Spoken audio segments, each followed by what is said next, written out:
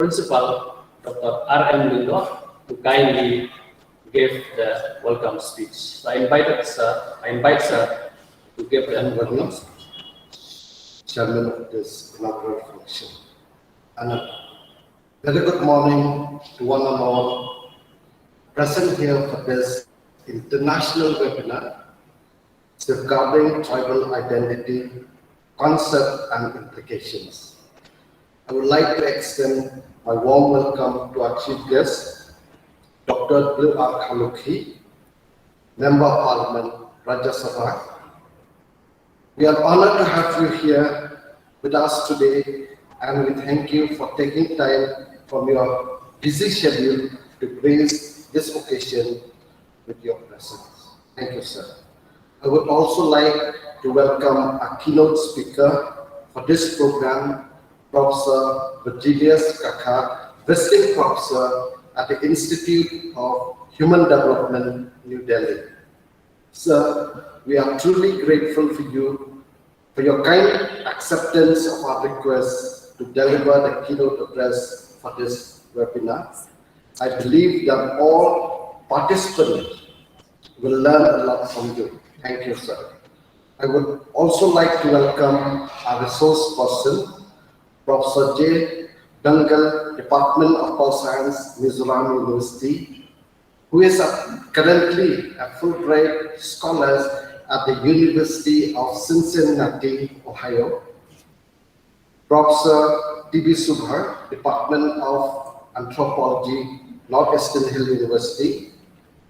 Retired Professor L.S. Gassak, Department of Political Science, Northeastern Hill University. Professor S. Adnan, Professorial Research Associate, Department of Developmental Studies, School of Oriental and African Studies, University of London.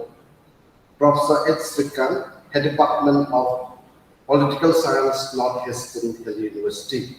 I would also like to especially welcome a resource person from Oceans, Dr. J. Maika, Senior Lecturer in the School of Management and Co-Director, the D.R. Rangahau Massey Business School, Murray Business Research Center, Massey University, New Zealand. Thank you, sir, for accepting our invitation. And I think we are all of us, we are eager to hear from you. I would also like to welcome the chairperson for various sessions, the paper presenters, my dear colleagues from the Department of Sociology, and all the colleagues who joined this webinar. I also welcome the student and all the attendees. The northeastern part of India is a unique region. It has a unique geography, and it is one of the major diversity hotspots of our country. The Northeast India is made up of 8 states and is ethnically diverse. These states are dominated by various indigenous tribes that have called this place homes for hundreds of years. It is also a linguistically diverse area with hundreds of dialects. The people of Northeast India identify strongly with the place they inhabit. After the region was conquered by the British Empire in the late 19th century, many of these states were directly or indirectly influenced by the colonial rulers. After the independence, these states have seen many conflicts, terrorism, and secessionism movement. The tribal of Northeast are often seen as aliens in their own country, and there have been cases of discrimination against people of the region. The influx of illegal immigrants and migrants from other states have caused a lot of discomfort and led to the changes in the strata of these tribal societies. indigenous ideas and cultural belief is gradually being replaced by globalization and westernization. The people are slowly but surely losing touch to their roots, which threaten their identity and their place in the greater fabrics of the tribal society. This webinar aims to understand the various threats to the indigenous communities and to devise way and means to preserve the unique cultural and tradition of the tribal people of the Northeast India and the country as a whole. I hope that everyone present here and all who join this webinar will have pleasant learning experience in this 2 days webinar, Safeguarding Tribal Identity, Concept and Implications. Thank you. For your kind words of welcome and for you have briefly shared about a little bit about him also. So now I request our chief guest, Dr. W.R. Kanuki, who is the Honorable Member of Parliament, Rajya Sabha, and who is the chief guest for this 2-day webinar, to kindly give his address and to declare the seminar open. So I invite Sir to the podium. Dr. Rani, who was the chairperson of today's webinar conference, the inauguration ceremony, and well, Principal Dr. R.M. Lingdok, Vice Principal, then Dr. Lingdok, Coordinator at KC, then the keynote speaker of today's webinar, Professor Indigenous Kaka, were resource persons, faculty of the college, participants. Well, a very good morning to all of you. Today, it would not have been me. 6 months ago, a very renowned person, well-known administrator, parliamentarian, and author had agreed to come because that was at the 1 of February. But what to do? As fate destined, I have to take his place. So even then, I think in the next, when everything is normal, I do hope that he will be here with us. Well, I feel I'm honored to be the chief guest in this webinar, and it gives me great pleasure standing before all of you today. And especially on every occasion that I go, when I'm here in North College, it gives me more pleasure than anywhere else. So well, again, for me is again and again homecoming. Well, tribal identity. It has been the focal point of many international seminars, and I believe that this issue has been downplayed for long. And well, tribal society is the oldest in the history of mankind. Well, friends, tribal communities in the world may differ from one another, but whatever may be, each tribe is distinct from the other in terms of the practice, in terms of the culture, in terms of the language, religion, myths, and traditions, and so on. Well, the distinctiveness and identity of a tribe could only be preserved through its cultural practices. Well, cultural practices include values, belief, language, practice that people share in common, and material objects that the group share in common. Well, the culture forms the identity of a person or a group, which distinguishes it from the other groups, and well, which there are many factors which have threatened and continue to threaten the tribal identity, either anywhere in the world, either in India, or either in our home state. Well, ever since independence, the life of the tribal community has changed with regards to tribal policy, social, political, and economic development. Tribals experience tremendous change.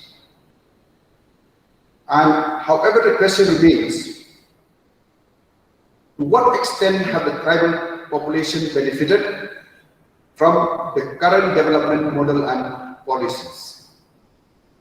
And well, we may say that it is the parliament who shapes the policy of the country. And well, just for information, we're having 84 tribals member of parliament in India. And I do hope they play a very important role in shaping the policy and destiny of the tribals.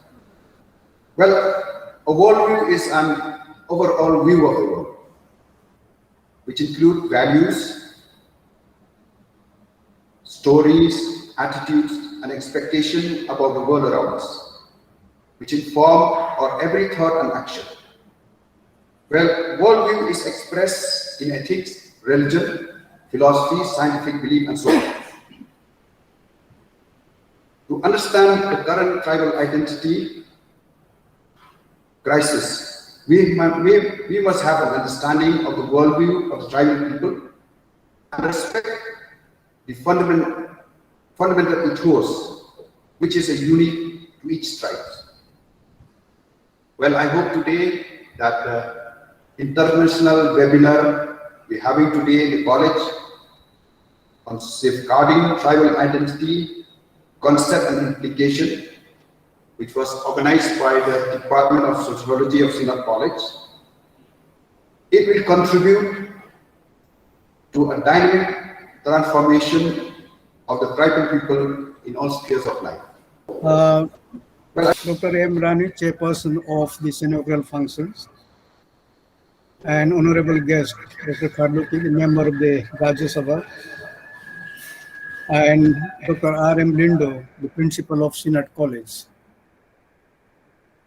I am extremely thankful for this privilege and honor for having given me the opportunity to speak as a keynote speaker at this inaugural function. I am extremely thankful to the organizers for the invitation. Now the theme of the seminar, international seminar, is of course safeguarding tribal identity, concepts and implications. It's an interesting theme, and I think scholars, particularly from social science, have been deliberating and discussing on the questions of identity for quite some time now. Identity is something which is an important part of discussions and discourse today. And before we move to the deliberations on the tribal identity, I think it is important for us to dwell to some extent on the whole concept of identity itself. Identity is experienced at different levels. One can experience, let's say, as the level of one's own existence. So it's an existential existence of being itself as an identity. Because we find that as a being, we are one and the same at the same time. We go through certain kinds of transformation. So although there has been a process of change, we do find that there is something, a permanent, a stable feature of the being. And in that sense, you find that there is a process of an identity. And here you find that identity is primarily thought in terms of a physical entity. And so we find that even in society, we find that individuals have an identity as being a physical being, as someone different from the others. Identity is primarily as its own being, but at the same time it becomes more important, more identifiable only in relation to the others. So being from a mere physical identity, we also move to a biological identity. Because in a society, the individuals are not only thought in terms of individuals, but also in terms of biological identity, like male or female, men and women. And you also find that it will be identified in terms of either the elders, the children, and so on and so forth. That gives other dimensions of an identity. So we have an identity at different levels. And eventually you find that we have an identity as a self.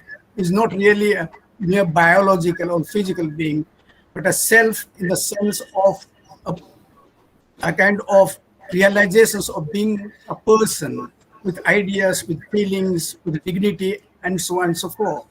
And therefore, this is a self is a locus of experiences, and each individual may experience things in somewhat different way and may think somewhat different ways and also have different kind of ideas, needs, aspirations, and so on and so forth. So we do find, therefore, at the individual level itself, there is a dimensions of an identity. But I think individuals also live in a community or in a society. And by virtue of the fact that we live in a community or society, we develop a kind of a social identity. And for sociologists or anthropologists, their identity comes from the very fact that each individual in the community, it tends to hold certain kinds of roles and positions. So a role of a father is a social identity. It's not a biological identity. It's a social identity. The role of a mother, role of a child, or son, or a daughter, or the brother and sister. These are identities which actually emerge out of the relationship, let's say, within the community. But these are all individual relations which you find in the village, or in the family, or in the lineage. But then you find that when individuals, as I said, cannot really be understood outside of the community, outside of being belonging to a certain community. And in case of tribes, we always find that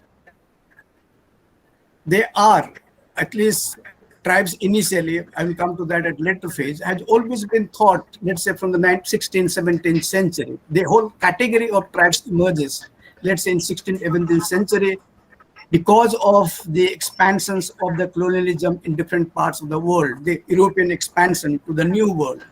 Let's say you talk of South America or the North America. And the people who were encountered there, they thought they were identified as being a people who are very different from the Europeans. And since they were at a level of development which was almost closer to the nature, they were identified as tribes. And tribes began to be defined primarily in terms of being a savage or a barbarian, or let's say a primitive. To be, or in more recent terms, you talk about in terms of social backwardness, which probably is more moderate. So this is so you find that the whole idea and the category of tribe emerges, let's say in the 16th, 17th century, because of the encounter with a different world. And that really gave rise to this category of a tribe. Anthropologists have tried to refine this concept. So rather than being referred to as people, as backward or savage, anthropologists began to delineate or conceptualize these groups, namely tribes, as a kind of a society with a language, with a territory, with a culture, with a traditions, and with a government of their own, and the government being regulated in terms of their own rules and regulations.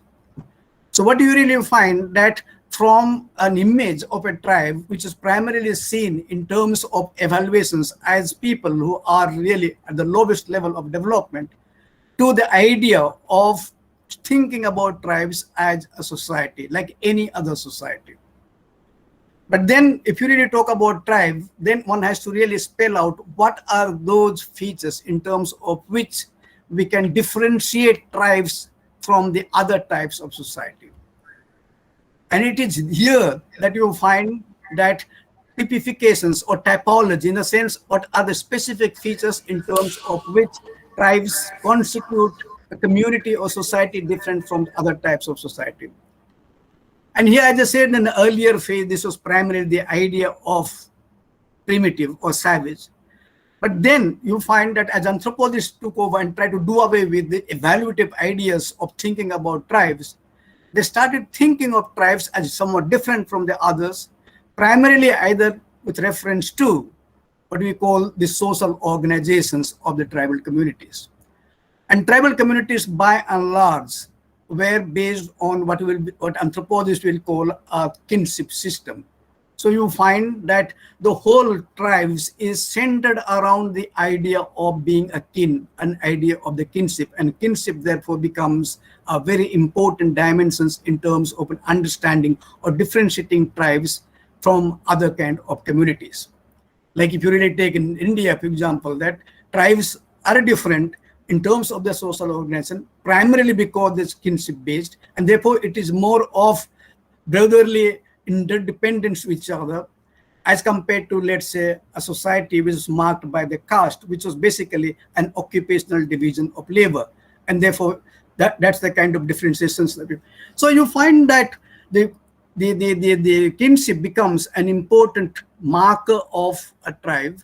In addition to that, it has all been said that, well, they didn't have the tradition of reading and writing, because unlike other societies which have a strong traditions or long tradition of reading and writing, by and large, it was thought that tribals across the world did not have the tradition of reading and writing.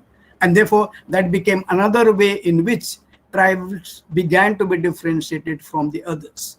Of course, the level of development has always been there, because the level of development at which tribals were located were much what's called much less or much what you call lower as compared to, let's say, the Europeans, and today or in comparisons to other societies, and therefore that also became an important ways in which one can think about as the tribal society. Now, one can go on elaborating that, one can go into details as to what really differentiates, but I think that's not the time to talk about that. But these are the major features in terms of which we really talk about as a tribe. Now, if you really take any tribe, we find that tribals, as I said, is primarily a sort of territory based. And this territory base, it sometimes differentiates one as from the ethnicity. Ethnicity, you can be anywhere, and it is more of relational, but ethnicity may be without any roots, without any territory. But tribals are primarily tied to a territory. And when you talk about territory, it is primarily tied to begin with, let's say, a village. And in village, one also finds there is an identity.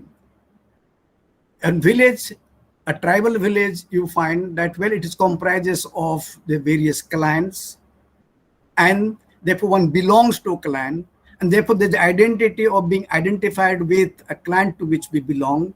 At the same time, we are a member of a village, and therefore you find that the identity of belonging to village is one kind of identity, and identity of belonging to clan is another kind of identity. And you find that there's always some degree of what's called dual structure that you really find, and sometimes you find there's a tensions between, let's say, this dual identity in the village itself. So, within the village, it is the clan which becomes more important. But when you interact with outside world of the village or outside of the village, it is the village identity which becomes a much more important. And therefore, you find that there is a kind of a centripetal and centrifugal tendency within the village, and this really goes on. And therefore, from the village, one starts enlarging one's own identity. For example, in many tribal areas, you find, including Meghalaya, the little that I know about it, you move away from a village to an ilaka, maybe a cluster of villages, and you identify as belonging to this particular ilaka.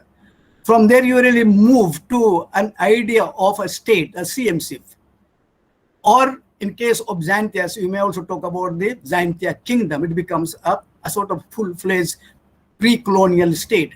So what you really find that one can really locate oneself at a different level. You can identify yourself with the village, you can identify yourself with the ilaka, you can identify with CMC, and sometimes, as I said, with also a kind of a kingdom. Now, these are the pre-colonial identities that were there. But at that particular point of time in history, before the advent of the British, we did not have this idea of being a tribe. We were either as a Khasi or a Jaintia, or as a Garo, or as an Angami, or as a Santhal. That was the kind of an identity is there. We did not have this identity of being a tribal. The identity of tribal, as I said, it comes through the above. It comes through the introductions or the expansion of the colonial rule in India. So this is not to say that prior to the coming of the colonial rule, there was no idea of a tribe. But if you really look at, particularly not in the Northeast, but if you look at the peninsular India, you find tribes and non-tribes were interacting to some extent, and many people say it is because of the interactions, tribals were being absorbed into larger, or let's say, Indian society, or what may be called the Hindu caste society. But then even there, you find that there were distinctions. If you look at, scholars talk about, if you look at the mythology or even the Sanskritic religious texts, they did make a distinction between themselves and the others whom they identified as a tribe. And the kind of connotations or the kind of ideas, the kind of terms that they used was precisely in the way in which tribes, the Europeans, we understood as primitive, as savage, as almost beastly-like. So that was the kind of idea you find also, let's say, even in pre-colonial India, particularly in the context of in the context of peninsular India. So the idea was not something new as far as India is concerned, but the category that we use, namely the tribe, that really comes with the coming of the British rule. So the tribe therefore became an important political and administrative category under the colonial administrations, and this therefore the idea of tribes really emerges. Now the British, at the initial phase of their encounter with India, they were not very clear as to whom to identify as a tribes or whom to identify as a caste. Because on the fringe of what is called the caste society and a tribal society, there was not much of different in terms of their life, in their living styles, in the sense in terms of the level of development that they were.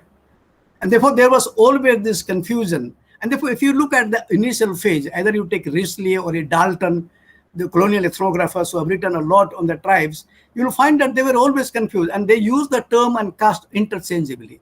So they did not make a distinction between caste and tribe. But then you find that gradually this distinction began to emerge, and this distinction began to emerge. It is only when you find the colonial administrators or colonial state began to have a clearer picture of how it will understand the Indian society. Because Indian society was very different than the British, that experience in India is very different from the kind of experience they had, let's say, in the New World. Because the New World, you didn't have this kind of well-organized sort of civilizational complex, civilizational feature, with a history, with literature, with traditions, and so on and so forth. So they are very strongly rooted in traditions. and therefore it is known as civilizations. They had archaeology, they had structured, texts, what is called religious texts, philosophical traditions. So it was a civilization. But then, therefore, you find that even though the British had a very good idea of whom to identify as the tribes, they were perplexed, they were confounded as to whom to identify as tribes and whom not to identify as a tribe. So this really became a serious problem, particularly in the initial phase. But once British themselves were wavering as to how to think about India. Are Indians to be thought primarily in terms of belonging to different nationalities? For example, you find that they belong to different regions and different languages. So is India to be thought primarily in terms of as a country of different nationalities? Or it is to be thought in terms of their religious, in terms of the religion, which to some extent, despite the fact they were belonging to different nationalities, you find that they were unified in terms of the religion, in terms of the organizational structure of caste. So the British were in dilemma, and eventually when they realized that their conceptions of India was primarily to be thought in terms of the unity of the Indians, which was primarily in terms of religion and caste, then they began to differentiate tribes as well.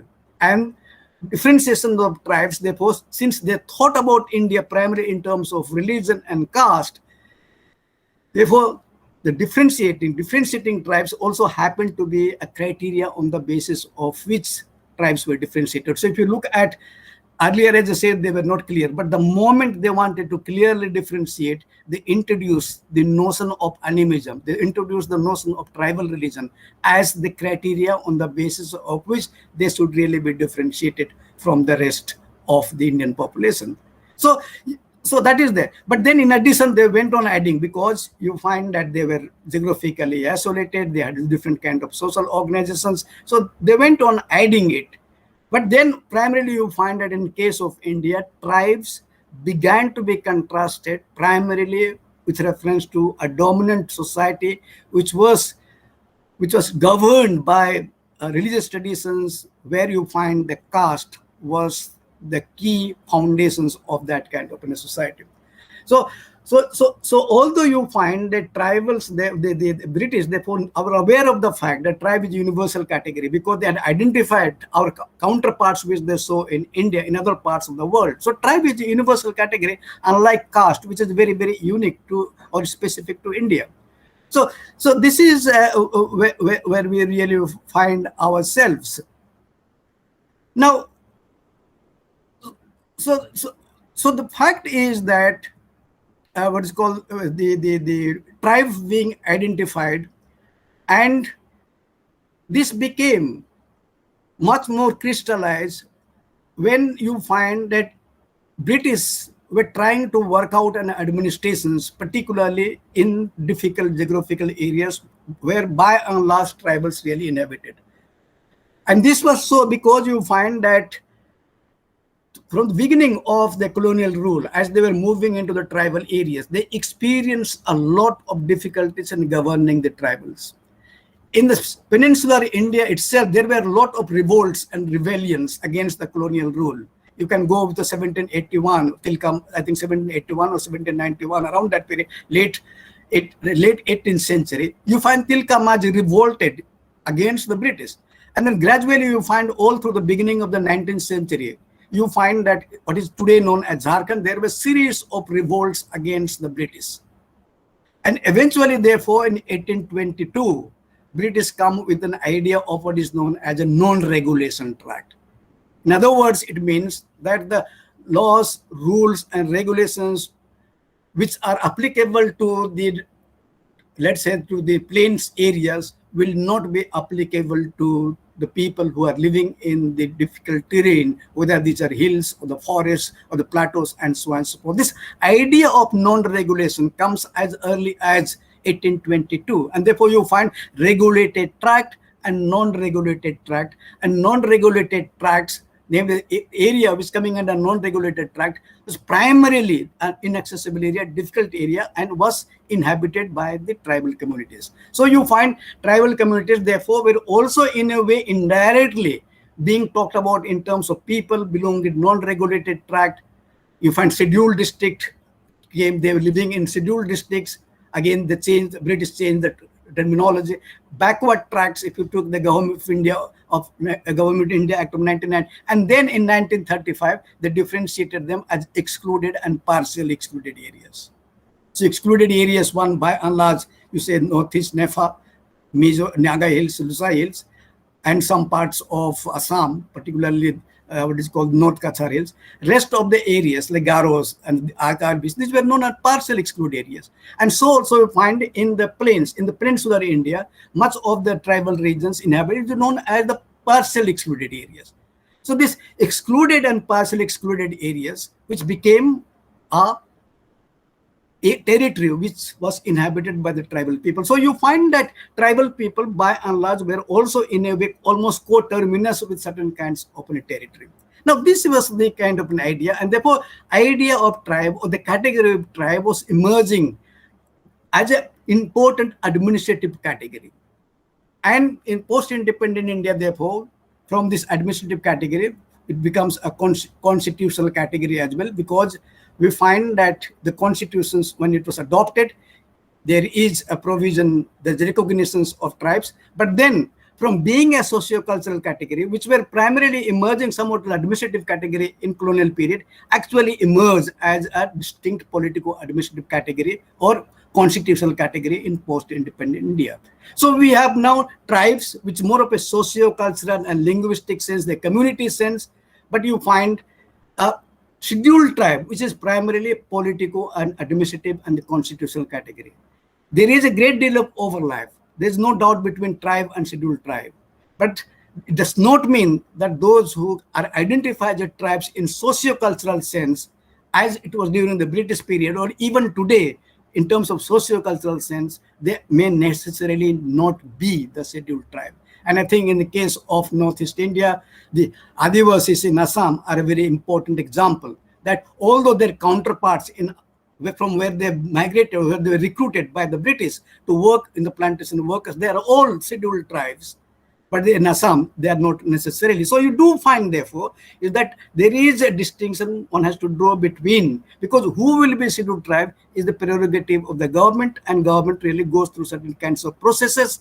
It takes certain kinds of factors into account, and therefore it sends recommendation to the president, to the government of India. Government of India goes through certain kinds of processes, and then they recognize them as a scheduled tribe, namely the politico-administrative legal category. Now that is the kind of principle. So we have layers. So even when you tribe, there will be tribe. Yes, in socio-cultural sense, you are the same, but you find that administratively there may be a division, because one set of the same tribe may have a legal status, the others may not necessarily have the legal status. These are kinds of identities which really comes in. Now, so the question is now, with the coming of the colonial rule, tribal society has also undergone change. Because earlier, if you really look at tribal society, by and large, in the territory in which they lived, they were the same. They spoke the same language, they practiced the same religion, they engaged in the same kind of occupations, they thought in the same way. For a sociologist, it becomes like a Durkheimian sense of what is called the mechanical society. In a sense, you can't really make differentiation between one to the other. And from there, gradually you find that tribal society has undergone change. And change came because, to some extent, introduction of the education, to the coming of the missionaries. And then you find that tribals, therefore, through the coming of the missionaries, to the coming of the colonial administration, to the coming of the, what is called the other factors, there is a sort of change within the tribal society. And with the change in tribal society, you find that tribal identity becomes an important issue of debate and what's called discourse. Now, change, what you will find, then the people who were identified as tribes, then themselves are undergoing change. So during colonial period, some became Christians, Within Christians, some became Catholic, some became Presbyterian, some became Baptist. And the others, they continued with the religious traditions, for example, saying Khasi in the context of the Khasis, or others, they continued with that. So there is already within the tribes a sort of differentiation in terms of religion. In terms of education, so people became educated, literate, entered into government occupations. So you find now that there's a differentiation between educated and non-educated, literate and non-literate, and you find engaged in non-manual occupation, non-agricultural occupations as a government service and the other. So you find that tribal society itself began to undergo change during colonial period, and then in post-independent India, it's become considerably differentiated. And today, if you really look at most of the societies, like you took the Khasis or the Garos or the Jaintias, or you take the Angamis or the Boros, they are, in terms of the structure, they are no different than the other kind of societies. A structure here means in terms of occupational, in terms of the kind of employment that they are engaged in. So they are completely socially differentiated. So they might be agriculturists, they may be shifting cultivators, they might be businessmen, they might be professors, they might be politicians. So you find that any society that we see elsewhere is also something you find tribal society has replicated. And this has given rise to all kinds of what's called the discussions or all kinds of contestations, whether because of the same situations, tribals remain a tribals or not. Now that is, so in order to understand, so because of this change, they say they deny, there are certain ways of writing where they're no longer tribes, because they conceive tribes in sense in which, as I said, I had depicted, or I had stated earlier in my lecture. So there is a change now. So within this change situations, how do we really understand? How do we relocate? And particularly when we talk of safeguarding of a tribal identity. So because of these transformations which tribal society has gone in almost all parts of India and much more in the Northeast, these questions of identity again and again is raised and articulated. Are they really a tribals or are they really not? Have they moved away from being a tribal to a nationality, or have they really become a nation? Maybe a Mizo nation or Naga nations or the Khasi nation or Khasi nationality. So if that is the stage they have reached, is appropriate to talk about the tribal society or talk about tribe? These are the questions that really comes in. Now, in case of tribes, it becomes very, very difficult. We continue to use. Now, when people use the term tribe, if you leave it to outsiders, they will primarily use the term tribe with an idea that these are backward people.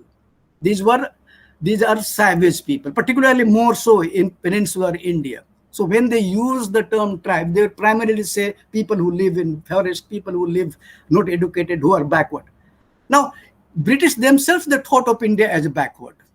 So it's not that British thought India as developed. They always thought that it was backward. But within the backward, they thought that tribals were a little more backward. That way. So it is not to say that India was very developed in the British lens, but they were backward. But within the backwardness of the India, there were other people who were really more backward. It is in that sense that they really thought about it. So you find that this idea continues. But now that we are almost at the same level in terms of the kind of social differentiation at the others, so there is this questions of tribal identity comes again and again. Now, here, therefore, one has to really look at how do we understand then? Does it mean that tribal identity is getting disintegrated? Or we have to adopt a new term rather than the term tribe, neither in terms of being, let's say, Khasi nationality or the Khasi nation or Mizo nation. Now, these are issues that are there. Now, the question is, in case of India, it becomes very difficult because tribe is an administrative and constitutional category. And you find now it has become laden with different kind of meaning. So people use the term tribe in a very different sense. So if you non-tribals may use the term tribe in a sense in which it was understood, let's say, in the colonial sense of the term. But tribals, when they talk about tribes, they don't necessarily identify themselves as being primitive. They primarily refer to themselves as belonging to a particular society. So if I really look at Godelier, a French philosopher, a Marxist what's called anthropologist and philosopher, he talks about 3 levels. So when you talk about tribes, you must take them as a society. You must them as a type of society, and that one must understand tribes as a stage in the development of society. Now, what really is happening is the typifications of the tribals takes place as a stage in the development of society and as a types, namely kinship, homogeneity of occupation, etc. Now, once you find the stage and the types have undergone change, then that no longer remains typical tribal in that sense of the term, but they remain as a society. So the society, namely the Khasi as a society, the name that the constitutions or the name the state has given them as a tribe. Now, therefore, you find that at the political and constitutional level, it becomes very difficult to dispense with this category of tribe. And when, therefore, Northeasterners talk about themselves as a society or as tribes, or even the peninsular India, when they talk about society, we talk about ourselves as belonging to a society which is strikingly very different from the society which is marked by the caste division of labor, or which speaks a different language. So it is in that sense that we talk about. We are not talking in terms of whether we are primitive or whether a different type of society. Because we have changed, we have undergone change, but therefore we talk ourselves primarily as a society. So tribe here is a reference point of being in a society. And even though you may change, that does not mean the society is eroded. Society. So we as a tribe remain intact. So identity remains intact, because that identity comes in terms of being a society with its language, with its culture, with its traditions, with its history, like any other kind of community. So the parameters have really changed in terms of identifying, or in terms of delineating and articulating tribes, not necessarily in the sense in which it was introduced by the colonialists, but in the sense in which we have absorbed a new meaning, and it is in terms of this that we are trying to differentiate ourselves from the others. So I think that remains them. Now, this is, I think, also you find that of late, there are other categories people really use, not necessarily tribal people. For example, in mainland India, they will say Adivasi. Adivasi has become part of the social consciousness. So whole of the peninsular India, you find that socially, culturally, the Mundas or the Santals or the Khadiyas, who are the different tribes, they have this larger category of being identified as Adivasis.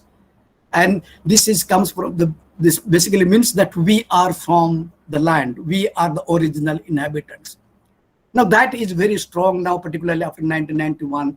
It's coming strong because you find, although they were here before the others came, they have been deprived of the kind of rights and entitlements that they had, and you find that their lands and territories have been encroached or overtaken by the outsiders. It is in that sense that they talk about that we are the original inhabitants of the land. Now, so at international level, that will become as indigenous people, and therefore even the Northeasterners, being virtue of the fact that they belong to that, they are different, they also identify as indigenous. So indigenous people may be a common category all world over in terms of addressing and delineating the tribes. But often you find that within the regions, within the country, people develop other categories in terms of articulating their. So in case of Northeast, even not only administrative and political, but even socio-culturally, you identify yourself as a tribe. In case of, let's say, peninsular India, socio-culturally, they may say we are Adivasis, but administratively and otherwise, they will say we are really tribe, or we are really a scheduled tribe. So so there are layers and layers within which we have to really look at. Now, recent terms becomes very difficult because world over now the category tribe has become a discredited concept, because the idea loaded in the use of the term tribe is this evaluations of being a savage, being primitive, being inferior, being lower, and this has come to be critically what is called critically examined, and you find that the world has changed in terms of values, and therefore they find the use of the term very inappropriate.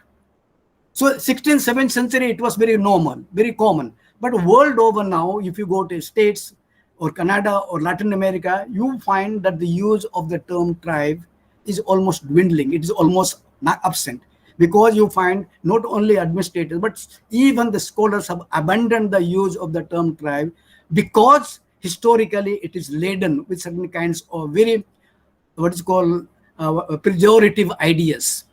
And today, therefore, these people in the New World, they are primarily identified as the indigenous people, the First Nations or the natives.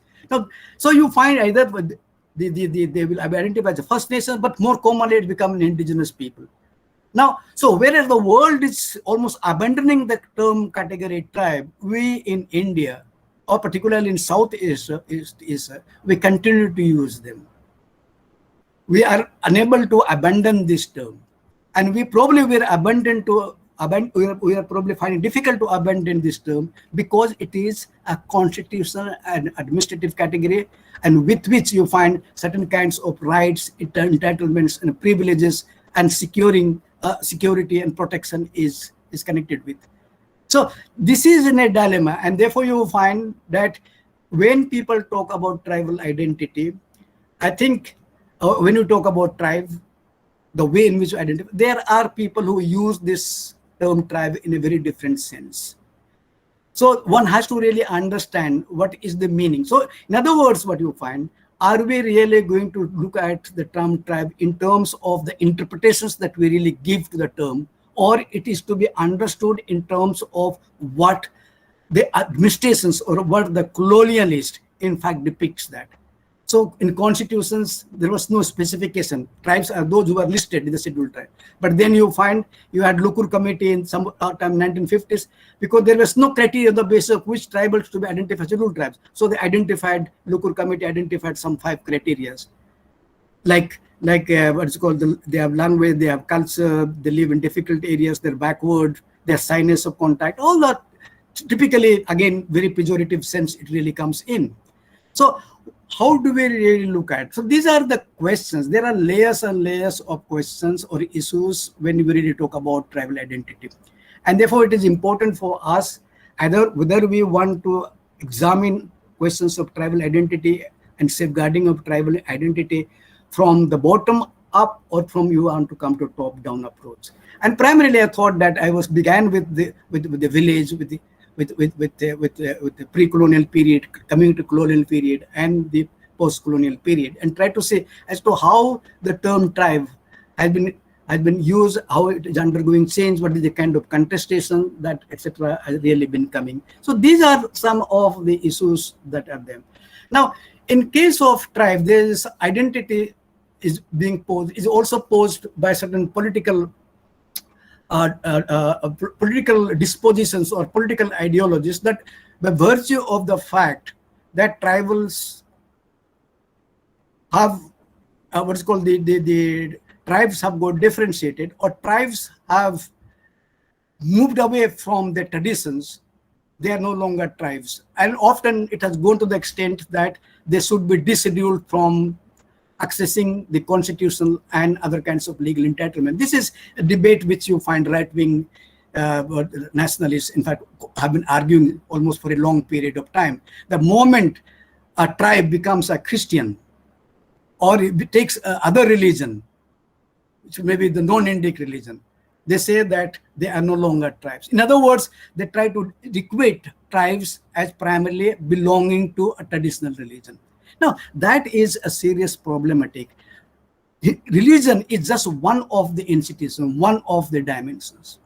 And therefore, is it appropriate to talk of the tribe, which is a society, primarily because of one dimensions of the institution or one aspects within which you find tribal society has undergone change? So in the process, what you really find, people who argue that because of the shift from the traditional religion to non-traditional religion, they are no longer tribes, and therefore they should be bereft of the scheduled tribe status, is a serious problematic, because you cannot talk about a society primarily in terms of a change which one institutions has gone on, and that is an institutions of religion.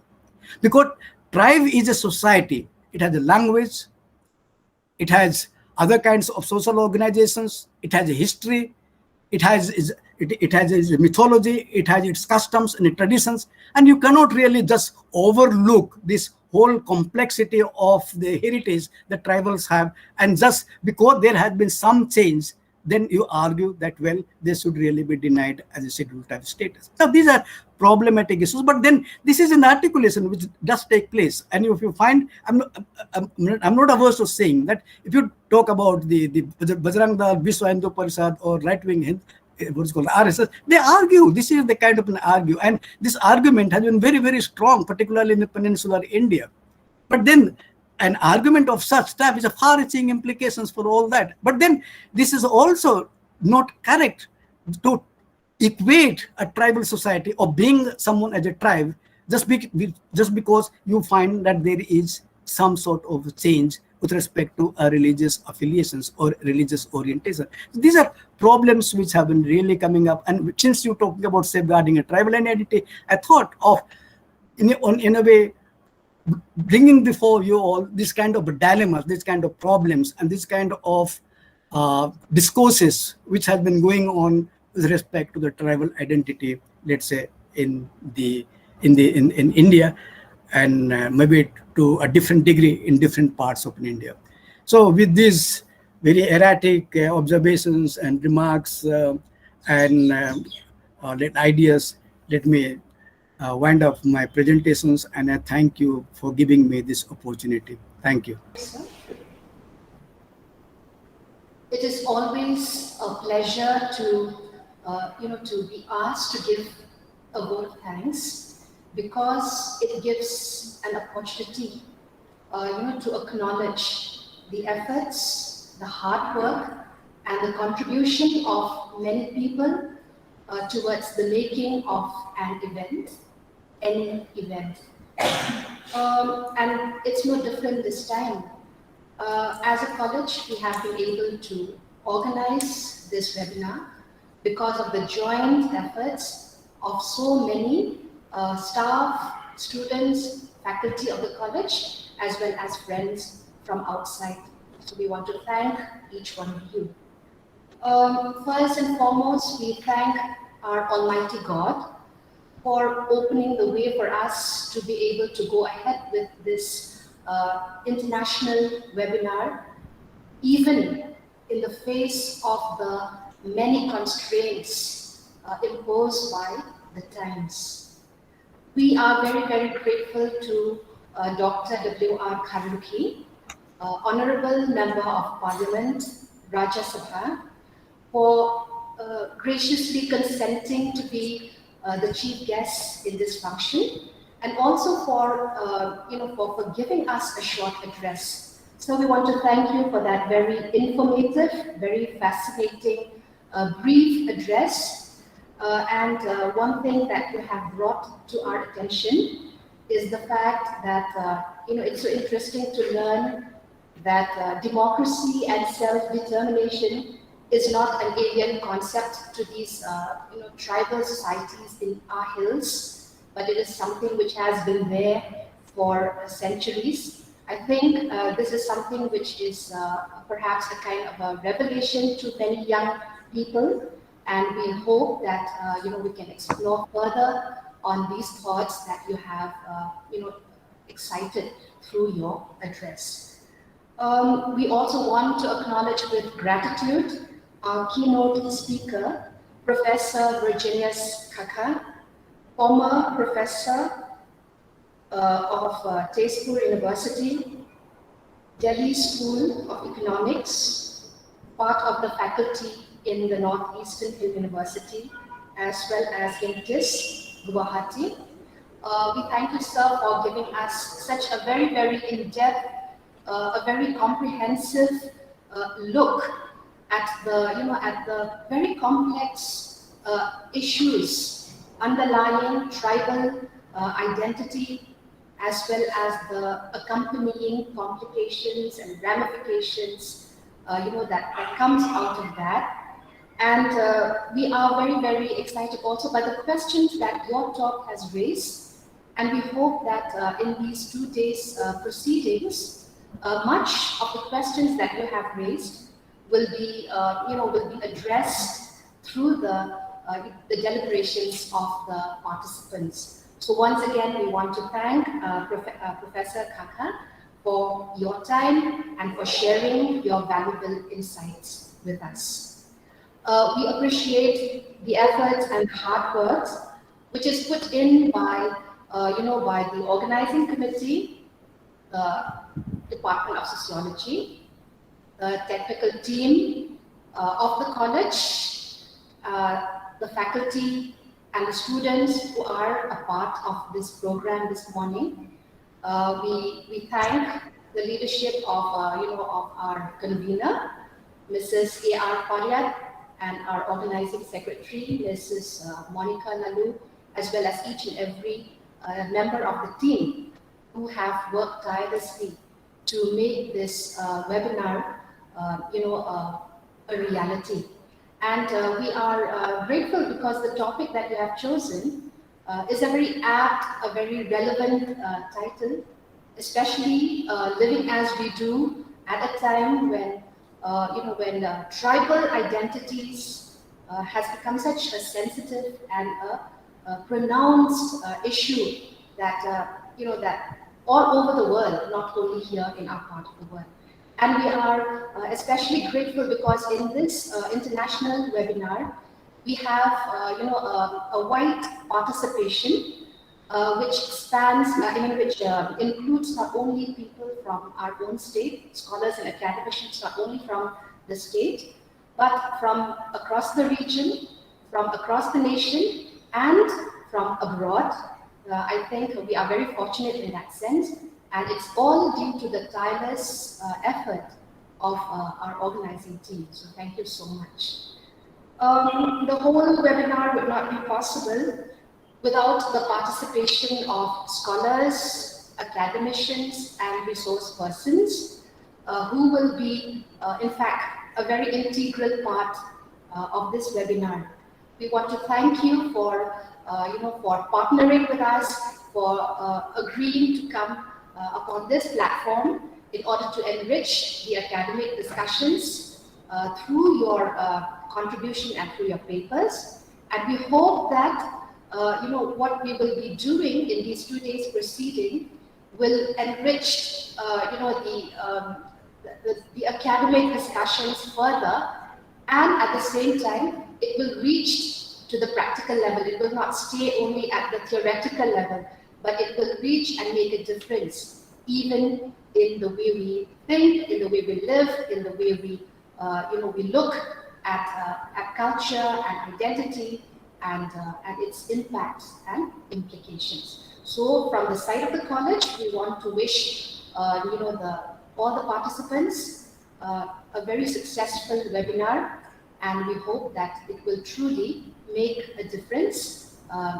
Not only in terms of academics, but as I said, even in the way we think and look at ourselves, even in the days to come. We also want to thank the encouragement and the support of the management of the college, headed by our principal and our vice principals, for always encouraging us to go ahead with these kind of programs which will benefit the student community as well as the academic circles here in our own state and beyond. I also want to thank the non-teaching staff of the college who have worked tirelessly behind the scenes to take care of all the small things that are so important. So if I have missed anyone, I express my sincere apologies. But please know that we are truly grateful to each one of you, and we pray that God will bless you and your efforts today and in the days to come. So with these few words, thank you so much to everyone. God bless you and have a wonderful and fruitful 2 days webinar. Thank you so much.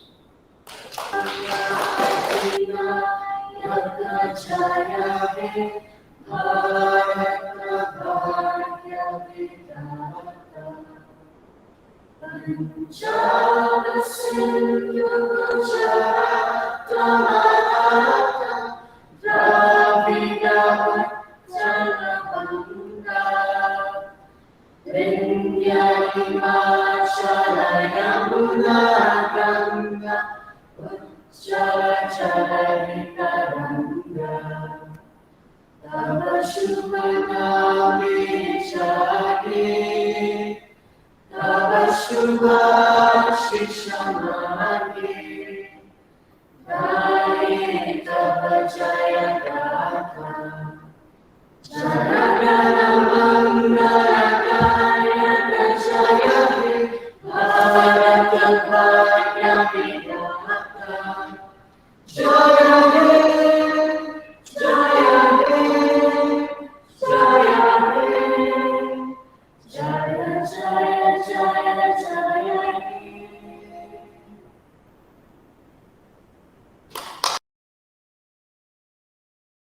Especially welcome all the participants who have joined us.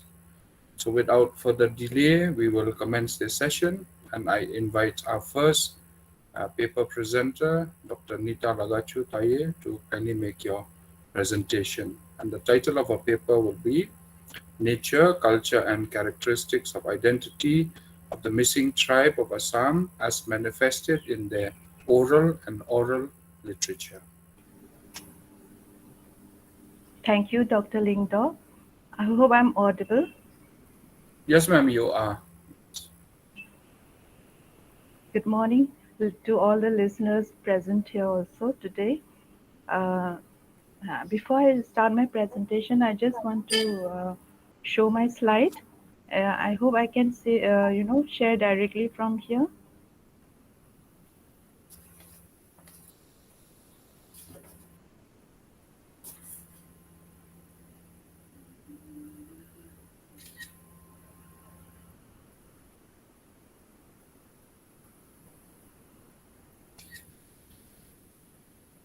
Can I share the slide directly? I think I should be made the host or something like that.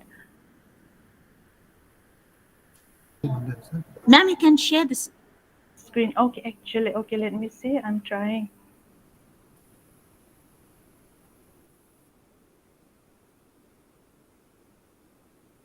I hope it's visible.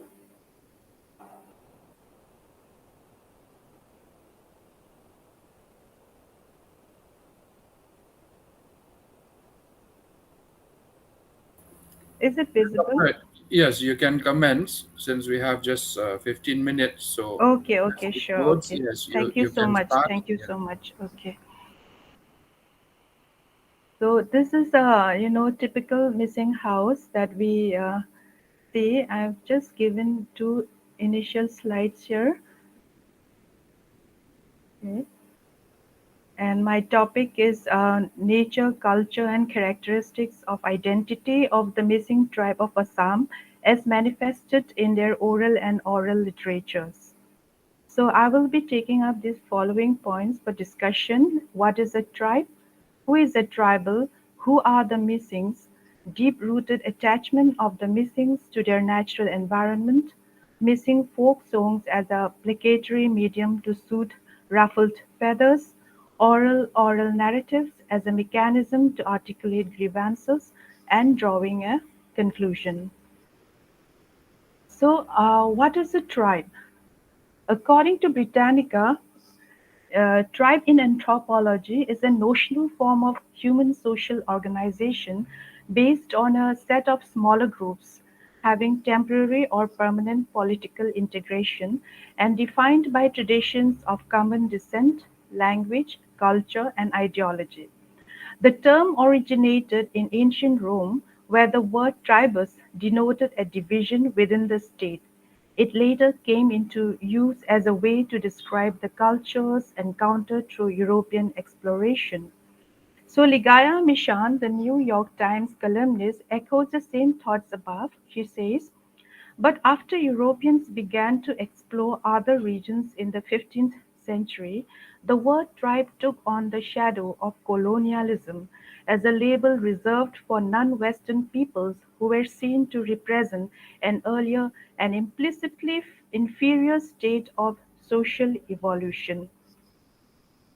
So, who is a tribal again? As per ILO Convention number 169, Indigenous and tribal peoples is a common denominator for more than 370 million people found in more than 70 countries worldwide. Indigenous and tribal peoples have their own cultures, languages, customs, and institutions which distinguish them from other parts of the societies in which they find themselves. Indigenous and tribal peoples are often known by national terms such as Native peoples, Aboriginal peoples, First Nations, Adivasi, Janajati, hunter-gatherers, or hill tribes. Given the diversity of peoples it aims at protecting, the Convention uses the inclusive terminology of indigenous and tribal peoples and ascribes the same set of rights to both groups. And earlier, Professor Kaka talked about this particular thing also. I was there present, listening to him, listening to his an insightful sharing. Uh, so, who is a tribal again? I'm really impressed by what Ligaya Mishan has, expressed beautifully. I feel that somehow this is very much related to what what tribals generally feel about their unit. Human culture, as we know, it is still defined by the power of collective identity. The people we seek out to call our own. To be part of a tribe is at once a refuge and a declaration of faith. It is to be anchored, to be certain that we have a role in the world. So, let me come to my next uh, slide, and that is who are the missings. The missings previously they were identified as Miris, and they are an ethnic group mostly residing in the Brahmaputra plains of Assam and the hills of Arunachal Pradesh, two states in the northeast part of India. Missing is an autonym while Miri is an exonym. So they are the second largest ethnic group amongst scheduled tribes in Assam. They are mostly concentrated in 8 districts, namely Dhemaji, Lakhimpur, Dibrugarh, Tinsukia, Sibsagar, Jorhat, Golaghat, and Sonitpur districts, while they are present inhabiting 3 districts in Arunachal Pradesh. Okay. The Missings are basically a riparian and an agrarian community, hence their existence and lifestyle corresponds to the farming calendar. So I have some clips here of the ways of missing life, their lifestyle, where they pound rice together like this, and you have their typical missing household in a village.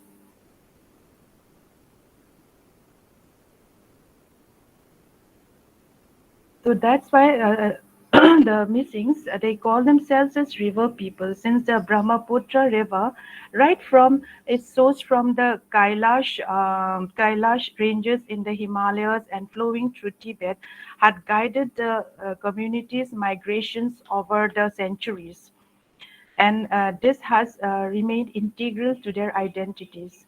The Brahmaputra and the hills and valleys that it streams into are the only surviving witnesses, attesting to the unwritten history of the Missings. As per 2011 census data, the population of Missings is above 7 lakhs in Assam, but as of now, most probably it has crossed 1.4 million. The next point, the deep-rooted attachment of the Missings to their natural environment. Even today, most Missings rely solely on the environment for their survival. Till today, in some undeveloped areas, Missings are bound to live a somewhat nomadic lifestyle.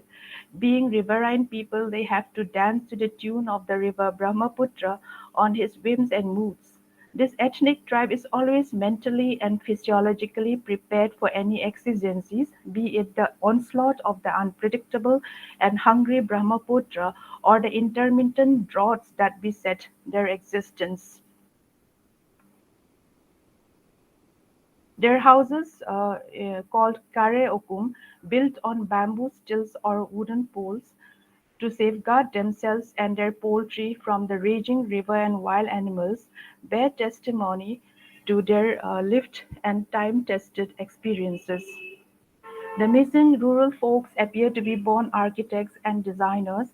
Inhabiting the river banks, they understood that the requirements of their simple house must be commensurate with the natural environment. Fishing, gathering dried woods, and weaving are activities that missing women enjoy doing. This is the typical, hearth fireplace of a missing. And the hearth fireplace is called maram. And the maram is placed in the middle of the house. Above the maram, there is, above the maram, three shelves. One, two, and we have one above.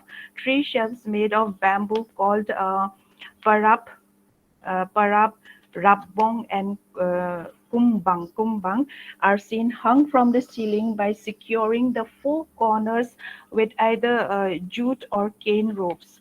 The parab is right above the fireplace and is generally used to smoke meat, fish, and set aside, which are set aside for future consumption. And directly above the parab is the rabbong, where earthen vessels, earthen pots are filled with unstrained rice beer, and these are kept here. And above the rabbong, that is above this, almost touching the roof, we will see the kumbang, which almost touches the roof of the house. Oh, and what missing folks usually do is they dry with their vegetables like potatoes, pumpkins, garlic, onions, chilies, etc. in the space between the kumbang and the roof for use during the annual floods. Further, the granary called kumsung is also built on stilts to protect the rice grains from the ravages of flood waters. Every year, most only sometimes we don't have floods, but in the annual floods, usually missing villages are in this condition.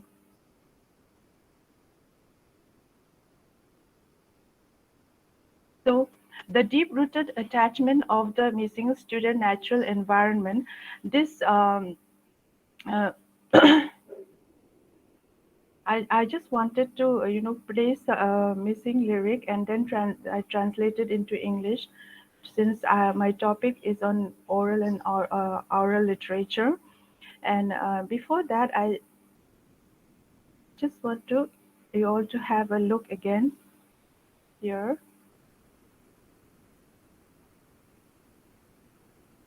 Yes. So here in this particular lyric, Shitish Pegu writes, Kapter poyok soyonga kombong polo simada luter poyok ajona ayang atsa pinmada. Hold on to your song, O cuckoo. The kombong moon has not yet waned. Do not utter your parting words yet, O friend. The water of love is yet to abate. Then another lyric by lead Indeser Pegu says, Oya bangkampa, rago bangkampa, biyak pa banpan sudune, oya oisenga, abik mixenga, mitpan tokune, malok agomdam. Just like the eroding away of the high banks of the high banks of the river eroding away, are you trying to tear and pull yourself away? Oh beloved, dearest beloved, with the beautiful eyes, have you forgotten yesterday's words? So there's another lyric here by Mr. Suraj Kumar Patiri. These are songs, and it goes like this: Abung rui dona nangora mini kona birela birkur ladung yirmanla soman ladung. By the riverside, a pair of nangor trees are swaying to and fro with the wind, laughing and having a good time. The nangor tree here represents Indian. It's actually Indian rose chestnut tree. Again, here he writes, Abung ruidona kei kersala asi bidune, tolopa bolopa gagori kedune, leko kerapa leko motapa. By the riverside, the water is flowing with downward and upward movements, spinning bubbles and whirlpools here and there, sometimes nearby, sometimes far away. Nangor apun kirida asubona, al migmodam kasugela, merpokoki, koya mola yirdune, mungkin bimane asardana, nangor apundam yileptone, asibopa bitmindopa, the Nangor flowers in the waters, looking at their reflection, are they giving lopsided grins in sheer happiness? Does not the wind understand that it blew away the Nangor flowers to let it flow alongside the waters? So, through vehicles, such as poetry, painting, and songs, people all over the world have often articulated their feelings and requirements. Even Edmund Spenser had voiced out to Queen Elizabeth I regarding a reward that was due to him for some poems written to her in the same way. He had written, "It pleased your grace upon a time to grant me reason for my rhyme, but from that time until this season I heard of neither rhyme nor reason." And after this it was Queen Elizabeth reprimanded Lord David Cecil, and immediately Edmund Spenser was paid his reward. So Sir Walter Raleigh too had moved forward his appeasement by writing a conciliatory poem when he had fallen out of favour from Queen Elizabeth I. He had written, a queen she was to me, no more Belphoebe, a lion then, no more a milk-white dove, a prisoner in her breast I could not be, she did untie the gentle chains of love. So, um, yes, Dr. Nita, I would like to yes. remind you, you just have another minute. So I would Okay, request just you to, okay. yes, I'll kindly try to wind up. summarize or come to the conclusion. Okay, Okay, okay. thank So you. and there are some more lyrics which I have given here, and I just want to say that the songs, the missings to use songs and lyrics as a as a medium to suit the ruffle feathers, to console and guide each other, to present their case to the government, to the administration, because every year they have to go through the same thing. The floods cause destruction. They know that nature sustains them, as well as it also it's a destructive agent in their lives, but the tribe has rallied time and again. Okay, and I have a few lyrics here also, but since you are this time constraint, so these lyrics actually they testify to the missing's interconnectedness as natives of the soil. It verifies the position that the tribe is attuned to every nuance of the environment surrounding their habitat.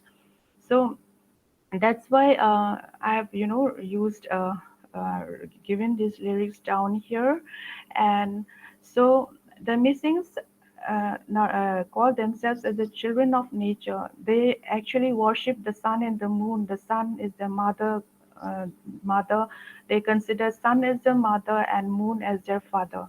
They have a rich and cultural tradition, and my visits to my ancestral villages during my growing up years had also, made me see firsthand what the Brahmaputra, the mighty Brahmaputra, can do to the survival of the missings, to the, to their life patterns and all that. And I realized that the missings would never unnecessarily disturb the environment. They are simple, hardworking people, down to earth, and natives of the land. So, as I've told you, as I've told earlier also, and plus the songs also, the songs which I've presented here, they testify to that. The trajectory of their lives begin and end with the river Brahmaputra and its tributaries. But it is really disheartening that when you realize that a missing village emerges only at the end of a Pakka road, and till now this is the story state of affairs. But that is what they are subjected to, the whims and fancies of nature, as I said. So finally, I would just like to present three slides where I would just like to show he is Padma Shri Jadav Payeng, the forest man of India, who is also a missing, and he's trying his best to, do very powerful. He's converting sandbars to forests single-handedly from the last 30 years or so. So he's doing a very, very godlike service to mankind. Then we have Mahi Chandra Miri. He was the man who put Kaziranga in the world map, and he died at a very young age, in age 39. And he was the one who really took care of Kaziranga during his service there, and he was the one who put Kaziranga in the world map. Then we have noted educationist late Taburam Tide of our community, who always stressed that the missing language and culture should be preserved. Thank you so much. Then I'm concluding here my slide, and I hope uh, I will get some questions from your end. Thank you for listening. Thank you, Dr. Nita, for your presentation. And before we commence and I invite the next presenter, I would once again request the presenters to kindly stick to the time allotted. It is imperative that we do not disturb the other sessions as well. So at this time, I once again invite Dr. Alka F. Michael to kindly make your presentation. Thank you.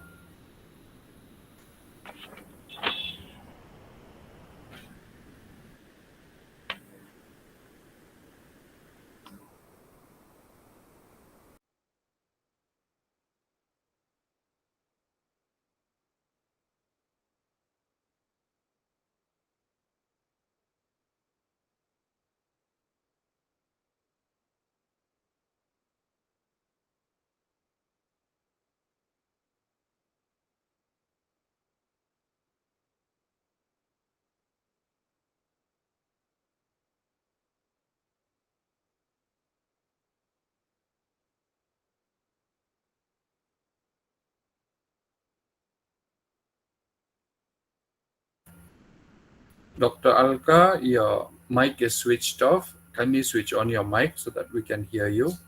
Thank you. Okay. Yeah.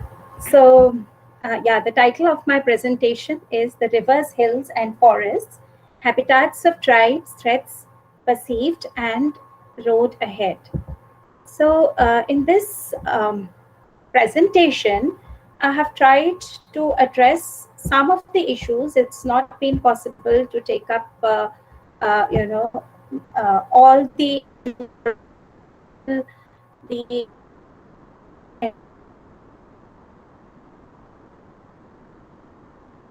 environmental aspects pertaining to the Northeast. So I focused on a few areas.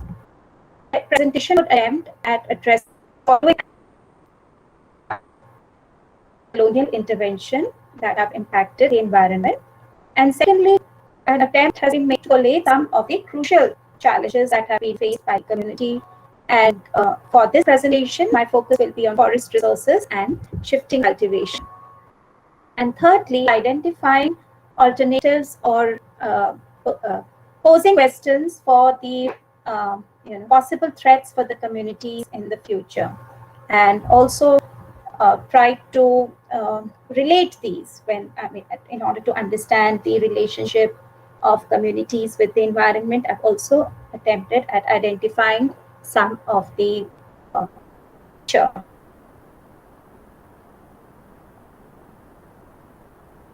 that is pertinent. First, so coming to the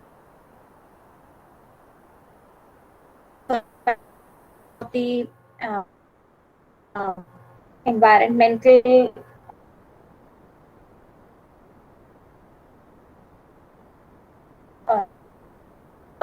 region,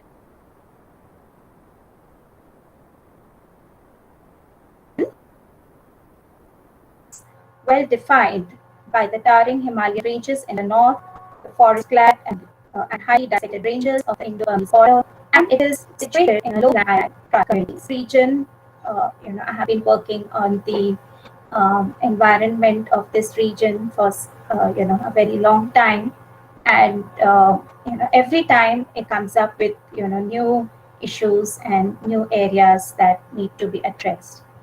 It comprises of both the hills and plains, and uh, since the beginning of my research, I've always tried to highlight the environmental uniqueness of this region in terms of the diversity, the flora, the fauna, and how the environment has impacted the communities of this region. And in turn, also my earlier research, how the communities also in return have been impacting the environment, and it has been a two-way process.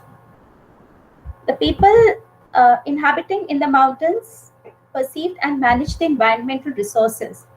And these resources provided for their basic needs and the human life, which is dependent on food and water.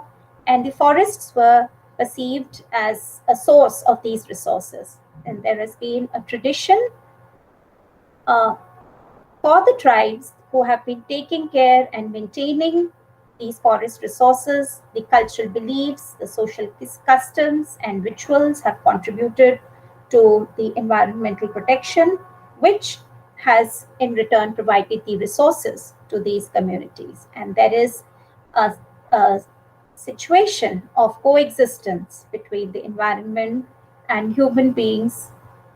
And in the past few decades, we see that degradation of the mountain systems and the poverty of the tribes has emerged as an important issue. And some of these, such as shortage of food, population increase, and unemployment, and the decline in agricultural production. Now, what I was saying about the uniqueness, like my earlier research, which has been associated with identifying crops and identifying different plants that have been the origin of these plants have been associated with this region, and the uniqueness is highlighted as this region is the meeting place of three distinct vegetation zones, as highlighted in the following quote. The tropical rainforests, which cover Northeast India, Bangladesh, and Southeast Asia, are areas in which complex ecosystems have their greatest manifestations. These being the meeting place of three distinct vegetation zones. The alternate wet and dry periods caused by seasonal monsoons set in motion processes for plants to develop large food shortage, such as underground tubers, which are present in the region in a large variety. Moving on to the next slide. So I have, this map that I have taken from one of the researchers on the usage of land usage and the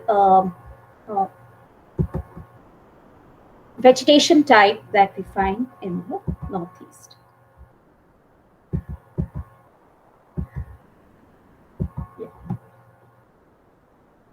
It has 25% of India's forest cover. The northeastern region is unique in terms of its biodiversity. However, the region has been facing many environmental problems.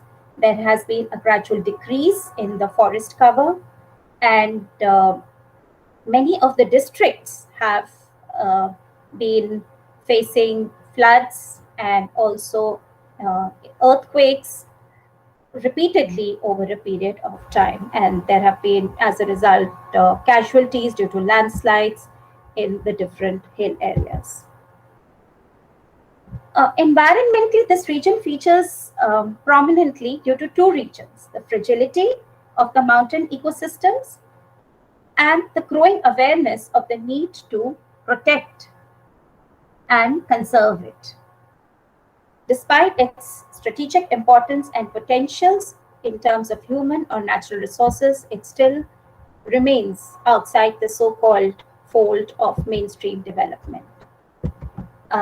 One of the pioneering works I would like to mention over here of Mekosh, the topography of Assam, and an appreciable work which compiled information in 1837, ranging from the flora and fauna to varied animal species, metals, political organization, health disorder, revenue system, and the diverse communities inhabiting in the hills. The work of Karkil and Guha I found interesting because it's an attempt to present an ecological history of India based on the 4 distinct modes of resource use. Certain habitat patches are either never harvested or there is a very strict regulation for harvesting. So, discussing about the ways where communities have engaged through sacred forests and through the sacred landscape. Tribes in India have been associated with the land and forest-based livelihoods. Tribal people were not only integrated into the modern state, but into the wider economy and society. But this integration was far from uniform. Following independence, the process of change has accelerated and much has been written on the different aspects of these changes. Some of the most striking changes are the transition from agriculture to modern occupations, the expansion of modern education, and the emergence of the middle class, the switch from traditional political institutions to the modern institutions, and the shift from traditional religions to different denominations of Christianity. Then I have quite a few slides on shifting cultivation, but I will just summarize over here that for the colonial state, for the British policy maker, they were advocating the abolition of Jhoom because the perception of the state that existed stayed towards such an agrarian system. So Jhoom cultivation reinforced the bias of the officials against it. The Land Revenue Department could not earn large revenue from the prevalence of Jhoom. Now, I think I'll move on to the next slide. The northeastern region is undergoing tremendous changes. The different pockets in the region, there is movement. People are moving around within and outside the region for education, for employment opportunities. The region is also prone to earthquakes, which occur frequently. The population is constantly moving due to natural and other factors. The socio-economic profile is also in a constant state of flux due to the process of urbanization and the impact of globalization. And all these are impacting the women who are the carriers of these different forms of knowledge, and various organizations who have been working to revive these, but attempts are unable to keep pace due to commercialization. The research so I did survey the government records on shifting, the government reports on shifting, the recent reports on shifting cultivation, and some of the research that has been done in the past. So we can see there are 2 trends that emerge. One where that the entire blame has been put on shifting cultivation, that its impact on environmental degradation, and the other one that attempts to look at alternative models and its implication. The new role. So moving on to the next section, the new role of Jhoom for a sustainable society and environment. So the improvement of agro-technology for Jhoom cultivation, the improvement of the existing pattern, and you have 2 more minutes. So yeah, sure. Yeah, I'm just moving towards the conclusion. An improvement of shifting cultivation will work better in the condition of farmers living in remote areas, not easily accessible due to transport network in the region. So I think I'll move on. So some of the alternatives, so that out of the ones that I have discussed in my paper, is the promotion of traditional knowledge-based products can facilitate the conservation of resources and the subsistence survival of people. Strong multi-level networks between all the stakeholders are needed to ensure the sustainability of traditional knowledge and conservation of biocultural resources of the communities of the Northeast. And to conclude, looking at the transition in the last 70 years from a long phase of isolation to the intense interaction with the outside world, it has been so rapid and abrupt that the traditional management systems are being in the process of getting crumbled. And this transition with other cultures has led to the weakening of the traditional management systems, and the traditional knowledge and management systems can help to sustain the livelihoods of communities in this region. Thank you.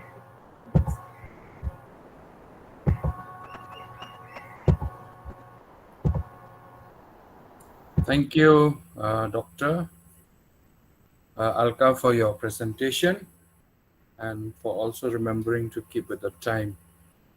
At this time, we indeed are very privileged to have in our midst Dr. Jason Mika, who has joined us from New Zealand. Sir, it is a privilege for all of us, or you have kindly consented to be part of this webinar on safeguarding tribal identity, concepts and implications.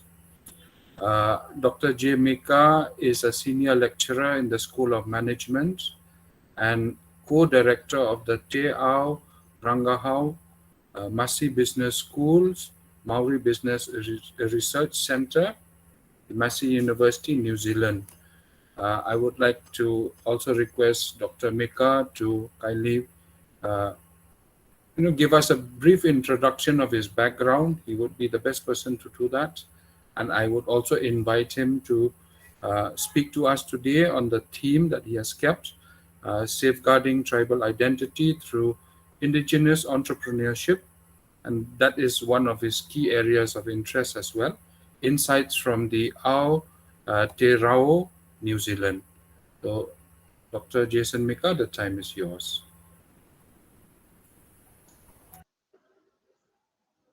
Kia ora everyone.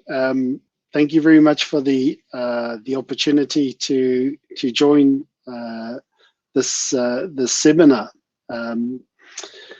It's an honor for me. It's a privilege for me to be one of the speakers today and to meet you all. So yes, I'm coming to you from Palmerston North, New Zealand right now, and I just finished teaching a small business class, which was so it's great to switch over from teaching to just talking about some of the research that we're all engaged in.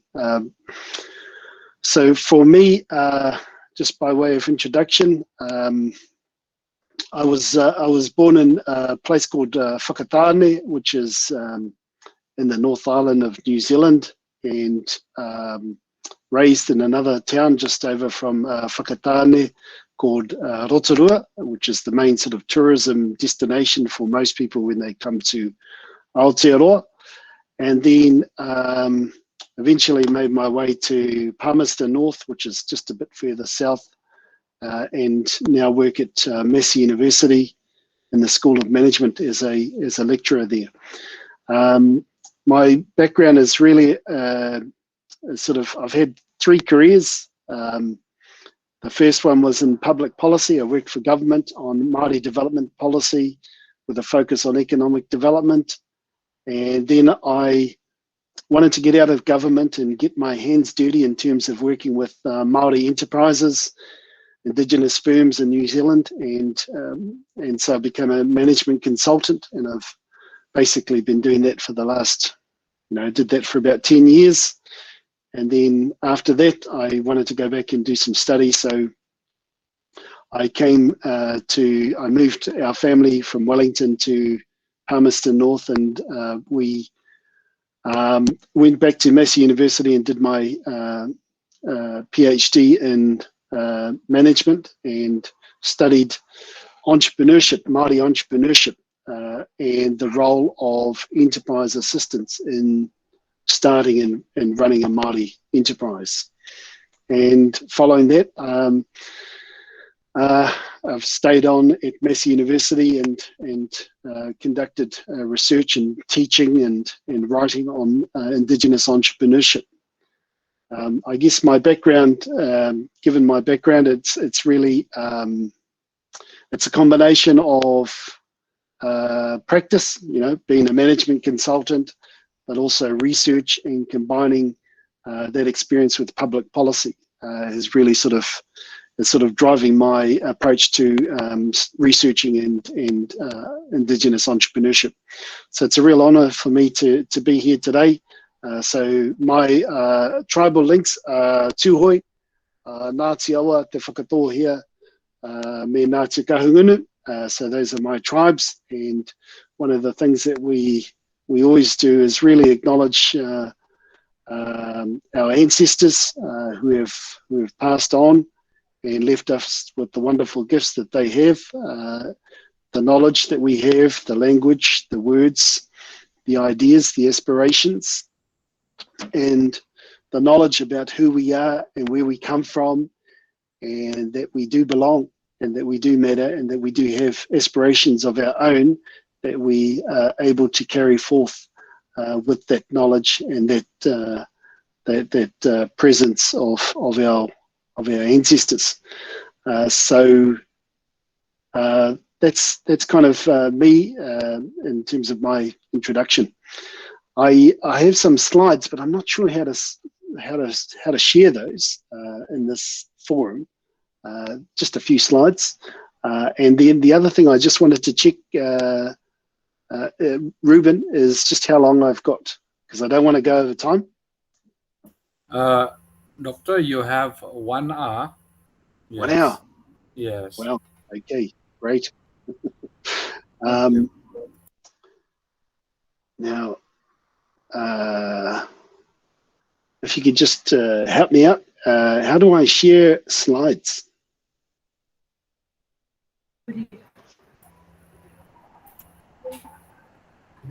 Meeting host, if you could kindly guide Sir, Dr. if Jason. you look at your screen, you will see there's one box with the arrow.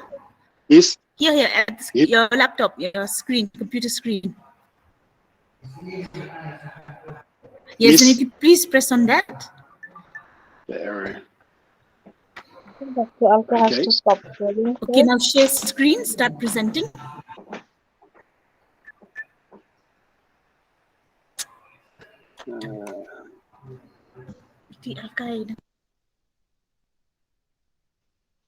She's okay. Hang on.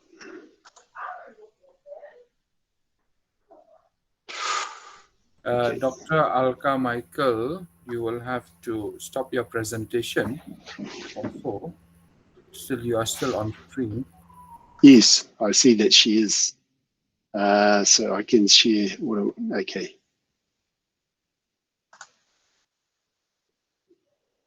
Okay. Okay.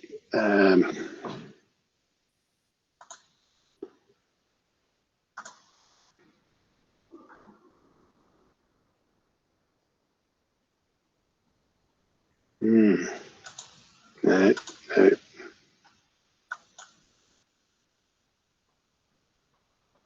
It's interesting. It's not letting me share a PowerPoint slide. Do I have to convert it to something, or? Sorry about this, folks.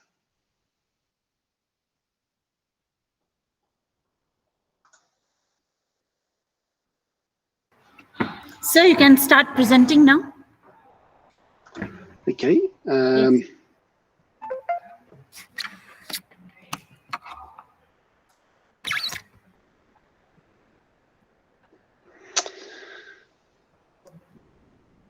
Okay. All right. Yeah. So I can go here. Is that, are you able to see what I'm seeing, which is my PowerPoint slide, or no?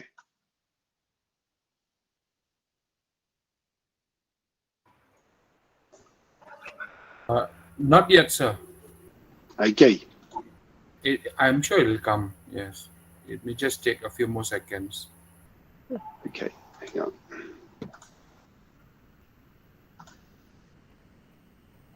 Maybe a minute.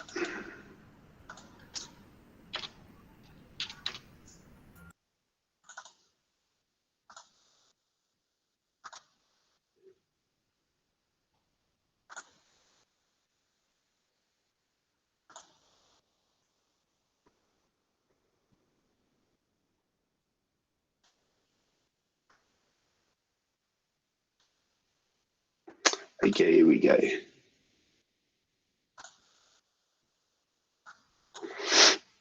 How about that?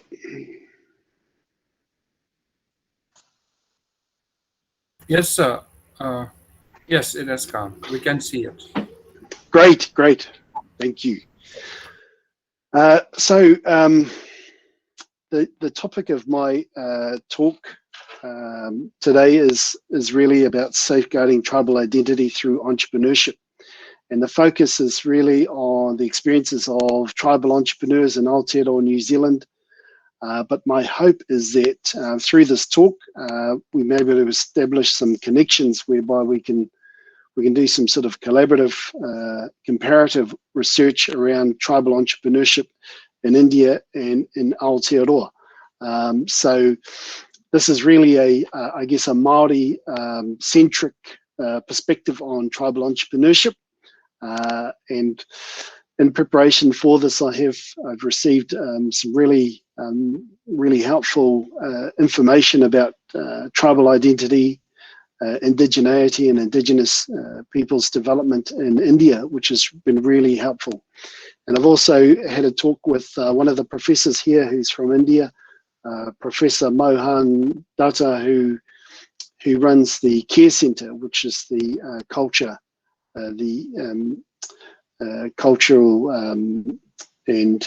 and research and evaluation centre here in the Massey Business School.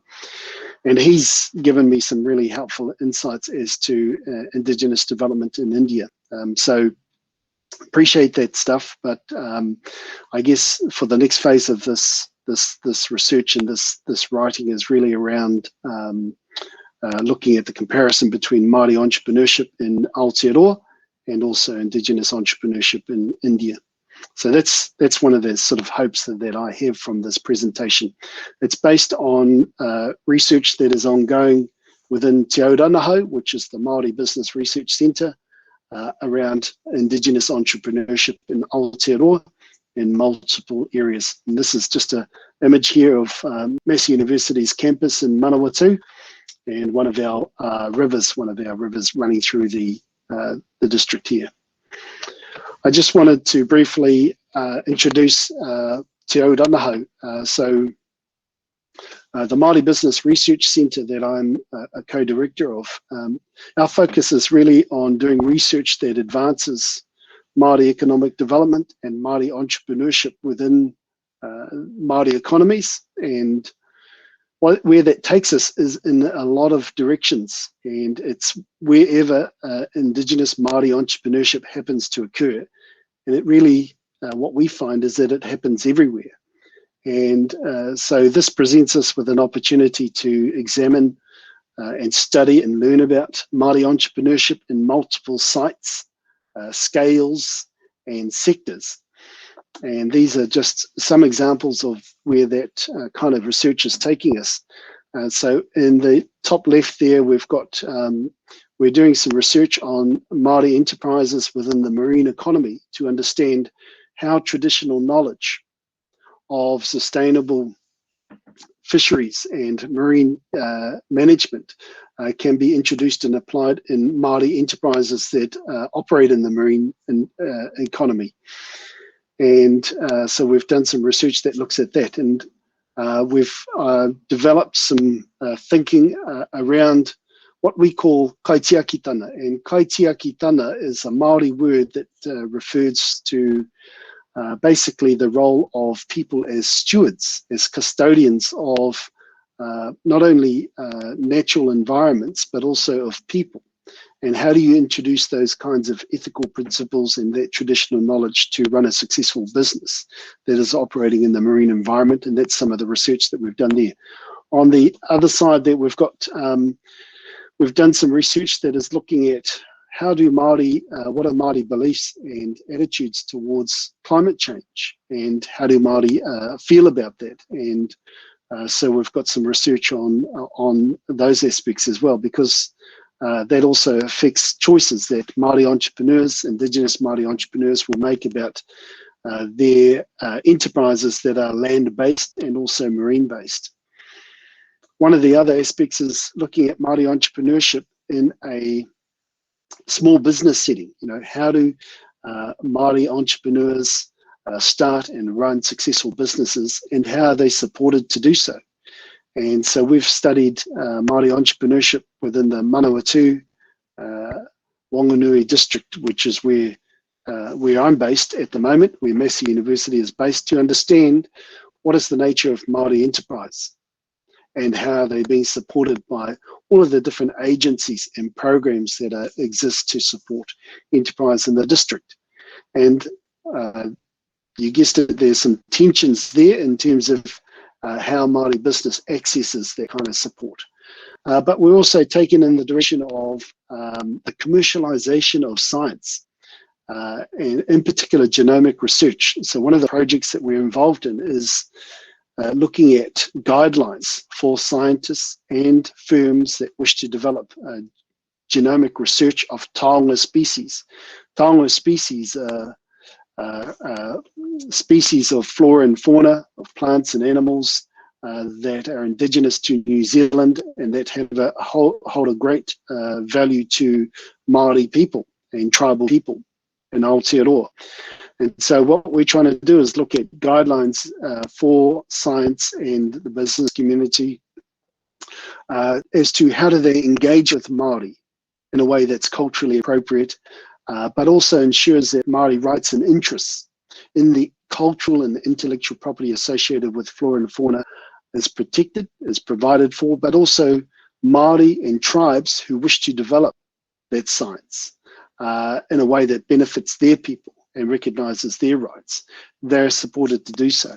So that commercialisation aspect is something that they wish to engage in as well. It's not something that they wish to be excluded from. The other dimension of this area of research is thinking about economic development, economic principles from a Māori perspective. And one of those is thinking about the concept of value. The economists amongst us will be familiar with, sort of Western concepts of value in terms of, monetary values of objects, whether we're exchanging those objects or we're holding on to them. But what is an Indigenous view of value? And that is a question that we've been looking at in terms of developing a Māori theory of value. And we've got some ideas on that. And then also Māori tribes and Māori people are interested in economic development in a way that that does no harm to the environment, that provides opportunities for the young people, that also looks after communities in a way that is sustainable for them. And so Māori tribes and across the country are interested in developing their own ideas about what economic development looks like for them, and that's the Pai Tawhiti slide there, part of the slide there. So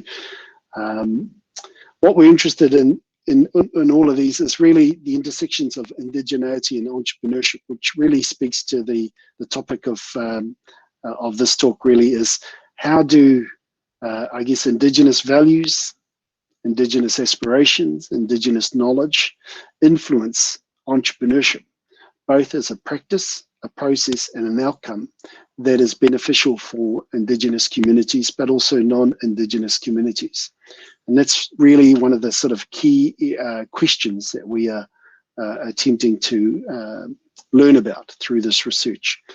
So just a bit of background. So if we're talking about, I guess, tribal entrepreneurship, in particular amongst the Indigenous people of Aotearoa, and hopefully after this presentation of India as well, is really for us to understand, well, who are the Indigenous people of Aotearoa?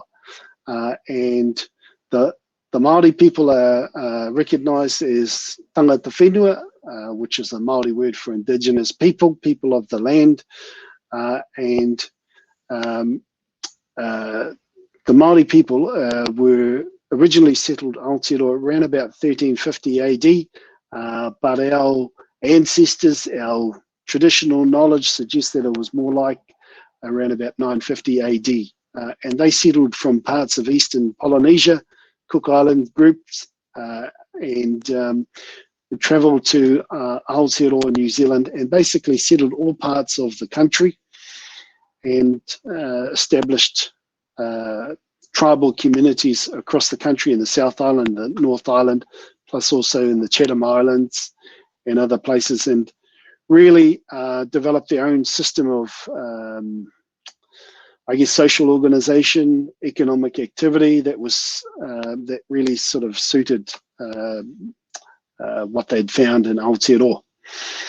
Now, fast forward to 2014, I've got a updated figure. It's more like 800,000 plus, close to 900,000 people in Aotearoa identify as Māori. And they affiliate to many tribes in Aotearoa. And so roughly we've got a population of about 5 million in Aotearoa, which is not that many really, but so the Māori population is around 16, close to 17% of the national population. Now, one of the things that we encounter when we're talking about tribal entrepreneurs and tribal identity is a tribal worldview, a Māori worldview, and what that looks like. And what our research shows is that the Māori worldview really comes from a traditional view of how we came to be and how the universe comes about or came about, and our place in the world, the place of human beings, of nature in the world, and the relationships between nature and people, you know, human and non-human elements.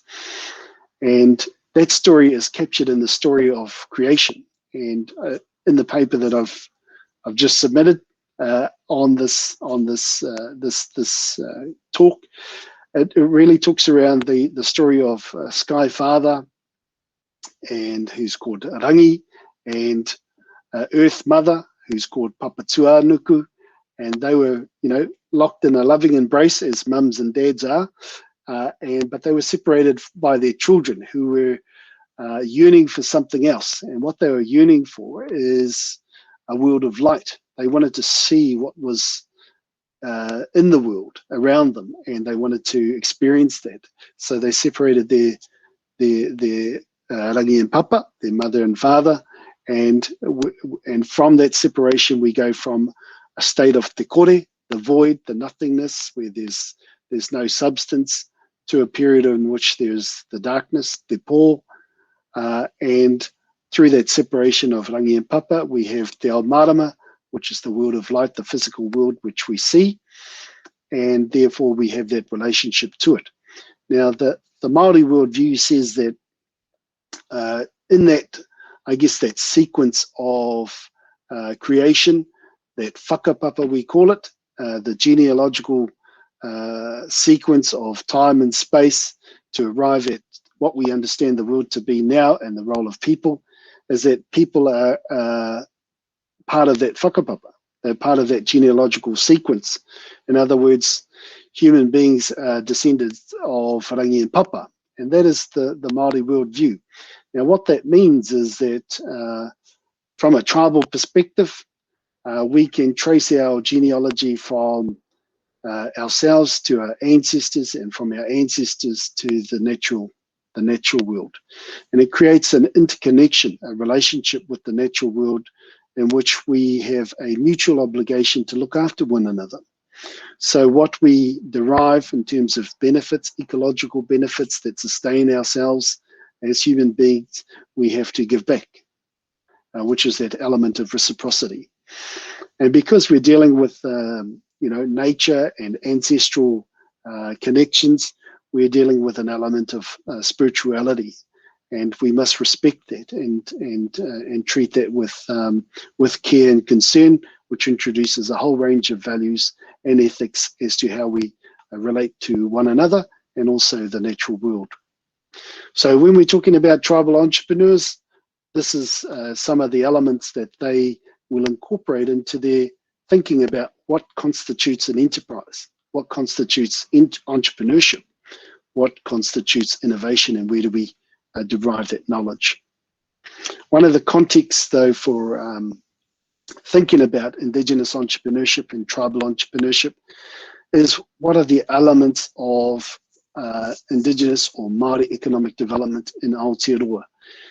And from our research, there's 4 main elements that interact over time, and they are the entrepreneurs, so Māori entrepreneurs, Māori enterprises who contribute to Māori economic development, and then also which contribute to Māori human development. So we've got these 4 dynamic elements that are contributing to Māori human development or indigenous well-being.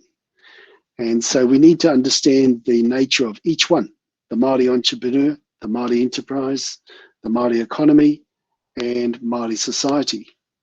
And the commonality across all of these 4 elements is identity. Identity as Māori, as members of tribes, as indigenous people. And as soon as they identify as a Māori business, as a Māori entrepreneur, as a Māori economy, as a Māori society, it means that we're able to then appreciate how important that Māori worldview, that knowledge, those traditions, those institutions, that language, that culture is to the formation and development and success of tribal enterprise. And more recently, research has been looking at, well, how many Māori enterprises are there? And what is their nature? And if we can count those Māori enterprises, therefore we should be able to count or come up with an estimate of the value of the Māori economy. And from a quantitative perspective, it's possible to do that using official statistics, although it's not 100% accurate, but it's getting better. But this little table here just shows you that in terms of the number of Māori enterprises across Māori who are self-employed, that is, it's just a one-person business, versus Māori employers. These are enterprises that are owned by Māori people that employ others, and there's roughly about 2,600 of those. And then Māori collectives. Now, these are the tribal enterprises that are linked to ancestral lands in the main, and that have responsibility for tribal areas and tribal people. And there's roughly about 5,900 of those. And if you calculate, well, what are the value of the commercial assets each of those sorts of categories of Māori enterprise hold, then at that time, which was in 2010, it was worth about $36 billion. So it was possible to come up with a figure for the Māori economy. Excuse me. So what is a Māori enterprise? And this is something that I'd be really interested to learn from you in terms of how do you define an indigenous firm or a tribal enterprise in India. Over here, this is one view of how we would define a Māori enterprise, and in that it is 4 key characteristics. The first is that they self-identify as a Māori business. So it's not someone saying, well, you look like a Māori business, therefore I'm going to count you as a Māori business. The Māori business has to self-identify, has to opt in to being identified as a Māori business. The ownership of that business needs to be 50% or more owned by Māori.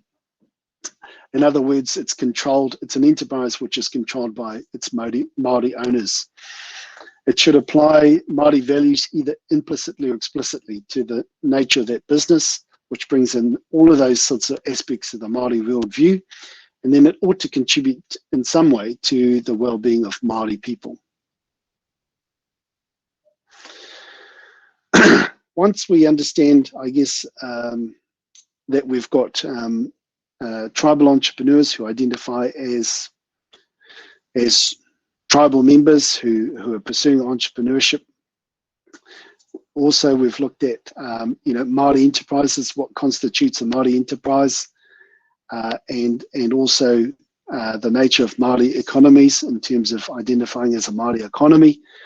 All of those sorts of elements are starting to build us a picture about what is the nature of tribal entrepreneurship.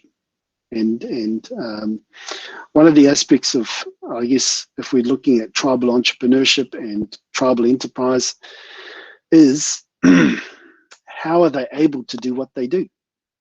What enables these tribal enterprises to grow and develop, to become established, and to contribute to tribal societies. One of the elements of that, one of the answers to that is entrepreneurial capabilities. And these capabilities, these are kind of resources that firms and entrepreneurs use to make entrepreneurship worthwhile and possible. And they come in different forms. One of the, and these are some of the sort of elements here: social capital, human capital, cultural capital, financial capital, and spiritual capital. But there's also natural capital as well. So there's different forms of these capabilities which entrepreneurs make use of in order to start and develop an enterprise. Now, what we've found is that when you look at these entrepreneurial capabilities from an indigenous perspective, from a tribal perspective, what they tend to do is to introduce, I guess, tribal values, tribal knowledge, tribal worldviews, tribal institutions, and to these entrepreneurial capabilities to give them a different look and feel. So, for instance, social capital is all about your relationships, your networks with people and institutions that can help you as an entrepreneur to be successful. What are those social capitals or social capabilities look like from a Māori perspective? Well, they look like your extended whānau, your family, your sub-tribe, your tribe, and the pan-tribal groups that you affiliate to. And it's those groups that you turn to for sources of social support as an entrepreneur. The human capital, the cultural capital. Cultural capital is really who you are and what your cultural values are, your cultural knowledge, your food, the artifacts that you produce, the way you live, how you live. All of those sorts of elements are part of your cultural capital, and you draw on that as a tribal entrepreneur to distinguish your approach to entrepreneurship, to business formation and business development. Same with financial capital. From a Māori perspective, where do you get your finance from? From families, from sub-tribe, from tribe, from these sorts of collective entities, but also from sort of pan-tribal organizations set up to provide financial capital for indigenous entrepreneurs. Now, spiritual capital, does that have a part to play in entrepreneurship? Indeed, it does. And, for entrepreneurs, especially tribal entrepreneurs, spiritual capital matters. When you think about that Māori worldview, about who we are, where we come from, and how we relate to our world, our natural surroundings, then of course you're dealing with those ancestral connections. And how do you relate to those ancestors? Well, you talk to them, you have conversations with them, whether that's to the rivers, to the mountains, to the flora and fauna. And it might seem a little bit unusual to a Western entrepreneur, to a European entrepreneur, but for tribal entrepreneurs, it's quite a natural thing to do. It's an important thing to do. It's an important capability to take care of and to nurture as part of your journey through entrepreneurship. So all of these sorts of capabilities are essential qualities and resources that tribal entrepreneurs will need to develop, to access, to utilize, to nurture as part of business formation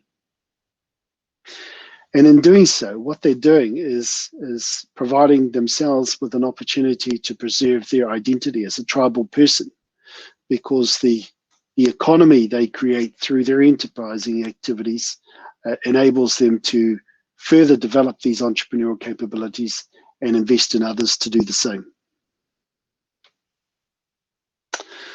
Now, how do you nurture these entrepreneurial capabilities, these tribal entrepreneurial capabilities? Well, one of the ways is through enterprise assistance.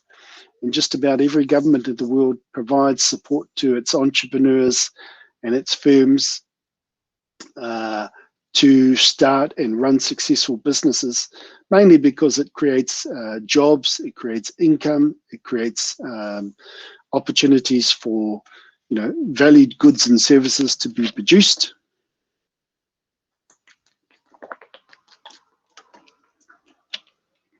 And also for communities to participate in what these firms produce.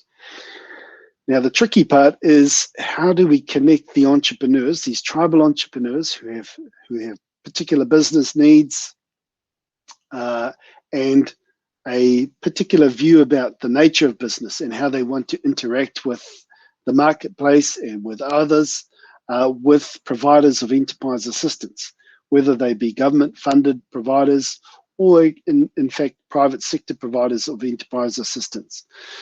So we need to figure out, well, how do we ensure that relationship is an effective one, that exchange between the entrepreneur and the provider is a meaningful, effective relationship.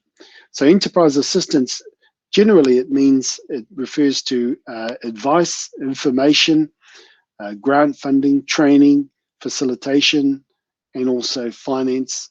But there's also within that sort of spectrum a whole range of possibilities in terms of the different forms of enterprise assistance. So you've got to look at enterprise assistance as one way of helping tribal entrepreneurs to develop tribal capabilities. Tribal entrepreneurial capabilities, indigenous entrepreneurial capabilities.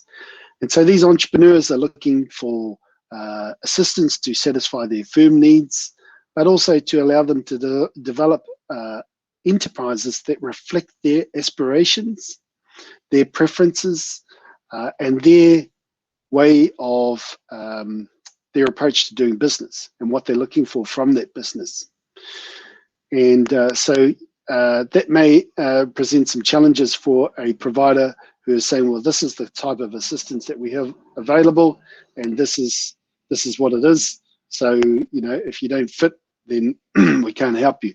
That is sort of one of the typical responses. But what our research has shown that what works for indigenous entrepreneurs in terms of enterprise assistance is really enterprise assistance provision that is owned and controlled and directed by Māori. In other words, indigenous-led enterprise assistance.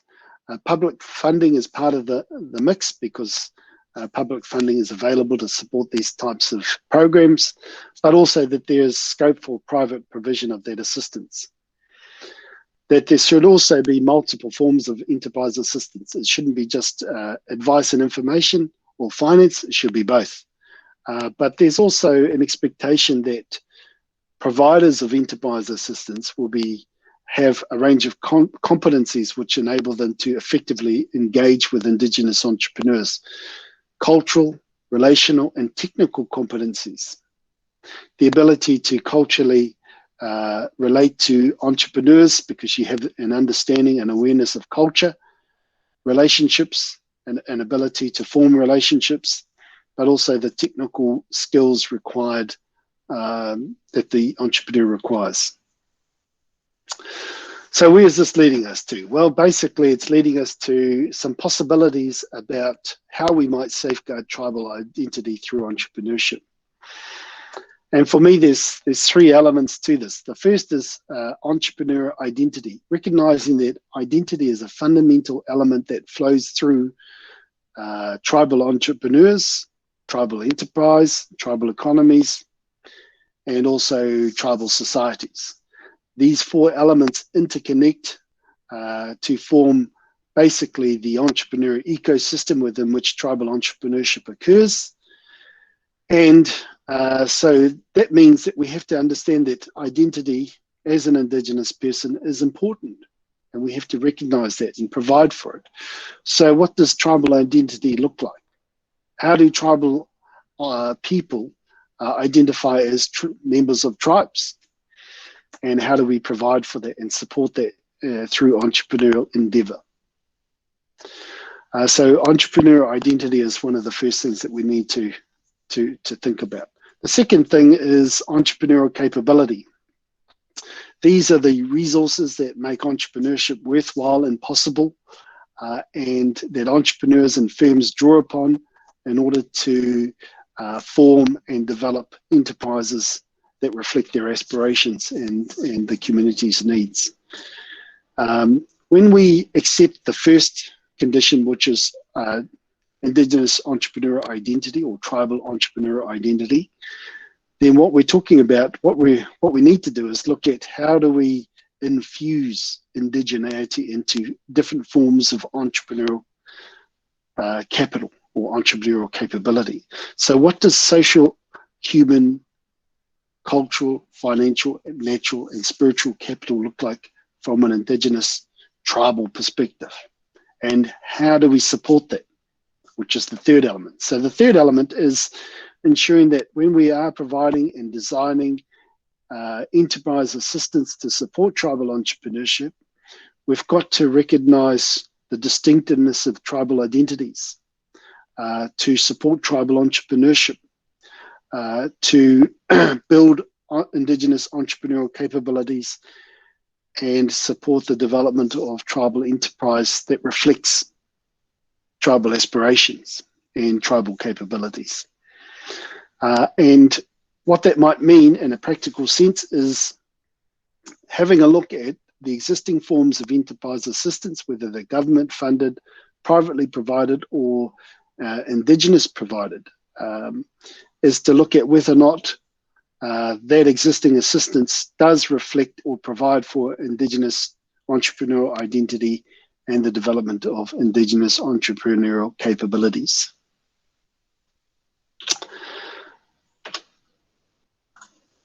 So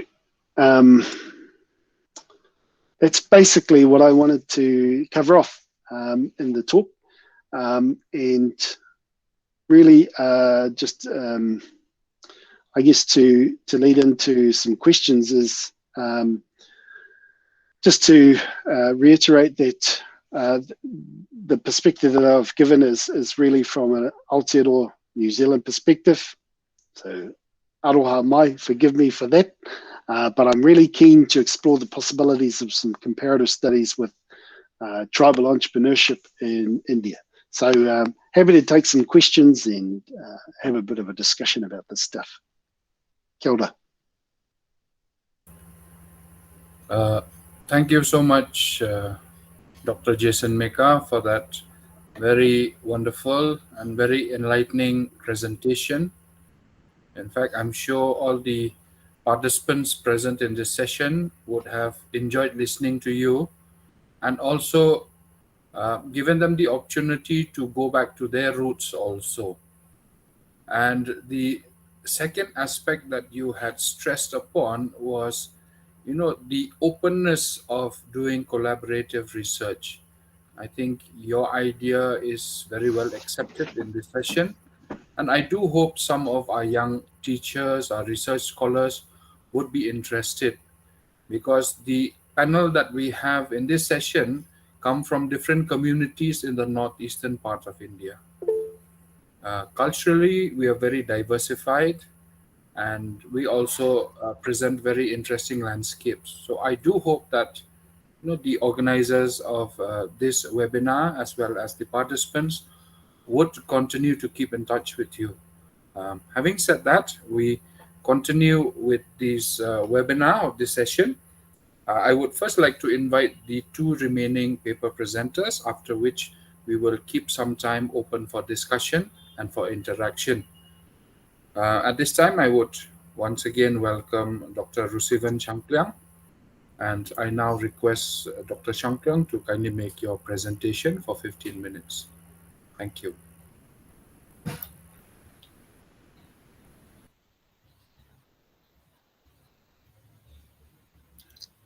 Hello, sir. Yes, Doctor, you're audible, you're visible. Yeah. Is it clear, sir? Yes, sir. It's Okay. clear. Okay. Thank you so much to the chair of this session, Dr. Lengdok, and my Sir, fellow. kindly raise your audio.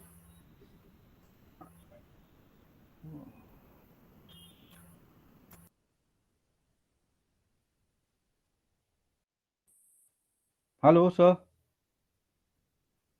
Yes, now it's clearer, sir. You can continue. All right. So thanks once again for this opportunity. Now I'll go straight to my paper.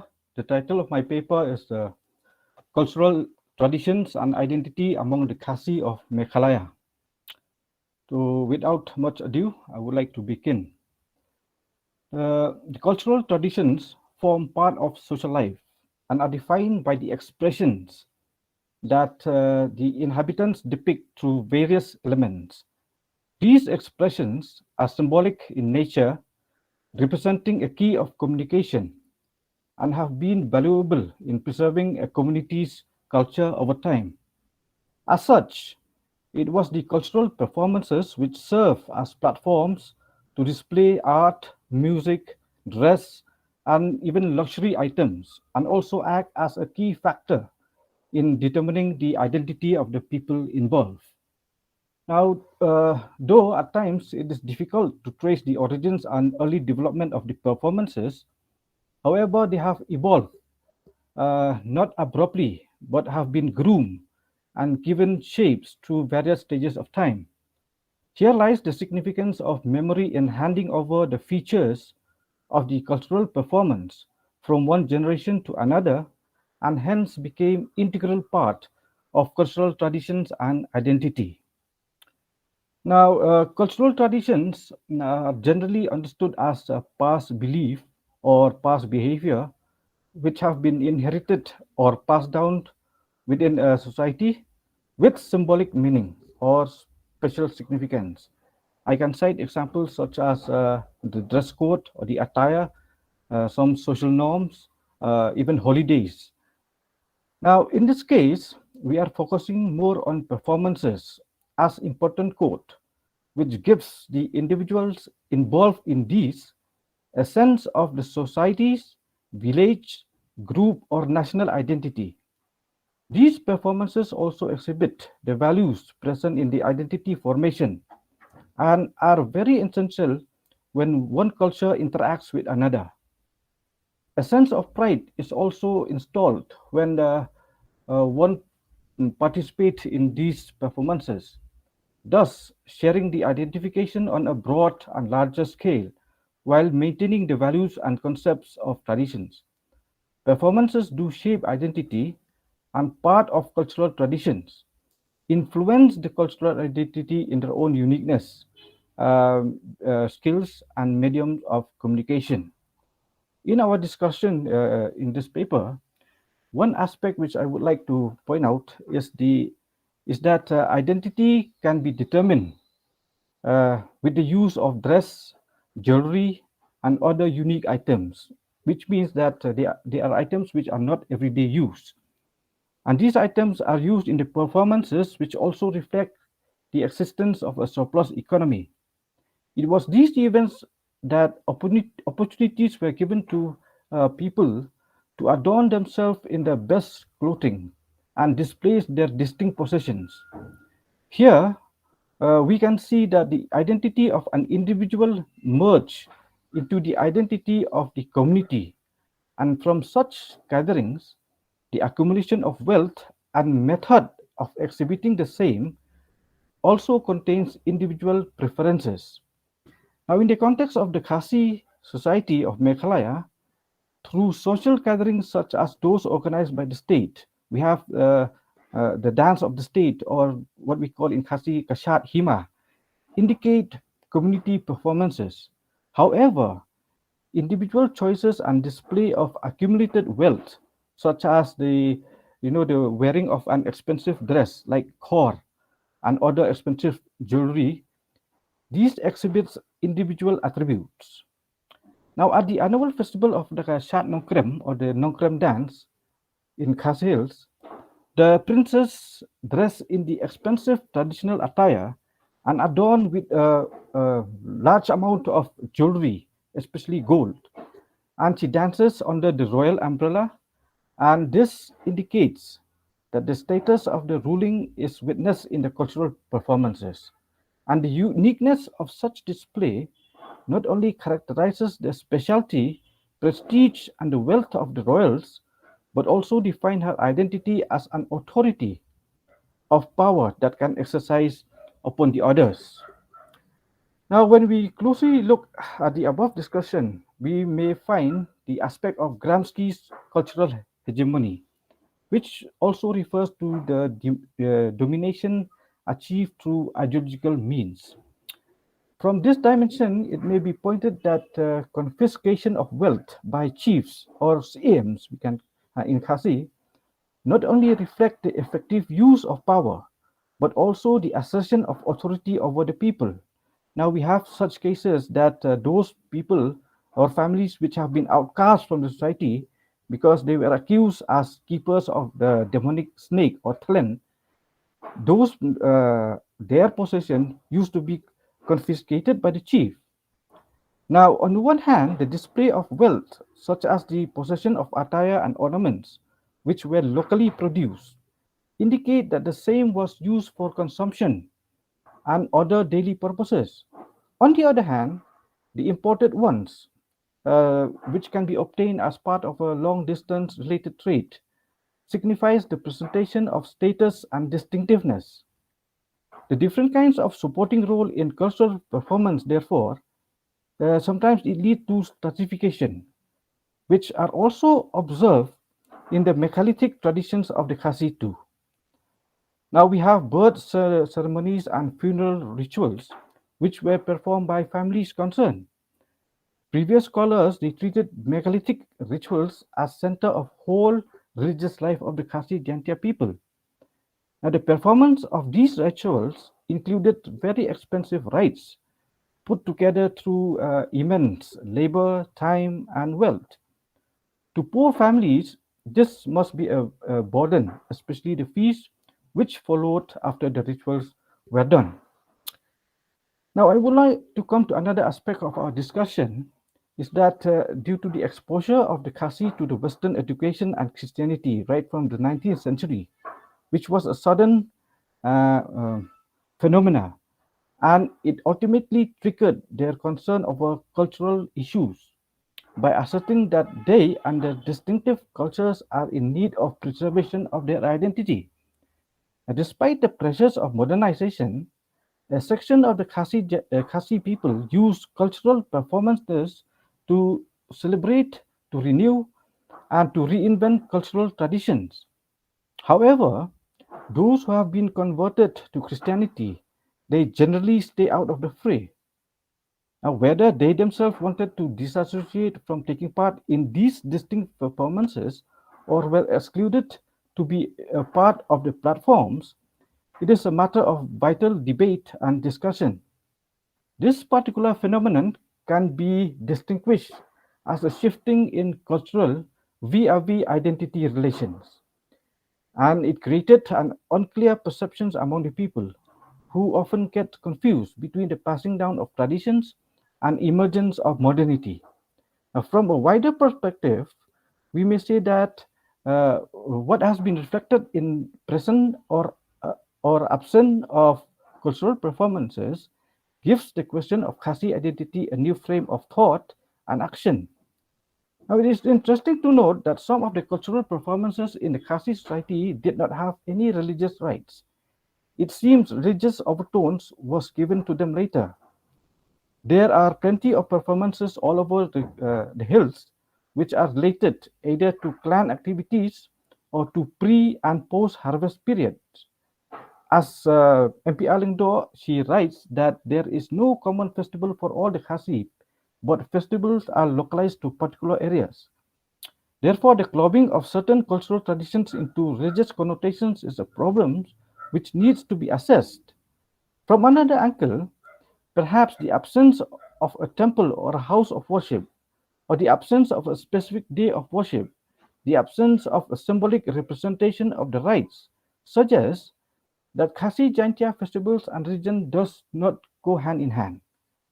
Thus, cultural performances define the social appearances, and in modern term, we may use socio-cultural identity to suit the interests of indigenous communities and their affiliation to their customs and traditions. Now, to conclude, change in cultural traditions is inevitable. However, the motives of the traditional cultural performances were supposed to be fixed. As early as the 20th century, these motives began to change, and from performances as a ceremonial agricultural rites to the objective of preservation of traditions are containing religious overtones. Now, the famous scholar Clifford Geertz, he pointed out that all cultural performances are not religious performances, and the line between those that are an artistic or even political one is often not so easy to draw in practice. Like social forms, symbolic forms can serve multiple purposes. Now, to some, this may sound harsh, since such performances were dimly linked to religion without attesting the diameters of their motives, purposes, and sentiments on which they were organized. The purpose with which the cultural performances started during pre-capitalist phase, or we may say the pre-Christian period in Khasi society, and the purpose with which these are performed today has to be critically analyzed. Thus, traditional cultural performances play a significant role in shaping and developing the social identity, the cultural identity of the people. Now, firstly, the identity of the performers that contribute to the continuing process of passing down of tradition, and secondly, the identity of the audiences also who take part by watching, observing, or sharing the occasions, and thirdly, the shaping of identity of a community in which cultural traditions play a major role. So I would like to end my paper with this conclusion. Thank you. Thank you, Dr. Shampliang, for that interesting presentation. Thank you, sir. We now move on to our last paper presenter, Ms. Lalrem Turangi. Thank you for the opportunity. I will, without further much ado, I will just start on with my presentation.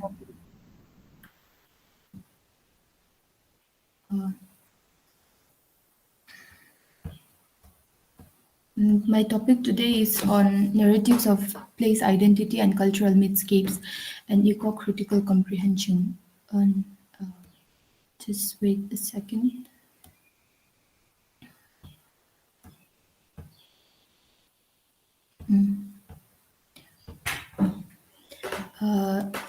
In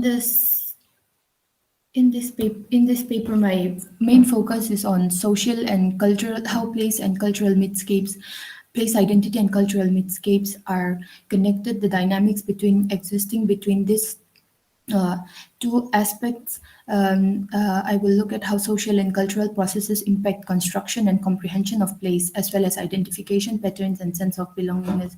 So in this context, place and identity can be seen as linked through temporal, spatial, and cultural strands of conception. And these factors impact how an individual or a group, I could weave meaning around our past, present, and future. So we can understand mythscape as the temporally and spatially extended discursive realm in which the myth of the nation are forged, transmitted, negotiated, and reconstructed constantly. And the main focus here in this paper are literary narratives from Northeast India, out of which I have selected the Black Hill by Mamangdai and Eastern Kires Sky is my father, a Naga village, remember, to look at how place identity or sense of place or place attachment and cultural mythscapes or cultural narratives or tradition are delineated in their literary ventures, so that in order to reassert identity or in order to reconstruct or reinvent cultural identity or tribal identity.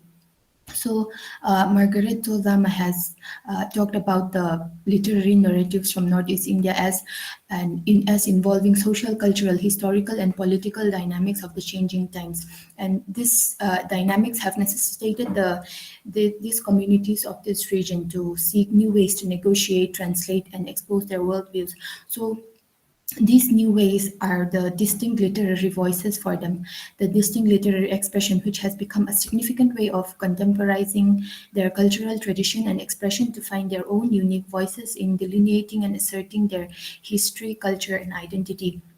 So these narratives have become, can be understood as consequences of rootedness in the history of the people and the land, thereby constructing a narrative identity which is steeped in distinct tribal knowledge, worldviews, and modes of expression.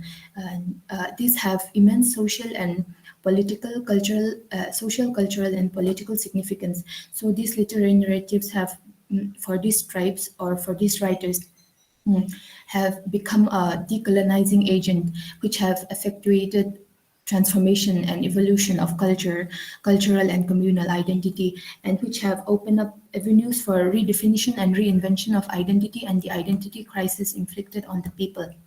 So when we talk about post-colonial eco-criticism in the context of Northeast India, this eco-critical approach has permitted an innovative space for the emergence of diverse tribal voices which are progressively revising and responding to colonialism. So divorced from the colonizers or Eurocentric conception of nature or the hierarchical structures, post-colonial eco-criticism revisits and reaffirms tribal beliefs and worldview, and thereby simultaneously creating for these tribes or for these voices a scope for the evolution of discourses alluding to culture, language, and identity. So in the context of Northeast India, these literary spaces have significantly opened up avenues for the discourses on the silence experiences of the once colonized land and the people, while re-examining the cultural and ideological legacy of colonialism. So we can scrutinize not only the shaping of human culture by imperial power, but also the simultaneous shaping of place through colonial expansion. And we can also look at how the phenomenon between land, culture, and identity are interrelated and interactive, and we can investigate how the hindrances of intrusive power politics was played on integrity of people, culture, and place. So when we look at place identity, Said refers to the strand of colonial domination of both place and people as an act of geographical violence. So through this exploration, we can look at or we can explore or restore what Said calls geographical identity. And this will ensue land sovereignty over land narratives, culture, and history, which are vital steps to achieving decolonization. So in the literary narratives of Northeast India, we can see how the writers consciously employ the ecology, the land, and the spirits of the land to formulate and assert a distinct and legitimate identity, which is enmeshed in the dynamics of culture, history, and ecology of the place. So we see how Mamangdai's The Black Hill delineates the British expedition or the colonizers' expedition into their land, and the land in the novel becomes a space which is an integral part of the unfolding of events and the construction of a distinct sense of self, as opposed to the colonial expansion or as opposed to the colonial intrusion. So we can see how Dai uses her characters, her tribal characters or her people, as mouthpieces to delineate the timeless identification with the land, the continual spiritual connection existing between the people and the land. And the agrarian system in the novel, depicted in the novel, is also an important aspect, as it as it expresses the ethical relationship that is existing between the land, the rivers, the forest, and the people, the animals and the people. So this relationship is delineated as a stark contrast between the colonizers' attitude and the people of the land. So we can see how Father Kirk and Kajincha's relation to the land are entirely different. And as Kajin Shah says in the novel, I quote, "We belong to the land is a good mother. I take only what I need. Animals and trees offer themselves. We help each other survive." So we can see how this timeless identification, this timeless coexistence, or this timeless interconnection that is existing between the land and the people. And this is carefully delineated in the novel by Mamang Dai.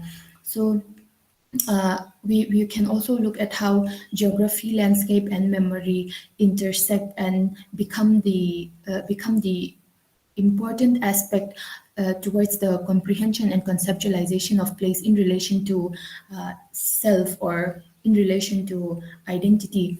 So in this literary ventures from Northeast India, we can see how this observation of Said's observation of geography, landscape, and memory gives an enhanced essence to the representations of place, encapsulating a formulation and circulation of identity through geographical, cultural, political, and historical factors involving the people, land, knowledge, and worldviews.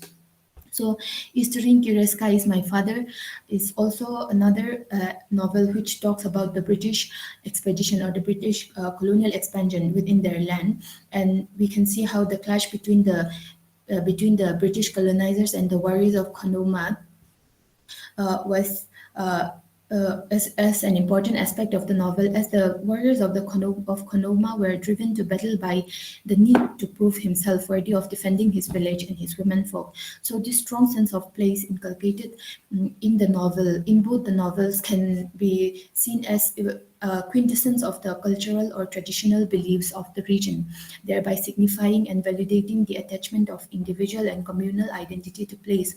So Kire's use of the myth of the terreau tissé, or spirit erected stone, is also an important aspect of the novel, because the stone can be considered as an identity marker or a territory marker for the people in the novel. And Levy's strong feeling for Levy, an important character in the novel, also shows his strong feeling for the land as he returned from imprisonment. And this strong feeling exemplifies the tribal consciousness of an interconnection thriving in the realms of the spiritual and beyond the limits of the physical. So the timeless interconnection, or the timeless identification with the land, a sense of self, I'm intimately tied to the landscape, can be considered as a consequence of generational inherited memory, alluding to intimation and bonding with the land. So we can see how the landscapes employed in these literary narratives can be comprehended as living entities which operate as storehouses of memory and agency, encompassing multiple generations of constructed, shared, inherited knowledge, history, and stories pertaining to human and non-human aspects. And these narratives are what bring about explorations of collective historical memory and embodied knowledge in relation to place and imaginary sense of place, thereby playing an important role in asserting or reinventing tribal identity in this region. And when we look at cultural mythscapes, we can see how reconstructions of myths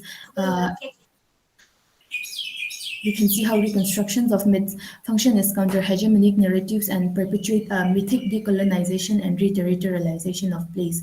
So through this, we can see how reinvention of cultural identities are brought about, how place, culture, history, and ecology become determining identity markers. So mythological formation can be seen as reflection of social structures, where humans' reactions to the phenomena of nature are culturally and traditionally guided, and the different elements of nature are considered as marks of divine manifestations. So, as Mudroro has has opined, this mythology's function as maps through which the country of a people or community is mapped and boundaries maintained with geographical, cultural, and ecological stories and knowledge inherited from one generation to another. So, within the realm of these myths, legends, stories delineated in these two novels that I have selected, all the natural elements become combined with the human self, thereby achieving a harmonious interconnection and inspiring a channel of cultural redefinition and continuance of balance and unity.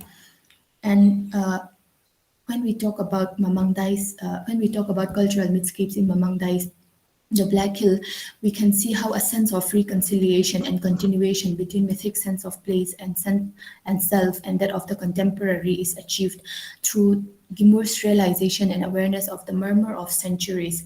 In this realization, Gimur finally achieves a self-identification with the non-human elements. She becomes the earth and her husband Kajinsha becomes the sky. And this novel, which is saturated with myths, legends, rituals, and taboos, the novel is inhabited with characters for whom the land is not a mere physical presence, but an aspect bearing a deeper meaning, with unseen spirits lurking in the trees and watching from the mountaintops. So we can look at how the origin, creation, stories, myths, or stories of origin and stories of creation are delineated in the novel as a way of redefining or reconstructing, reasserting their tribal mythologies or their tribal identity as in relation to the creation and origin myths. And by giving a literary account of the momentous historical past, which is the British expedition or British expansion into their land, with an overarching presence of myths, legends, and other cultural narratives delivered through a sense of orality and storytelling, which is an important aspect of tribal or of literary narratives or narratives in itself within this region.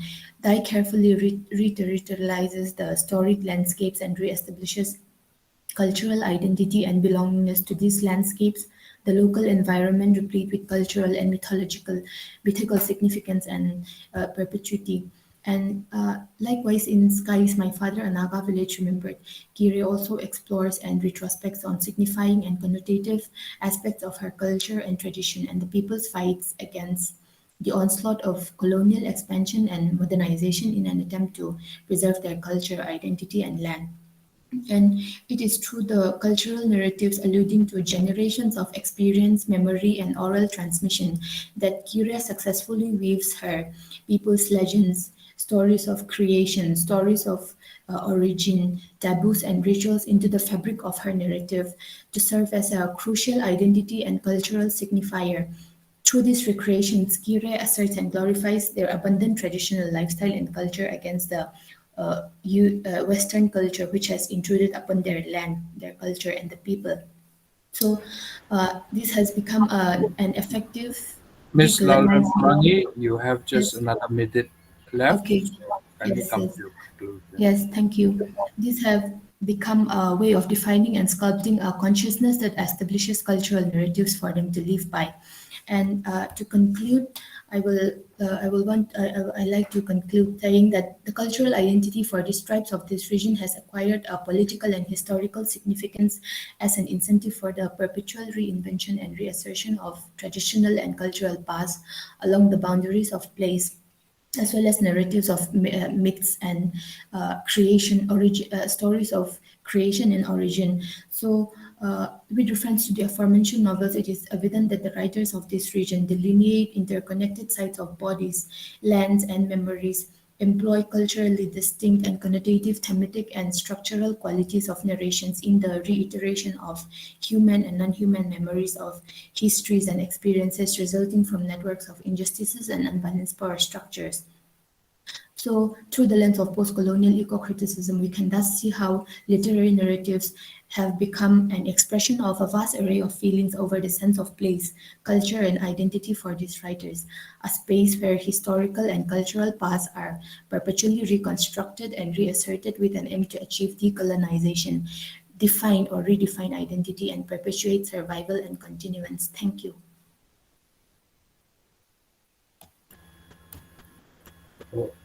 Thank you very much, Ms. Lalran Pwangi, for your presentation. And Thank now you we so have much. little time for some discussion. So I invite all the participants who are present to kindly discuss and share your thoughts with the paper presenters. And also if you have any queries to them as well as to our resource person. So the time is yours.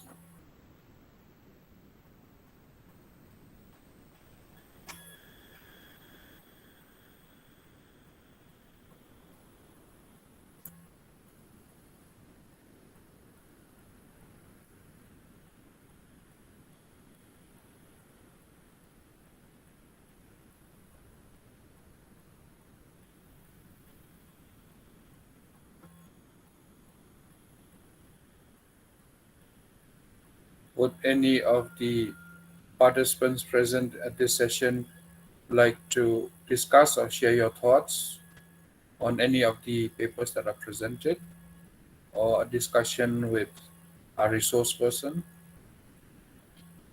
Dr. Mika?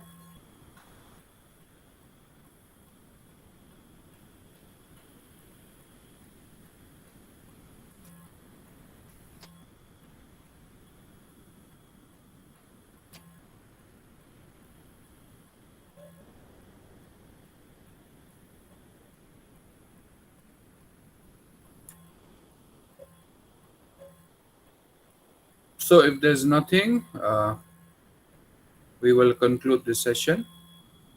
And on behalf of the organizing committee of this webinar, as well as the Synod College, I thank each and every paper presenter for your presentations.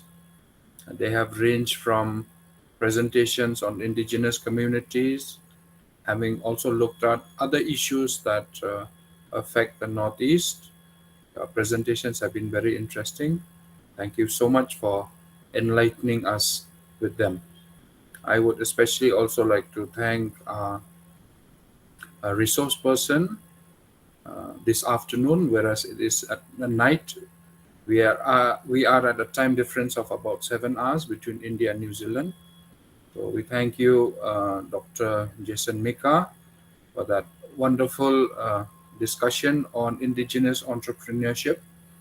And personally for me, it has opened some insights on how we can also look at, our indigenous entrepreneurs, and probably if some of us should be interested to work in that area, we would probably also need your guidance on how to create a framework of looking into such entrepreneurship.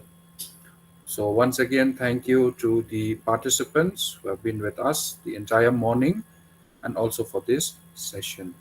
This session is now concluded, and I have been informed by the organizers that the next session will commence at 2 p.m. Thank you. A very good afternoon to all of you. A very good evening to Dr. Jason Mika, and my best wishes to all your endeavors. Thank you. A very good morning to everyone. Our session is session 1. It is from 11:10 to 1:10. And I am David Arnold Kharshandi, your chairperson and assistant professor in the Department of History from Synod College. Now, you will be given 15 minutes each for your presentation, and I will remind you to conclude 2 minutes before time. Now, it's a kind of a reminder, 2 minutes, so that you can conclude. Now, if you have a PowerPoint presentation, like I have seen some time ago, you are putting your PowerPoints, you can share your PowerPoints, and we will take up all the questions at the end of all the presentations, okay? So without wasting time, I call on Miss Amanda Pariat. She's a research scholar in the Department of Sociology, Northeastern Hill University, and Dr. A. Jellingstar Limba, who is a lecturer in Lady Keane College Higher Secondary Section. They will be presenting a paper on interracial marriage amongst the Khasis, a study. Please take your time for 15 minutes. Thank you, sir, for introducing me, and good morning to everybody. I hope you can hear me, everybody. Yes, sir? you are audible. Okay, thank you, sir. All right. So I welcome you all and it's a beautiful morning. So thank you, sir. And I also welcome my fellow co-paper presenter, Dr. A. Jellingstar Limba. Sir, I would be presenting PowerPoint. So just, sir.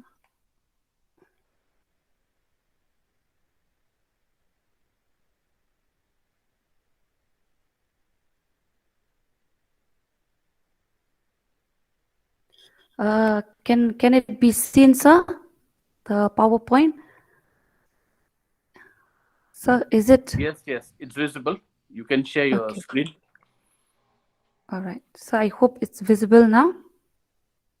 Yes, it's visible. Hello? Yeah, it's Okay, okay. visible. Okay. As have already said by sir, the topic of my presentation today is interracial marriage among the Khasis, a study. So I will start right away with, first of all, I would let us try to understand first what is a marriage before we go into the actual part of interracial marriage. Marriage, as we know, is defined as a social, economic, emotional, and intellectual relationship between males and females, regulated and legitimized by society. The marriage ceremony is an important cultural institution in every society, and it signifies a union between a man and a woman, and it grants socially approved status as a husband and wife to the two individuals.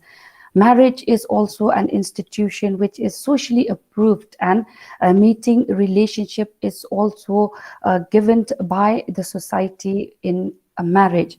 Marriage also it joins families together, and it leads to the continuation of tradition, culture, and possession of properties amongst the people within the society.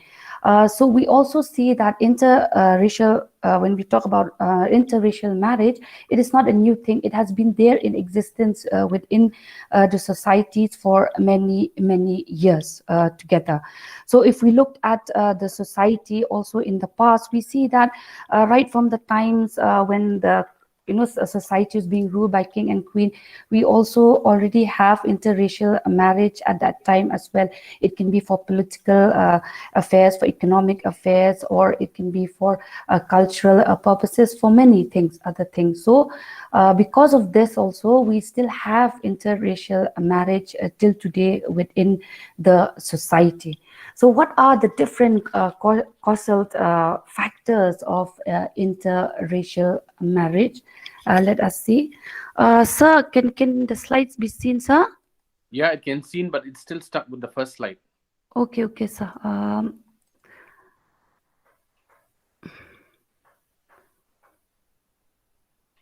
Sir, I think so. There's some problems, sir. So I'll Yeah, just. you can go ahead with your presentation. Okay, Yeah, because all there's right. not much time.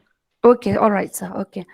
So let us look into the causal factors of interracial marriage. We see that there are many social, emotional, and psychological forces which leads to interracial marriage within the society. Interracial marriage also occurs at places where there's a lot of social intermingling between individuals coming from different races. It also occurs in an atmosphere where there is a mixed profession of people, and people they interact a lot because of the different professions that they are a part. Urban areas also, we see that they also are one of the main areas which leads to interracial marriage, because it brings the youngsters closer with each other, and they meet in the educational institution or in the recreational places. So because of this, there is interaction amongst them, and so that is why interracial marriages also mostly we can find that because of these places also it leads to such types of marriages. So also we can now go on to the characteristics. Now when we looked at the characteristics of interracial marriage, we see that the interracial marriage is a breaker of indigenous or tribal customs and traditions. It also acts as a neutralizer of culture and belief. Then not only this, it also weakened the respective communities communal bonds, because then when such types of marriages takes place, people belong to different communities. So because of this, people start respecting each other communities, and there is less attention of communal bonds taking place between them. So then, besides this, having understood the causal factors and characteristics, let us look into the nature of interracial marriages. Now, when before explaining about this, I would just like to tell you that because of the ongoing situation, we were not able to meet many people for our study. So around 5-6 people, we were able to interact with a few people regarding interracial marriage, and having understood, having meeting them, interviewing them, we come to certain conclusions, and we try to explain about the nature of interracial marriages that takes place amongst the Khasis. So the first one is the religiously less devout people marry persons of different races with a higher frequency than the religiously more devout. Means that those people who are less religious also, we find, according to the study that we've conducted, they go into interracial marriages more than those people who are more religious. We also have found out that persons who have experienced disorganized and stressful parental families are more likely to marry members of other races than those who were married in cohesive and stable families. Person living in urban areas cross racial lines to a great extent than person living in rural areas, because people living in the urban areas, they come more into contact with different groups of people, different communities of people. So because of this, according to our study, we find that there's a high rate of interracial marriages that takes place in the urban areas rather than in the rural areas. We also have found out that among those who have undertaken interracial marriage, we find that many of them have already been married previously, and because of this, they also go into interracial marriages again rather than marrying somebody from their own community. So having understood the nature, we have come also to the outcomes of interracial marriages. All these are based on the study and the interaction that we have been able to get from some of the respondents that we have met.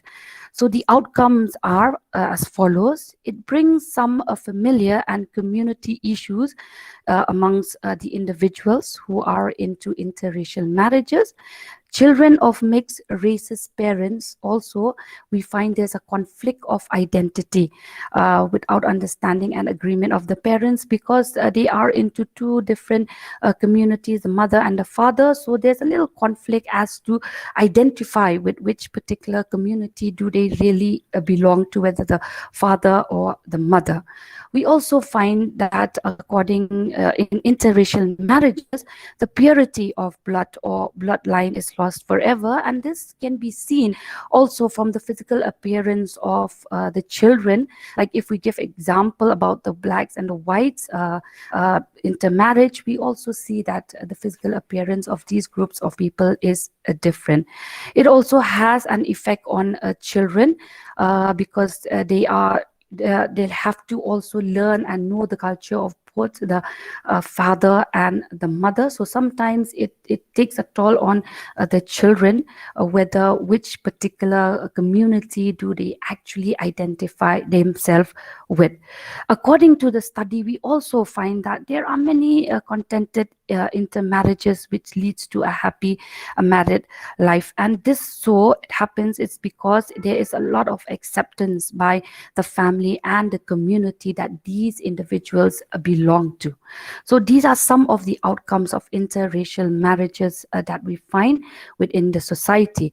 And having understood all these, the outcome, the nature, we have come to certain findings where we find that in the society amongst the Khasis, there are two categories of thought regarding interracial marriage. One particular group of the society approve interracial marriages, and we see that these particular group of people, or the couples who are in interracial marriages, they live a happy and contented life. And another category of thought or society that we have been able to see or observe, that they do not approve intermarriage amongst the Khasi. And because of this, there are some problems that are being found within that particular family, especially in those families where intermarriages are not approved.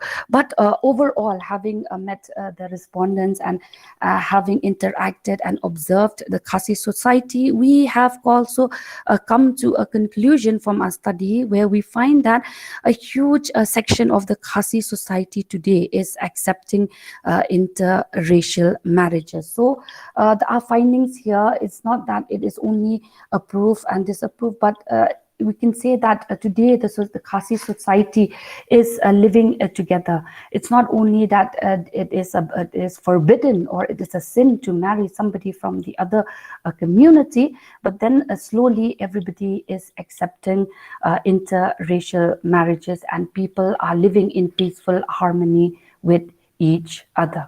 So that is some of the findings and some of the outcomes of our study. So I will just conclude this particular presentation, where I conclude by saying that marriage in any form has its own consequences, whether be it non-interracial marriage or interracial marriages. They both have their own advantages and disadvantages. But whatever we can conclude by saying that whatever the case may be, but marriage still is one of the very important, you can say a sacred bond that binds the people, two individuals together. And it is this particular bridge that helps in the further, you can say the furthering, or you can say that the bond that will bind two individuals and the children and the family as a whole. So we can say that interracial marriages amongst the Khasi today is very, very much accepted by the society. Sir, I think so. I'm done with the presentation. Okay, thank you so much, Ms. Amanda Pariat and Dr. A. Jelingstar Limba. I'll reserve my comments at the end of the discussion. Now, without wasting any time, I call upon Ms. Neha Kumari, who is research scholar in the Department of Tribal Studies, University of Jharkhand, and Mr. K.K. Rashid, postgraduate in IIT Gandhinagar. They will be presenting their paper on tribal religions and cultural politics in India, a curious case of Sarna Dharam. Please start your presentation, please.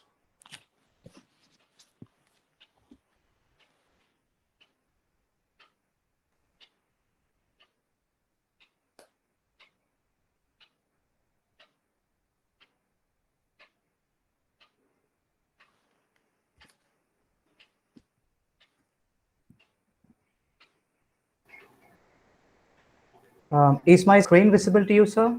Yeah, it's visible enough. Yeah. Hello. Yeah, you're audible. Okay, just a moment.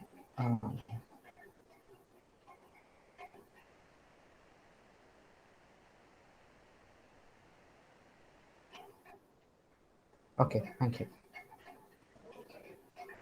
So, good morning, everyone.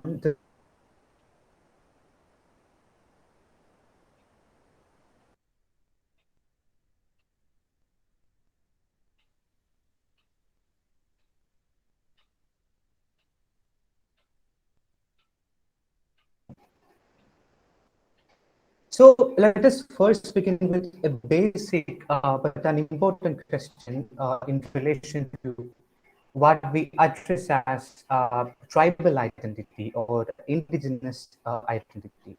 Is that is it possible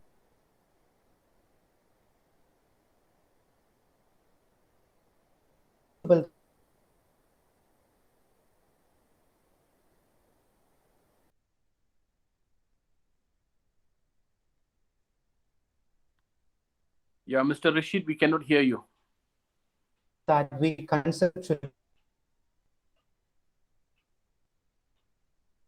Mr. Rashid? And implement a global category or at least a national category of tribal religion.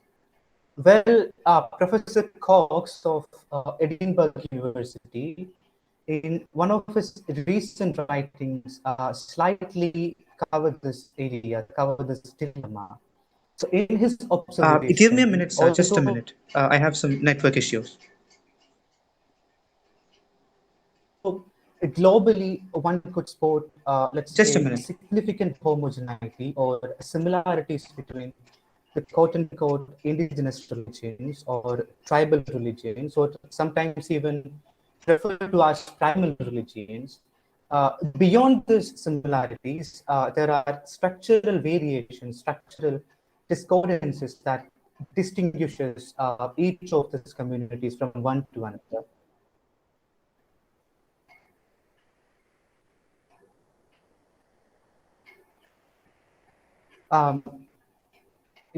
Mr. Rashid, your Now, voice is breaking. We cannot hear you.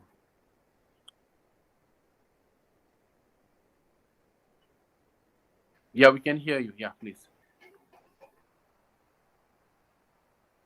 Yeah, please continue.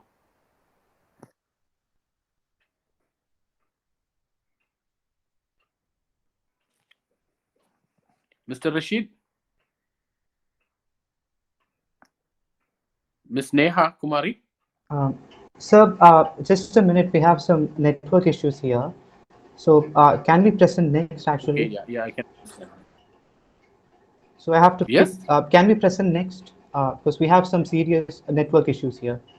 So the connection is a bit fluctuating. Okay, yeah. Please. Okay, fine. Yeah, thank you. Please settle with your network issue, okay? Yeah. Now I call upon Dr. Zoram Dinthara. Yes, sir. I am here. Dr. Zoram Dinthara is an associate professor in the Department of Mizoram University, and he will be presenting his paper on representing tribal identity of Mizo in the Select Mizo novel. Sir, please. Okay, sir.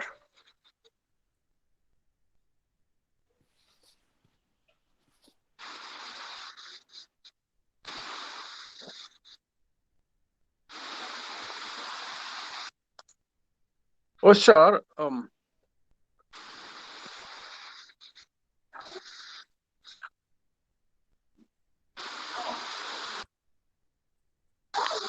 Hello, sir. Yes.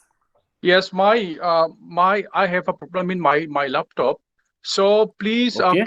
please allow me to read my paper without sharing. Okay. Okay. Yeah. Please go ahead. There is a problem in my laptop. Okay. So the title of my paper is Representing Tribal Identity of a Mizo in Select Mizo Novels. So I think you might not have familiar about Mizo novel. Okay, so I'll be introducing a Mizo novel. Okay, so the abstract in attempting to situate tribal identity in the Select Mizo novel, tribalism implies a strong cultural or ethnic identity that divides one member of a group from another group. Based on this well-built relationship, a member of a tribe in one society or state tend to possess a strong feeling of identity. Having this identity in mind, in this paper representing tribal identity of Mizo novel, Hoilo Pari, and then an attempt will be made on how the Select novel has reflect tribal identity of a Mizo. So in this paper, scholastic exercise have been also given rise to a more extensive analysis and a theoretical interpretation, including attempt to explain a meaning of a tribal identity. So in general term, we know tribal is a social group having many clans, nomadic bands, and other subgroups living on a particular geographical area, having spread languages and a singular culture. So practice of hunting, gathering, and crop cultivation also undertaken. In this regard, Oxford Dictionary has given the definition of tribal. A tribe is a group of people, families, clan, or communities who share social, economics, political, etc. ties and often a common ancestor who usually have a common culture, a direct and a leader. So in short, tribal life is characterized by a comparative physical and cultural isolation, simplicity, a small group size, low population density, and closeness to nature, both physically and conceptually. And then now here, an attempt will be, as I have said, will be made on how Hoilo Party, one of the premier Mizo fiction, has represented tribal identity of Mizo. So the selected work, Hoilo Party, published in 1936, is set in Mizo, set in Mizo and Silchar. In the latter part of the 19th century, an important period in the history of Mizoram. One important aspect of the tribal identity in community is a strong tie of relationship between a member. Generally, tribal people have a faith in their having descent from a common ancestor and hence believe in blood relationship with other members. Besides this, kinship plays an important role in a tribal organization. These tribal identities can be seen in the first Mizo novel, Hoilo Pari. And then show the story of Hoilo Pari tells us of a love of a group of young boys and girls who are in a critical period. A boy named Minga and Liena, characters, has a cruel stepmother who always called it the two boys, and this is the main obstacle for the two brothers. So Liena, unable to live under the cruel stepmother, and they decided to leave their home. But the two brothers do not know how and where to go. At this moment, a selfless bachelor called Zema came to them and sacrificed his life to guide them, not knowing where to go. While knowing everything about them, Chana, the son of the village chief, decided to join them unconditionally. After some time, they reached Silchar. While knowing all about their character and performance, they were recruited in the army by one English army officer. Fortunately, after 10 years away from their home, they have an opportunity to return to Mizoram. This is very, very interesting. And then another dominant tribal identity is that the members of the tribe marry into their own groups. Like other tribal culture of the world, the same happened to Mizo society, and this is frequently reflected in Mizo novel. In the present work, anti-hero Kuala, a son of an elder in the chief council, has tried to court the heroine Hoilo Pari for a very long time, but his attempt to win the heart of Hoilo Pari is coming to nothings. And at the same time, although Pari did not know anything about Minga, but still remain loyal to Minga, Kuala becomes angry upon Hoilo Pari, and her parents seek a revenge for his failure. So as per the decision made by the chief courts, Hoilo Pari and her family had to leave the only village they had ever. So when the two brothers reached their village, in no time, Minga know that Hoilo Pari and their family left the village due to cruel injustice upon her. And then now, this is one of the remarkable practices which have not been changed by the arrival of Christianity. And then, of course, there are stories a lot between Mizo and non-Mizo, and the readers are led to assumption that they may finally marry. But Mizo fiction writers are keen that they do not marry. And this is one of the unique characters of selected fictions. And then the practice of hunting is one important sign and remarkable tribal identity of Mizo. From time immemorial, the same practice happened to Mizo society. Like other tribal people of the world, the Mizos were also very fond of hunting and never miss hunting occasions. And they did hunting for religious and meat purposes. And among the animals, what attracts a Mizo hunter is elephant, and they were very much fond of hunting elephant, for which they went out for many miles camping for more than a month during 19th centuries. After clearing of the weeds, all the male wanted to utilize the best opportunity for hunting animals. So the selected novels also reflected that after clearing the forests of the two cultivations, the whole communities were preparing for community fishings, and we show the vivid picture of the community and the whole community fishings in which village chief cannot miss the opportunity.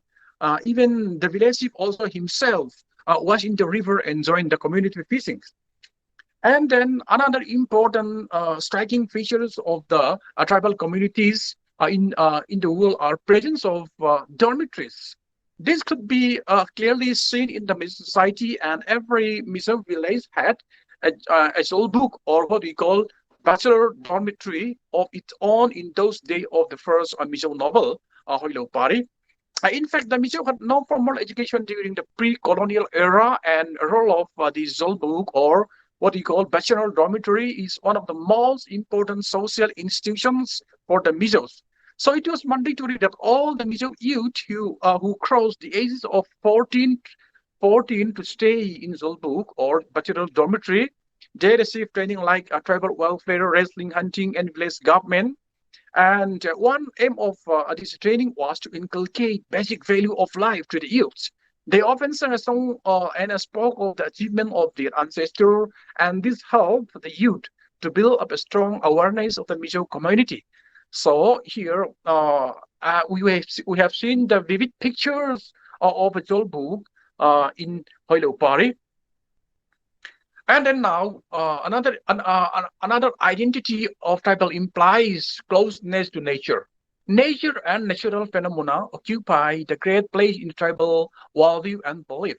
A tribal regards element of nature as a life and consciousness. Similarly, what attracts the writers of the selected works is nature, the importance and the beauty of nature. And it is also apparent that without reflecting the fantastic beauty of glory of nature, the writers or the fiction writer cannot conclude his works, his fiction. In the present work or in the selected work, what the author has introduced is the tiny speck of natural beauty in and around Mizoram. As he squeezes the comfortable weather and scenic beauty of Mizoram, the reader are submerged in it and find themselves breathing the fresh air and enjoy the beauty of nature along with the character of the story.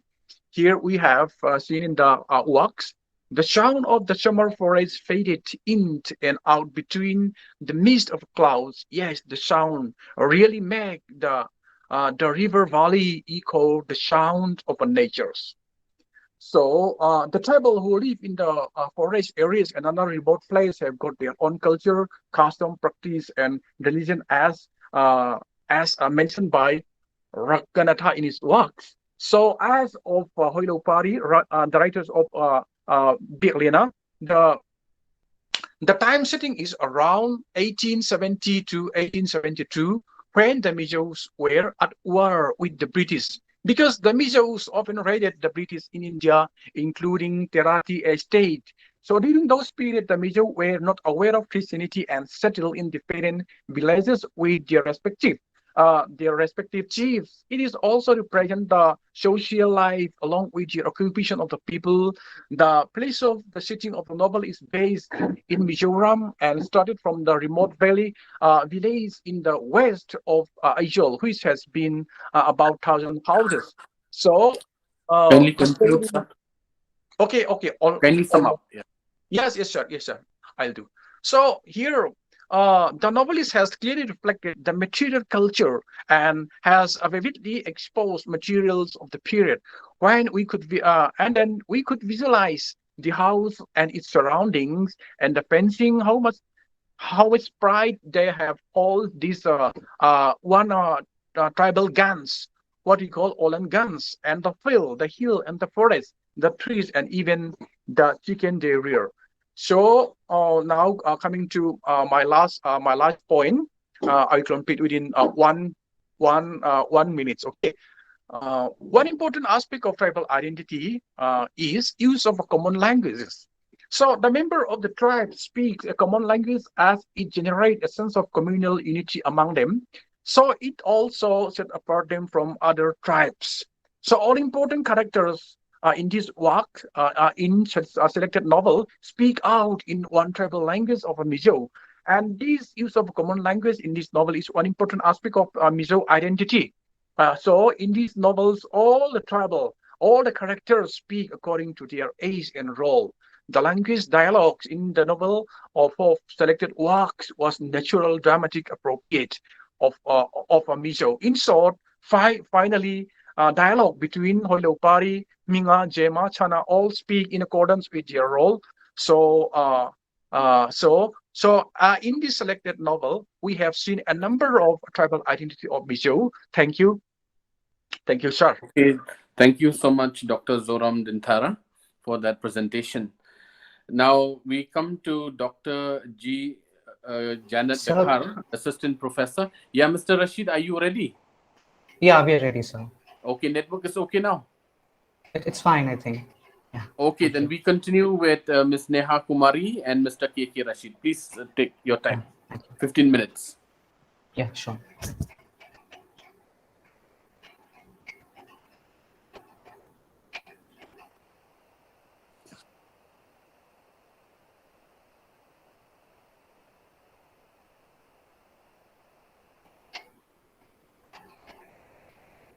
Is my screen visible to you, sir? Hello. No, the screen is not visible. If it's not working, your PowerPoint, please go ahead with your presentation. Is my screen visible? Yeah, it's visible now. Am I audible? Yes, it's visible.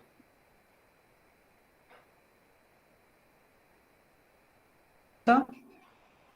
Anybody? Yeah, you're audible. Please go ahead. Okay, right. I'll do my presentation then. Is it visible now? Okay, right.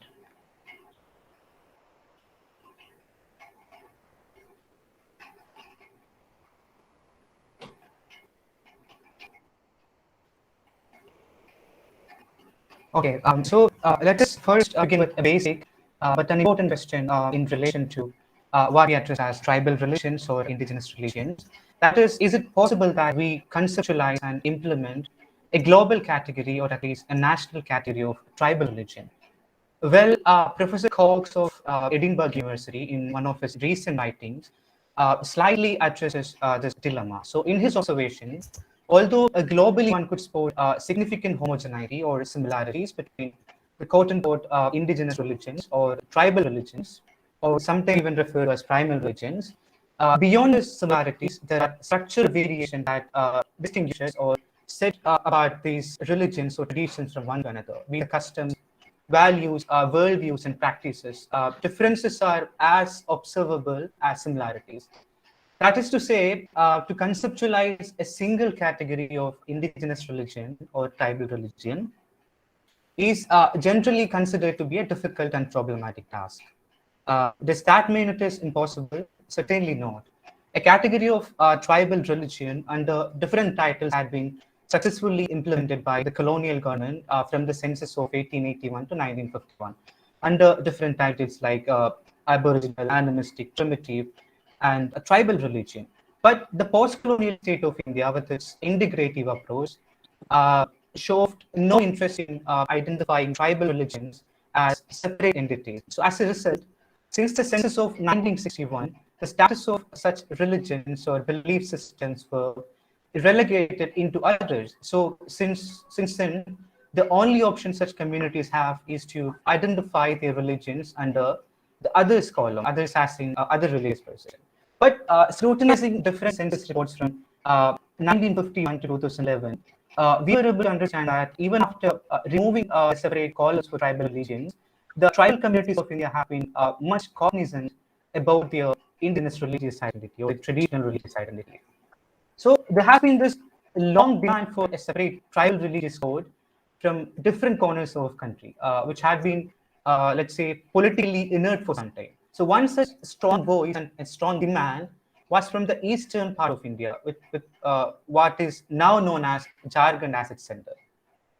And if you're a person who follows the Adivasi politics of Eastern India, it is very likely that you have noticed the recent resurface of this demand, and it is turning out to be a full-fledged movement with mass rallies, protests, and other demonstrations and intellectual discussions and meeting extra. And it gained political attention to an extent that both the chief ministers of West Bengal and Jharkhand have extended all possible support to the movement. So what is happening is that the Adivasi fraternity in Eastern India demands that their religion, namely Sarnacharam, be legally recognized and be a part of the census procedures. Let's say a movement for regaining the lost recognition. And they believe that having a separate religious code would not only help them to institutionalize and consolidate their religious identity as nature worshippers, but also it will help them protect their identity, let's say, from the influences of the quote-unquote external religions, including Hinduism and Christianity.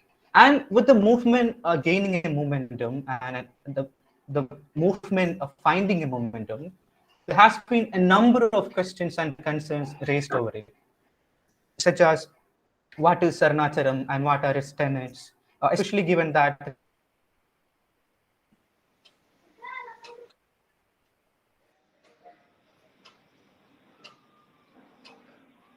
term is not so well known beyond the states of Eastern India. And questions like, are not Adivasis Hindus, and why would they be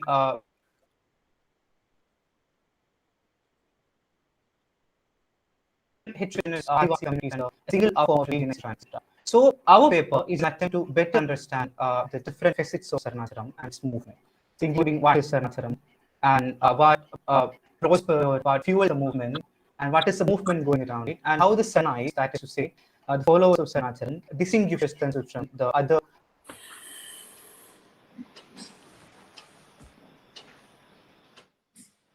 religious communities.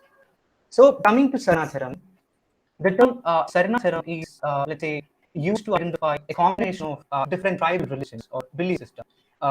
As you can see, the illustration here can be Orang, Munda, Sandal, Pahariya, and many other tribes who identify themselves as belonging to Sarnacharam. To be more precise, a Sarnacharam adherent, a follower, can be from any tribal community. The communities wherein other religious persuasions such as Christianity and Hinduism are also present. But the majority of the members from these states identify themselves as the followers of Sarnacharam, even though they have other religions. And coming to the structure of Sarnacharam, unlike many of the monotheistic religion, as Gavin Flood narrates Hinduism, there is no historical founder. There is no unified belief system, let's say, encoded in a creed of declaration of faith and a single system of soteriology. But there are historical contributors, if not founding fathers, similar cultural traits and evolving traits, if not unified and finished belief systems, and intersections within what is known as Sarnacharam. That is to say, Sarnacharam, according to our observations and understanding, is what we address as an intercultural identity or an interreligious evolving form of religious identity. An identity, let's say, wherein different communities with different belief systems finds a comfort and a tremendous feeling of belongingness. And what promotes this intercultural or interreligious identity is that, according to our observation and findings, is what Stuart Hall calls as shared cultural traits, especially based on the idea of nature worship or the identity of nature worshippers. And indeed, scholars like, as I mentioned, Stuart Hall and other scholars note that shared cultural traits are something that solidifies cultural identity. So as one of our interview noted that although there are variations that defines and distinguishes us from each other, the notion of sacred nature or nature as an agent between the profane and the sacred gives them a feeling of belongingness. That is to say, one of the major factors that congregates these communities is the idea that they are nature worshippers and they are different from other forms of religious persuasions. So coming to the history of Sarna religious movement and its evolution, 1970s, the late 1970s especially, is noted to be a turning point in the history of Sarnacharam, right? So with the formation of organization like Adivasi Mahasabha, there has been a significant shift in the socio-political and religious consciousness of the Adivasis of Eastern India, especially the Chota Nagpur Plateau. Right, it was Jaipal Singh Munda, the former president of Adivasi Mahasabha, who reportedly formulated what is the tenets of what is now known as Sarnacharam. Similarly, another prominent leader, namely Karthikuraun, introduced different modes and reforms into Sarnatharam, different modes of worship and reforms into Sarnatharam. And now, at the vanguard of the Sarna movement these days is political leaders, socio-religious leaders like Dharam Guru Bandhan Tika, the religious leader, Professor Karma Oran, and an ex-member of parliament, Mr. Salkhan Murmu.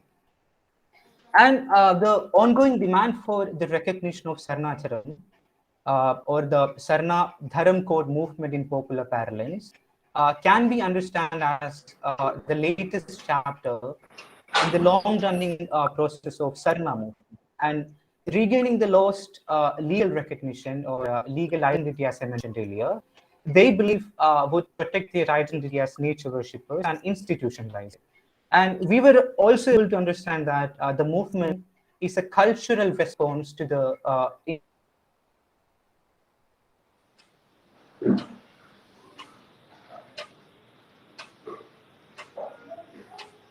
influence of externalities, that is to say, the influence of other religions, known Aboriginal Adivasi or Adivasi idea of religiosity. And another interesting facet of the growth of Sarnatharam and the evolution of Sarnatharam is that it ideologically and otherwise conflicts with Hinduism, especially, let's say, with the progress of the demand for a separate religious code. Many Hindu cultural and political organizations turned up and say that this is what is going on is divisive politics, and Hindu tribals, as they prefer to call it, Vanavasis, are an integral part of Hindu society, and there is nothing such as Sarnatharam or tribal religion as a separate entity. And they believe that tribals are an integral part of Hindu society, and Sarna movement is something but a divisive force within the major Hindu structure. And when asked about this particular dilemma, we received some interesting responses. So one such response was that the binary of a Prakriti Puchak and a Murti Puchak. To be precise, the difference between Sarnaites, that is to say a follower of Sarnacharam, and Hindus. So according to them, let's say the factors that distinguishes Sarnatharam from Hinduism is that, unlike Hinduism, the Sarnaites are untouched by the Varna Vyavastha. They don't accept the supremacy of Brahmins and Brahminic texts. They are rather guided by oral tradition and customary law. They have their traditional priests like Pahan, Munda and all, shamans, and most importantly, unlike Hinduism, there is no concept of idolatry in Sarnacharam. And there have been significant reformist and revival activities within the structure of Sarnacharam, which include the popularization of Sarna Prarthana Sabhas, that is Sarna prayer meetings, weekly meetings, textualization of their religious chants and songs, and routinization of their religious activities. And the point to be noted here is that different Sarna communities have, let's say, different methods of institutionalization or routinization.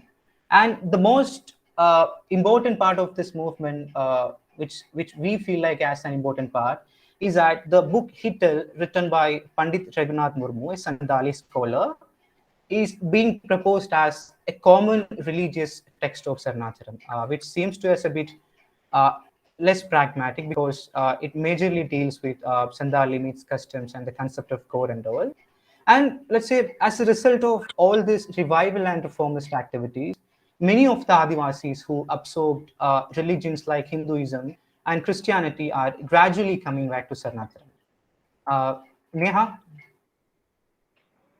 Yes, here I try to conclude all the sections, whatever Rasid had discussed. We can say that since Sarna Dharma is still progressing an unfinished form of the religion, and it is uncertain to predict what would be the future of this movement. But since Sarna seems to gaining popularity rapidly, it is very likely that the getting the code or code sanctions would unite the many more tribals under the Sarna Dharma. If you see beside the West Bengal, Jharkhand, Odisha and Bihar or other 24 states are also reported as a followers of Sarnadharam. And different communities and organizations they represent and existing their report to strive the legal recognitions of Sarnadharam.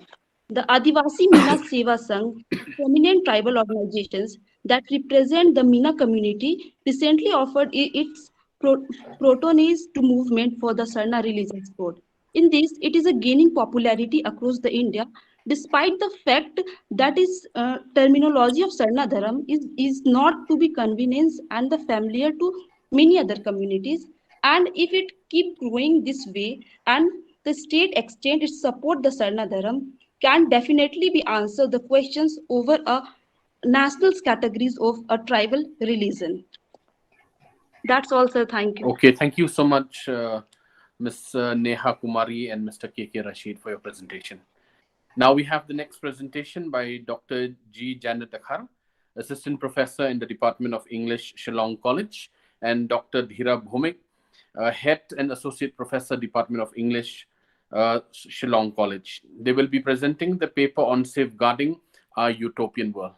Ma'am, time is your time now. Yeah, good afternoon, respected Chairperson, sir. Good afternoon, everyone.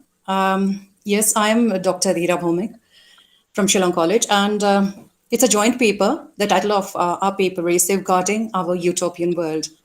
And sir, I seek your permission to share screen, can I? Yeah, please do.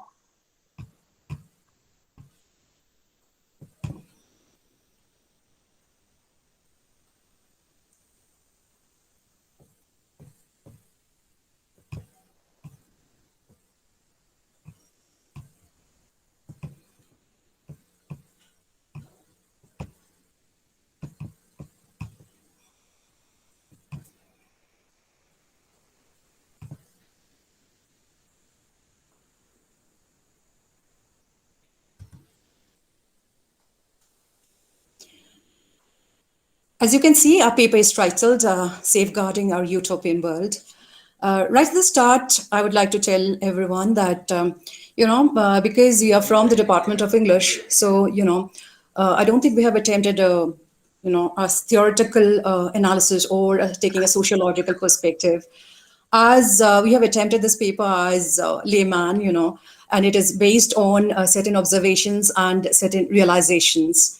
And the word utopia, the way we have used it in the title, I want to make it very, very clear. In fact, we would like to make it very clear, when we speak it or use the word in the world that we have tried to describe in that particular world, utopia is definitely not intended or enforced. It is rather a way of life which you came across and which is a lived reality. It is a way of life and it's a lived reality, and that's the way, that's where it is unique and it's most beautiful. We were fascinated, especially me as an outsider. I saw it all and I had a discussion with my friend and we came up with this paper.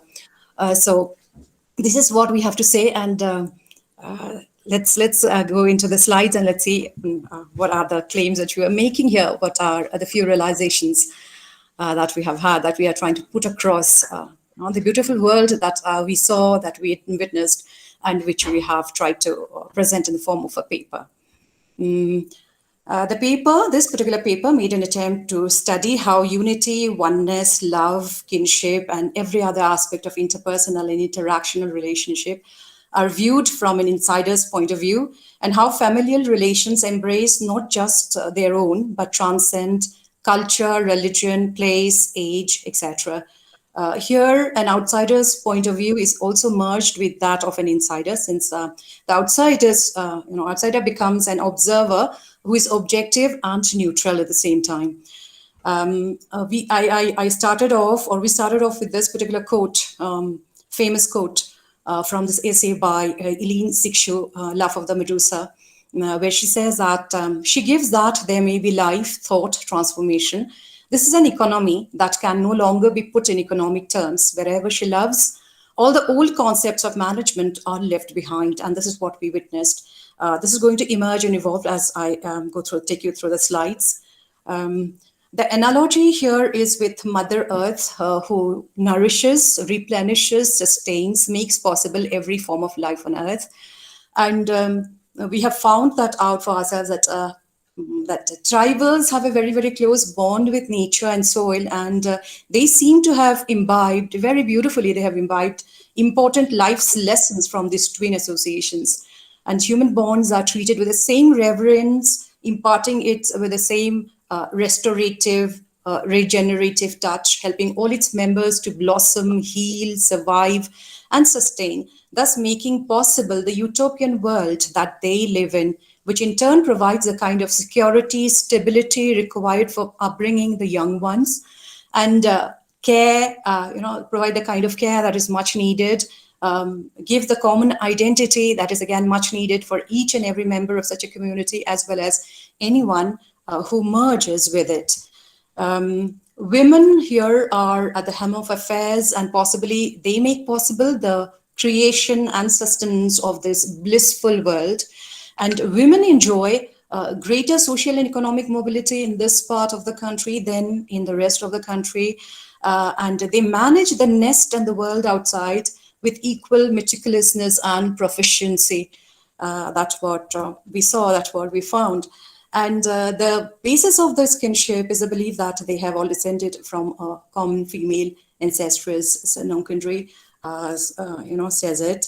And then for our case study, I hope I'm not rushing through it. For our case study, we went to the village of Sorinkam, studied and interacted with a particular clan called the Dakar clan, and interviewed the first and second generation members besides the ruling matriarch of the family.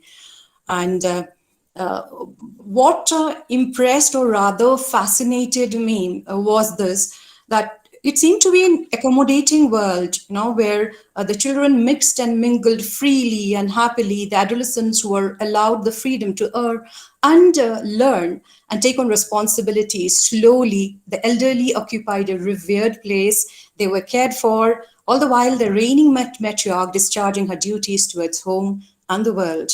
We're talking about a near perfect world, maybe a reason why we've used the word utopia. Now, this Dakar clan of Sorinkam village, the largest village in Asia, also has a common fund association, KUR, and then they purchase utensils, huge and small, plates, spoons, plates, huge cooking pans, buffet sets, chairs, etc. Wherein if there is any death or marriage or birthday in the family or of any member of the clan, they don't need to buy or rent. The Dakar clan has also has an annual clan meet, I think, which is true of every other clan, where all its members meet and eat and celebrate together once a year. And this clan in Sorinkam is joined by other members of the same clan, numbering in hundreds and thousands, who join in from Tawar and from East Khasi Hills, Shillong, then North Yang, Jaintia Hills, and also from various parts of the states. In such programs, the poor families of the clan are given blankets, then supplies or financial help. Also, the roots, lineage, and tradition are read out so that the younger generation and those staying in the cities, etc., do not forget their roots. Another way of maintaining such a blissful world by them is through oral transmission. That is, the grandmother of the house ensures that she imparts the values of love, unity, and togetherness, also moral and spiritual blessings and teachings to all the children, grandchildren, great-grandchildren, and teach them to maintain such qualities which the clan has continued to believe in from so many generations and is to be continued on in all its preciousness and sanctity.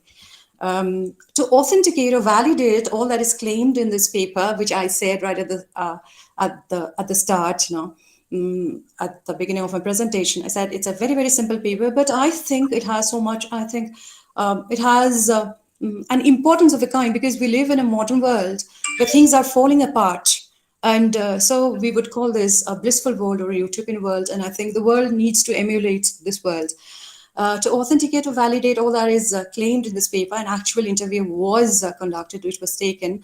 And we conducted this interview with the oldest matriarch, whose name is Mrs. Matrisha Dakar.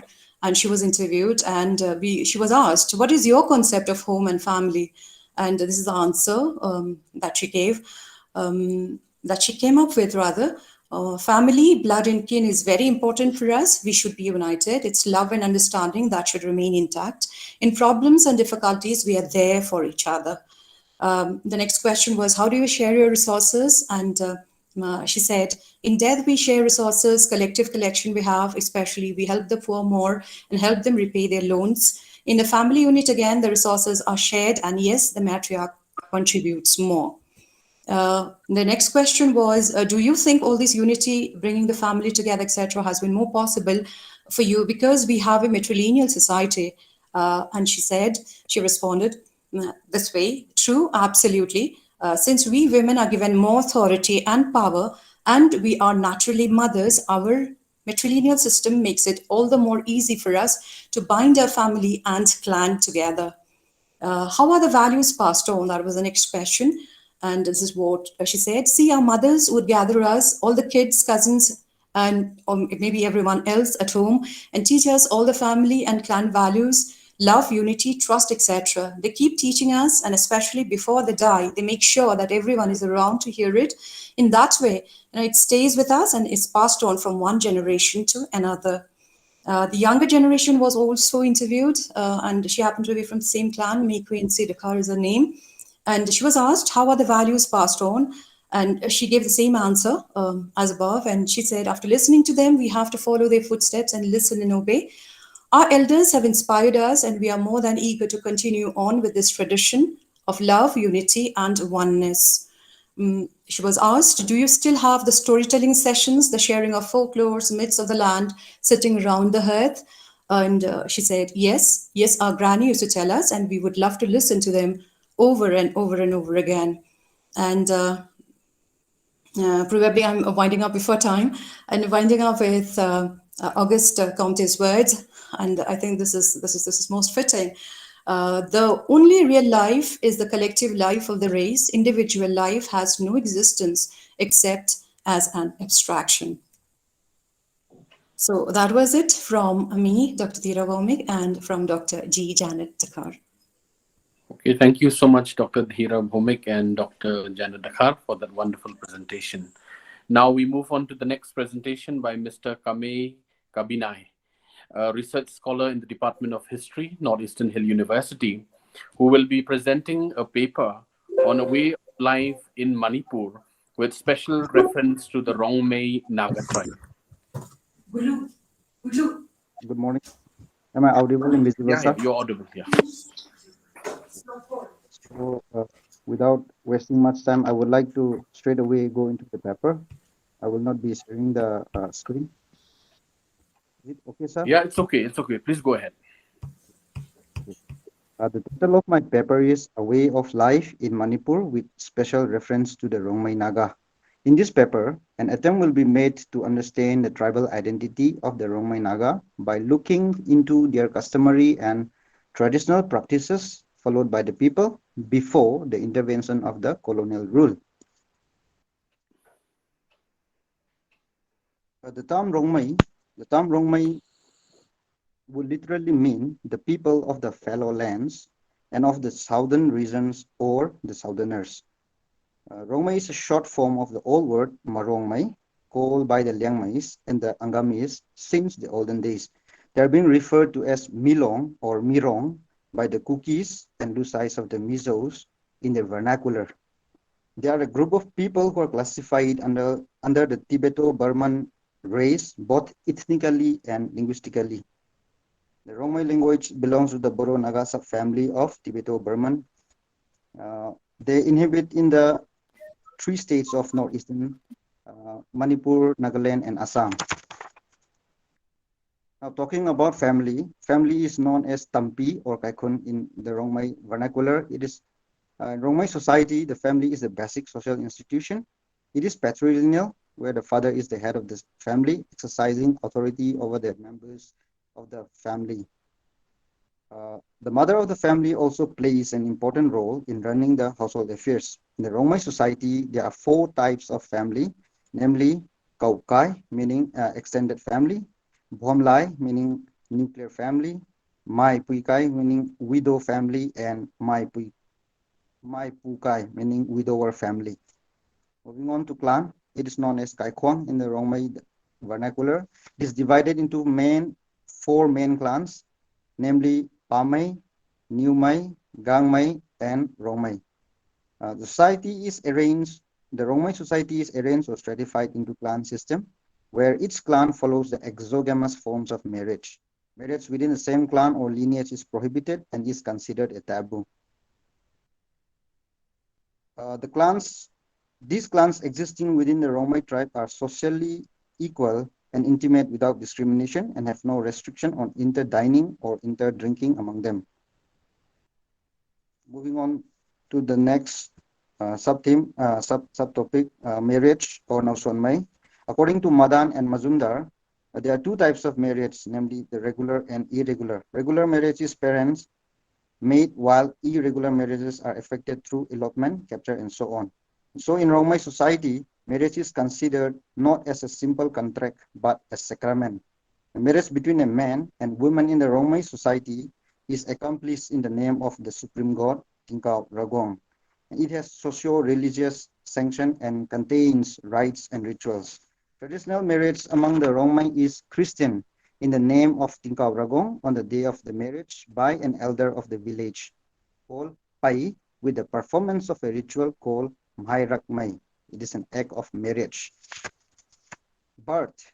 Birth is known as Na Puanmai in the vernacular language of the Rongmai. Birth is believed by the Rongmai as an important social event with many traditional practices associated with religion.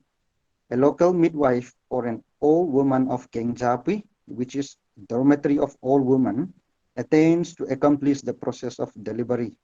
Expectant father is not permitted to join the party during the process.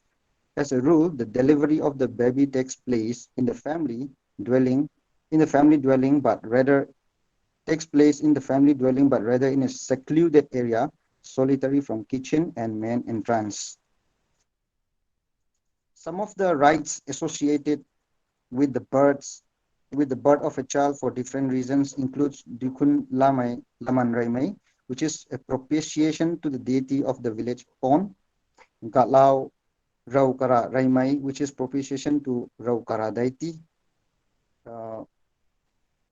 and among them the Nazumgaimai and Nasankanmai, which is the biggest rite of the worship to Tingkau Ragong for the longevity, good fortune, and issues of the child. Death. That is known as Thaimai. Death signifies the total cessation of life process that eventually happens in all living beings. There are two types of deaths according to the Rongmai, namely Thaigai Tatmai, which is natural death, and Thaisi Tatmai, which is unnatural death. Traditional practice associated with the death includes the rite called Banteng Sunmit Lomai or Taimun Lomai, which is giving the comfort of the dying person by family members and relatives. Establishment of a new village, of a new Rongmai village. The setting up of new village was not a normal affair among the people of Rongmai tribe. In the ancient days, the people were conscious before undertaking such actions that they take such decisions only after seeking omen and consultation with supernatural spirits by offering sacrifices.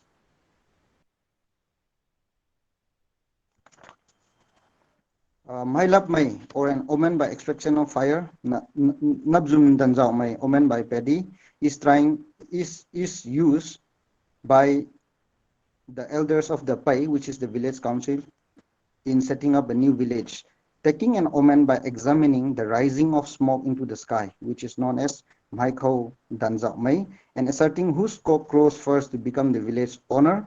The village food in charge and the common traditional practices followed by the Rongmai tribe in setting up a new village in the Rongmai society. Religion. The traditional belief of religion of the Rongmai is basically based on the fundamental belief of one supreme god called Tingkau Ragong. It is an ancient religion preserved and practiced through oral traditions through the centuries. Religion is deeply rooted in the cultural heritage of the people. This religion also possesses the features of polytheism and henotheism. And the forms of worship is classified into worship by chanting his name as Au Tingkau Ragong, worship by offering of water to him, performance of sacrifices, ceremonies by individuals, and performances of great sacrifices. Ancestor worship is another important part of the religion where the souls of the ancestors are worshipped. Dormitory system.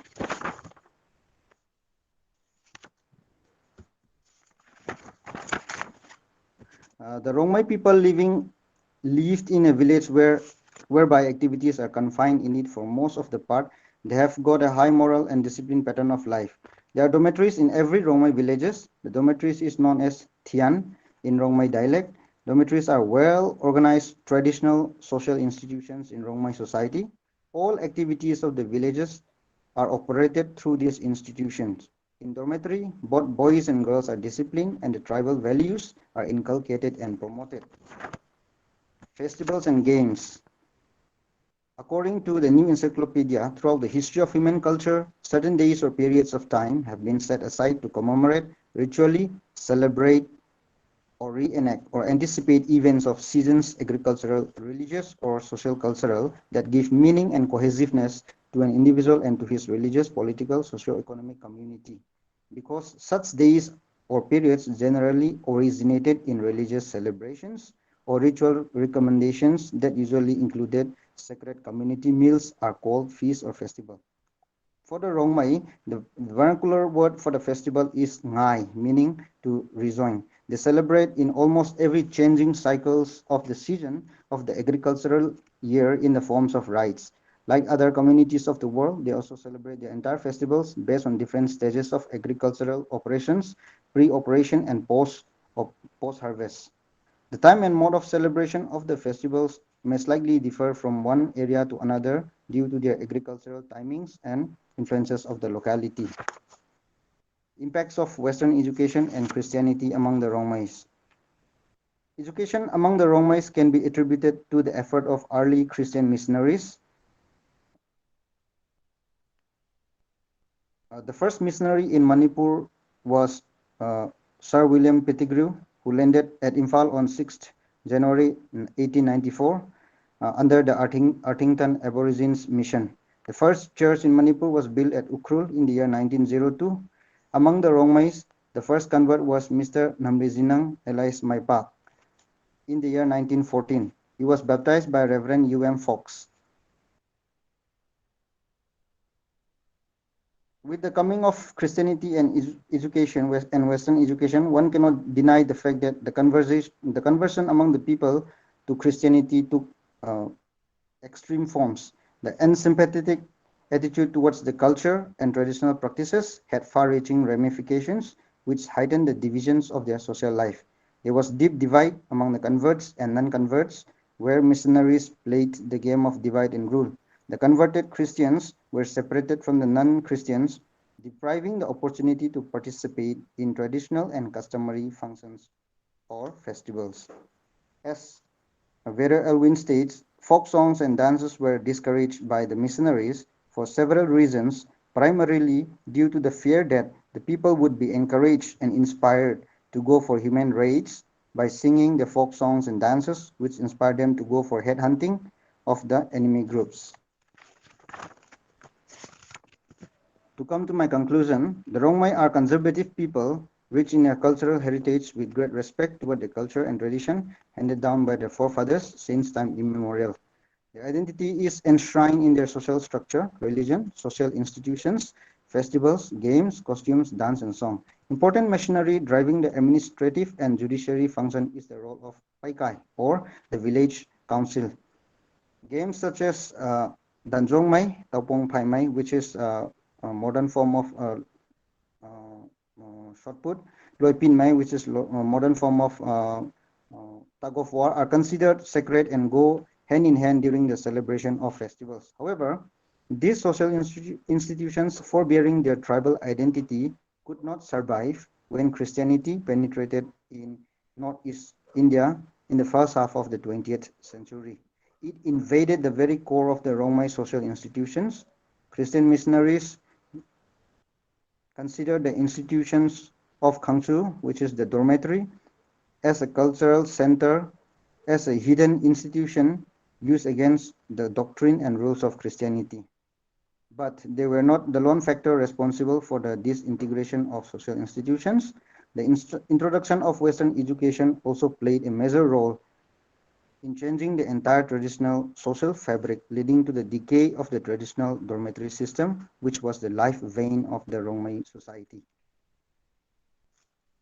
So this is the end of my presentation, sir. Okay, thank you so much, Mr. Kabinai, for the presentation.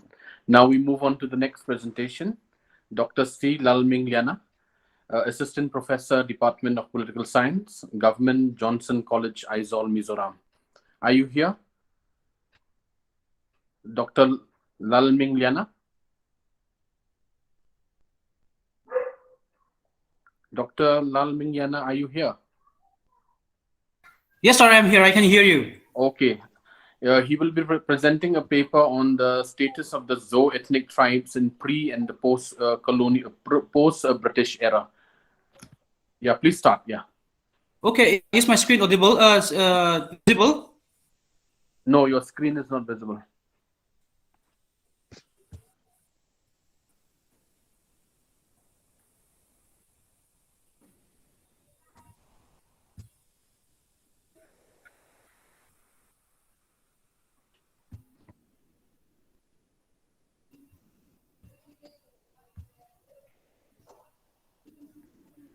Okay, anyway, I'm audible, right? Yeah, you're audible. Please go ahead. Yeah. Okay, thank you so much. Today, I'm presenting my paper on status of the Zo-ethnic people in pre and post-colonial era. What I want to say before going to my presentation is, right now, like there is a nomenclature regarding names, like the people of the Zo-ethnic tribes, because of the colonial distribution of the territorial, the Zo-ethnic tribes, they are living right now in the three sovereign countries, that is Myanmar, formerly Burma, and India and Bangladesh. Therefore, like Wumson, in his Zo history, he stated the term Zo or Zo is used for naming the Indo-Burman people. All right. So, as far as history is concerned, the term Zo, Z-O or J-O may be like is believed to be one of the oldest term or name which is believed to be referred to the Zo-ethnic tribes people, and then the Mizo of the Mizo people of Mizoram. Today also they were believed to be like belonging to these ethnic tribes. He first said that because of the frequent contact of the Zo people with their neighbors, it became difficult to know which people should be designated as Zo or other name. So writers like Wumson prefers to use the term Zo, whereas other writers, including Bilal Tangliana, use the term Mizo to refer to the ethnic tribes. So the so-called Zo ethnic tribes, collectively known as Zo Natha, Zo Fa, Mizo in Mizoram, and other territory, trace their common origin to a mythological cave, which is also known by different names by different tribes, such as Chinlung, Hurpi, Kul, Kur, Kurpi, Kurtubizur, Khor, and Puk. So the ethnic tribes living in different parts of the world, maybe in Myanmar, maybe in India, or maybe in Bangladesh. Like the common things which they have is trace their common origin to a cave called Chinlung or Hurikul, something like that. The names of the cave is different depending upon the territorial settlement of these ethnic tribes. But the common things is that they all trace their origin to this cave, which they believe to be situated or located in the present-day China, somewhere in China. So H. in his Masang Chantin stated that the Zo people were one stock of the Mongoloids, were believed to be originated from China near the rivers of Yangtze and Huanghe.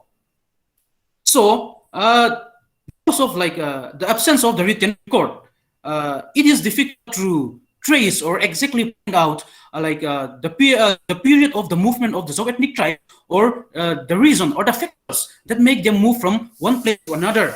But it is from history, it is believed that the Zo people or the Zo ethnic tribes, ancestors of the Zo ethnic tribes, migrated from one place to another.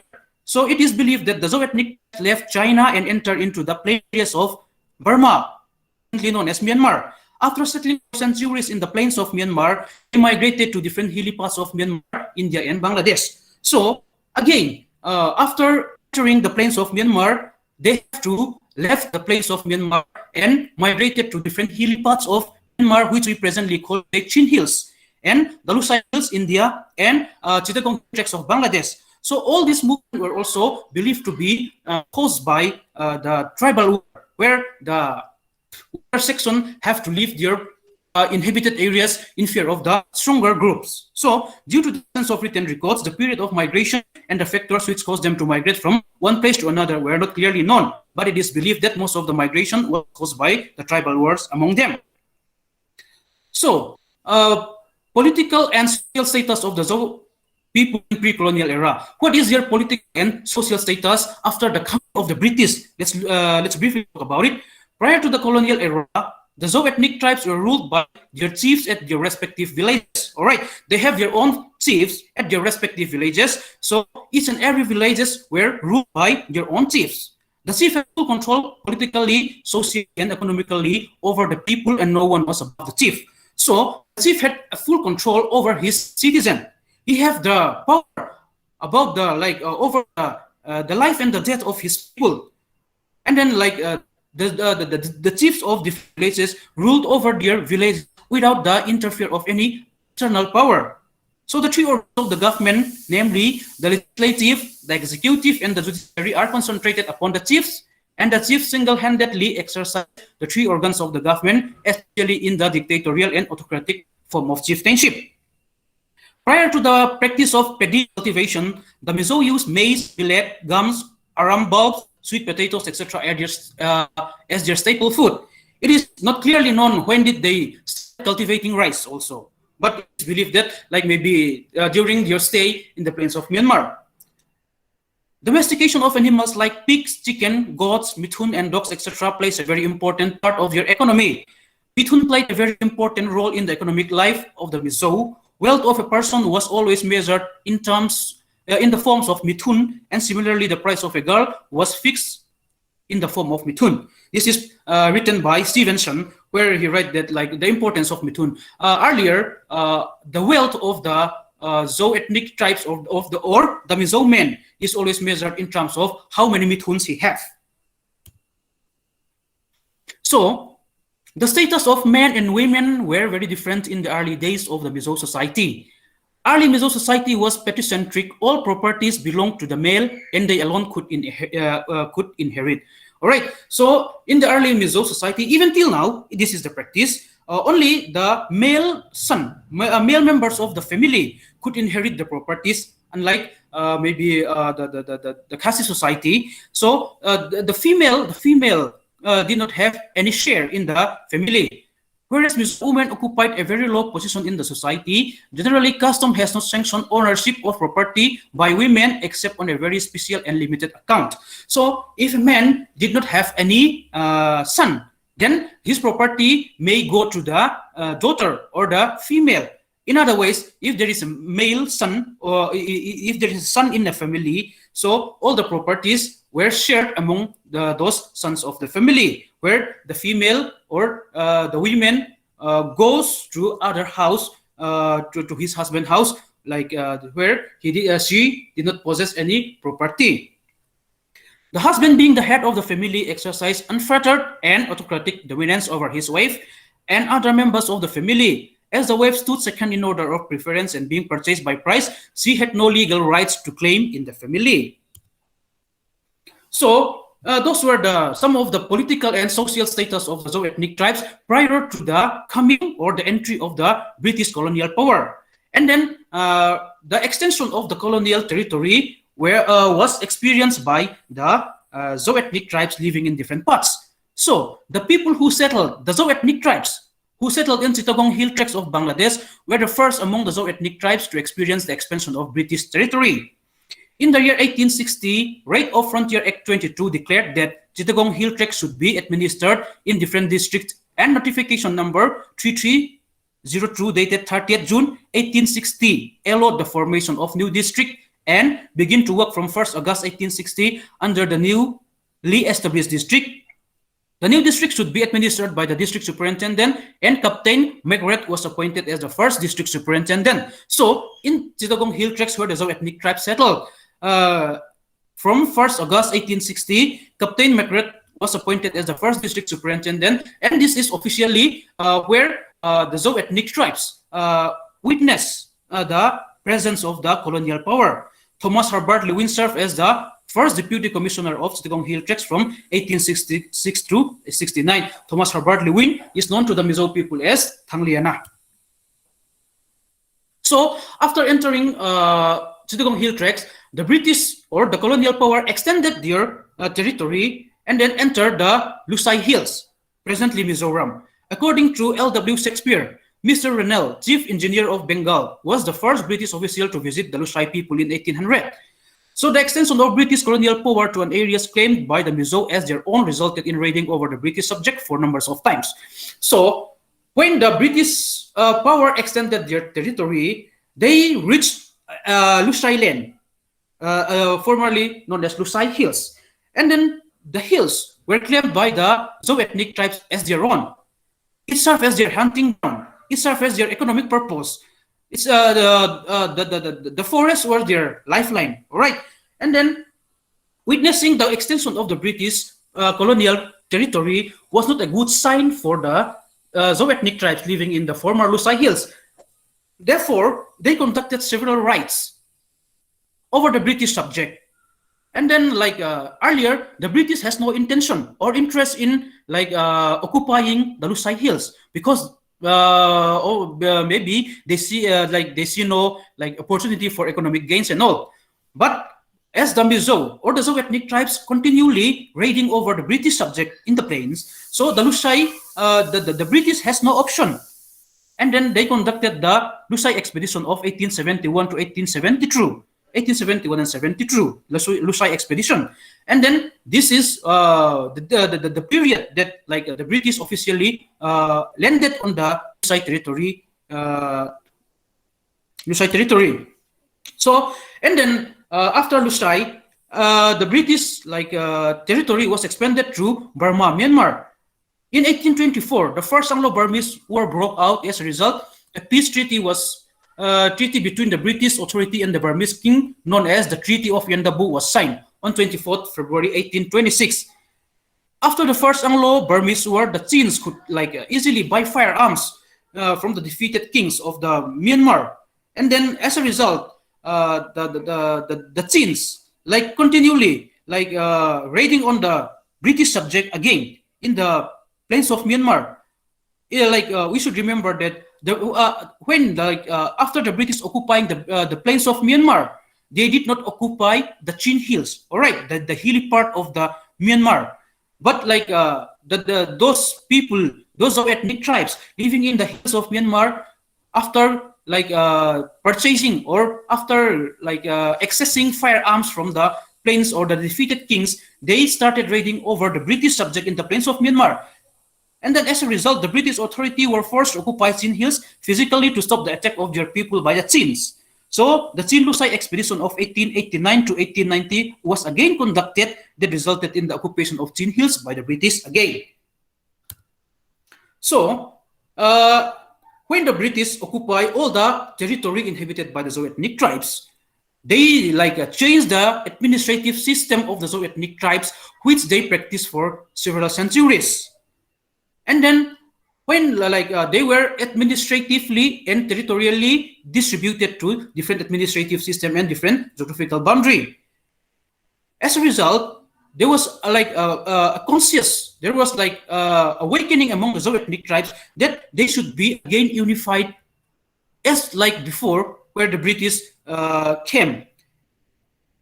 Therefore, different unification movement took place. And then the only first democratic freedom movement was started among the Zo ethnic group by Thanpet Mang, a Zo tribe from Kanpet-led Chin Hills way back in 1933 with the formation of Chin National Union. A memorandum was submitted to the British government for self-rule of the Zo people. However, many leaders of the party were imprisoned, so they could not make much headway. That was one of the unification movement led by Zo ethnic tribes in Myanmar. And then in India, Manipur, the Kuki National Assembly, KNA, was the first political party formed by the Zo ethnic group in Manipur, and it was formed on 24th October 1946. The Kuki National Assembly raised the demand of Kuki state and submitted memorandum to the Prime Minister of India on 24th July 1960, when Hausa Kam Chonglei was the General Secretary. Different tribes of the Zo ethnic tribes were included in the state demand of the Kuki National Assembly. And then insurgent movement took rise among the Zhou ethnic groups of Manipur. There were many others political parties formed in Manipur that demanded for the unification or the separate territory for the Zhou ethnic tribes, which we cannot mention in detail, but I have mentioned in detail in the full paper. So insurgency movement took rise among the Zhou ethnic group of Myanmar after the signing of Mizoram Accord. However, insurgency movement and demand for homeland began with the formation of Kuki National Front, KNF, in 1988. After that, many insurgent groups have been formed among the Zhou ethnic group. Insurgent groups of the Zhou Chin Kuki ethnic stock in Manipur are now broadly divided into two groups, namely Kuki National Union Organization, KNO, and the United People Forum, UPF. And again, in Mizoram, there was like a freedom movement led by the MNF, the Mizo National Front, which was formed as a political party on 28 October 1961 at the residence of Laldenga at Tuikotlang, Aizol. The aim of the party, as the name implies, was to demand a sovereign independence for all Zhou nationals living in Burma, India, and East Pakistan, Bangladesh. So the MNF, under the leadership of Laldenga, took up arms and fought against the government of India for 20 years. That is from 1966 to 1986. But like the Mizo army, the untrained army, could not stand for so much long, for more than 20 years, against the well-equipped and well-trained army of India. And as a result, the MNF yes, sir, I am about to conclude. Handed over their weapon to the government of India, and the Mizoram Peace Accord was signed in 1986. So, for my conclusion, the expansion of colonial power resulted to the change of administrative system, which was practiced by the Zhou ethnic tribes for several centuries. The administrative division during the colonial era and demarcation of geographical boundary after decolonization resulted in the separation of the Zhou ethnic tribes into three sovereign countries, Myanmar, India, and Bangladesh. So, the Zhou ethnic tribes from different areas, till today, they were fighting for their unification and submitted memorandums to even the UNO, like there is ZORO, Zhou Unification Organization, and then the MZP, which were taking different steps for the unification of the Zhou ethnic tribes living in different parts of the world. And many movements had been taking place, and then it is still taking place till today, and it is not known when their aims should be achieved. It may never be achieved, or it may be achieved in the near future. No one knows. That is an ongoing movement. Thank you so much, sir. Okay, thank you, Dr. Lalming Liana, for that presentation. Now we come to the last presentation of the afternoon is Ms. Lahun Dashisha Rumno. She is a research scholar from Tata Institute of Social Science, Guwahati, and she will be presenting on Beyond the Identified Identity, Lived Experiences of Khasi Producers. Ms. Lahun. Thank you. I can try to share my PowerPoint, right? Yeah, please do. Okay.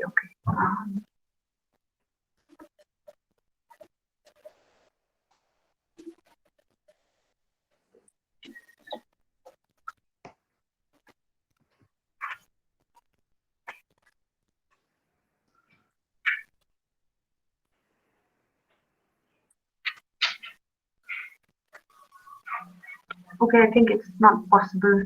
Okay, you can go ahead with the So shall I just? Okay. Very good afternoon to all present at today's meet.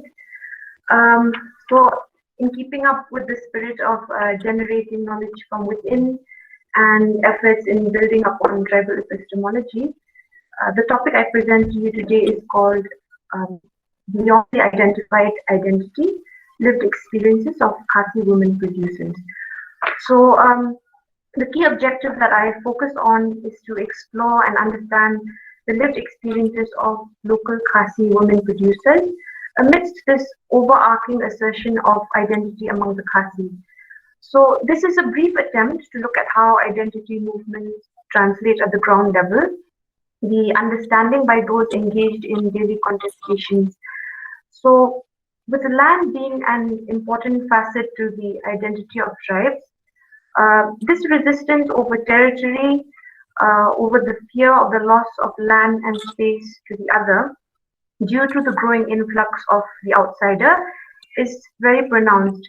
And it is important to note here that diverse realities exist, and hence the context I discuss here cannot be taken as the universal truth of the experiences of the Khasi, but the reality lived and confronted represents only one trajectory of this resistance, for which I trace back historically to Wycliffe's aim in the 1940s, who spearheaded the cause for protecting the Khasi Hima or states from annexation by the Indian Dominion.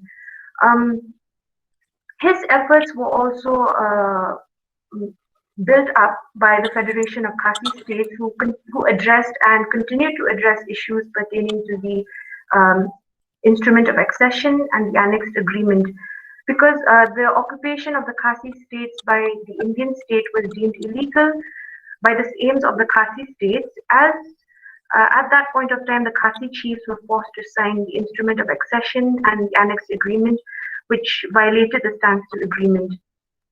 The political scene since this time itself was marked with many differences of opinion among the various Khasis aim, because some of the states had already signed the IOA and AA, whereas mainly the Hima Nongson under Wycliffe's aim had held strong opposition against it.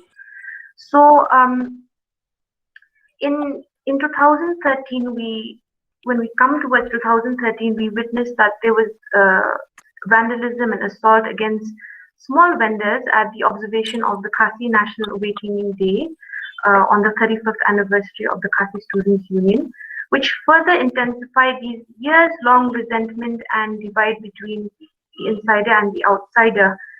And when we move forward to more contemporary times, such as 2013, the most recent, the severe riots that took place at Temmator or Sweepers Liner Colony, located adjacent to Yodo, which is the site of my study. The reason I look at Yodo is because, being such a contested space, I found it crucial for exploration. Yodo has this long history of functioning as the largest wet market in Meghalaya, where most local producers and merchants come to sell their produce. But over time, we have seen that there's this growth of non-local occupation of the market, which has led to displacement of local producers and vendors, and there's this growing competition, especially considering how stalls at Yodo can amount to a rent of amount of 15,000 rupees per month, which most of our poor local producers cannot pay, thus relegating them to footpaths and the streets.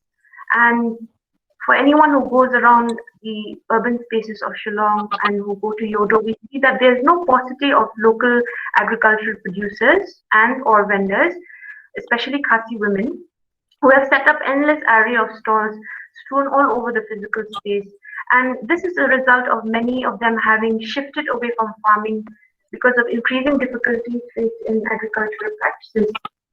So this shift and move towards the urban vicinity, however,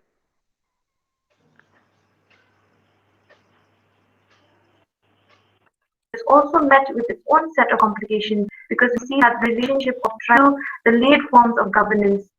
And this is where my respondents at Yodo also expressed their concern, where their main concern over here is more on governance of a Jingsan Shah, or rather the lack of it, because we see that traditional governance structures have changed under the influence of the British and the Indian state, which has led to an overlap in this traditional and modern, and it renders a lack of accountability on the part of stakeholders towards the rights of their citizens. We also see that the arrival and wreckage of the COVID-19 global pandemic has affected the lives and livelihoods of these daily wage agricultural producers, who greatly rely on Yodo especially, and with the government's approach to deem spaces such as Matran as illegal vending spaces, it has added more to the contestations that our local producers face, because we see that with the loosening up of protocols, more affluent businesses were slowly allowed to function, whereas those relegated to the streets were still were still not allowed to function. So this ambiguity in this tribe to land relationship in the urban space and in the wet market of Yoto, it becomes an ethical problem to the tribal existence, as their agency to land, to self-determination, to self-rule are subjugated due to the manipulative force of power and politics, as we see that is played out either by state or non-state actors. So due to these deprivations faced, Khasi women agricultural producers have begun making efforts towards taking back this agency by collectivizing themselves. And in this, we see the example of the Meghalaya and Greater Shillong Progressive Hawkers and Street Vendors Association, because it is through this association through this platform, that we see that the debate is transcending beyond this simplistic contradiction, of the resistance of the outsider versus the insider, because the association consists of both life worlds of the tribals and the non-tribals. So, looking at the lived experience of one of my key respondents in my study, she highlights more of a symbiotic relationship between tribal and non-tribal producers, because most of the discontentment is directed and is felt towards those who should be leading and protecting their own in their capacity as community or state leaders. And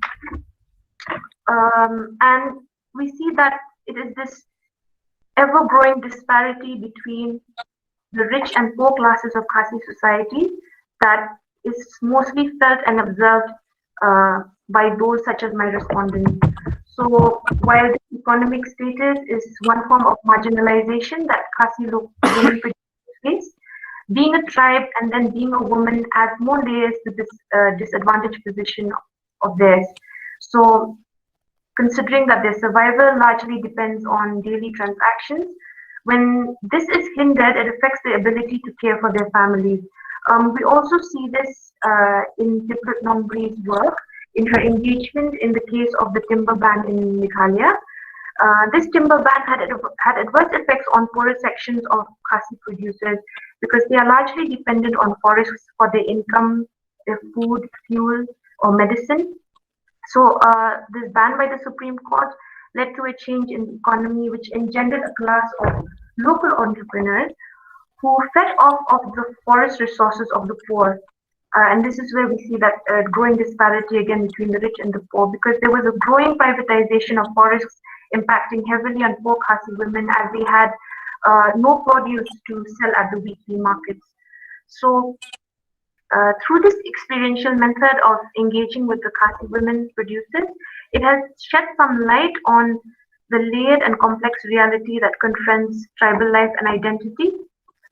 It is seen that from these experiences, the discontentment is far more internal and far more complex than the insider-outsider dichotomy, and it is entangled more in a class struggle amongst their own. There are larger processes and dynamics at work that intersect to perpetuate this historical hurt and this unrest of the Khasi tribes. So the identified identity of being a Khasi versus non-Khasis or versus non-tribals is more nuanced, and it requires a far more intricate understanding of the layers that exist.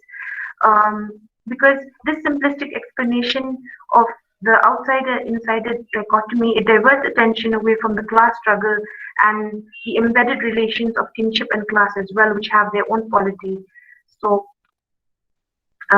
with this, I conclude my presentation. Thank you. Okay, thank you so much, Ms. Rahunda Shita, for the presentation. Since we are already late by 15 minutes, because the next session will start at 2, that is what I'm being informed just now, we'll be having a lunch break. So we come, in fact, now to the discussion part. It's open for questions and answers. So please kindly put forward your question and try to be as brief as possible.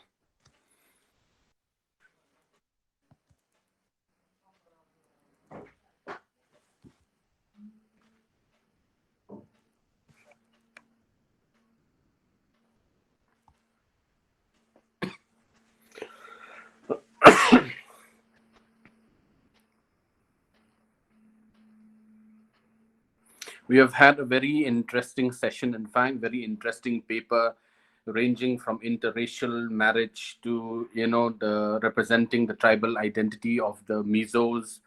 And then, we have been talking about, the way of life of the people of Manipur, especially with special reference to the Rongmei Naga tribe. We have heard also just now about the status of the Zo tribe, which was just unlike the Khasi tribe. And just now also we have heard from Ms. Lahun Shisha, a very interesting paper. So please come forward with any kind of, questions that you have, comments, observations that you have. We have only 10 minutes, and I'll just give a brief sum up on all the 7 papers that was being presented just some time ago. Yeah, please come up with questions if you have.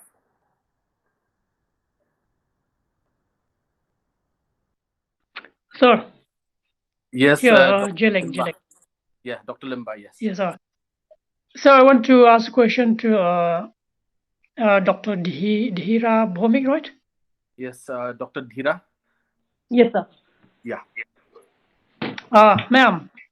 Yes. I want to ask a question on the part which you refer to the statement given by Patricia Mukim. Not Patricia Mukim. Yes. I did not refer to her. Which one? No, I did not refer to the her. one which you make regarding the matriarch or patrilineal society and all that. Yeah, but I did not refer to Ma'am Patricia at all. Also, sorry then, but there's a point which you refer because of the interruption of internet. Okay. I could not hear it properly. Right, sir. So there's one point which you say that it's correct to say that the matrilineal society surrounding a mother, but there are parts which you say, if I'm mistaken, regarding the larger contribution made by the matriarch. So I want to have enlightenment on that. What do you refer to, or to which part of the larger contribution made by the matriarch? Basically what I was referring to was a borderless world that I witnessed. A completely selfless, very, very accommodating world, right?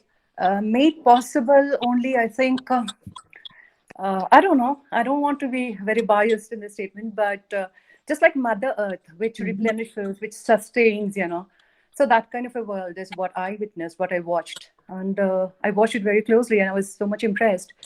And you see the matriarch being at the helm of affairs. She manages the home perfectly well, and she's also, she takes care of the outside world.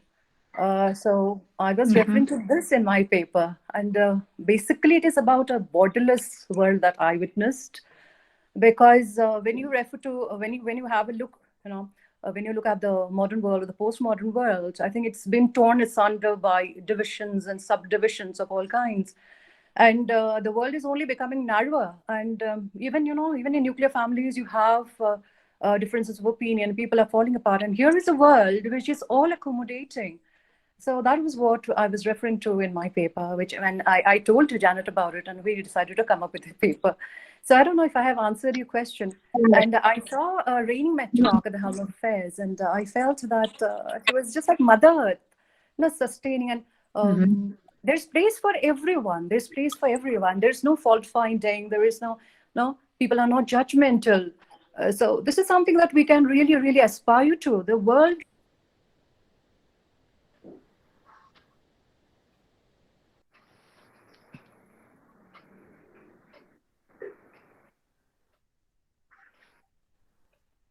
Dr. Dhira? Really all the boundaries. So I don't know. That's what. I hope I have answered your question. Well, all right, ma'am. If you refer on it, if that is the aspect you're referring to, I think I agree with you. I thought that you are trying to make a general contribution on the society. I would just like to say something. Yeah, Janet. Sorry, I'm here for Dhira. Actually, I'm traveling. That's why Dhira has to present this paper. But as Dhira said, I just want to second all that, when we went to my village, and this is actually what we witnessed with our eyes.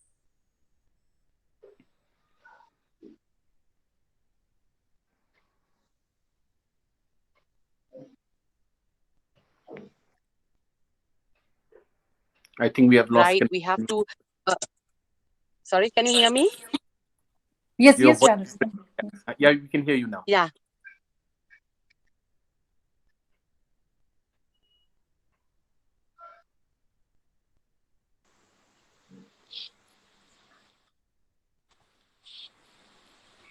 I think we Taken have, actual interviews. Sorry, can you hear me? yeah, we cannot hear you. Your voice is breaking. Okay. No, I just want to second all that whatever we have written is not based on some theory or based on some some fictional imagination of the clan, but is an actual real experience, and an actual interview was taken. Okay, Dr. Limba, are you satisfied with the answer? Yes. Making a general conclusion, but if you just respect you are presenting in your paper, so I agree with you. Thank you. Thank you. Okay. Thank you so much, Dr. Limba, Dr. Dhira, and Dr. Janet. I think we have a question in the inbox to Kame. Please, I cannot read this question over here. Yeah, Amanda, can you read the question? Can you put the question to Kame? Amanda, are you here? Yes, sir. Yes, sir. Okay, Kamai, I just wanted to know, is there still any indigenous religion that is still practiced by the Rongmei right now? Like Yes, here we have the yes, yes. Sengkasi, the Sengrat in Shillong and Meghalaya, or are all of them converted to Christianity? Just that I want to know. In answer to Ma'am Amanda, yes, they are still indigenous religion. Around 30% of the Rongmei community, they are still practicing traditional religion called Tingkau Ragong Cabrek. We can usually short form as TRC. So we are the Rongmei are all not converted. All of them are not converted into Christianity. And in fact, there is a reviving movement of this indigenous religion in Manipur, as far as Manipur is concerned.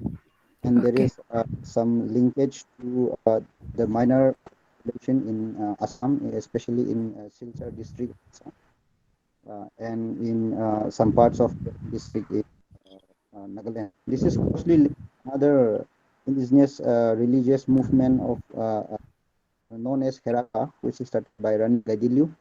And so, yes, this is very much alive, and 30% of the population are still practicing this indigenous religion. Okay. Thank you, Kamai. I just wanted to know that. Thank you.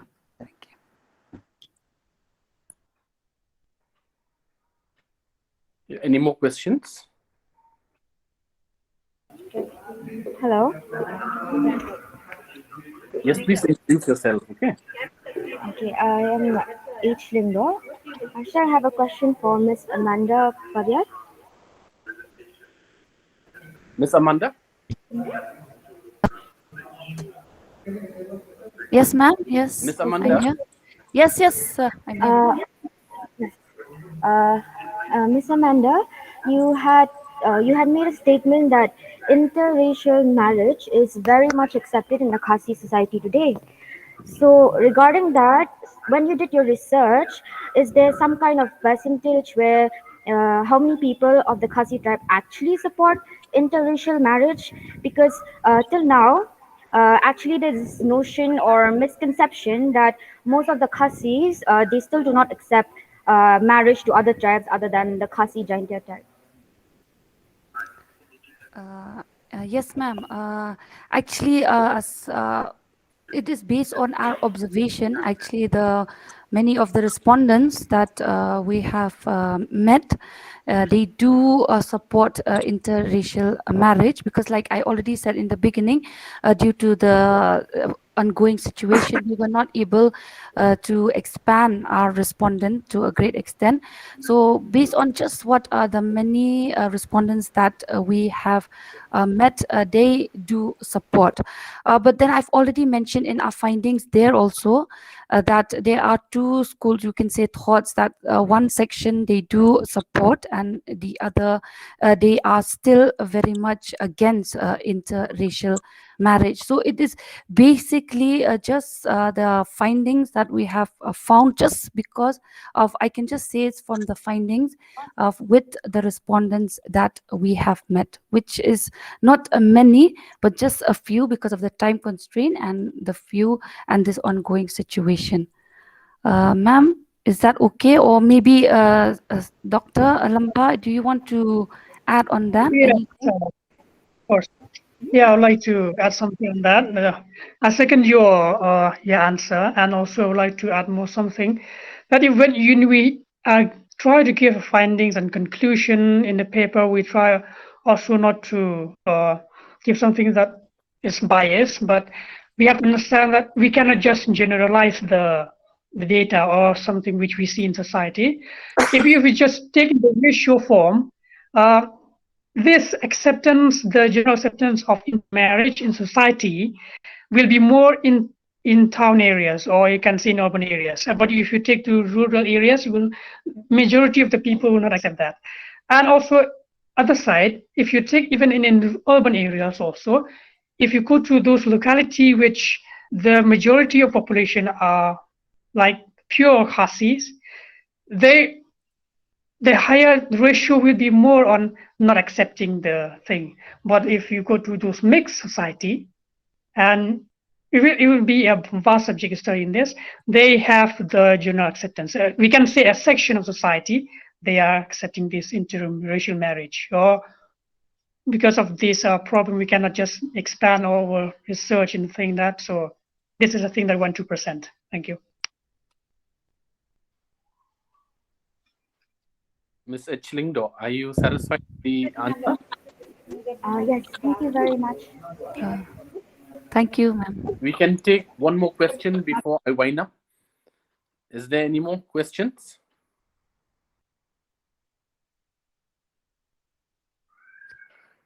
Okay, if there is no more questions, I'll wind up. But I have just one clarification again, just like Ms. Lingdo just now, to Ms. Amanda Pariat and Dr. Jelling, Dr. Jelling Star Limba. Now, you said that most of Ms. Amanda, you're there. Yes, yes, Yeah. sir. Yes, I'm here. Yeah, you Yes. said that. First and foremost, thank you so much. Your paper, yours and Dr. Limba's paper was very enlightening. It was about interracial marriage amongst the Khasis. Your study, with regards only to the social perspectives, has really brought some kind of an understanding of the social outcome of intermarriage. But there's something I want some clarification from your side. Over there, you had mentioned that those who opted for interracial marriage are people who are less religious, people who are with stressful kind of families, no? Can you elaborate on that? Yes. Dr. Limba, will you Yeah. Dr. Limba, are you there? Can you answer that? All right, sir. So this what we provide. Dr. Limba, I'm a little bit curious because I myself also, had an intermarriage myself. So over here, I'm a little bit confused whether I should consider myself less religious or religious, or whether I come from a very stressful family that I took up that kind of a decision, or there are some other reasons behind. I would like to know. All right. First of all, I would like to apologize on something if we make a wrong statement. But from the finding that we studied, we just make those kind of answers that less religious, something which those people who are far away from home, and also those who have no connection with religious activities of a family or community, so they are just on their own and with no guidance and something like that. So because of that reason, sometimes they are misled. And if we just take from the religious point of view, we try to be more into tradition and also to be within the community, to bind and to hold the community together. So, but such kind of people who happen to be in such situation where being carried away by their circumstances, and also it makes them to be misled by something like that. So we regard religious from the religious perspective only, and also from that perspective which we have the findings, and it's not the generalization of all those who are unreligious. Yeah, Yes. Dr. Limba, Yeah. if it was my personal observation, had it been that you had conducted the interview and you had come to me as one of your persons that you had interviewed, I think like Dr. H. Lingdo just now had pointed out very clearly how much of the statistics that you have with you, or how much percentage of them approves, that racial marriage, how many of them they don't approve this interracial marriage, and what are the reasons behind, just like you had put forward just now. I think for your full paper you need to carry on more research, because I find over here it's not yet you have not yet come to the right conclusion. Because had it been from my perspective, Yeah. that's what I was telling you. I'm not far away from home. I'm not far away from home. That's why I did not make that choice. That is one. Two, I cannot consider myself as less religious also or more religious. But I go to church every Sunday. I perform whatever I'm supposed to do. So I think the questionnaire part that you have put also, this looks only from the the practical aspects. But what about the emotions? Are there no emotions attached over here? Yes. There is, and we also apologize for emotions also. Yes, we apologize also for we not being able to present the ratio, and also for completing with Yes, sir. Yes. full form. Yeah, thank you so much. But you kindly look into that, and you carry more, research before submitting the final paper, so that it'll be, really realistic when we read with data and other informations. Okay. Now to sum up, Thank you so much, sir. Thank you. Thank you, Ms. Amanda. Thank you, Dr. Jelling, for that paper that you had given earlier and for your, your response. Thank you, Dr. Zoram Dintara. In your paper, you have tried to, attempt to represent the tribal identity. Good afternoon, everyone. We will now start the second session. Okay. So, the chairperson for the second session is Dr. Shrikant. Professor Shrikant is a professor in the Department of Political Science, Northeastern Hill University. He is also the head of the department. He has done his MA, MPhil, and PhD from University of Hyderabad. His areas of research interests includes indigenous studies, ethnic conflicts, peace studies, political economy of Northeast India.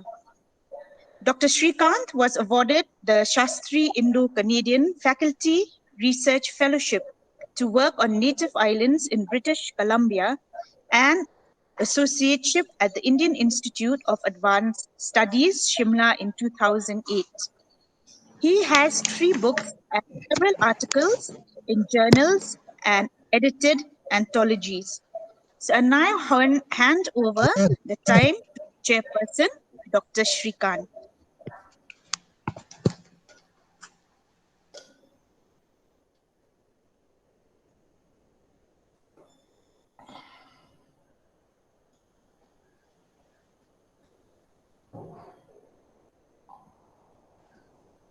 Hello? Hello. Yes. I think somebody from sociology, Synod College, introduced you and then left. Left the session in your charge.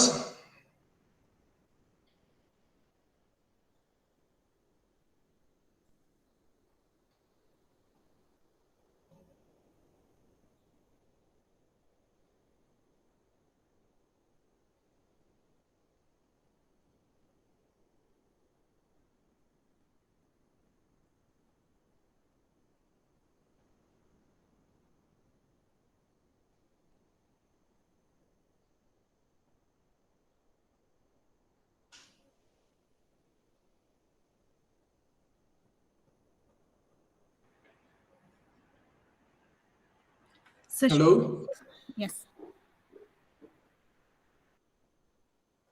Hello, am I audible? Yes, sir. To me. Yeah.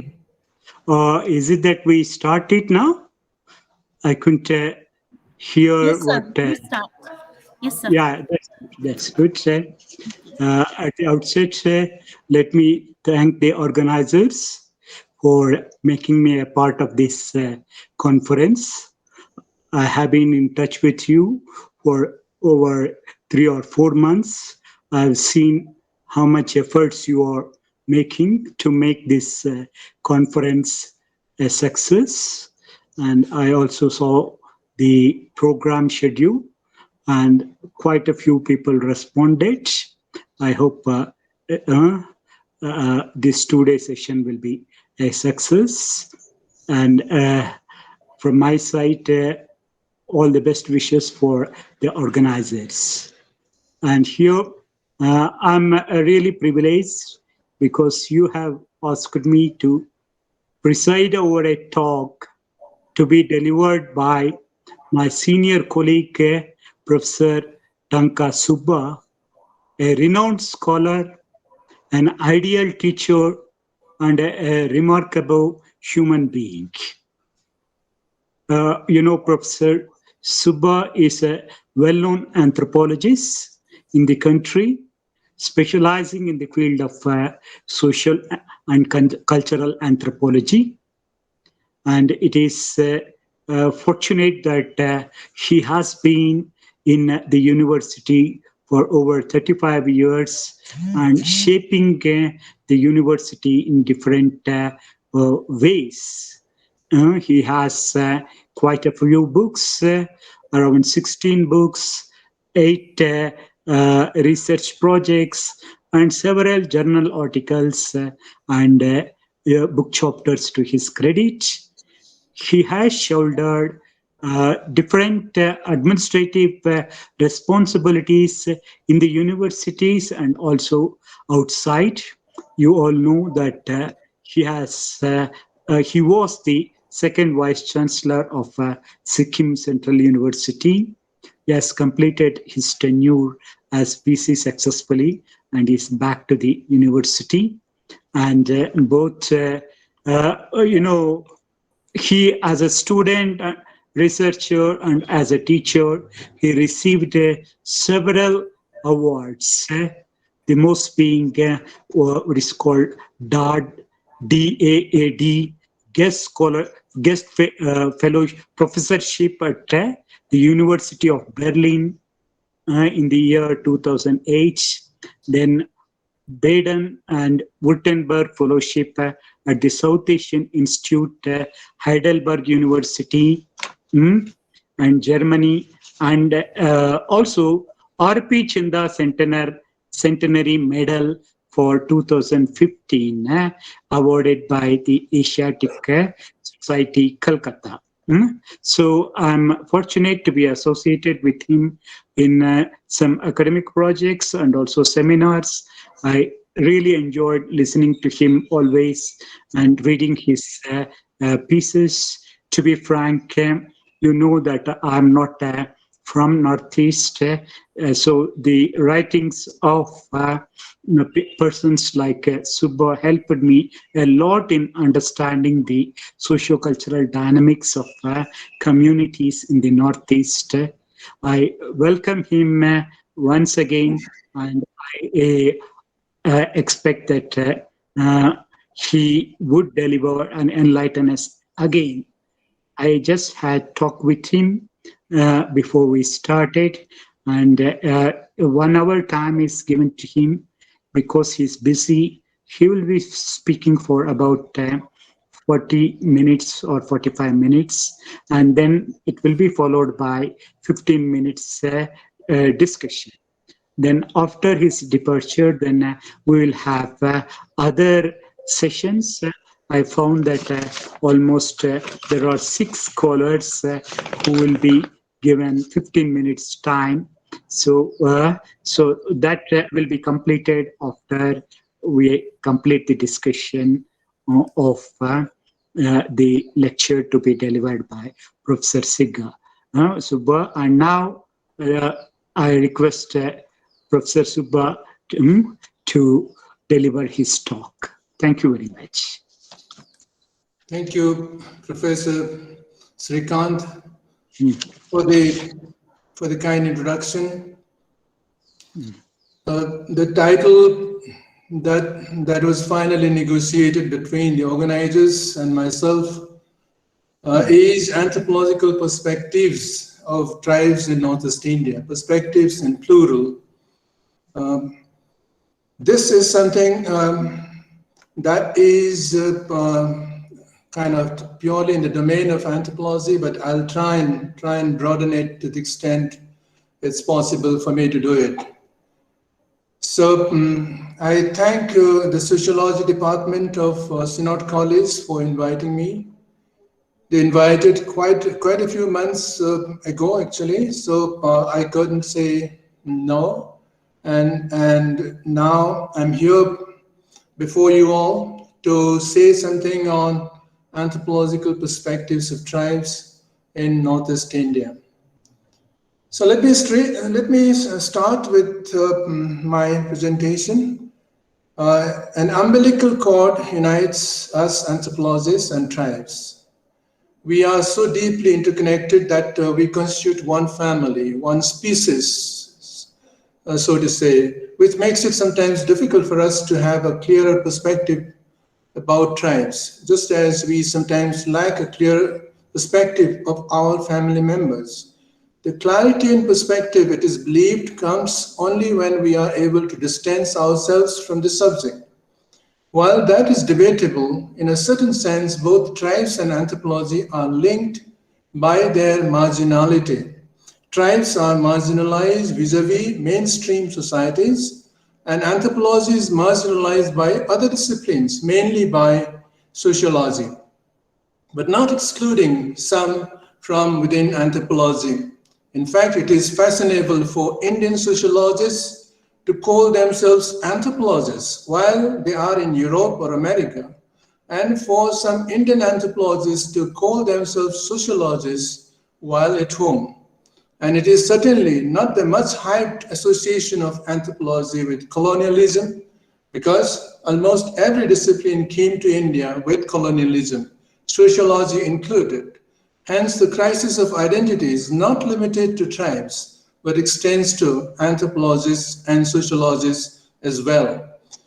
Some of us anthropologists, however, think that we are over-obsessed with tribes, making anthropology and tribes mutually interchangeable, which we think is not a good thing for anthropology. We should diversify our focus on other less fortunate and marginalized communities, like the minorities, migrants, refugees, Dalits, etc. Some of us even say that our decolonization of anthropology should start with defocusing on tribes. One could also make the argument here that decolonizing anthropology would be to let go of the term tribe itself, which after all was a colonial import, one that produced the reality about tribes rather than being a reflection of the tribal reality. Decolonization in this regard is more or less achieved in Africa, where the concept of tribe has largely disappeared from academic discourse. In India, however, this is not expected to happen anytime soon in view of its constitutional and legal status. While turning away from the tribes may be a good thing for anthropology, is it good for the tribes as well? I'm not even hinting at the famous words of Karl Marx, who said so about the peasants, quote, "They cannot represent themselves, they must be represented," unquote. Because I'm aware of the fact that some tribes can very well represent themselves, while some must be represented. In the context of Meghalaya, the Khasis and Garos certainly do not need to be represented by anthropology, because they can represent themselves. But the Bietis, the Mangas, the Mans, Dalus, Ravas, etc., need to be represented, given voice. And there are some such communities in every state of Northeast India, and very few of us know about them. Will any discipline replace anthropology if it moves away from tribes?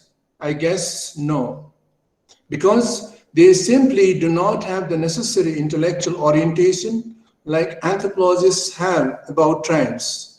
I would still argue that we anthropologists have not done enough to represent those tribes of the region who do not have any political clout or enough political clout. Even after 100 years of teaching about tribes in India, we have not been able to provide a definition of Indian tribes. Is this because we anthropologists find the empirical realities around the tribe too complex to be brought down to a single definition? We have also not provided the criteria for the identification of communities for recognition as scheduled tribes. The ones being followed by the Government of India at present are worked out by a local committee in 1965. Is this because we as anthropologists know that no single criterion is valid for all the tribes in India? Would any attempt to do so not include less and exclude more? We're not sure. Anthropologists rarely have the same perspective on any tribal issue, be it tribal identity, tribal education, tribal administration, tribal unrest, tribal insurgency, and what have you. But to see this as our weakness is perhaps wrong. Instead, it should be seen as a sign of intellectual vibrancy, and any discipline that is intellectually vibrant would be expected to have internal disagreements rather than agreements on the issues in hand. Therefore, it is more appropriate to use the word anthropological perspective in plural, as I have done on the title of my lecture this afternoon, but it appears in singular in the program, for which I'm not really responsible. I would argue that to have multiple perspectives of any issue is not to be taken as something confusing for students. After all, we write about people majorly on the basis of our knowledge, which in turn is informed by our reading and experience. Hence, even when two anthropologists study the same people at the same time and for the same duration, their cultural, ideological, and intellectual baggage may have a bearing on their perspectives. Anthropological perspectives are basically about holism and cultural relativism. A holistic perspective requires that we look at the event or behavior we study from all possible angles. Coined by Jan Smuts in 1926, holism is about the idea that physical, biological, social, and if I may add, the spiritual worlds are interconnected, interdependent, and overlapping, as they are parts of the same whole. Hence, we cannot understand anything in isolation or outside the totality of the context in which it exists.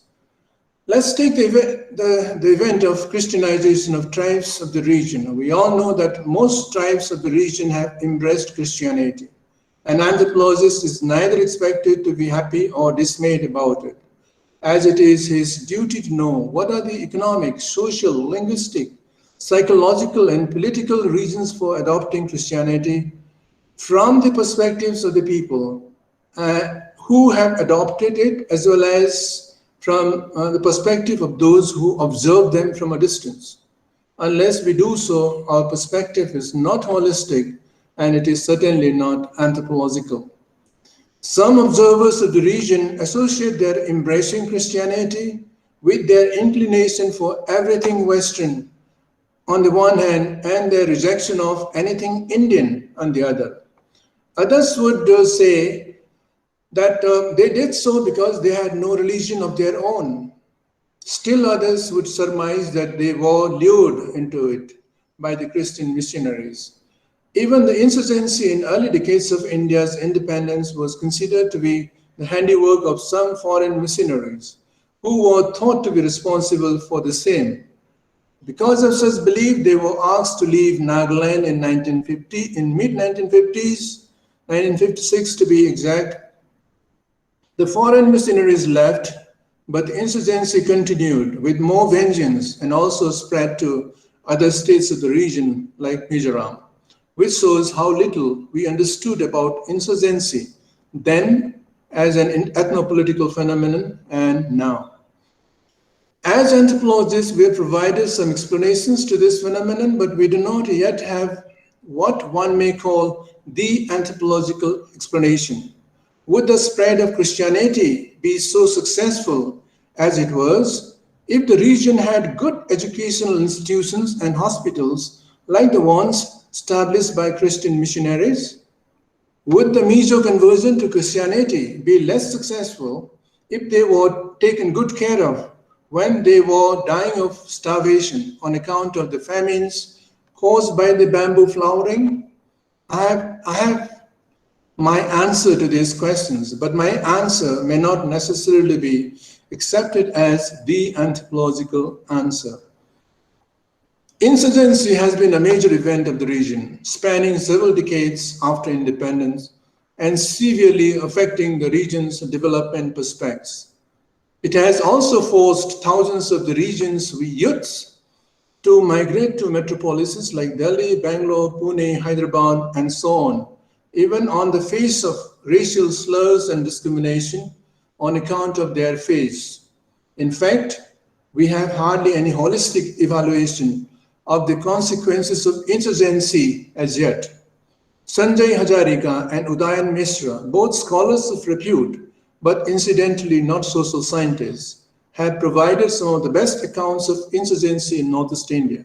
But hardly any anthropologist, except one that I know of, named Yalla Wutus, has explained the insurgency, Naga insurgency in particular, in the region. Excuse me. A holistic understanding needs an anthropologist to have some idea about disciplines other than his own, but the present education system, does not provide much opportunity to acquire such knowledge, nor do we have enough opportunity to adequately understand the diversity that exists within our own disciplines. I hope that this shortcoming will be addressed to some extent when the new education policy is implemented, but it depends a lot on how interested our students are in knowing their own or other related disciplines well, because the new education policy puts the onus of learning on the students while the teacher's role is limited to coaching and mentoring. Before I switch over to cultural relativism, let me say what I appreciate most about holism as the lens through which anthropologists look at the subjects they study. This lens shows everything around us as interconnected. The soil, the water, air, trees, humans, animals, birds, fungi, bacteria, plants, spirits, deities, etc., all interconnected and therefore interdependent. But if this interconnectedness has to be sustainable, we need to decenter the man, because he is at the center of all disruptions in that interconnectedness.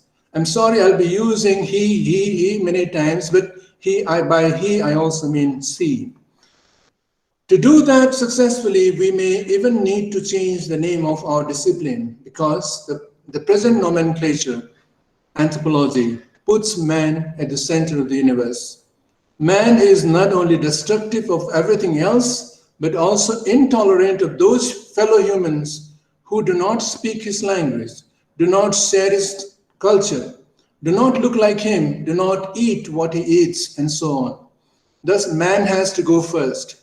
But if he must stay, he must accept the rest of the beings, human as well as those other than human, as equal to him.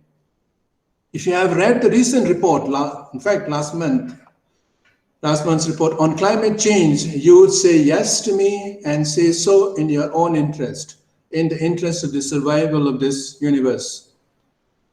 Cultural relativism is the other lens of anthropological perspective. It means that we should not use the standards of one culture to evaluate another culture.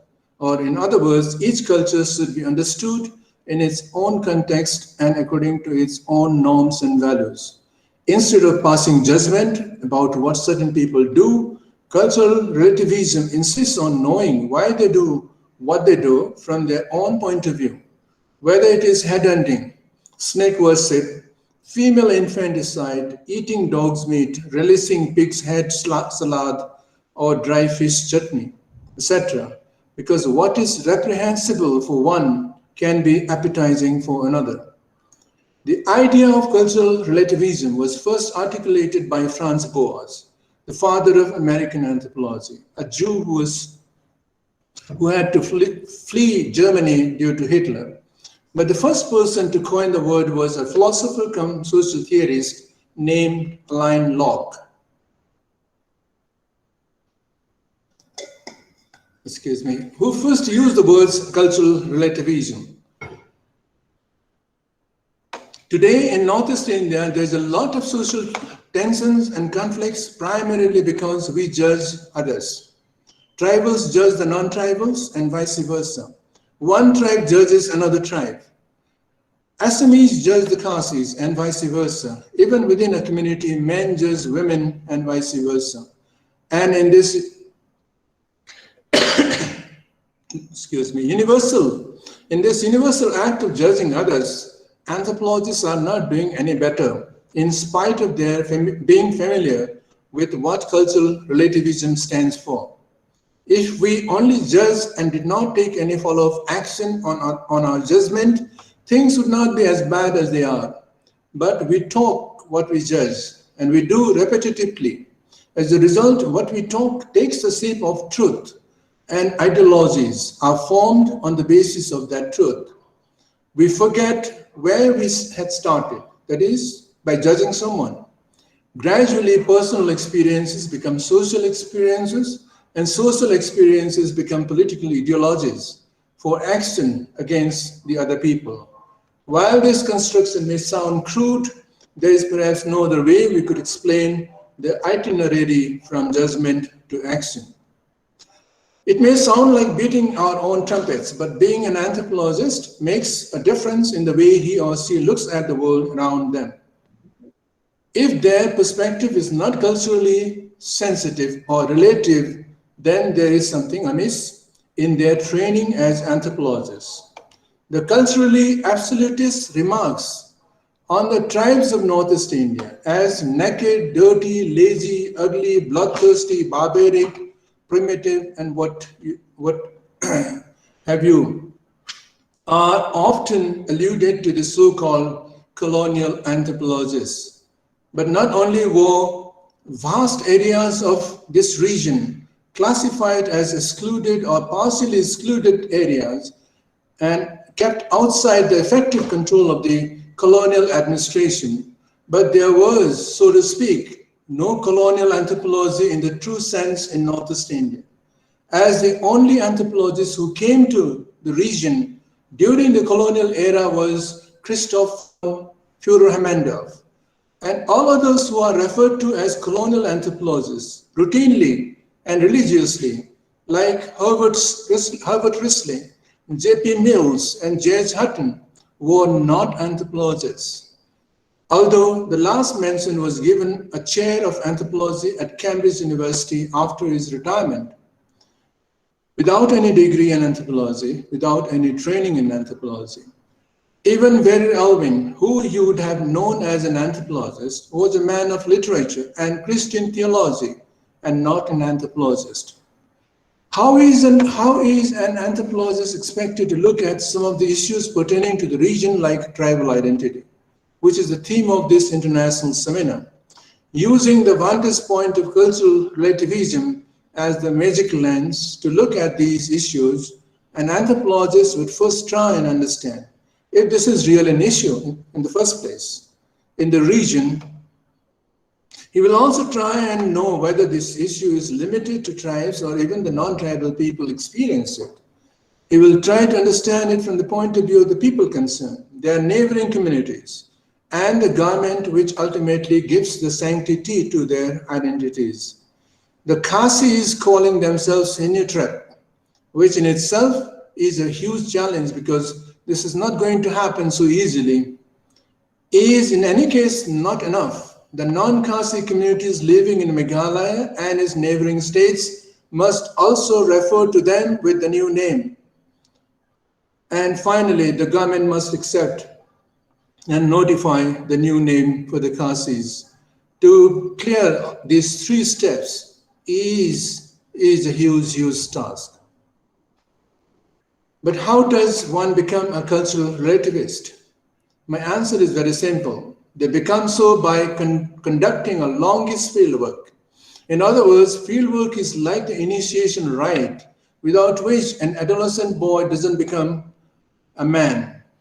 An anthropologist who has not done a good fieldwork is not recognized as a good anthropologist, no matter how accomplished he may otherwise be.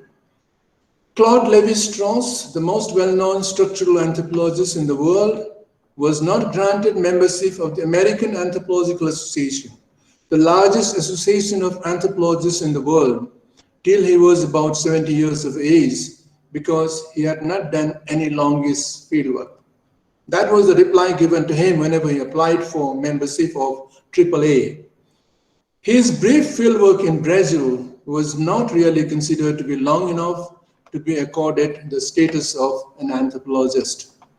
An opportunity for deep engagement with people, which is what a longest fieldwork provides to a budding anthropologist, makes him a different person.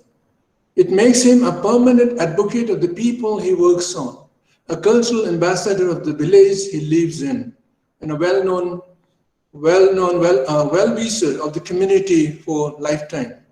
This does not mean that an anthropologist does not know about the weaknesses of the community, but the community's weaknesses become his weaknesses as well. It is no coincidence that anthropologists are, with the exception of one or two from other disciplines, the only people who have defended shifting cultivation, even when the government and the greedy tribal men desired this form of cultivation to go. The anthropologists are the only people who defended the sacrifice of animals to propitiate certain deities or supernatural powers, even when this was considered primitivism. The anthropologists never wrote anything against marriage by capture in Garo society, or the visiting husbandship among the Panar in Jaintia Hills, or the headhunting among the Nagas, or about eating dog's meat by some tribes of the region, not limited to Naga tribes, eating fermented foods, etc., when some of the people from mainland India painted such acts as barbaric. This does not mean that an anthropologist has no sense of what is right or wrong, but he does not share the dominant idea of what is right and what is wrong. The long-term relationship that a real fieldwork creates does not turn him blind to anything, but it comes most naturally to him to look at what the people do from the point of view of the people themselves. This is what I mean by going native, not what going native is generally understood to be, such as eating what the natives eat, wearing what the natives wear or do not wear, speaking their language, and so on. I would like to conclude my lecture by saying that despite all kinds of limitations that we as anthropologists have, I'm proud to be an anthropologist. I feel angry when well-known sociologists like Virginius Kaka, the keynote speaker this morning, and Satish Deshpande, his former colleague from the same department of Delhi University, call out anthropology, as they have done in their recent writings, without ever experiencing what being an anthropologist is or having any holistic understanding of the discipline. Neither of the two are actually anthropologists. Being a tribal oneself, in case of Kaka, or teaching one art course in the anthropology department of Chicago University, in the case of Deshpande, does not give them the legitimacy to call out anthropology. If they criticize an anthropologist or an anthropological piece of work, it may be well justified and even welcome. But if they criticize a discipline about which they certainly know less than those who practice it or live it, it reveals more about them than about the discipline they are calling out. Thank you for your patient hearing. I think I completed within less than 40 minutes. Thank you, Professor Srikanth. Over to you. Yeah, thank you very much, Professor Subba. And within, I think, 35 minutes or so, you could complete your presentation. I think that this issue that you raised about anthropology or its own problems of explaining the Northeast, that is something common to all social science disciplines, because I feel Northeast India is kind of laboratory for all sorts of social scientists, and all of us are trying to understand different dimensions of Northeast, and none of the theories which we got from the West are able to make us understand the complexity of Northeast. So that is where I, just as you are saying that there is a need for an anthropology of the region, we have to come out with our own anthropology. So also there is a need for a political scientists or historians or sociologists looking at different dimensions of the communities in this region. Actually, you provoked me to say many things, which I thought I will reserve it for tomorrow's lecture. But I think, and maybe I start from where you stopped, giving my own doubts, my own understanding of the Northeast. But now I leave the forum to others. I would like to know those who are interested to raise queries on what all Professor Tankasuppa has spoken, or anything related to this anthropological perspectives or understanding of the tribes in Northeast. You may raise the queries. I'm sure the people must be writing their queries on the notes. I have no access to that. I'll be very happy if the organizer looks at those queries and asks the questions. Or if anybody wants to directly ask question, maybe you can unmute it and speak briefly so that Professor Suppa will be able to answer.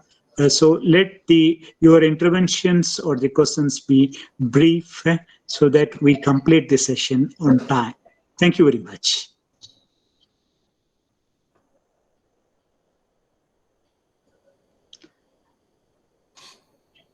As far as I can see, there's just one compliment, the chat box. There's really, okay. Arunima Chetia has raised her hand. Please, Arunima, please. Hello, good afternoon, sir. Yes, good afternoon, Arunima. It was really a very inspiring speech. Sir, I just would like to ask something, maybe what I feel, as you said, that this is the word anthropology, normally people relates it to tribal community.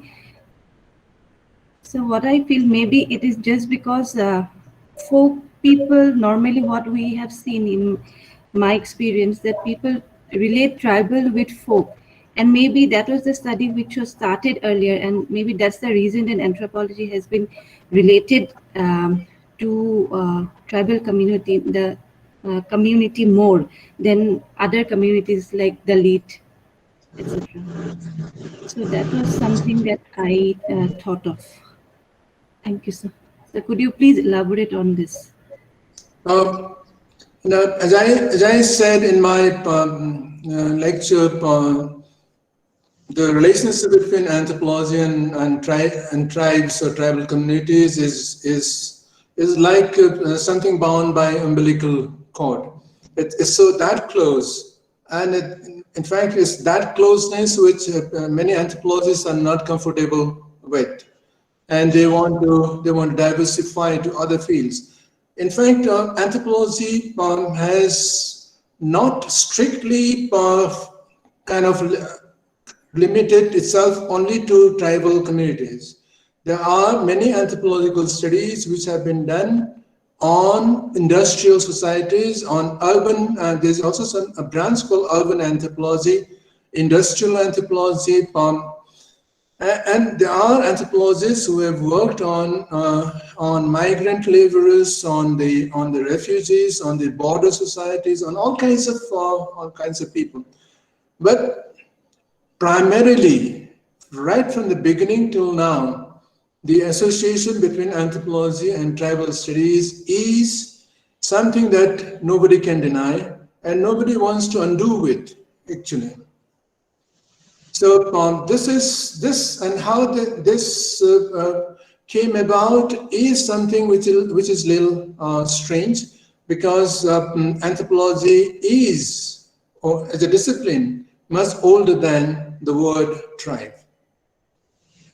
Thank you. Thank you, sir.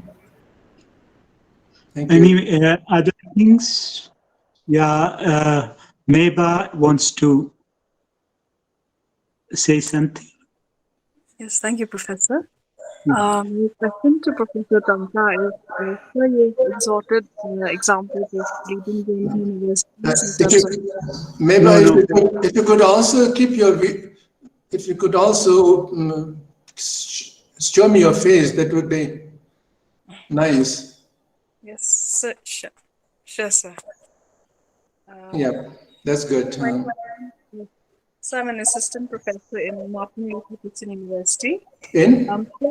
In Martin Luther King University. All right, okay. So my question comes from the tradition of leading German universities that you've mentioned, that you've worked in. So my question is, how long do you think NEHU would take to go towards interdisciplinary studies? I'm sorry, could you come again? So how long do you see NEHU taking to move towards interdisciplinary studies? All right. Now, NEHU is a university, is a teaching university where the academic units are called departments, and they are not called centers. JNU is a university where the academic units are called centers. And centers are different from departments in the sense that centers are supposed to be interdisciplinary, whereas departments are supposed to be unidisciplinary. And of course, that kind of distinction is not strictly maintained. I know of many departments in Delhi University and also in NEHU which have tried to bring in the components of other disciplines as well, wherever they fit in to their scheme of things. And as I said, under the new education policy, the very structure of the new education policy is expected to make our students a lot more interdisciplinary than they are as of now. Even now, in the second and third semesters, students are supposed to take at least one paper from some other departments. So a total of 3 papers the students are supposed to take from other departments other than their own, which means that they are getting some exposure to other disciplines as well. But how much of that is being translated into interdisciplinary knowledge is something that's very different. We may have some exposure, we may give some exposure, which we may call multidisciplinary exposure, but that doesn't necessarily translate into interdisciplinarity, which is a different thing altogether, but we often use rather loosely in our conversation. In fact, I remember giving one lecture, first in Hyderabad University and another at JNU, on the myth of interdisciplinarity. I've tried to debunk that myth of interdisciplinarity, saying it, first of all, that all disciplines are interdisciplinary, and secondly, interdisciplinarity is difficult to maintain. It's difficult to sustain. Thank you. Okay, thank you so much, sir. Yeah, any other persons? You know, the when it comes to Northeast, there is no way that you can stick to only one discipline to explain Yes. the complexity of this problem. That is true. Yeah, Rebecca wants to Yeah, speak. good afternoon. So please Professor. go ahead. Hello, Rebecca. Yeah. Languages. Are you the same Rebecca who teaches at FLU? Yes, the very same one. Are you the same? Yes. Okay. Hi. You look so different after the COVID years. You look so different now. So I'm sorry. Okay, COVID has changed everybody. So I have a Yes, language-related question. Can you hear me? Yes, sir? please. Yeah, Yes, I can.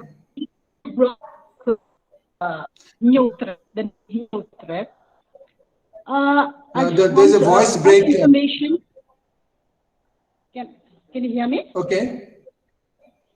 I just want some information where I can read or find out, or probably you've come across other communities in India that have endonyms, like we do for Khasis, Hinyotret. That is the unifying cry and factor at the moment.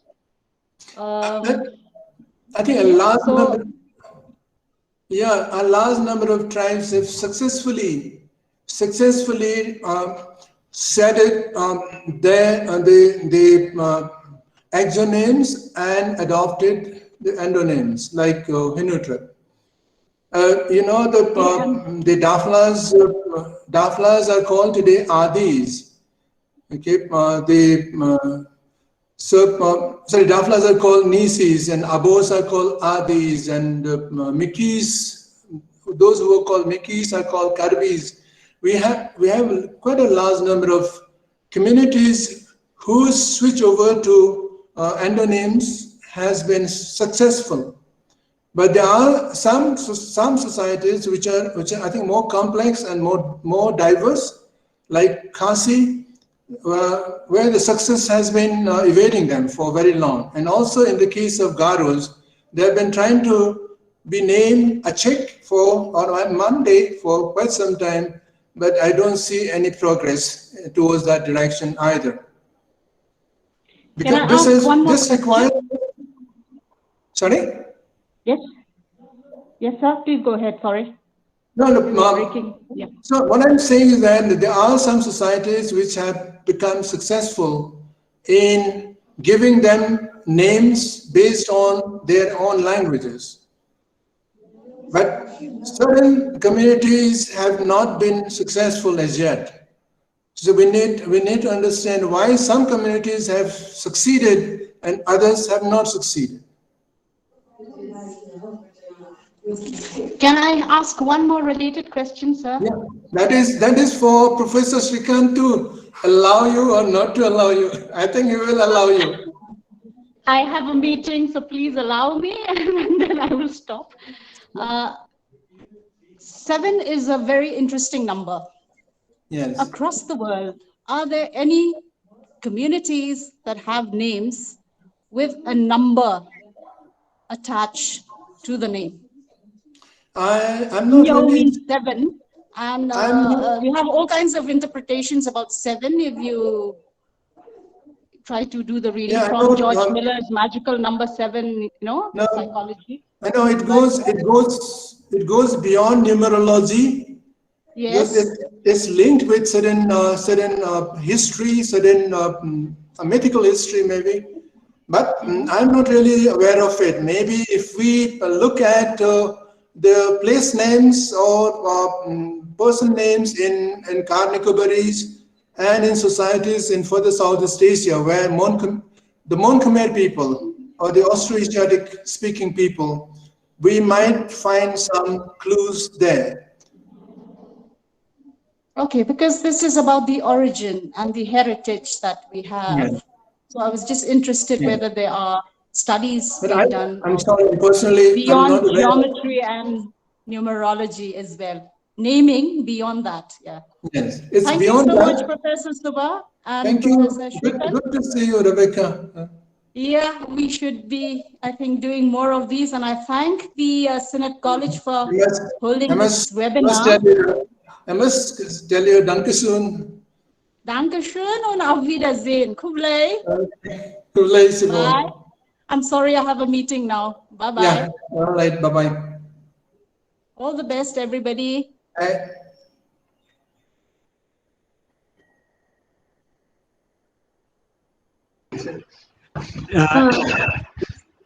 Yashodhara wants to say?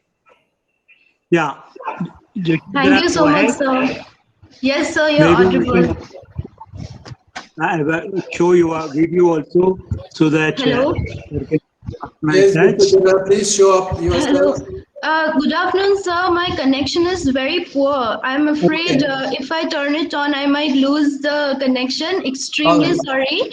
Please accept my apologies. And thank you so much, Professor Super, for a very relevant and very important lecture on, I consider it a methodology, lecture on methodology. And thank you so much, sir. And I have just one question relating to the methodological aspect and the scopes and limitations of anthropology as a discipline.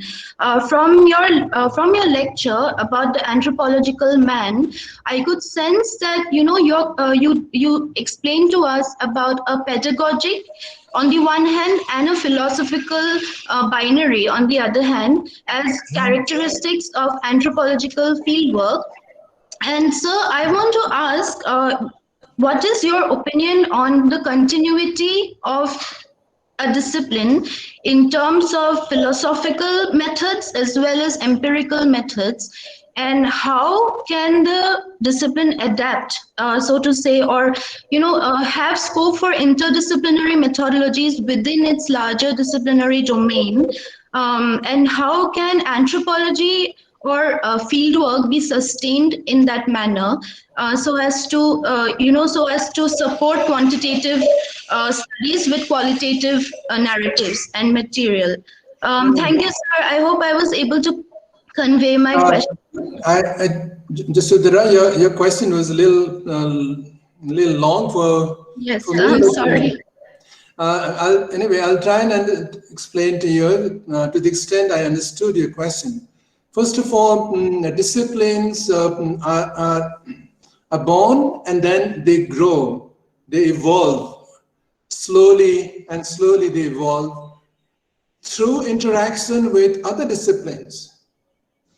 The only way a discipline can grow is through interaction with other disciplines. Like the only way cultures grow, the only way languages grow is through interaction with other languages and cultures. When I say interaction, it involves both borrowing and lending. So borrowing and lending take place continuously between languages, between cultures, and similarly between disciplines. So as a discipline evolves, it takes new kind of dimensions, and certain things which were important 50 years ago do not become any more important, and certain new things become more important. Now, for instance, in my own discipline, the debunking of the politics of writing was very much in thing for the last 2 decades or so. And now everybody is talking about decolonizing anthropology, decolonizing anthropological syllabus, decolonizing anthropological concepts and methods, etc., etc. Now, we cannot really, while I believe in decolonizing a discipline, I do not think that we can afford to just abandon certain things that we were doing so far. We have to find enough time to change over to something which is more acceptable under the new ideological atmosphere. Till then, the old things must continue. We cannot just discontinue something because it is something that's not likable anymore. So if we do that, there will be chaos, there will be vacuum, there will be anarchy, within the discipline, and none of us we want that, right? So now this is my view. Since, as I said, we grow, our disciplines grow by borrowing and lending. Every discipline, that's something I'm arguing, is interdisciplinary. Every discipline has borrowed from other disciplines. I know anthropology has borrowed a lot from philosophy. It has borrowed a lot from linguistics. It has borrowed from English literature, and I know it has borrowed from sociology as well. So that's why I don't say that if you are good disciplinarian, if you are good in your discipline, you are also automatically good as an interdisciplinary scholar, because you would have already internalized what the related things in other disciplines as well. That's what interdisciplinarity is about. And there's something last towards the end, you asked something which I don't remember.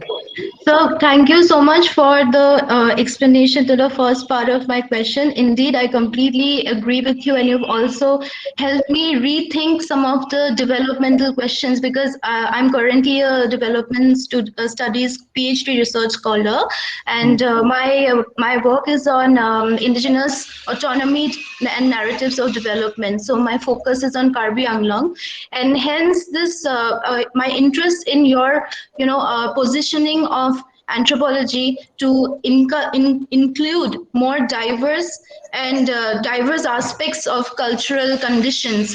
That is what really attracts me to your philosophy on anthropological fieldwork. And so the second question, I think you've already answered, because it was more a question of how anthropology, whether it would be for structural preservance of its disciplinary basically structural focus on of anthropological discipline, and in some way even interdisciplinary, because development studies we consider as interdisciplinary, so hence we also argue for some kind of structure, but those structures may not be organic to development studies as such. We are also borrowed from anthropological fieldwork like ethnography. We borrow from development. Thank you very much. Thank you so I much. want you to be focused. Yes, sir. Yes, because sir. there is limited time. Yes, And sir. maybe one more we take it from others if they are Yes, there. definitely. Thank you so much, sir. Thank you. For your intervention. Yeah, are there any other persons who want to say or who want to raise questions? Perhaps this will be the last question. It is almost 3. Yes, 9 minutes. Yeah, no, Professor Subba is always available. So anybody who wants to interact with him may contact him. Maybe you can come to Nehu, or you can speak to him, or phone or email. It is my own experience that whenever we approach him, he comes out with answers, I think, and he will not keep you waiting. Okay? Definitely, anthropology is one of the important areas, and any understanding of Northeast should start with anthropology, though it should not end with anthropology. Thank you, Professor Subbaji, for enlightening us and sharing your thoughts. And you are free to be here to listen to others, or otherwise shall we move? I want to ask the organizers, shall we move to the other papers? So now Yes, there sir. are Please do. there are 6 papers, which is what I feel, and so it is on a diverse aspects of tribes or everything, and it looking there are papers even on the what is that South India to Arunachal Pradesh. So I request you to focus on the essence of your papers so that you make the best use of your 15 minutes. So now the strategy here will be that we complete all the papers and we'll have a discussion together. So the first paper that I have is Rajashri. Our paper is on sustaining Paniya tribes as landless and exposed in their niche, an obnoxious history of enslavement. Are you around, Rajashri? Yes, sir. Please go ahead. You have 15 minutes. Okay, sir. Thank you. Good afternoon, all. I am Rajashri, from research scholar from IID, Sriperumbudur. I would like to coordinate some documents about the Paniya tribes, historical development. Its methodological stories are there, historical documents, and some field realities. Then I am going to the presentation.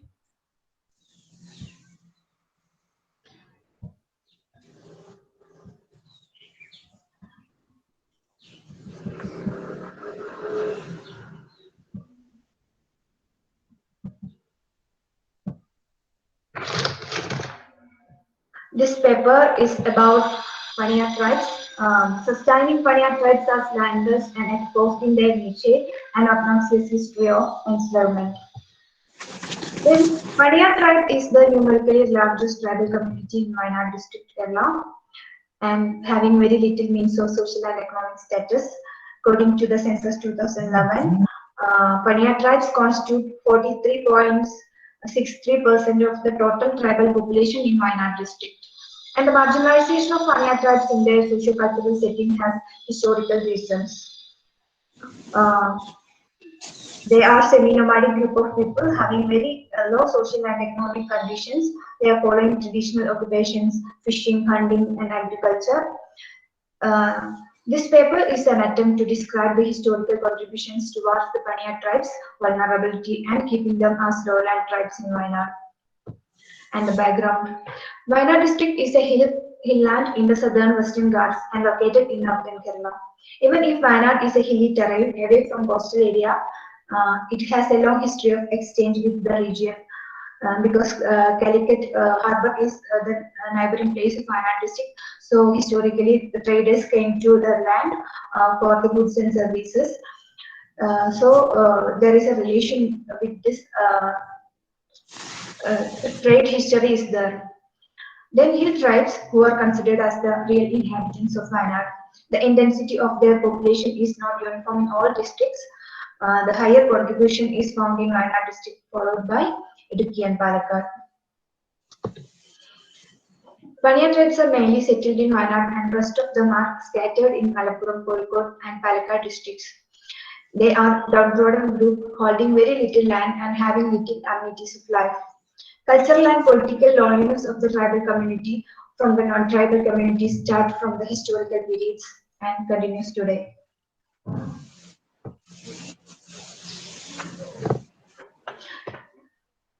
And the old manuscripts unveil the enslavement history of Paniya tribes in their socio-cultural settings.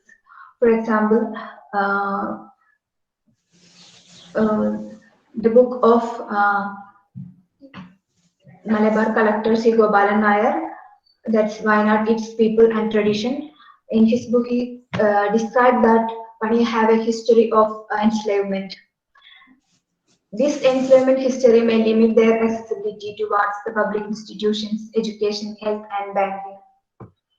And the objectives of this study is to historically identify the major development phases of Paniya tribe, to document the socio-cultural changes happened in the Paniya life after the abolition of enslavement, to understand the social exclusion faced by Paniya tribes in connection with historical development.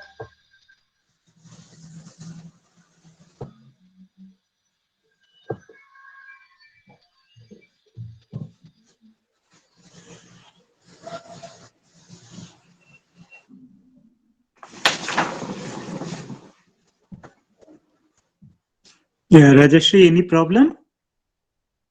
No, sir. It's okay now. Yeah, yeah. See, just 3 minutes before you have to stop, I will remind you. Okay, go ahead. Okay, okay, sir.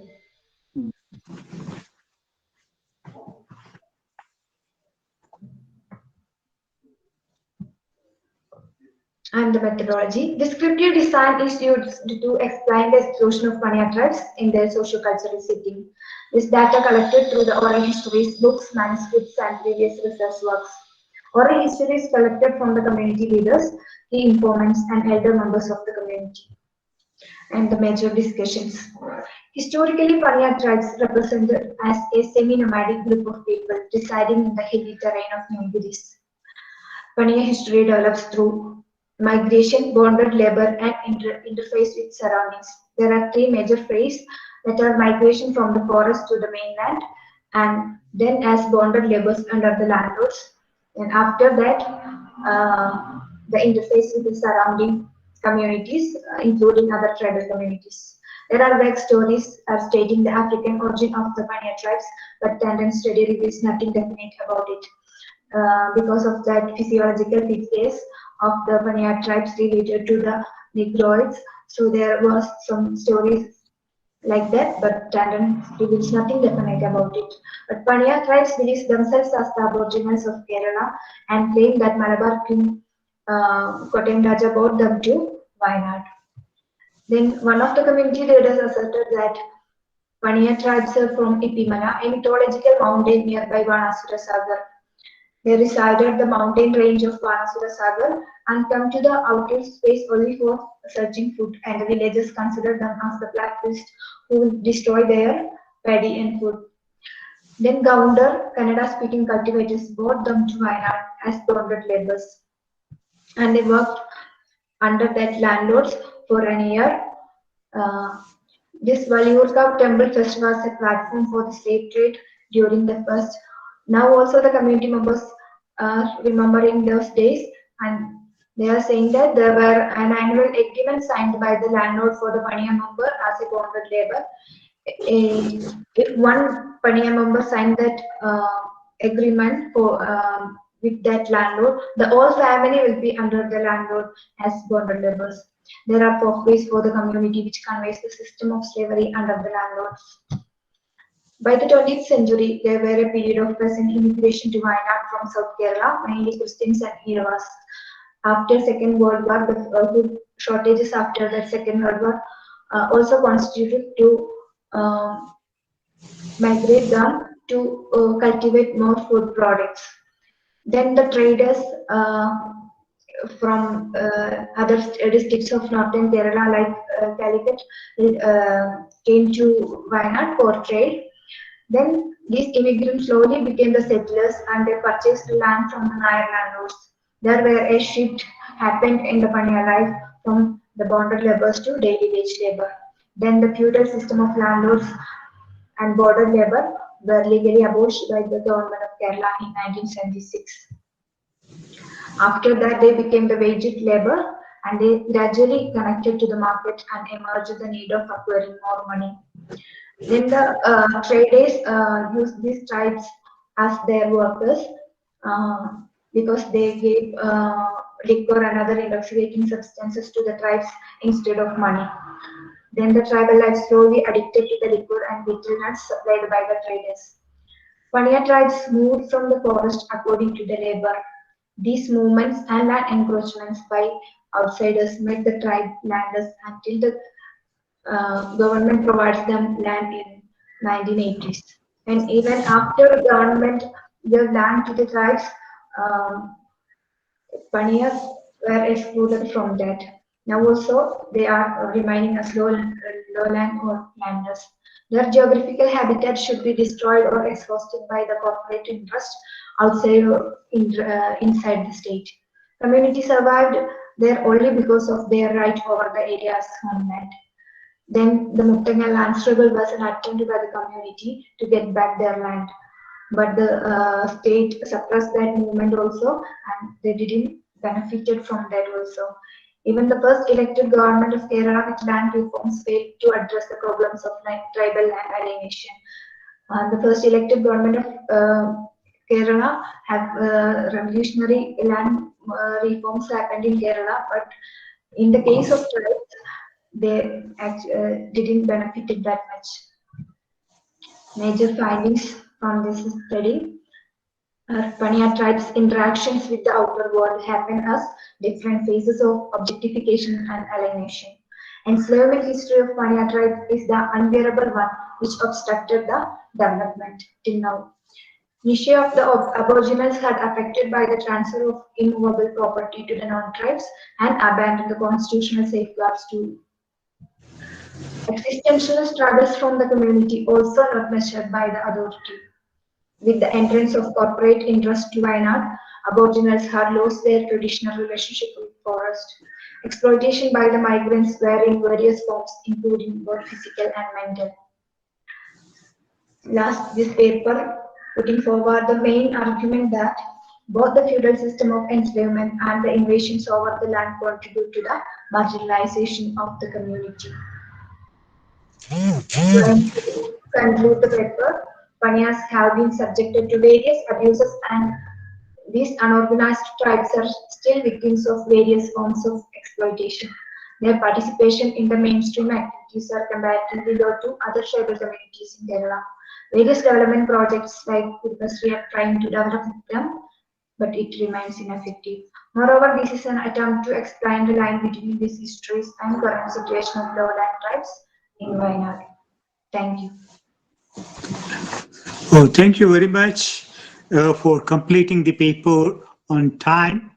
You really brought out the case study of Panya tribes, which actually helps the people in Northeast to distinguish, the tribes in the rest of India and also tribes in Northeast, the kind of exploitation, trauma that the tribes underwent in the rest of India is something not fully known to the people in the Northeast. Thank you very much for it, and probably there will be more questions, so please wait up to the end. Okay? Thank you, Rajashri, and now I request Shangpliang, are you around? Or Shangpliang, she will speak on cultural traditions and identity among the Khasi of Meghalaya. Are you around?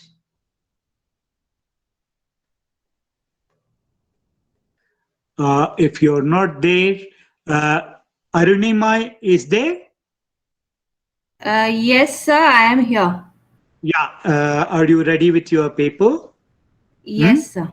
Yes, sir. So this is about racism and vernacular expressions, some potential resources for the study of contemporary legends of India.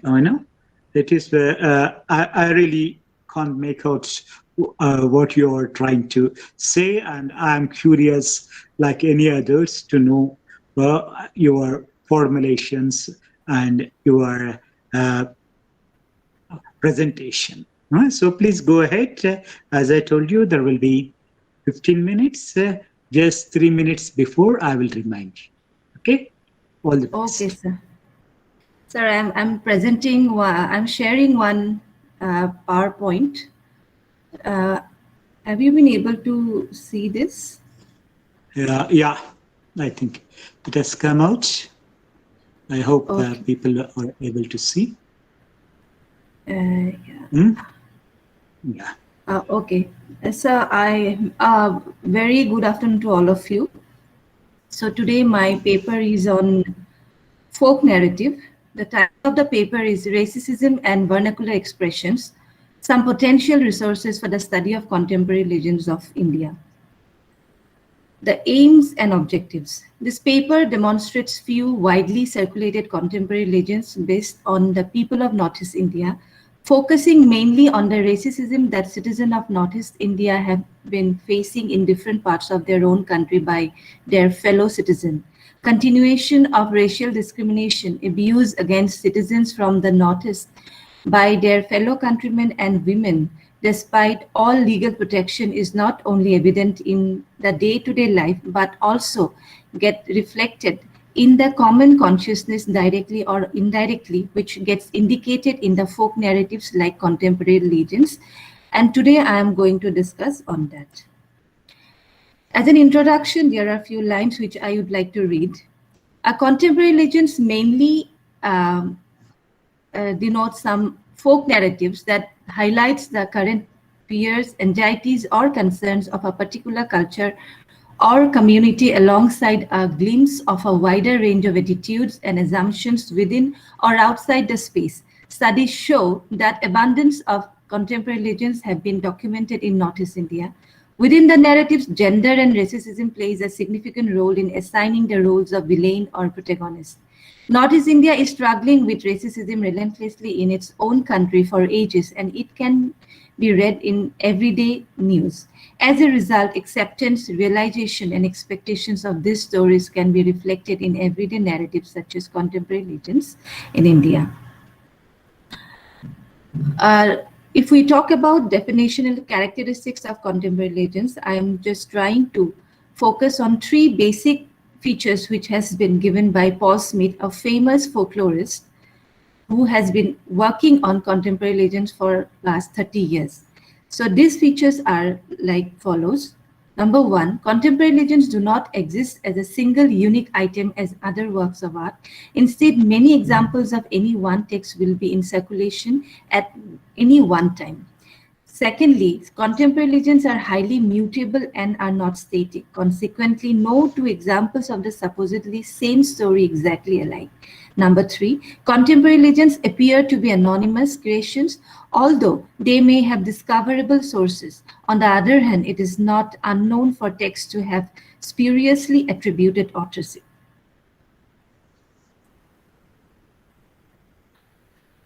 So in my next few slides, I will be talking about two very important contemporary legends which have been collected from different parts of the country with their several versions. Number one, Mysterious Girl. During a bus journey, a young man developed a friendship with a young girl sitting next to him. During the whole bus journey, they gossip on various topics and gradually their conversation continued to be intimate. In the morning, when both of them reached their destination, the girl asked the man to spend the day together in a hotel. They had a physical relation in the privacy of the room. Next morning, when the man woke up, he saw the girl was missing from the bed. He got up, searched her in and around the room, but could not find her. Suddenly, his eyes fell on a piece of paper lying on the bed. He picked that up and got shocked with fear and disbelief of what was written on the paper. It was allegedly written in clear and bold letters as "Welcome to the world of AIDS." So during 1990s, a strong legend-like narrative had appeared in Assam titled Mysterious Girl. According to this legend, a woman from Northeast Hills with Mongolian look was featured as AIDS aggressor and a heterosexual man was shown as a victim. The plot was so realistic that such kind of a horrendous adventures could have happened to anybody and that they could happen to anyone at any time. Rampant rumors of AIDS infection in Assam, especially in the northern part of India, have been circulating for many years. Rumors point out that the truck drivers and the barbers are most victimized by this kind of a dreadful disease.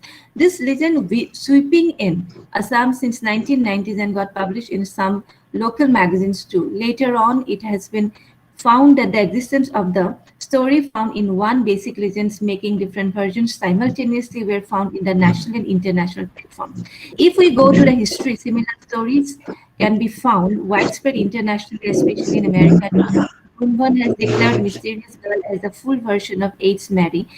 In Europe, the singsters sometimes read Welcome to the AIDS class, whereas in America it read like Welcome to the Wonderful World of AIDS. By 1990, female character was replaced by the male character in America, which after was known as AIDS Harry. Later on, in a study made by AIDS researcher has asserted that this kind of incident never happened in reality. According to Bennett, these multiple versions of AIDS legends can be considered as specific and imaginative both.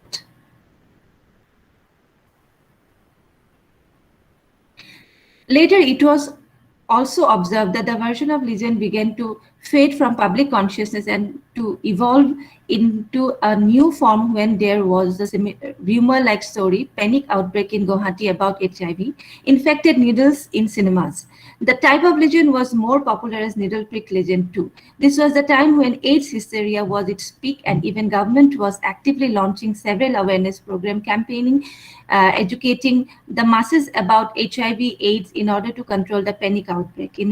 In 2010, according to the census report, Manipur has got the highest number of HIV/AIDS cases in India. Some major reasons encountered included the use injections of drug users, negligence of the spouse having intercourse with the infected sexual partners, and general genetic combination of the children produced from infected mothers. Geographical proximity of Manipur to Burma and consequently the Golden Triangle drug trail has made it major transit of injecting drug users and their children.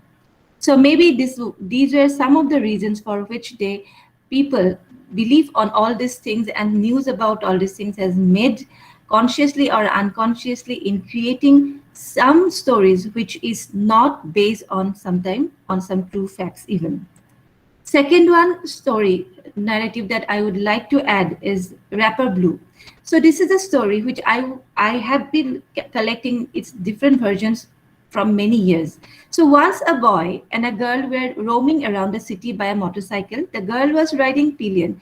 She was wearing a t-shirt and a wrapper. Later on, they stopped in front of a college for some work. After a few moments, they finished their work and they're ready to resume their ride.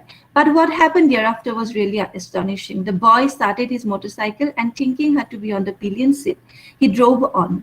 But to the utter disbelief of the girl, a part of the wrapper got stuck in the rear wheel of the motorcycle and her wrapping around her waist started to loosen up. The boy did not have the slightest inkling of what was happening and he simply drove on, taking the wrapper with him in the progress. Thus the wrapper went off completely from her waist and she stood undressed in the middle of the road. So So this was the next story. I'm cutting it short because of the time limitation. So Rapper Blues is a story that holds all the terror of a bad dream from which one cannot immediately wake up. What makes it worse is that such nightmares can occur with everyone. This legend was often told as true rather than a joke or fiction. The characters as well as most narrators tend to be young people, often a dating couple where the girl is from tribal community wearing their traditional outfit. The outcome is more tragic for the girl than a boy. And ruined the date was saved by a rickshaw puller by offering some clothes later on. Brun Wan, again a famous scholar of contemporary legends, has rightly mentioned that being caught nude is a persistent theme in many urban legends or contemporary legends. Strangely enough, even though the story is told mostly by young girls, presumably are sympathetic to the victim girl and pass consistent lesson of safety rules while driving or riding. Surprisingly, here also the girl is referred as tribal girl from Northeast wearing a wrapper, which is their traditional outfit. These legends have been supported by this contemporary belief system and the social reality perspective as well. These narratives contain many of the corroborative features which Brunwan argues are typical an urban legend or contemporary legend, a strong storyline based on an actual belief which ends with a popular moral. These story-based narratives have strong basic plot with echoes from several popular stories told by a friend of a friend who are near enough for the source to the credible enough but distant thought to be verified against specific details such as hospital, hotel, school, principal, doctor, etc. Reference of tribal people from Northeast India in case of spreading dreadful diseases like HIV, living without dress in the middle of the road in the common oral narratives like contemporary legends suggest the belief that exists among the people. However, reoccurrence of several incidences related to racism in metro cities, their impact on the society leads to the emergence of this kind of narratives, where we see protagonist is primarily from Northeast Hills in the main plot. So coming to please concluding. Yes, sir. Yeah, you have 3 minutes more. Okay, sir. So coming to, I have got 2 slides more, two, 3. I'm just cutting it short, sir. So every year, what we see that there are many people who have been shifting from Northeast to places like cosmopolitan cities like Mumbai, Pune, Delhi, Chennai, and the number has been increasing from 0.4 million in 1981 to 0.6 million in 1990, and then 1.1 billion in 2001. Several studies have been made, and some studies like in the ICSSR has made some study regarding racial discrimination in Northeast India, which states that Northeast India seamlessly fits to an Indian imagination of a Chinese person. Quoting some other NLU Delhi, National Law University Delhi, that they say that in the report that the hate crime and racial discrimination against people from Northeast is deep-rooted even in the cosmopolitan cities. Besborough Committee report in 2014 says that cultural conflict that arises due to wrong perception about lifestyle of the Northeastern people, discrimination in daily life in terms of overcharging can be seen in overcharging of taxi, auto fares, passing lewd comments, teasing, molestation, being mistaken as foreigners at tourist place and museum, etc. So, Legion scholars like Linda Day says that Legion echoes the most sensitive areas of our existence, which manifest forms and cannot be isolated as simple and coherent stories. It also appears as product of conflicting situation expressed in conversation. They manifest as discussion, contradiction, addition, implementation, correction, and approvals, as well as disapprovals during the process of transmission. Racial discrimination in India against Northeast India has been so deeply rooted in few Indian minds that even after taking so much of protection from the Constitution of India, people from Northeast India still appears in some mysterious, questionable narratives, which many a time people believe to be as true. So India signed UN Convention on Racial Discrimination in 1965 and in 1967 and ratified it on 3rd December in 1968. The convention guarantees every person the right on the basis of race, color, descent, or national or ethnic origin.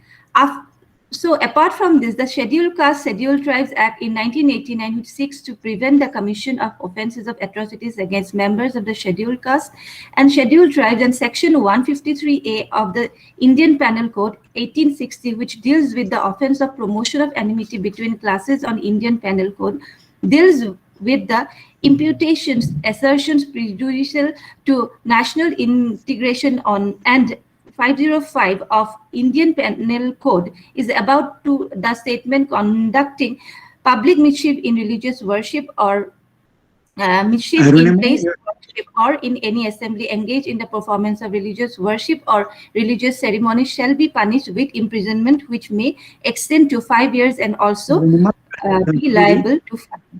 I think we can discuss it when we take a for discussion. Okay, you conclude it. Yes, sir. This is what I would like to say along with the paper. I have completed reading my paper. So with this paper, I would like to say that whatever measures have been taken by the government, maybe it should be more stricter so that not this kind of crimes happens, and we shouldn't get this kind of narrative in future, where the targeted are the people from Northeast. So that's what I just wanted to convey in my paper, along with my own fieldwork. Yeah, thank you, Arunima. And everybody who is in Northeast, they have experienced this kind of racial discrimination when they go to other parts of India. That is true about it, and we need to know the kinds of new legends which are coming. But at the same time, why does it come, and how does it, how it can be overcome? That is a thing for us to debate. Is it that all legends that we see are only negative, or aren't they even positive legends? Speaking, could things about Northeast or women. So there's also there. Yes, as you are telling, there is some kind of fascination for fair color or a belief in loose morals of the tribes. These kind of things are there, but at the same time there is also a positive kind of things also which you find in many of the even the films, mainstream films also. So maybe that we take both into consideration. Anyway, let us discuss that at the end. Maybe others have their own versions to speak on this, and you can interact more. Thank you, Arunima. And now I want to know whether you please wait for the discussion to end, and maybe there will be some questions Yes. for you. Sure. Okay. Thank you, sir. Dr. Joram Chana, are you around? Yes, sir, I'm here. Yeah, very good. Sir, I'm here. Yeah, thank you. And he will be speaking on historical background of tribes with reference to Baitai tribe in Meghalaya. So this is will be something interesting. Let us see what he has to say about Baitai tribe. You know the time, 15 minutes. I will remind you 10 minutes. Go ahead.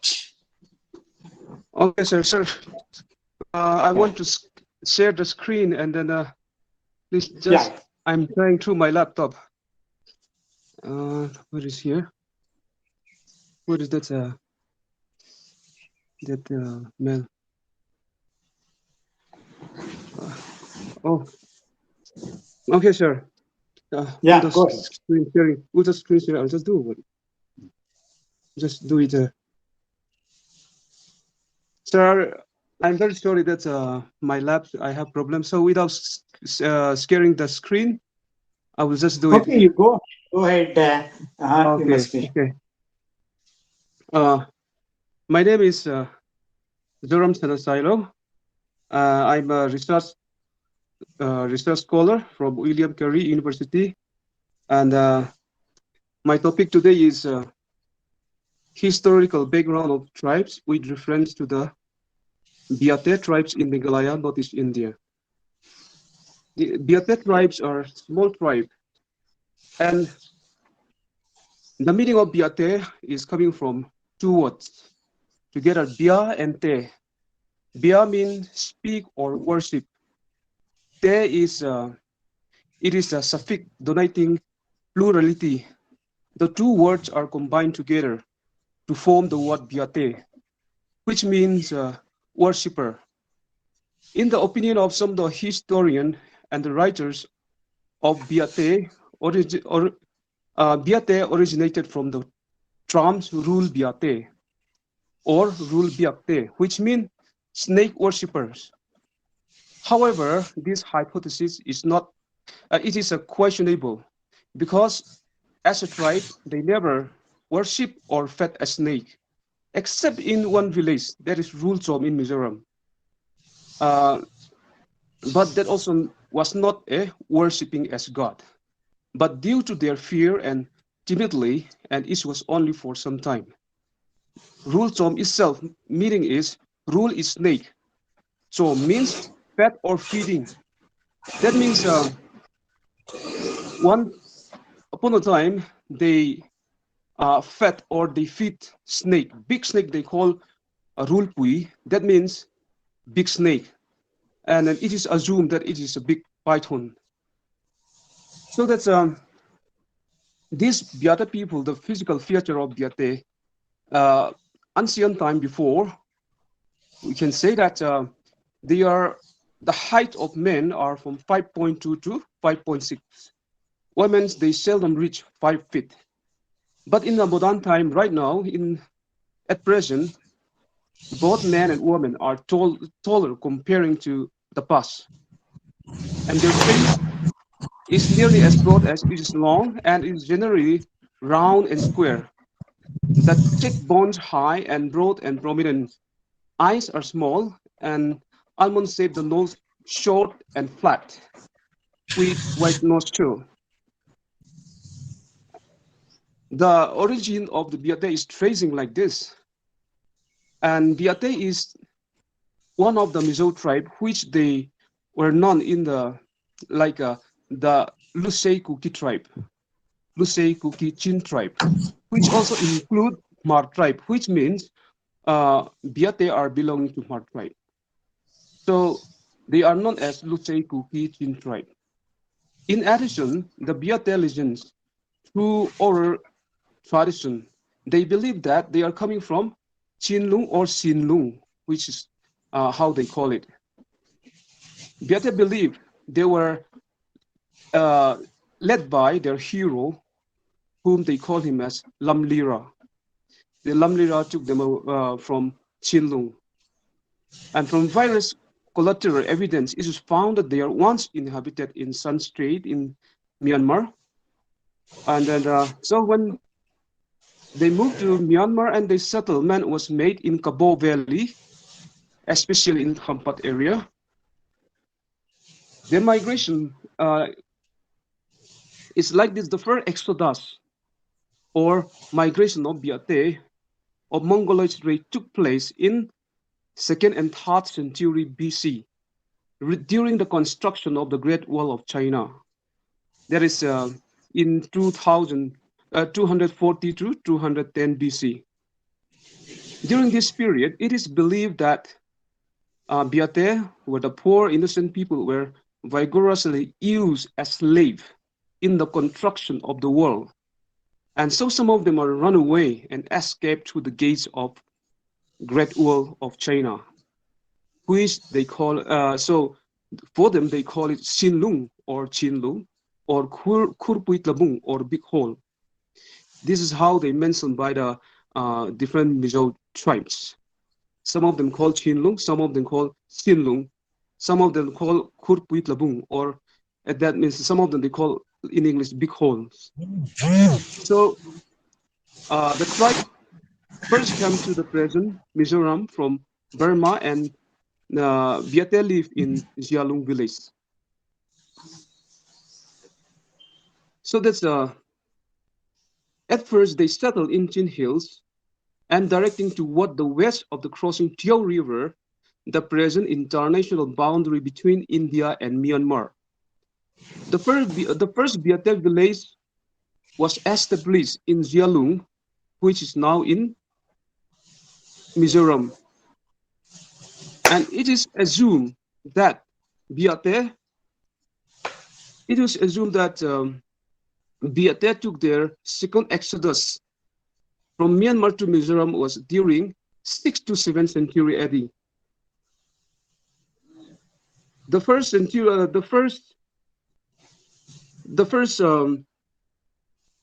was BC 2nd and 3rd. The first exodus was 2nd and 3rd BC, and second one is 6th to 7th century AD. And Biate lived in Jialung village for many years, from the last BC to 11th century AD. Some of the names where they stay in Mizoram are still named as Biate as they come to Mizoram. So right now we have Biate village in Mizoram where they settle.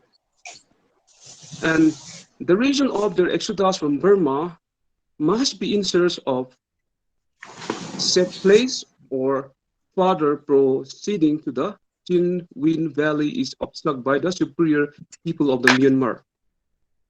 They are looking for the safe place because they are not, as I said, they are a small tribe, the small group of people. And so whenever they have a problem with others, usually the bigger people sets them out from here and there. And so they, even in Burma, they have a problem with the superior people of Myanmar. And it is believed that this tribe moves on their migration toward Tripura to the Chittagong Hills trace in 11th and 13th century and settled down in Zampui, Sakhan Hills, and other places. But they did not stay there more than 50 years in Tripura. And in the meantime, some of the Biate come to Vairangte through Aizol or Kolisip. And these Biate, they were spread to many directions in the North Hills and some of them returned to the Luce Hills, and then they settled in the village of Vitin, Vervek, Kopur, Silutar, and Darlon, which we can see them, these villages even at present. Since the Biate are nomadic tribes moving from place to place in search of good land or Zoom cultivation.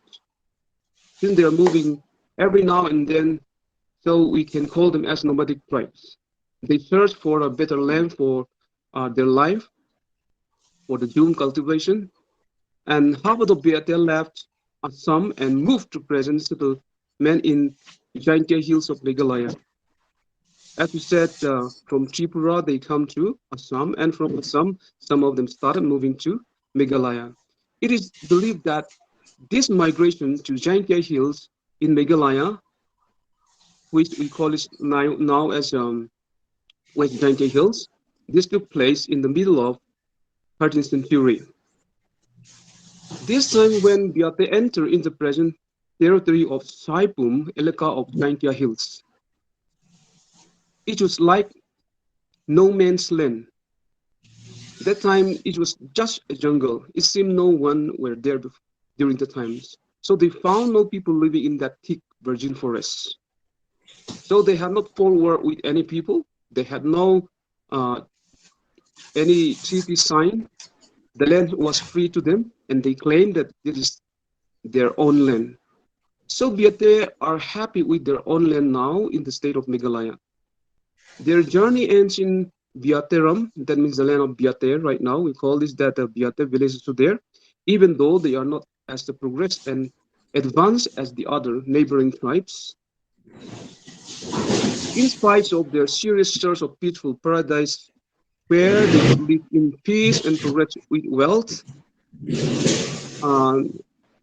this tribe, they face the poor, meek, and soft-minded people. They face all sort of like enemies where they are moving from China here to this land. On the way, they made, even though they are very peaceful people, they face enemies, human enemies, disease, poverty, fear, etc. So now with the new religion, now they are converted into Christianity to them by the Kasi Panar missionary in 1890. Within 25 years, the small population become Christians before they worship nature. Then the influence of opium, tobacco, which some of them they call opium, and zoo, they call it rice beer, and they call it zufang, zupui, and all, which they use in every. 3 minutes cautioning you. Yes, sir. I'm going to finish now, sir. Yes, I'm going to finish. Which they used like a tea before, but after they are become Christian, all those things they remove. In place of zoo, in the celebration of the wedding or any kinds of festival, they drink tea now. So in 100 years of Christianity, the Biate becomes slightly reformed community. That is the present I can give today about Biate tribes, their history, from where they are moving out from China to the present place. Thank you so much, sir. Yeah, thanks a lot. It's a very interesting thing. It will help us to understand the manner in which different tribes from adjacent neighboring countries long back have migrated and settled in different parts of the Northeast. So this story of migration is indeed interesting, from China to Myanmar to Manipur to Tripura to Assam to Jaintia hills. And now it's interesting to see how they live as tribes within Meghalaya. And maybe there will be more questions on that. So wait for the end of all presentations, and there may be some questions for you as well. So now, Okay, shall sir. we move to Adeno Kitan? Is he around? Adeno Yes, is sir. around? Sir, I'm here. Yeah, I'm here. he's around. That's good. She wants to speak on Christianity and colonialism and Nagas of Nagaland, revisionist view. I really want to know what is that revisionist view that you plan to share. So go ahead. Now, 15 minutes. I'll just remind you 3 minutes. Okay. Yeah. Good evening, everyone. My name is Andino. I'm from the Department of History, Northeastern Hill University. My paper is on Christianity and colonialism among the Nagas of Nagaland, a revisionist view, under the theme Tribes in Pre- and Post-British Colonialism. I'll be sharing my screen now.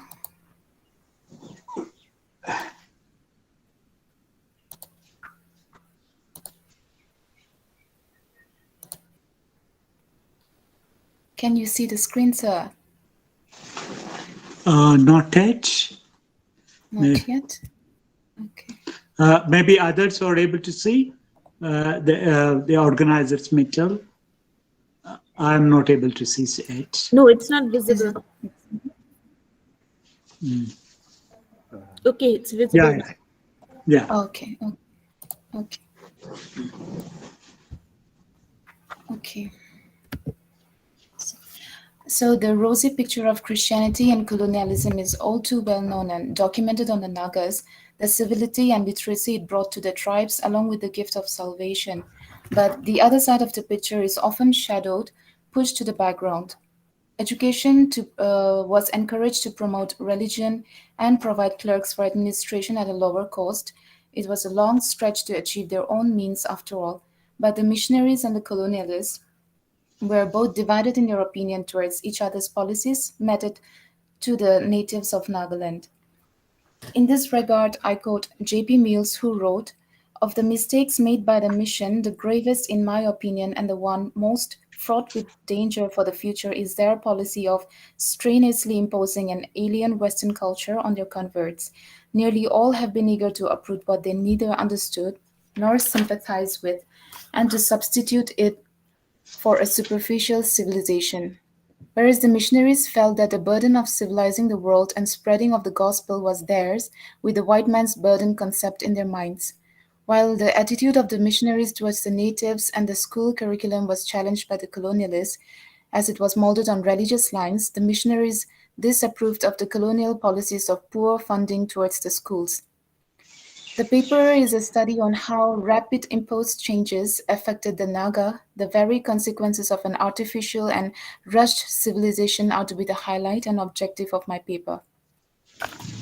So, colonialism and Christianity made felt their impact in the overall life of the Naga more than anything they had ever encountered. How this was achieved and the residual strains are discussed below. First, we have the removal of material culture, then taxation, hampering of the organic progression of the Naga society. The impact was immensely felt in the Naga institutions of the Morung, Feast of Merit, the institution of the elder, institution of the village priest, traditional healers and medicine men, and status of women, education, a class of new elites, individualism, and aversion towards mother tongue. So due to time constraint, I'll just be highlighting some of the points only. For instance, in the removal of material culture, we see the inappreciation of the Naga art and architecture by both the British and the missionaries alike. While the British disregarded them as savage, barbarous, and primitive, and the missionaries symbolized them as demonic and unethical to a Christian convert, were asked to be discarded.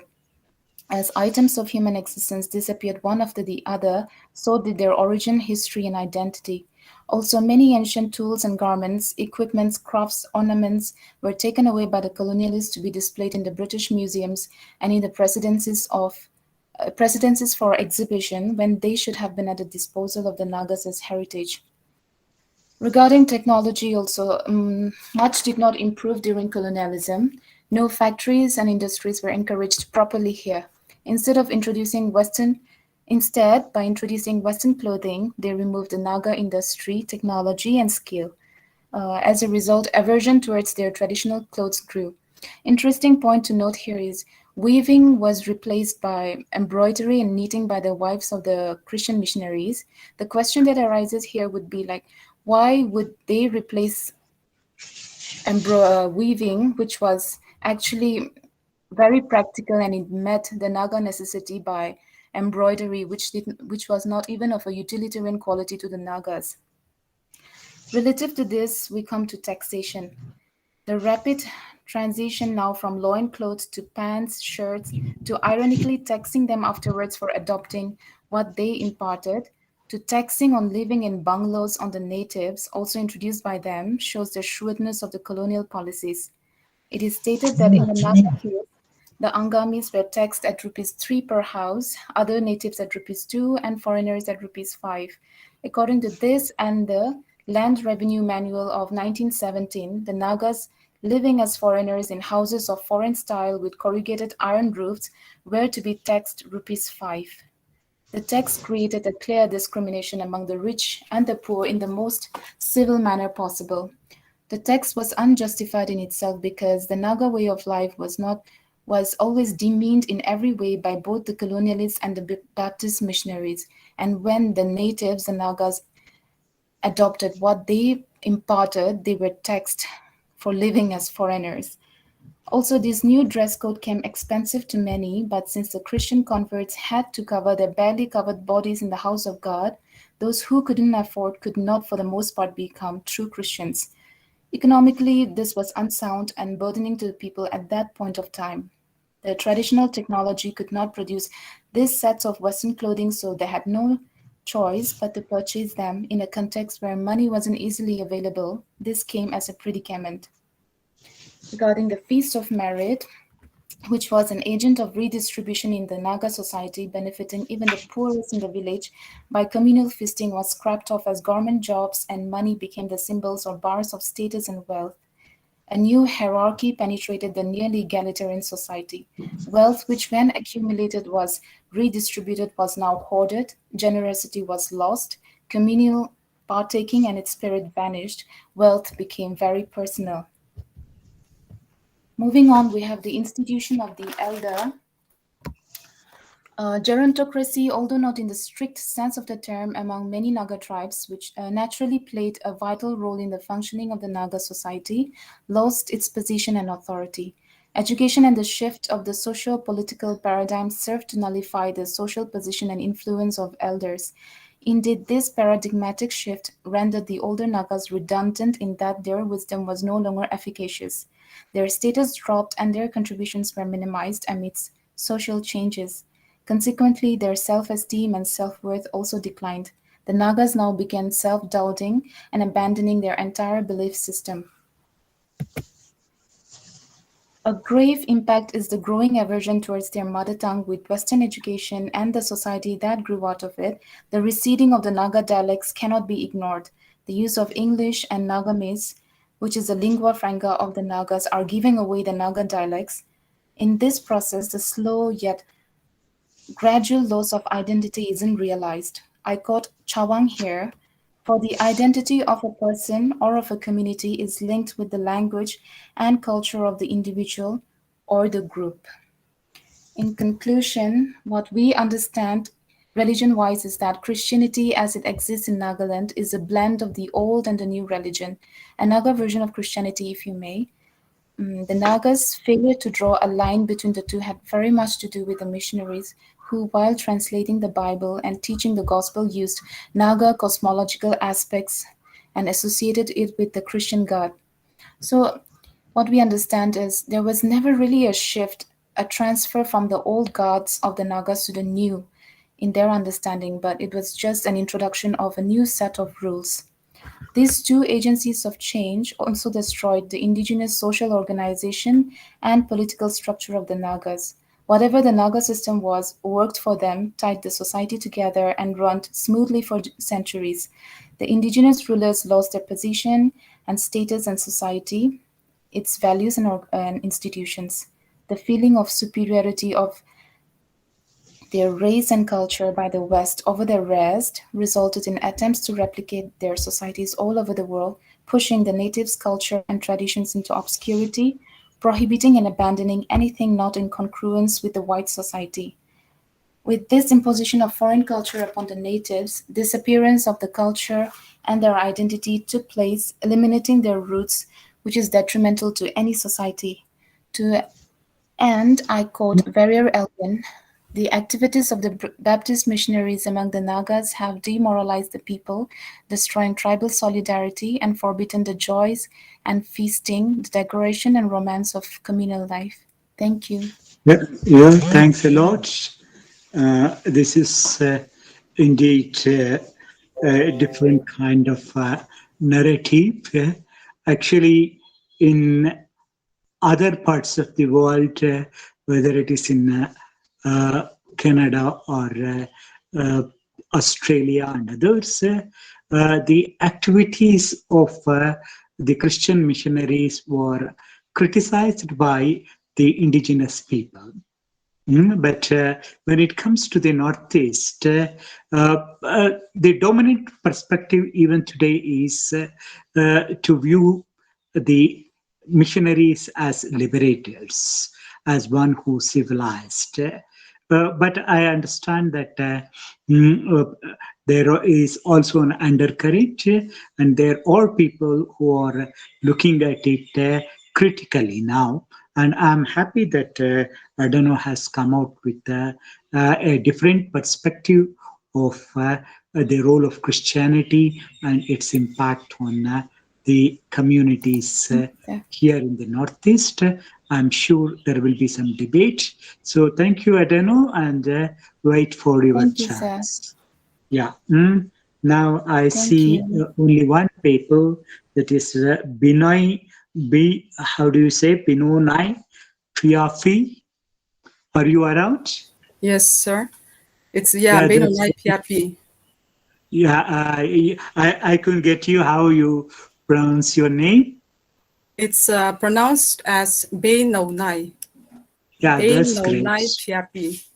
Yeah, that's very nice. She will be speaking on Mara tribe of Indo-Myanmar border, a changing scenario. So you know the rules. You will speak for 12 minutes. Afterwards, I will caution you, and another 3 minutes you will be given time. Go ahead. Okay. Thank you, sir. Can you see my screen? Yeah, we can screen. Okay, the title of my topic is Mara tribe of the Indo-Myanmar border, a changing scenario. Okay. The Mara tribe belong to the Mongolid race and Tibeto-Burman group, who are settled mostly in the southern part of Mizoram, India, and the Chin state of Myanmar. And the Mara tribes were mentioned as a separate tribe for the first time by Captain S.R. Tickle in 1852, and he referred them to as the Humas or Shendus. The Maras were also formerly called by different names, and the colonial government referred to them as Huma, Shendu.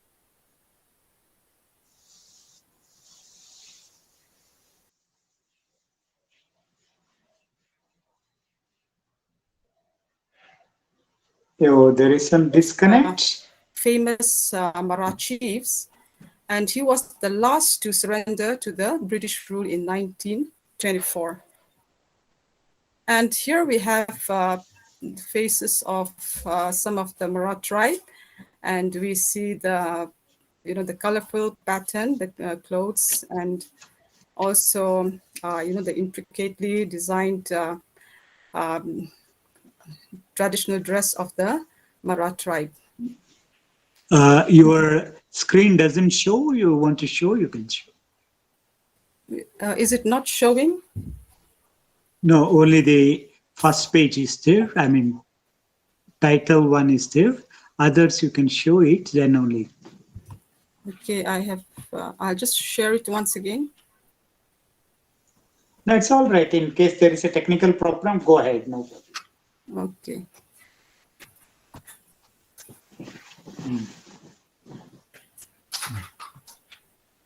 Okay, is it clear now? Can you see the screen?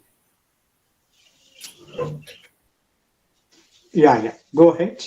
Okay. Okay, the Mara tribes in Mizoram, we have Siaha is the district capital, and it covers 2 RD blocks. namely Siah RD block and Dipa RD block. And Siah district has a coverage area of 1,399.9 square kilometers with a population of 56,574. And it is bordered in the north and west by Lai district, Mizoram, and on the east and south, it is bordered by Myanmar. And if you can see on the screen, there is a map of Mizoram, and in the southernmost part, we have the Siah district, and in the right corner side, we have the Mara Autonomous District Council area. The Mara settlements in Myanmar is in the Chin Hills, in the Chin state, and it includes 53 villages within 3 townships of Thantlang, Matupi, and Paletwa, which is often referred to as Mara land. Now I want to discuss the impact of British administration. The Mara occupied areas came under the British rule in 1924, and they were divided into 2 separate political boundaries in the year 1937. And half of it is annexed to the British Burma, Myanmar side, and the other is British India. And this separation has negatively impacted the tribes on both sides, and they became transnational tribes. And the Savao chief, the last chief to surrender, benefited them in 3 ways. The first is they can sleep without sentries and fear of raid. Secondly, they can travel without any hindrance and fear of ambush. And thirdly, they can have beer parties without fear of being raided and being chopped off wild, intoxicated. This is an account which is given by N.E. Perry. And also we see that we find the abolition of slavery. Now let us discuss the impact of Christian missionaries. Perry mentioned that the most important active instrument of change is the Christian mission. Upon their arrival, one of the most pressing challenges is in developing a written language for the tribe. And they stationed themselves in Saiku village on September 26, 1907. And over here, they introduced Christian literature and formal education as well.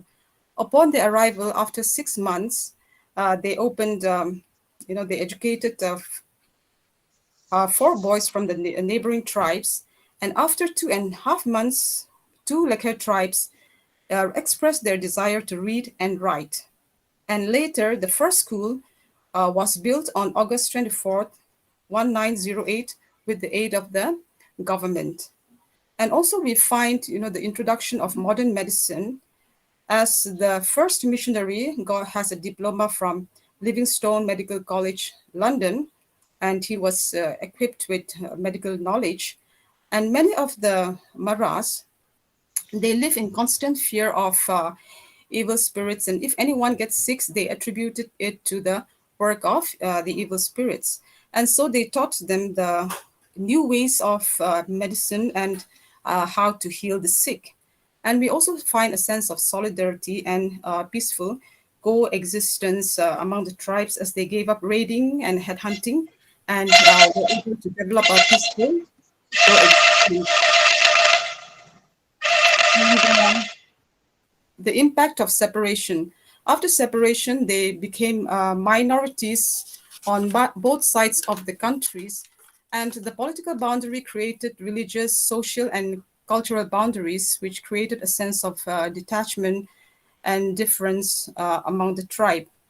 And we find that it has also impacted them in various ways, and they became neglected and overlooked, especially those in Myanmar. They call themselves the forgotten people. So being minorities on both sides, they became politically disadvantaged, and they became voiceless, and basic infrastructures like medical facilities, communication, and transport have been neglected in the areas. The Maras today in India, they called themselves Nagla Maras, meaning West Mara land, And the Maras in Myanmar are Nautsi Maras or Maras of the East, East Maraland. The Nautla Maras have autonomous district council in Mizoram, and they are more privileged than the Maras of Myanmar, as MADC acts as a job bank and financial centers for the Maras. And statistically, the livelihood of more than 70% of Mara population is agriculture. But the reality is much different, as most of these people depend on government schemes like NRGS, that is the 100 days job guarantee scheme of the central government of India. And many of them, they rely on the autonomous district council. And communication and transportation is a nightmare in most parts of the district, and the remote villages reek of poverty, malnutrition, absence of proper health care, and the faces tell the story of a hard and neglected life. And when we look at the Mara tribe in Myanmar, they are faced with the challenges of hunger, malnutrition, neglect, and poverty. The military rule has also added to the plight of the Mara people, and many have sought refuge among their own people in Siha district of Mizoram and in other countries as well. The Chin state, where the Mara and other tribes is located, is one of the poorest and least developed states in Myanmar, with 98% of the population in the rural areas are subsistence farmers. The UNDP estimates that 73.3% of the population live below poverty line, and the WPF estimates that 81% of houses have inadequate food consumption. So we can conclude that the work of the Christian missionaries is certainly applauded and has done more good than harm. And of course, the British administration main concern was expansion, rule, and the protection of its interests. And this unfortunate event of dividing a race has created such a deep gap that the Mara people have been disconnected in their socio-political, cultural, and religious spheres. And dividing a race, drawing a political boundary, and splitting a tribe for administrative convenience is a scar which will never heal for the Mara people. Thank you very much. That is my presentation for today.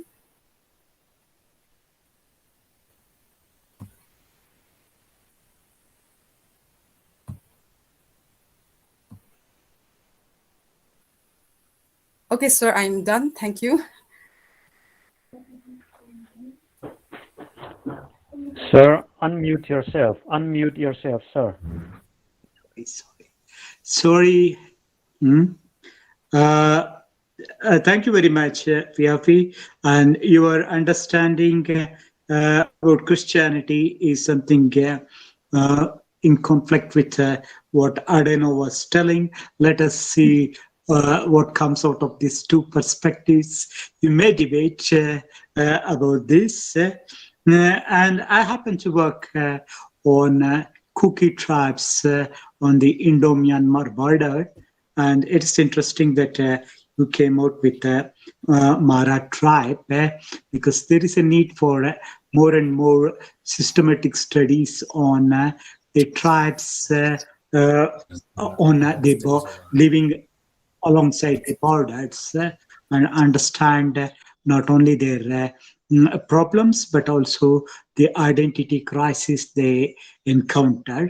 I'm sure there will be some discussion. I want to know there is whether Shangpliang is around. So she was to present. She was the second presenter listed, but I think she's not there. So now that there are 5 presentations, now all of them are open for discussion, and you may raise your queries in case you're writing it. Let the organizers read it, or if you want, you can straight away speak. Raise your hand, and you can let the questions be pointed, and say to whom you are asking the question, and you let your questions be precise, and let the answers also be precise. Now the forum is open for debate and discussion.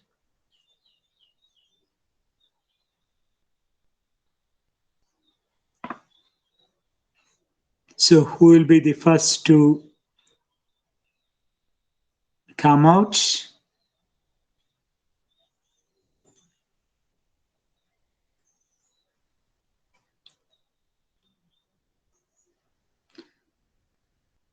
Is it that you're all happy with the kind of presentations? You have certain queries? Or even differences? So this is the place where you need to argue, you need to come out with a thing. Whatever is the thing, it is right or wrong, it doesn't matter, but you should be able to debate. Yeah.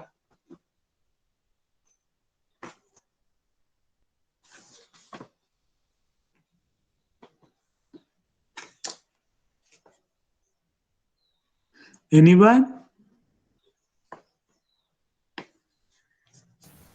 Yes, sir. So Yeah, actually, yeah, my question is for Mr. Zoram Channa. I'm really sorry if I missed while he was presenting, but I wanted to know his source for the migratory route that he was talking about. Yeah. Okay, sir, I'm here. Yeah, please. The route, migration route, we can get it from Lalsim Ramdina. Pardon me? Lalsim Ramdina. Sometimes it's written as Lalsim R. From his book of culture and historical background, and you can see from the Mizo writer also, and then from Shakespeare writing also, we can see that Lusai Kuki clans. We can see that this the migration route. Okay. From Mizo, most of the Mizo historians and even this Lalsim is one of the great writer of one of the most famous writer of Biate. From his book, you can see that. Okay, because forgive my ignorance, but most of the Nagas also, they trace their origin to the construction of the Great Wall of China, that they were slaves enslaved there and they couldn't bear the burden, so they migrated from there. This is the saying of almost the Mizos and the Nagas also. So I wanted to know the source behind this. Yes. They are all are like Kuki. We are Kuki. So we have the same roots. We are from that place. Yes. From China. Yeah. Okay, thank you so much. Thank you for the question. Yeah, there is so much of difficulty when it comes to Northeast tribes. Since nothing is written, much of it depends on folk narratives and what the people have been telling, and from generation to generation, how it is passed on.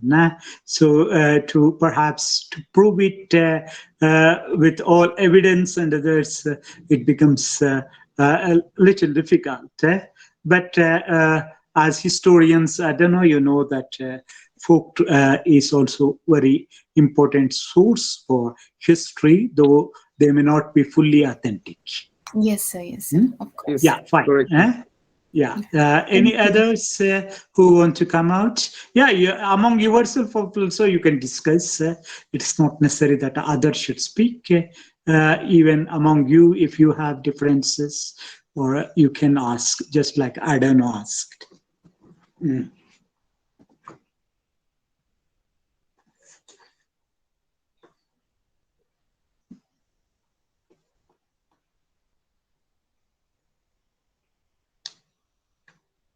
Nothing?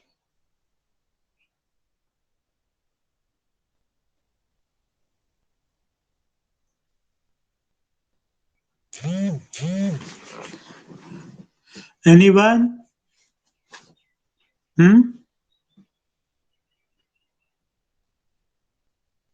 Sir, are you calling me? Sir? Yeah, Arunima, yeah. Yes, sir. Yeah, you have something? Any Not query? exactly, sir. Sir, is there any question from my paper from your side also? No, I do not have anything. Maybe if the organizers have the notes, they can tell. Yes. But but these are the things, maybe for your own sake, this one, I'm just asking Rajashri, yes, about the history you have Yes, yes, sir. narrated. Now, I want to know what is their present position. Is it that they can still be identified as distinct tribes, or they or anyway different from, say, for example, the what you can say, the Dalits Yes. of Kerala, or you can still say no, they have certain characteristics which is different from Dalits or the lower caste, that you keep in mind and tell me. So when it comes to Aranima, I also ask you, maybe are you do you have enough of legends to come to this conclusion, or maybe uh, uh, a few, if you have very few to generalize on that, maybe it will problematic. What do you think about it? So that you let me know. And when it comes to Jorachana, I want to know how about their position in Meghalaya. Is it that they are comfortable, they don't have no problem with the dominant indigenous tribes, that kind of relation, between Vaitek tribe, or you live in the midst of Jaintia, I think. So are there any problems, or there is coexistence, that kind of thing? As per Adorno and Binonai Piafi, I want to know whether you want to reconsider your versions of Christianity after listening to each other. Okay, now one after another. Rajashri.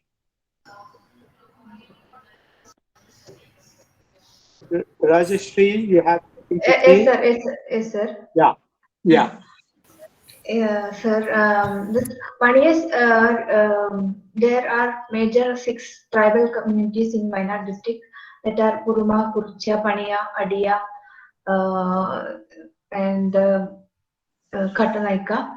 So they are economically and socially backward from the other tribal communities, but they are different from the SC community also, because they have their own traditional practices. Even if they are scattered or semi-nomadic group of tribes, they have their own traditional practices, and they have their clan leader like Urimupan, and they have their own marriage practices, cultural fests and all. So they are actually distinct from the Dalit community. Okay. So come to know more about it. Yeah, Arunima, now you have some intervention. Sir, could you please repeat the lines that you said? That you say only a couple of legends. I mean, you are trailing. On that basis, you are coming to the conclusion Yes, about bias or racist mentality. Do you have adequate many more legends on the basis of which you come to conclusion? Sir, yes, sir. Sir, it's I think my paper is still incomplete because I'm still undergoing through the research.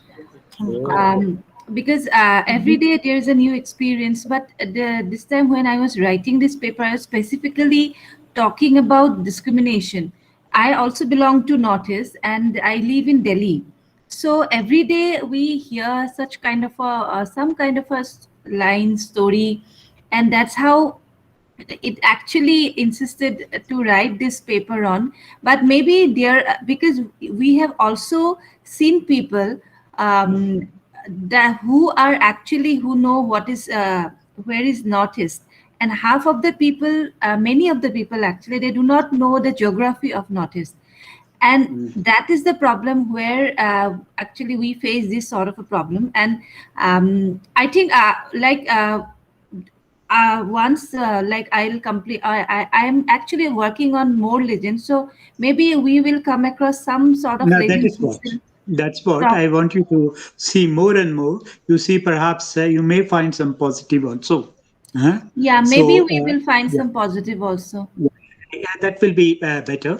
So, Mm. seeing the all Yeah. sides of the story. So Okay, I thanks a in lot. this paper I was actually talking about this part, discrimination part. Uh, because the kind of thing that you said about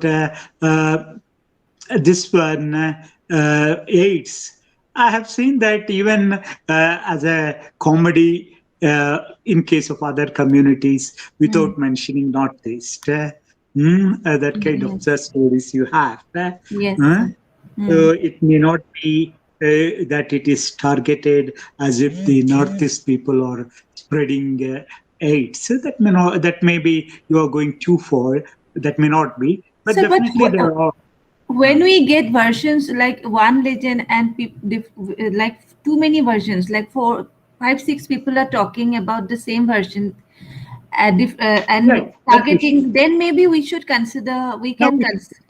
definitely, definitely, because when it comes to certain things like uh, uh, they looking like a Yeah.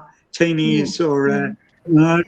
people, women lose morals. This kind of things are very much there. That is what we know about it. Mm. Yeah, that kind of things you can bring it out. Okay. Yeah.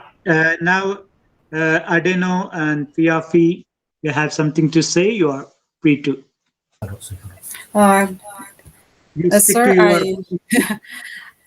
as you have been requesting, I totally agree with Adino Kitan, or what she has presented, because the missionaries, they have of course altered the folk songs, the folklore, and they have even banned alcohol when it was used as a times of selfless sacrifice. It was used as a means of rituals and all activities, and they have also imposed certain dress codes which is not compatible with the Mara tribe.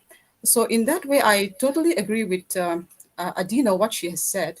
And also, my husband has also he's going to present a paper tomorrow, and his writings on the Mizo, the culture, he's going to, I think they have the same conclusion. But what I have presented today is the impact of separation. I have just added some of the parts, and also I have put a little bit of positive light on the the contributions of the Christian missionaries. But of course, I do not totally agree with whatever is imposed upon us. So I just want to bring it in a little different light. I agree with Okay. Adino, sir. Thank you. Now, Fiafi, I just have another thing also. Yes. Is it that the interaction between Mara tribe of Mizoram and Myanmar continue to take place even today? Yes. Or I mean, the borders open and the interaction do take place? Sir, the international border, Yeah. due to it's quite mountainous and impractical to. There are no proper roads which are constructed even up to this day. But because of that active policy, there is some headway to make a connection between some of the border, and so they till today, vehicles, it's difficult for vehicles to pass to the other side, and so there is a connection gap between the Mara tribes living in the Myanmar side and the Indian side. But of course, if there is proper communication and transport, and if there are proper facilities, then of course we can have a closer bond or connection between the two tribes, the tribes. But right as of now, it is quite difficult to travel. Hey, thanks a lot. Thank Yeah, you. I don't know anything more reconsidering, or you stick to that? No, sir, I would absolutely stand by my paper. And thank you for agreeing with me, Ma'am Benona. But actually, I had so much to share, but due to time constraint, I had to really No, cut that's down the correct. paper. No, it's Yeah. absolutely all right. You can write it into a good paper. Okay. Yes, sir. Yes, sir. Come Yes, out sir. paper. Of course, I know a couple of people who wrote critically about the negative side of missionaries' rule, but they still there are not many. So it will be interesting if a study comes out from an indigenous scholar. So keep doing it. So it is okay from my side. Thanks a lot, the organizers. Are you around? Is it that we can call it a day? Good afternoon, everyone, and welcome back to the second session of the international webinar. Our chairperson for this session is Dr. Mrs. Mebada Lingdo Nongri. She was a lecturer of this college in sociology. She then joined World Vision India and has held different posts in different capacities. Currently, she is working as state consultant of World Vision India, face-to-face donor acquisition, and is also an assistant professor of Commerce College Shillong and Smith College, and is also a counselor of IGNU since 2002. Her areas of interest are culture and ethnic relations. Madam, now I hand over the time to you for the session. Thank you. Okay. Thank you so much, Ms. Adela, for welcoming me. So now we have come, yes, indeed, to a very important session. And in fact, it's a topic that has always been burning inside my heart. That is on tribal life, tribal studies, rediscovering tribal studies, relooking, revisiting them. So friends, colleagues, and all the participants, on behalf of the Synod College Sociology Department, I welcome you all to this very important session.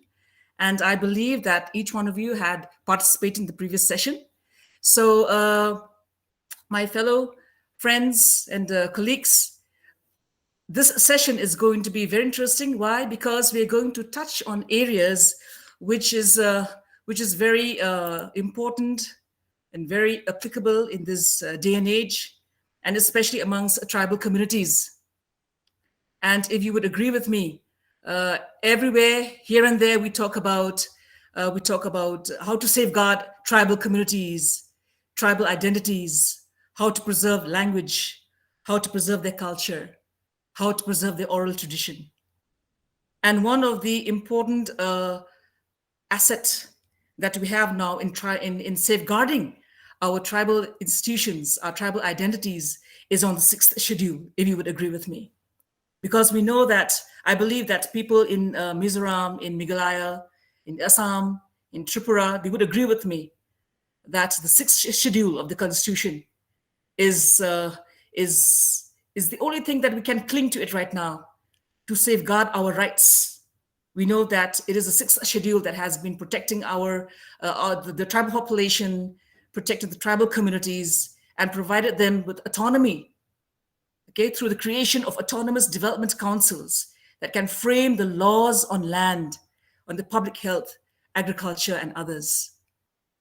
So once again, on behalf of the Sociology Department, we are so happy to have with us here a resource person who is a renowned scholar in our state and who has done extensive work in the field of tribal institutions or traditional institutions, like the people of our state. So we have here with us Professor L.S. Gassa, who is the visiting faculty in the Department of Political Science at Synod College. So we welcome you, and we are so happy to have you with us here. And friends, I would like to say that Professor Gassa has done a lot of work regarding the traditional institutions in our state. And people in the university, Northeastern Hill University, are aware of his contribution. Okay, and just in the word, I would like to share with you that Professor Gassa, though he is retired, yes, he has been serving the Northeastern Hill University from the years 1978 till about 2016. He has held many administrative offices, like being the head of the Department of Political Science, NEHU. He was the dean of the School of Social Sciences. He was also elected as the honorary director of the Indian Council of Social Science Research, Northeastern Region. And he was also the editor of Man and Society, the journal of ICSSR, NERC.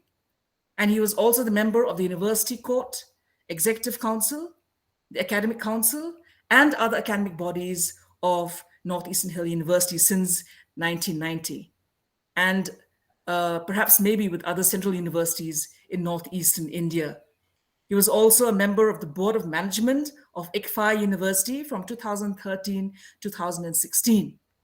He has also done a lot of publications, and we learned that he has done a lot of editing to about 10 books. And he has published many papers, and in about 70 research articles have been published by him. So, sir, we welcome you at this time.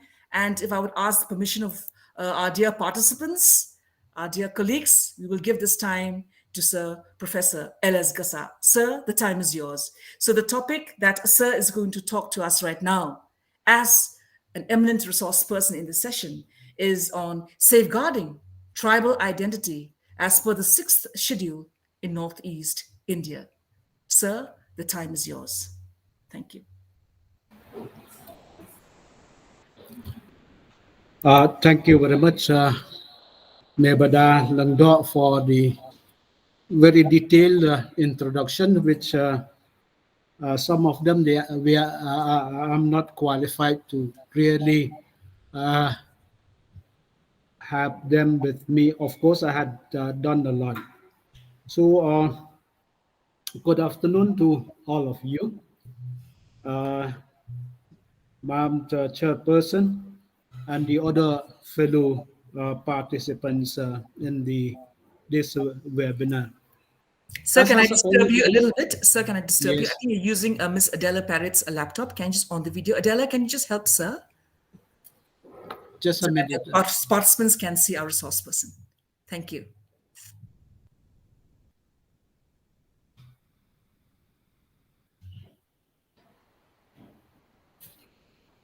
Thank you, sir. Thank you. Okay. So, as has already been announced by the chairperson, my topic is safeguarding tribal identity as per the 6th schedule in Northeast India.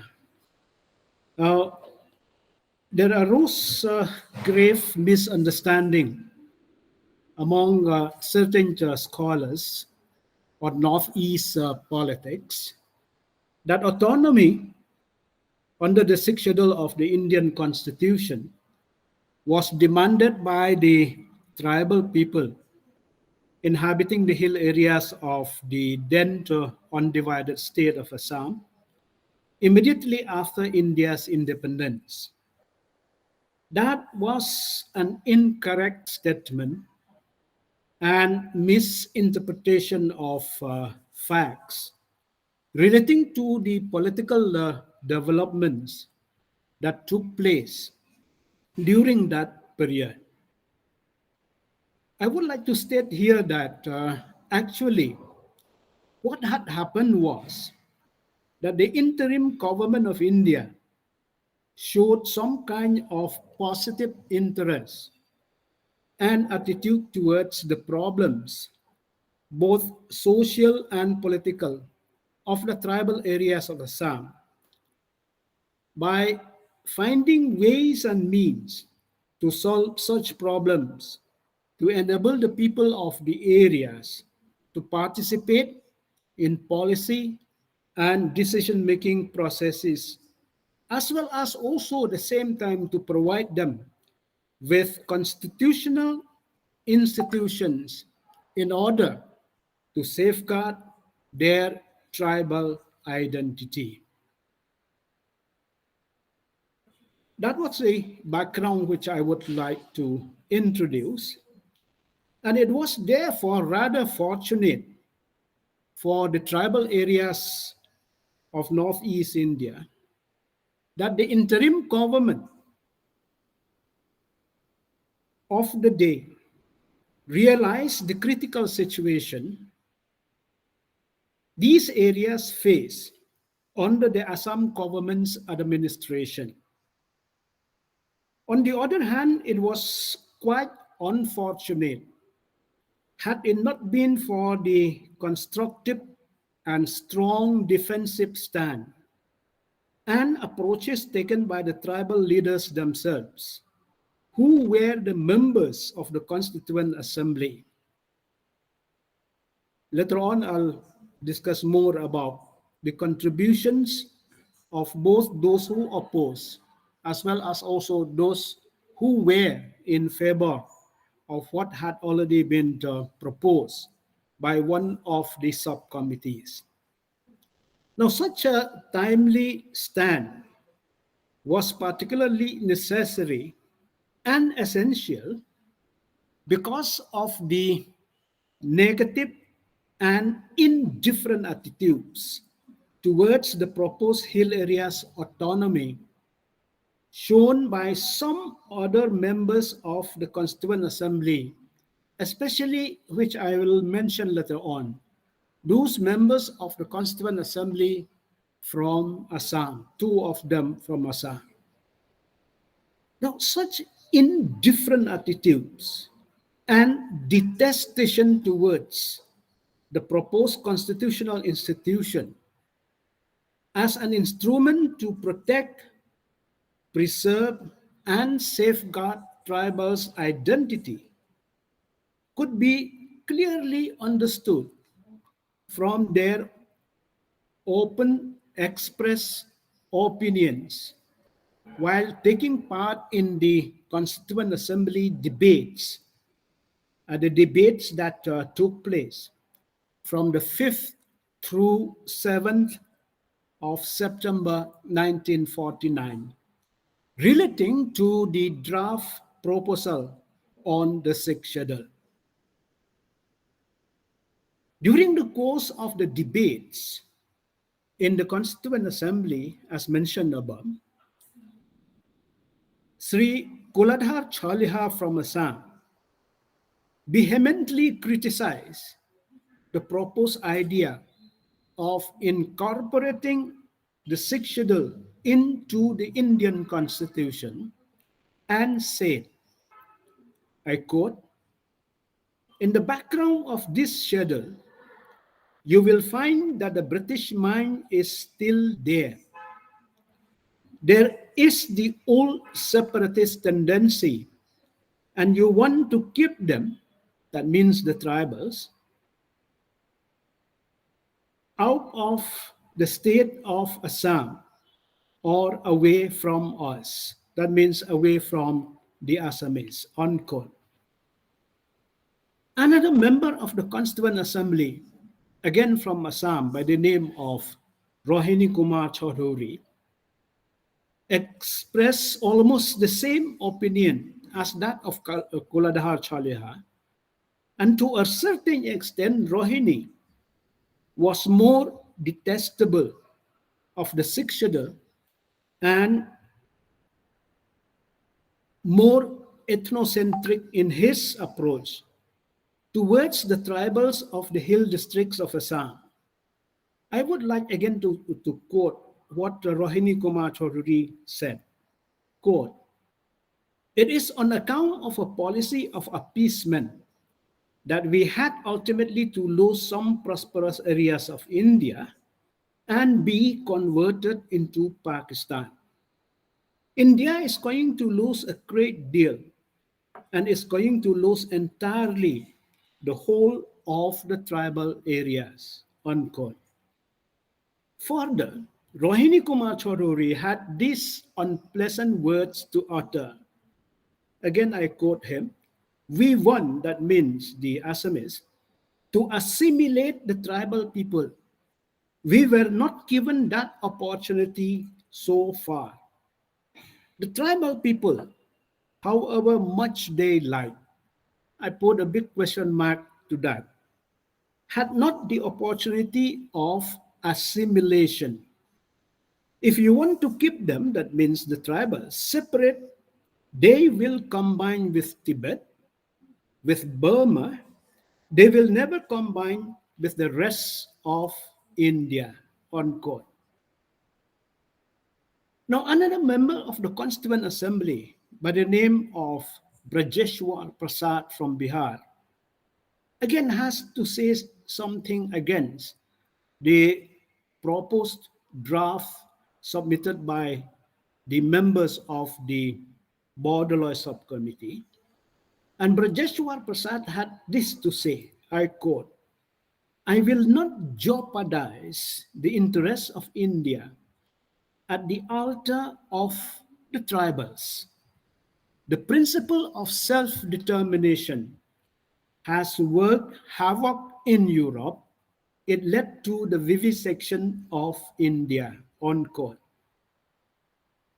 Now, friends, all these uncalled for predictions and indifferent attitudes towards the tribals of Northeast India, their autonomy, and the proposed protective measures proved wrong and contrary, and all the unnecessary fears and hopes belied those who projected them. Such hate speeches and indifferent attitudes towards the tribals of Northeast India led to nowhere, but produced only bad blood and negative results. Excuse me. As stated earlier, it was quite fortunate that there were those towering tribal personalities and other members of the Constituent Assembly who played a proactive role during the debates to defeat, to say the least, those ill opinions and misdirected suggestions given and expressed openly by those who strongly opposed the recommendations of the Border Law Subcommittee. Mention may be made of the strong views and opinions expressed by Reverend J.J.M. Nichols Roy, Dr. Ambedkar, Jaipal Singh, and Gopinath Bordoloy. For example, it is imperative to note what Reverend J.J.M. Nichols Roy had to say.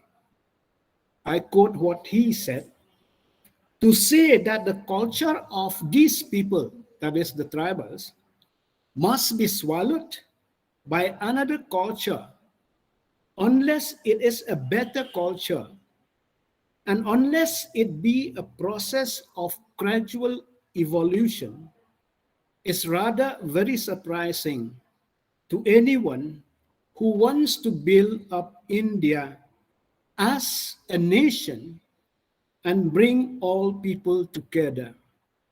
India should rise to that feeling or idea of equality and real democracy which the tribal people had. The tribal people should not be allowed to be swallowed up by another culture which is quite different from what they had been and also had been used, and which is considered by them, that means the tribals, not at all suitable to their society," unquote. In brief, Reverend J.J.M. Nichols Roy made it very clear that the tribals' culture should not be allowed to be swallowed by those outside their own. In other sense, the tribals in Northeast India should have in their hands such constitutional body or constitutional institution to enable them to protect and safeguard not only their culture, but many other related issues connected with it, as well as prevent any kind of imposition culturally, linguistically, etc., by others outside their own culture. It was therefore fortunate that the interim government of India realized such dire needs of the tribals of Northeast India and opened up some ways and means to make it materialize to safeguard their identity. Certain serious comments and criticisms were made against the views and opinions of those members who strongly opposed the recommendations of the Border Law Subcommittee. For example, S.K. Chaubey commented that the most remarkable thing about the skill adopted by the subcommittee, that is the Border Law Subcommittee report, was the skill adopted by the subcommittee to reconcile the needs of the hill tribal people with the Assam government's drive to integrate them with the plains. S.K. Chaubey further stated that the subcommittee's proposal was the introduction of the autonomous district council, which would protect the hill people from the unscrupulous plains people. There is another serious problem that confronted and hindered the tribal people of the Den Hill districts of Assam from protecting and safeguarding their identity due to the attempt of the plains people and the government of Assam to assimilate them. The concept of assimilation, if implemented, has many dangerous repercussions on the affected people. Assimilation is bound to destroy the entire ethnic identity of the assimilated people if allowed to take place. And to this effect, I would like to mention here and quote what one of the scholars who spent his life in Northeast India and who had written many books on Northeast India, his ideas and also his comments, and that was Professor V. Venkata Rao. Now looking to this question, to this issue of assimilation, V.V. Rao has this to comment, quote, "It is evident," he said, "that there were some in Northeast India who wanted to assimilate the hill areas even by force, if necessary. They displayed an imperialist attitude and superiority complex. They did not make a distinction between integration and assimilation. They did not make a distinction between integration and assimilation. This is unfortunate, and it was responsible for the disintegration of Assam, unquote. And therefore, V.V. Rao had a lot, therefore, to say against those who made serious attempts to assimilate the tribals of Northeast India into the culture of the people of the plains. And therefore, he had this to comment and said that it is an imperialist attitude. He said it was also a kind of superiority complex showed by these people who tried their best to assimilate the tribal people. Now, assimilation is a serious social and political concept. Assimilation is also always an unhealthy and negative attempt made by the majority population over the minority, or a more advanced society over the backward society, as well as an attempt by the majority population to trample the rights and whatever little opportunities available to the less fortunate and backward community. And if we go further, therefore, you will find that the very concept of assimilation, in which, as I mentioned earlier, right from 1949, when there was the discussion and there were those debates in the Constituent Assembly, both those members of the Constituent Assembly from Assam, they kept on stressing on what they wanted, and they wanted to assimilate the tribal people of Northeast India into the culture of the Assamese, as well as also into the culture of the plains of Assam.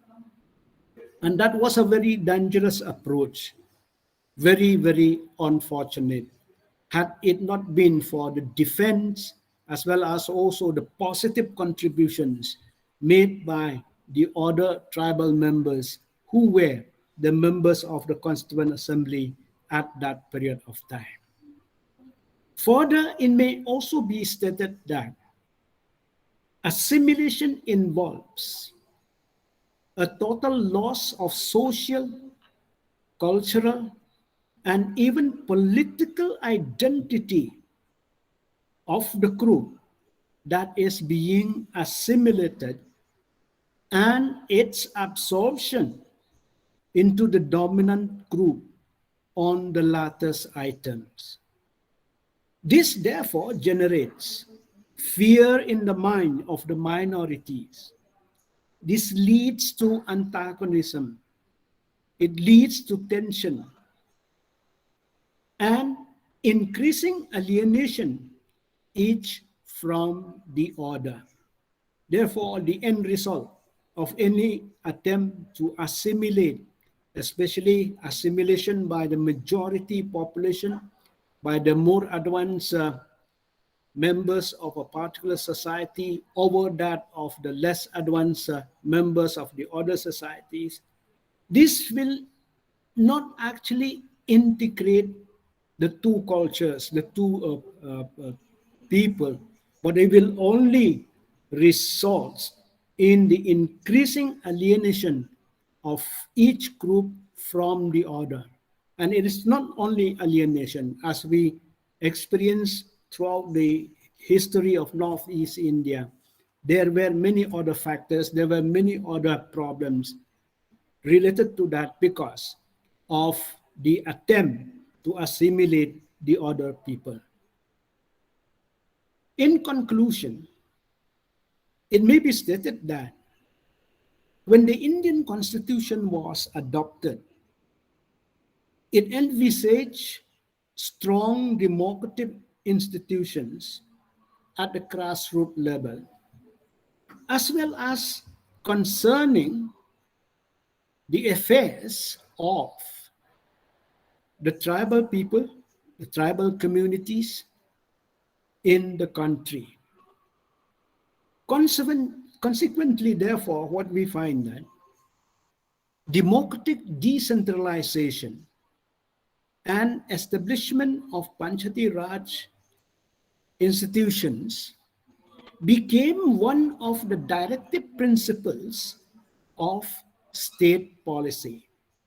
Therefore, in other parts of India, because of decentralization and the introduction of the Panchayati Raj institutions, many such Panchayati Raj institutions were introduced all over the country, except in the tribal areas of Northeast India.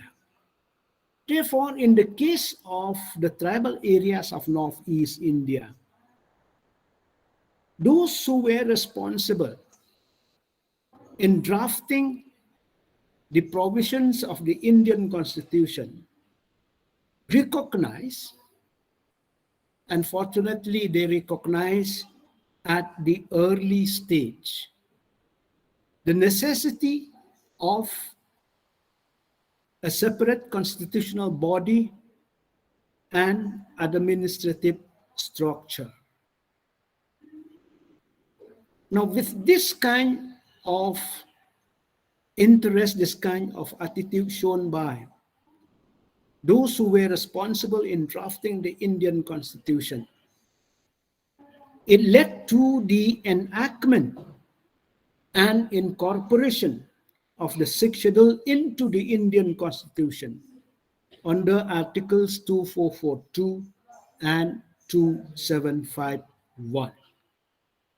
As I mentioned earlier, in spite of the opposition, in spite of the indifferent attitudes by the other members of the Constituent Assembly who vehemently oppose the idea of accepting and incorporating the sixth schedule to the Constitution of India, but those other members of the Constituent Assembly were very much in favor of accepting most of the recommendations of the Borderline Subcommittee, as well as also the members of the drafting committee were of the opinion that it should be included in one of the schedules of the Indian Constitution. That's how it has come to be incorporated into the sixth schedule of the Indian Constitution. Now, in the background of this, therefore, you will find that the members of the drafting committee, they were broadly guided by three major considerations. Now, which are these three major considerations, broadly speaking? Number one, the necessity to maintain the distinct customs, traditions, socio-economic and political culture of the tribal people of the region, and to ensure certain political and administrative autonomy to such people in order to protect and safeguard their identities. Secondly, they were also guided by the necessity to prevent the economic and social exploitation by the more advanced neighboring people of the plains. And thirdly, to allow the tribal people of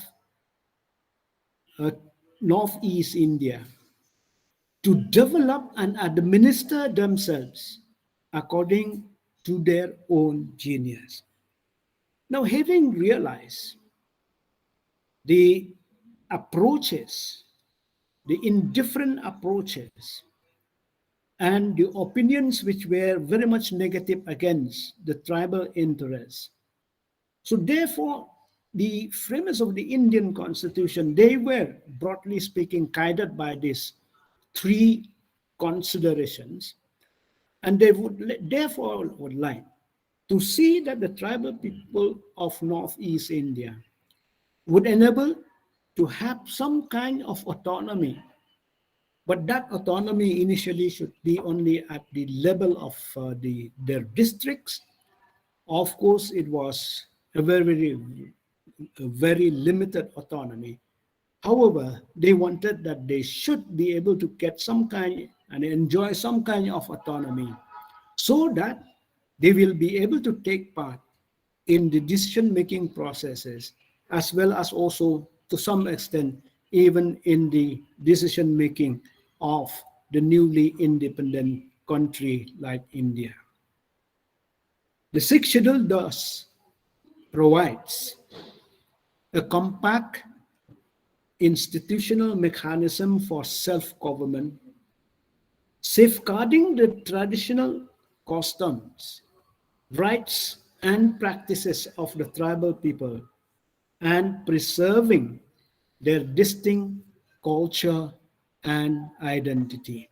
So it also remains to be seen what kind of actions, what kind of administration that will be taken by those persons who man the autonomous district councils under the 6th schedule to the Constitution of India. The success and the failure of the autonomous district councils, therefore, whom the framers of the Indian Constitution had this idea of safeguarding the tribal interests, had been given to them. And it is up to those who man the administration of the autonomous district councils who will therefore be able to really put things into practice.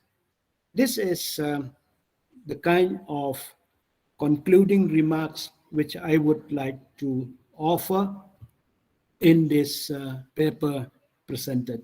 So thank you very much for listening to this presentation, and I leave the rest of the time to the chairperson of the session. Thank you very much. Thank you very much, Professor Elias Gasa, for that very clear insight that you've given us on the on safeguarding tribal identity as per the 6th schedule. We know that you had mentioned about how a subcommittee was formed in framing the 6th schedule, and I believe it is in 1947. And you have taken us to a platform where we, as sociologists, since this has been organized by sociology department, we need to revisit, restudy the significance and maybe the advantages and disadvantages of the process of assimilation. And we also need to relook into our understanding of integration when we talk about the nation at large. So it is very insightful, sir. And you've given us not only the understanding about the 6th schedule, but the history about the 6th schedule and the situation of the tribals then. We know that when the subcommittee was formed, the premier then was Mr. Bordeloy, and how under his chairmanship this 6th schedule came. So you had given us these very clear insights, and I believe that each one of us have benefited from your sharing, from your paper, sir, from your presentation. And for me personally, I feel that since just a few days back, I was talking about assimilation when we were talking about acculturation, about the cultural conflict, okay? And especially with the situation happening in our state, I was thinking about the process of assimilation. And all this time we thought that the process of assimilation always have its own positive impact, okay, or positive implication. But then we also see how the process of assimilation was a debatable area regarding tribal identity. So thank you so much, sir, and we wish you the best of luck in your endeavor. So to add a flavor to the session, this session is going to be made interesting by different presenters, okay, through their papers. And while sir was presenting his paper, I could see the presenters being included in this session. They've joined us. So once again, to all the participants here on behalf of Sociology Department, Synod College, I would welcome all our presenters who are going to present their papers in this session. And to carry weight to this session on what Sir Gasa has started off, he has led us off in a very nice way, interesting way, and a challenging way also. I believe that the papers that our presenters now who are going to present are going to add, as I said earlier, add flavor, add spice, okay, to this whole issue about tribal identity, and also to challenge each one of us how we can promote tribal life amidst the change of times, amidst the current issues that seems to have take hold of the identity of the tribals. And if we just remember what Sir Gasa has just mentioned just now about assimilation, I think the time is very right for us to understand, to revisit tribal life, tribal studies. Because if tribal life if they have to survive, we have to talk about cultural survival, and that they have to be able to stand on their own feet.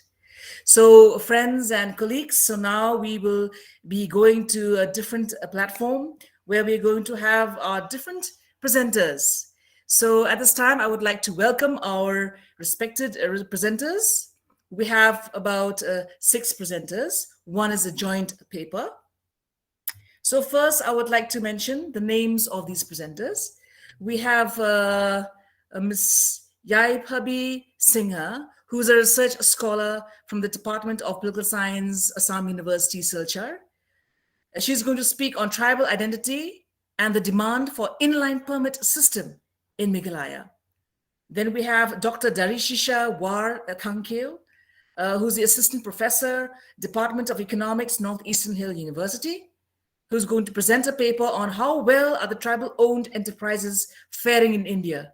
Insights from the non-agricultural informal sector. Then we have Ms. Karina Rita War, who's a research scholar from the Department of Sociology, Nehru Shillong. She's going to speak on finding ourselves in the 21st century, a double-edged sword. Then we have this combined paper of Dr. Sharilyn Karimujat and Ms. Evangeline Nonklau. So Dr. Sharilyn Karimujat is the head of the department, Sociology Department, Shillong College. And Ms. Evangeline Nonklau, who's the assistant professor, Department of, I think she's doing her PhD from Hyderabad University, Department of English. So she will be a research scholar. Okay, you can correct yourself if I'm wrong here, but then I believe you're a research scholar, Department of English, Hyderabad University. So both these two, they have prepared a paper on reimagining identities, Ulom Shillong and Khasi identity. I think this will be very, very interesting. Then we have another presenter by the name of Ms. Kim Thien Vak Vaipai, who's a research scholar from Northeastern Hill University. And the paper is Restoring Zoo Indigenous Through Folk Tales and Oral Narratives. And we have a last presenter, Ms. Gladys S. Matthew, who's a research scholar, Department of Tribal Studies, Faculty of Tribal Studies, Indira Gandhi National Tribal University, Amarkantak, Madhya Pradesh, who is going to speak on forgetting the culture of honoring the ancestors and anthropological observation. So after their presentations, a time has been given that we will have discussions on these different presentations. So I would ask the House now, what would be your suggestion? Should we have a discussion after all the 6 papers? Or should we divide it? I mean, as per the program schedule, the discussion will be 4:30 to 4:45. But I would ask the House or the presenters if you feel this is okay, or should we divide, should we have a discussion after 2 presenters and then we have discussion again after the 3, the remaining presenters? So I would ask, I leave the suggestion to you. Can any one of you give your suggestion? I think we can discuss at the end. Yes, Rani, Mr. Rani. That's how we followed in the last session also. Okay, fine. Okay. Yeah. So, okay then. So we will have these presenters presenting their papers one after the other. First will be Ms. Singha on tribal identity. Then Dr. Darishisha War Thankeu, who's going to speak on how well are the tribal-owned enterprises faring in India. Then Ms. Karina Rita War, Finding Ourselves in the 21st Century, a double-edged sword. Then a joint paper by Dr. Sharilyn Karimujat and Ms. Evangeline Nonklau on Ulom Shillong and Khasi identity. Then Ms. Kim Thien Vak Vaipai, who's going to speak on restoring the zoo indigenous. And then Ms. Gladys S. Matthew, who's going to speak on forgetting the culture of honoring the ancestors and anthropological observation. So each one of you have been given a time of 15 minutes. Okay, so in whichever form you're doing, whether it's through PowerPoint or oral presentation, you can do that. But please don't forget to on your videos so that our participants can see your presentation and your beautiful faces. So please do that. And I would give the time first to Ms. Yaiphabi Singha. So Ma'am, please take this time. The time is yours. Thank you.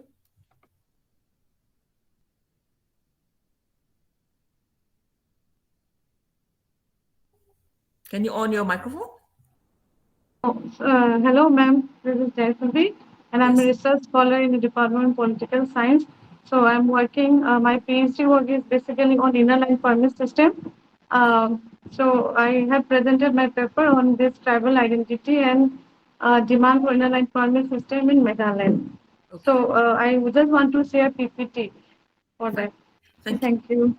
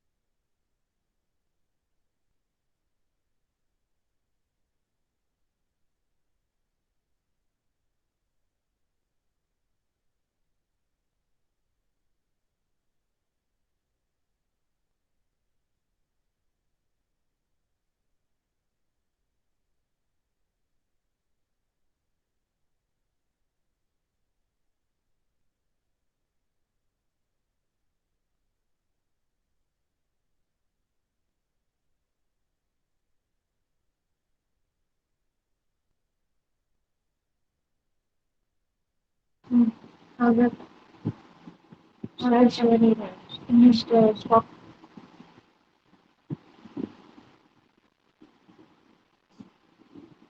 So, Marathon. Share screen. Start sharing.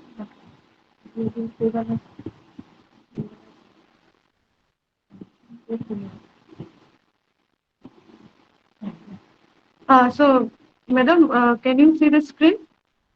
Yes, we can see. Yes. Okay, thank you. So, tribal identity and the demand of inner line permit system in Meghalaya.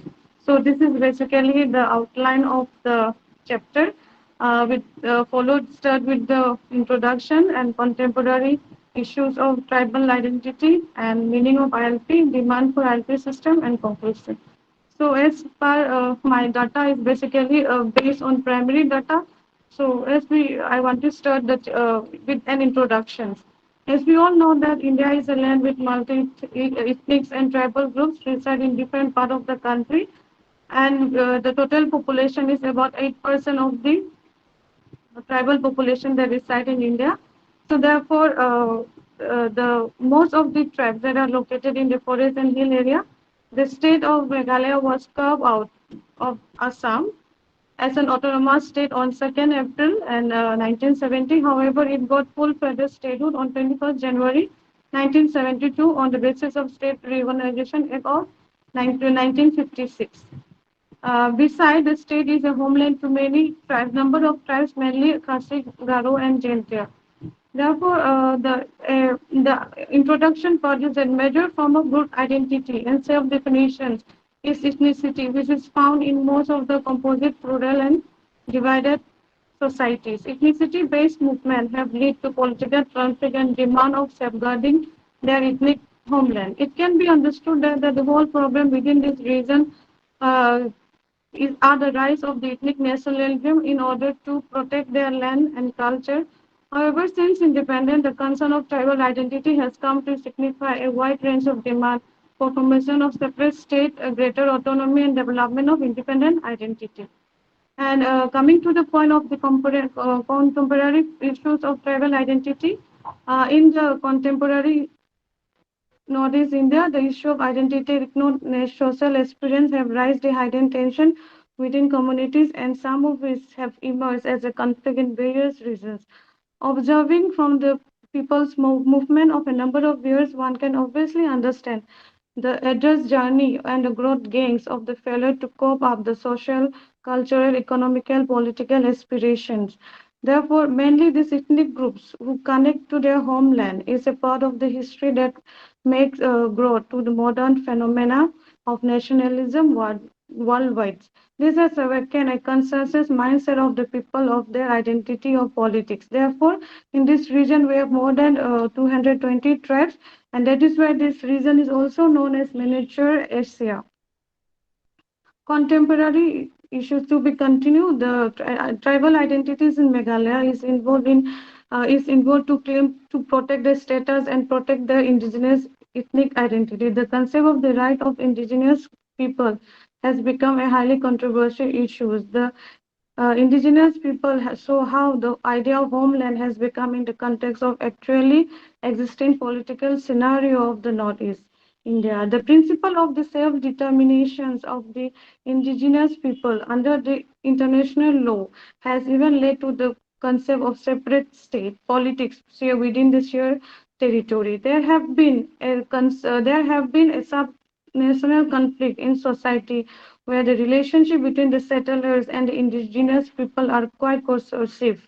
Uh, and also the people of Meghalaya raise a question that there need to be a certain concern of this indigenous group in terms of their constitutional, legislative and administrative safeguard to protect, preserve and promote their culture, social, linguistic identity and heritage of the people of the state. The recent impulse of the issues on the inner line permit have shaken the whole state of Meghalaya as well as the northeast region. The recent unrest in this state led to the mass destruction and protests to implement the inner line permit system. However, the issues of inner line permit system has drawn much attention in public forums to debate and discussion. And next, coming to the meaning of inner line permit system. As we all know that the inner line permit system is an official travel document. It is a document issued by the government of India in order to grant permit to inward travels in Indian citizen in order to protect a protected area for a limited period of time. It is obligatory for every citizens from outside the state to obtain a permit or permission from entering into this protected state. Originally, it was created by the Britishers to safeguard their commercial interests in this region. And the history of inner line permit system began during the British regime in Assam. The legislature, which was introduced for the first time, popularly known as the Bengal Eastern Frontier Regulation Act, was passed in the year 1873. Presently, the ILP system is applicable in the state of Arunachal, Mizoram, Nagaland, and Manipur. Manipur was added under ILP system in 1st January 2020. It is said to be officially done in order to protect and preserve the tribal culture in Northeast region. The inner line permit system is valid for purpose of travel and not for permanent residence. So coming to the main point of why there are demand for inner line permit system in the state of Meghalaya. In Northeast region, as we all know that the demand for inner land permits has came up with the implementation policy of Mizoram, Arunachal Pradesh, and Nagaland. And the state of Manipur also demanded from the years 2015, and recently the state of Meghalaya demanded about the implementation of inner line permit system. This has become this reason basically has also had various other problems such as insurgency, arms conflict, migration issues, socio-economic paralysis, and political instability. Traditionally, the unprotected groups demand the same kind of protection once which was extended to the group that were forwarded that most isolation. The main factor responsible for the demand of inner line permit system in Meghalaya are highlighted.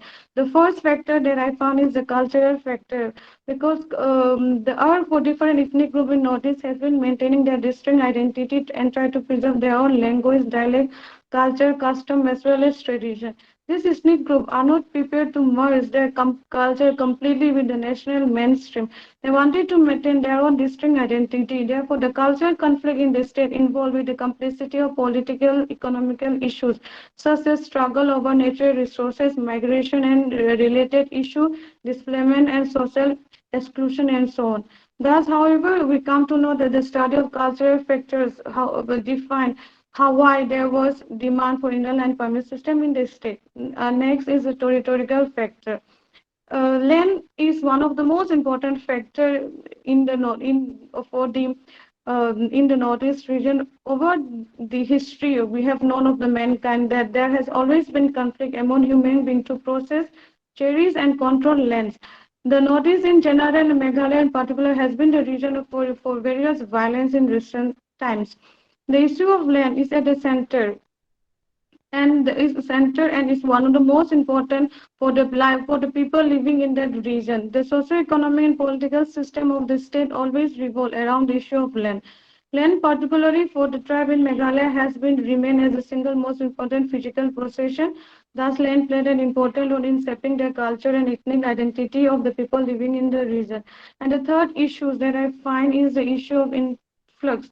The central idea for the demand of ILP system is to check the large scale of inflow of migration in Meghalaya. There are claims on the issue of demographic imbalance, which was taken by many as a threat to identity of the local people in the state. The migration issue was considerably important for the people, and therefore the migrant are also a large scale threat to transform the indigenous population into the minority. And thus, these are the major factors that I find of the demand for inner line permit in Meghalaya. And the conclusion, the study for the demand of inner line permit in Meghalaya reveals that the indigenous people of the state want some exclusive boundary within them, within the region, so that their culture, economical, political identity could be protected. Thus, the demand for ILP system was found to be renewed attentions for which the major source of instruction to protect the indigenous people in their native land. So this is my topic. I ask people to know something further on this. Thank you.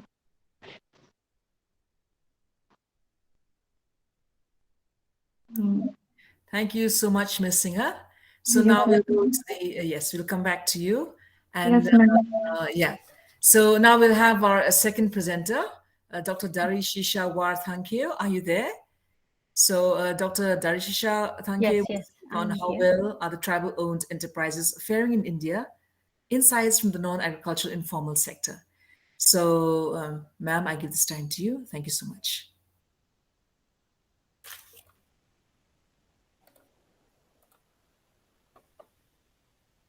A very good afternoon to all the presenters and participants, and to the resource person and the chairpersons as well. The presentation, sorry, let me introduce myself first. I am Dr. Darishisha Warthankeo. I'm currently working in the Department of Economics, Northeastern Hill University. Okay. And my presentation is on the performance of tribal-owned enterprises in India, using the evidences from the non-agricultural informal sector. Now, we all know that India is home to a largest tribal population in the world, where the percentage of tribal population is around 8.6%, according to the 2011 census. And from the time of independence, state realized that the tribal communities in India were a disadvantaged group, and they were largely marginalized in the development process. So various measures to uplift the well-being of these communities were taken up, and even the Constitution of India laid down the definition for the scheduled tribes, and they have been given special safeguards for social, economic, and political development. Now, apart from the constitutional provisions, the Ministry of Tribal Affairs was set up in 1999, and also the National Commission for Scheduled Tribes, and various other programs and schemes were rolled out. In spite of these policies and constitutional measures, we can still find that the tribal population is lagging behind other social groups in terms of many indicators such as educational attainment, health indicators, and even poverty. So all these facts painted a very gloomy picture of the status of development for this particular social group. Why I've chosen this particular topic? Informal sector is very much widespread in our economy, the Indian economy, and India, in fact, is faced with the challenge of high population growth rate and its consequences. One being the unemployment and the inability of the formal sector to absorb the growing labor force is one of the main reasons for the growth of informal sector in India. In fact, an astounding proportion of people are engaged in the informal sector employment. Around 90% of the workforce, in fact, are in the informal sector, and 85% in the non-agricultural informal sector. The informal enterprises has been seen as an escape route for the agricultural employment, especially for those with low educational attainment and those who are geographically at a disadvantageous position. But in more recent years, there has been substantial evidences that the informal sector, it acts as incubator for business potential, and it is considered as a seed bed for entrepreneurship. So that is why I've concentrated on the tribal enterprises on the informal sector. The choice of the social group is because scheduled tribes are marginalized group. The population is scattered all over the country. And we have seen that the affirmative actions taken by the government has failed to make any dent on the indicators of development, since the indicators of development for this social group is pretty low comparing to the other social group in the country. And I've taken entrepreneurship, or I've concentrated on entrepreneurship because entrepreneurship is necessary for economic development, and entrepreneurs have been found to contribute to economic growth of any economy. And then so we can take the growth of the enterprises as a proxy for the level of entrepreneurship development.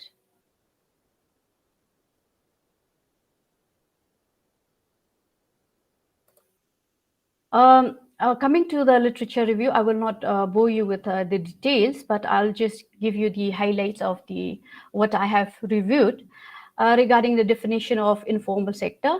The OECD has included all even the illegal production activities, but in India we followed the NCUS definition, which includes the activities on the unincorporated activities on proprietary and partnership basis. That means business activities where the owners are also responsible for the risk and liabilities, and there are no social security or insurance in this particular sector.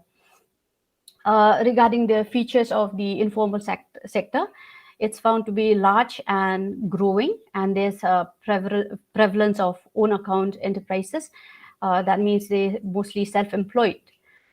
And on the theories on the emergence of informal sector enterprises, we find four major explanation for the emergence of informal sector.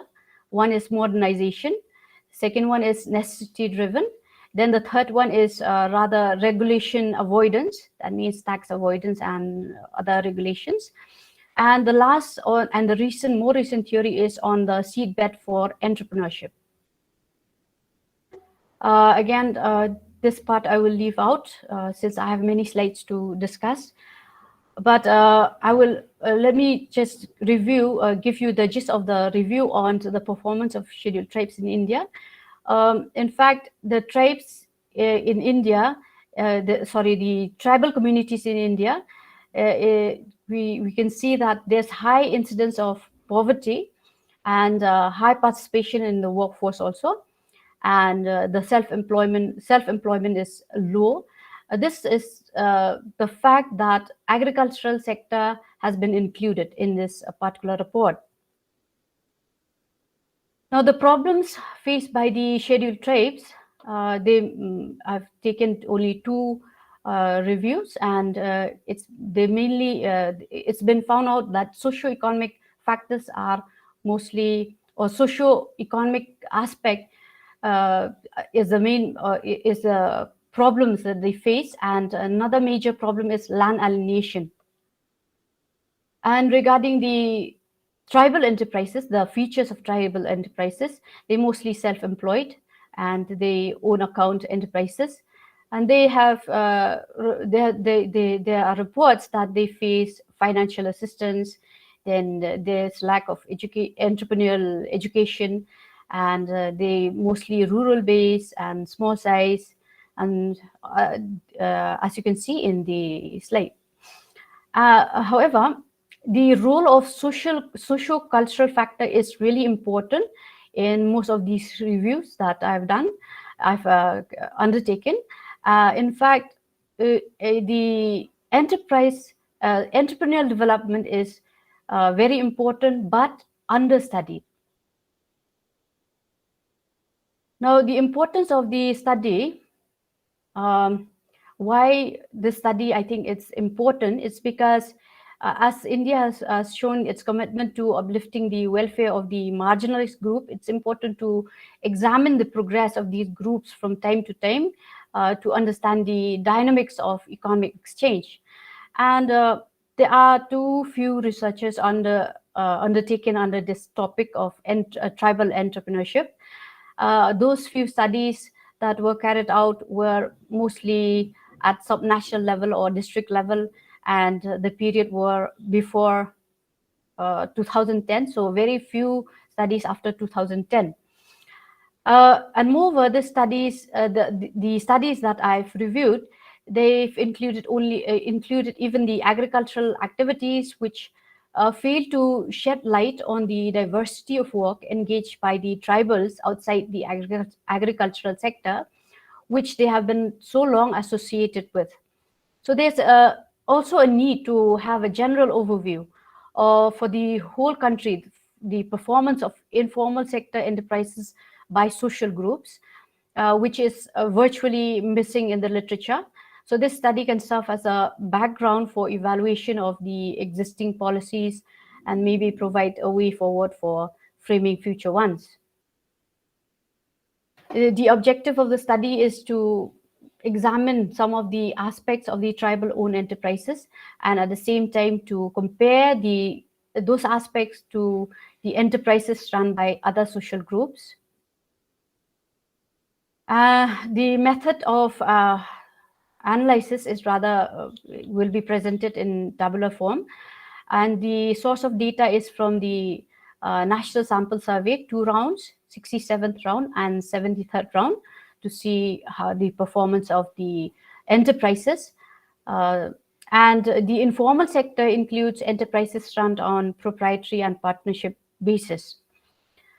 The non-agricultural sector is broadly classified into manufacturing, trade, and other services, while as the enterprises are classified into 2 heads, the establishment, which employ at least 1 paid worker, and those which operate without any hire worker, they're known as own account enterprise.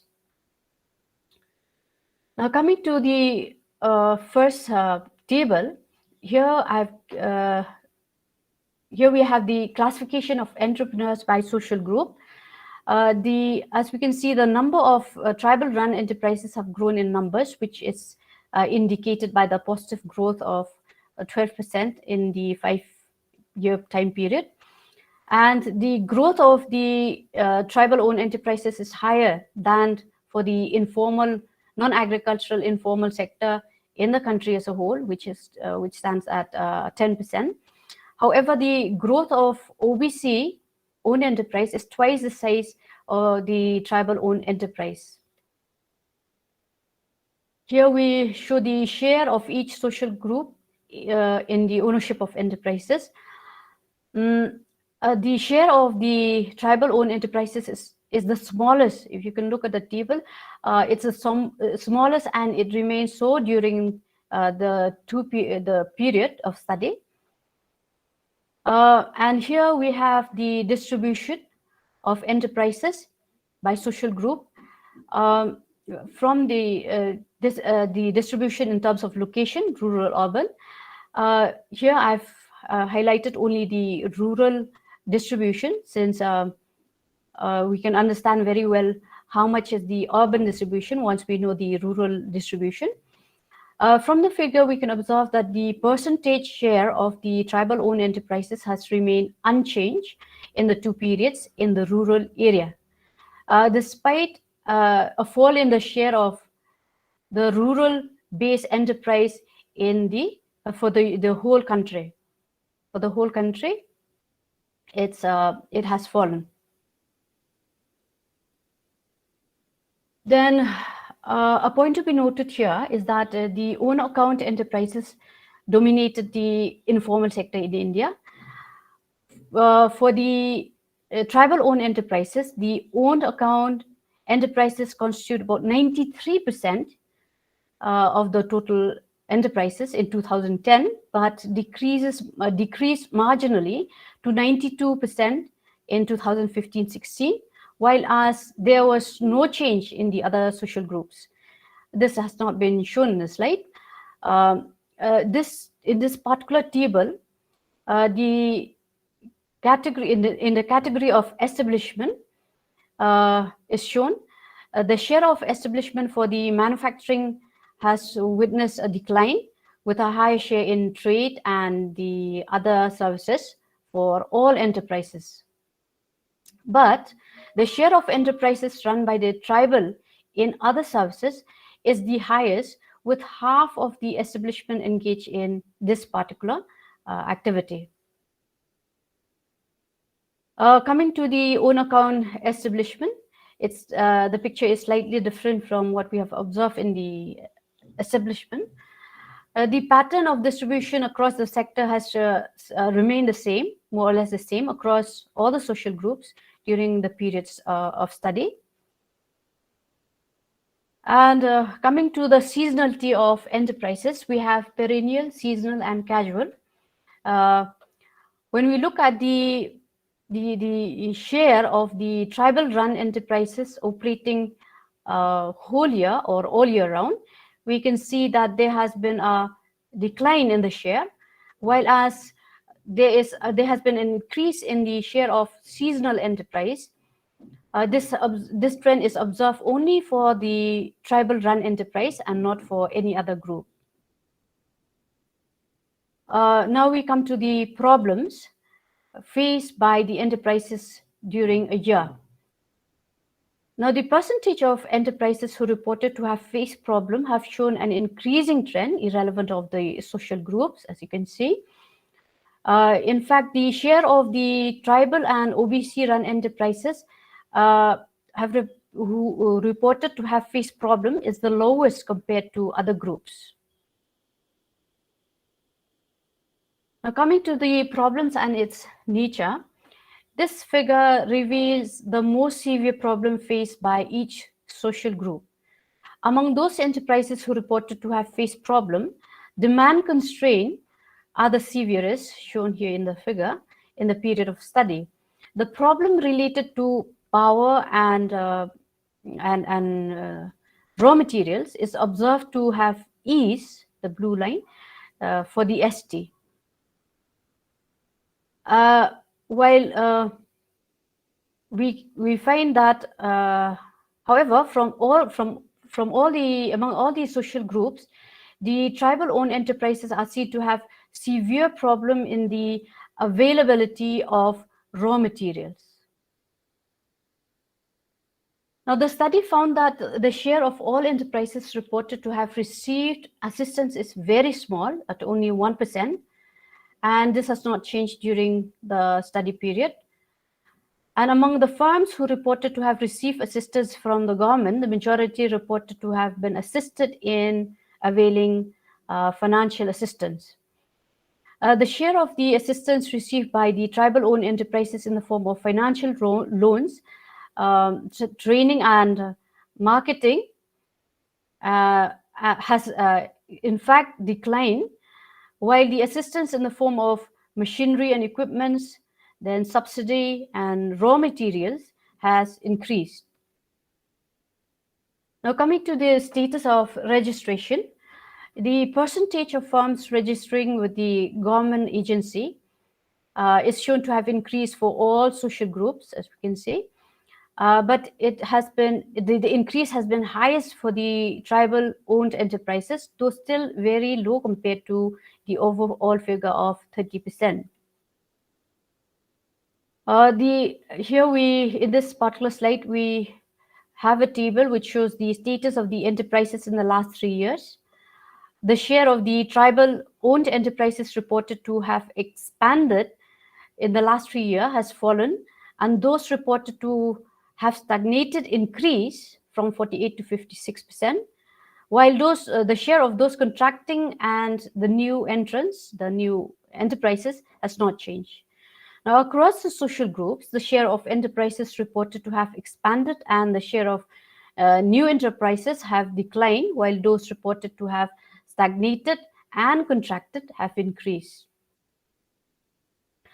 So to conclude, it is clear that the scheduled tribe-owned enterprises have grown in number during the last 5 period under the study, yet their share is the smallest from among all the social groups, as we have seen. And out of the total number of enterprises in the country, only 4% are owned by the tribal.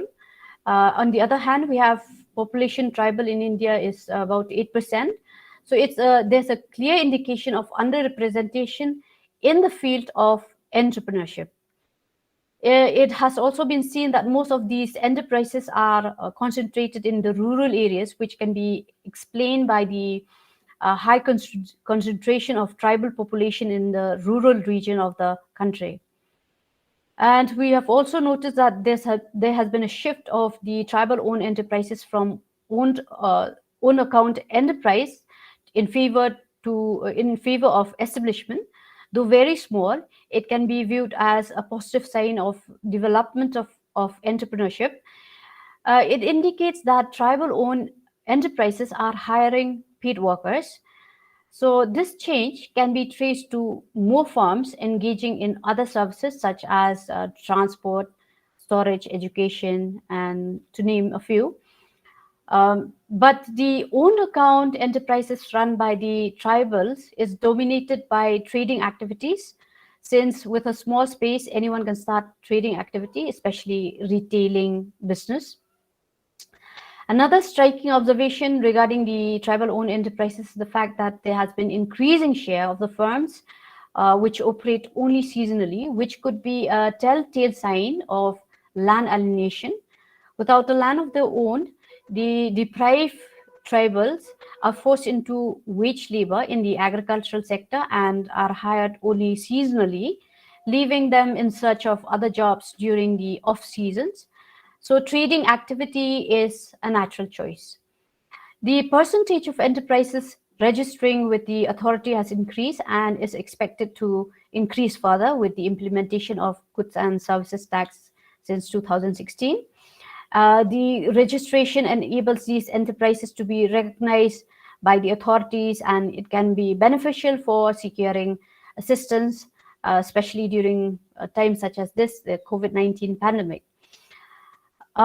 Another striking thing we have observed is the stagnation of the tribal-owned enterprises, which is a cause of concern, and more investigation is needed to find out the root of the matter, and hence it's open for future research. Now, to sum up, the tribal-run enterprises seems to exhibit some unique peculiarities endemic to only this social group. The affirmative actions and provisions for the tribals are not showing the desired impact on entrepreneurship development among this group. in the present joblessness situation that the country is facing and the rate at which the transformation is taking place in the society, a more holistic approach to the issue of entrepreneurship among the tribal community is called for if equitable development is to be achieved. Thank you. So that is all for my presentation.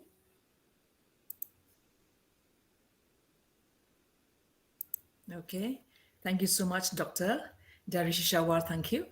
So yes, so now we're coming to the next presenter, and 1 minute.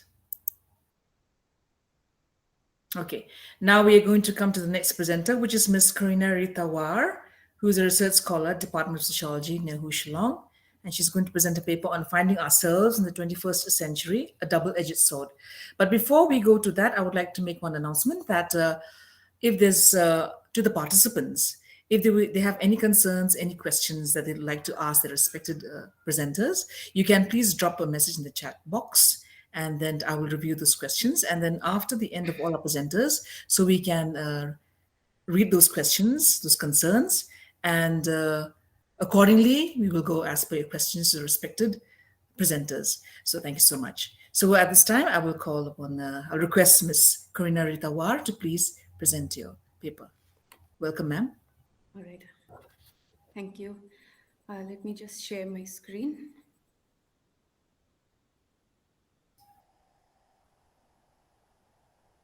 Okay. All right. Assuming that you can all hear me and see me. Good afternoon, everyone. Before I begin, I would like to thank all the organizers of the webinar for giving me the opportunity to present my paper today. It is indeed an honor to be doing so, as this is my first paper and presentation at a seminar. Very often, one falters and has to think twice when asked by someone to define a tribe. The very first thing that comes to mind, honestly, is how? How can we fit our entire world, that is our religion, beliefs, customs, let alone our age-old practices, some of which have never been written in black and white, yet ironically set in stone, into a single definition? This is why I believe to this day, even the most learned scholars have been unable to encompass every single definition into their definition of the word tribe. Originally, the word tribe comes from the Latin word tribus, which means 1/3. The word originally referred to one of 3 territorial groups which united to make Rome. Our country, India, is known to be the melting pot of various tribes and races. After Africa, it has the second largest population of tribal population in the world. Approximately, there are about, I would say, 698 scheduled tribes that constitute 8.5% of India's population as of the 2001 census. There has been a tendency, especially among early ethnographers of the 18th century, to tend to club the words caste and tribe into one term. It was only in 1901, however, that a distinction between the two was made. Terms such as native peoples, First Nations, hunter-gatherers, or hill tribes are commonly associated with tribes, whereas the term indigenous became far more popular, with the year 1993 being declared as the International Year of Indigenous Peoples. However, because researchers have defined, the word tribe in different forms at different times, it has become somewhat vague, ambiguous, and therefore ill-defined. We know that there are dozens of definitions on the word tribes that exist today, but to save time, I think I would not go into any of those because we're all quite familiar with most of them. But what I would like to point out is that none of these definitions actually account for the changes that tribes are going through and how they're actually adapting to the changing times. We're all aware that our world is constantly going through changes. The process of modernization has been going on for decades, and it started, of course, with the coming of the British. The very fact that you and I speak British English and also clothe ourselves in Western attire, that itself speaks volumes of how our people have emulated the West to a great extent. The influence of the West, especially in the Northeast, is very apparent. Our very behavior and lifestyles are dictated by emerging trends of the West. And I think at this point it is relevant for me to quote Lerner, where he states, "What the West is, the Middle East seeks to become." Looking at tribal society, it is believed by many to be characteristic of features like, backwardness or illiteracy or even underdevelopment. And for many individuals, being, tribal is sort of seen almost as a stage or a stepping stone. And once changes are seen in that society, maybe in the form of education or technological development or even modern forms of occupation, then a society is no longer deemed to be tribal anymore.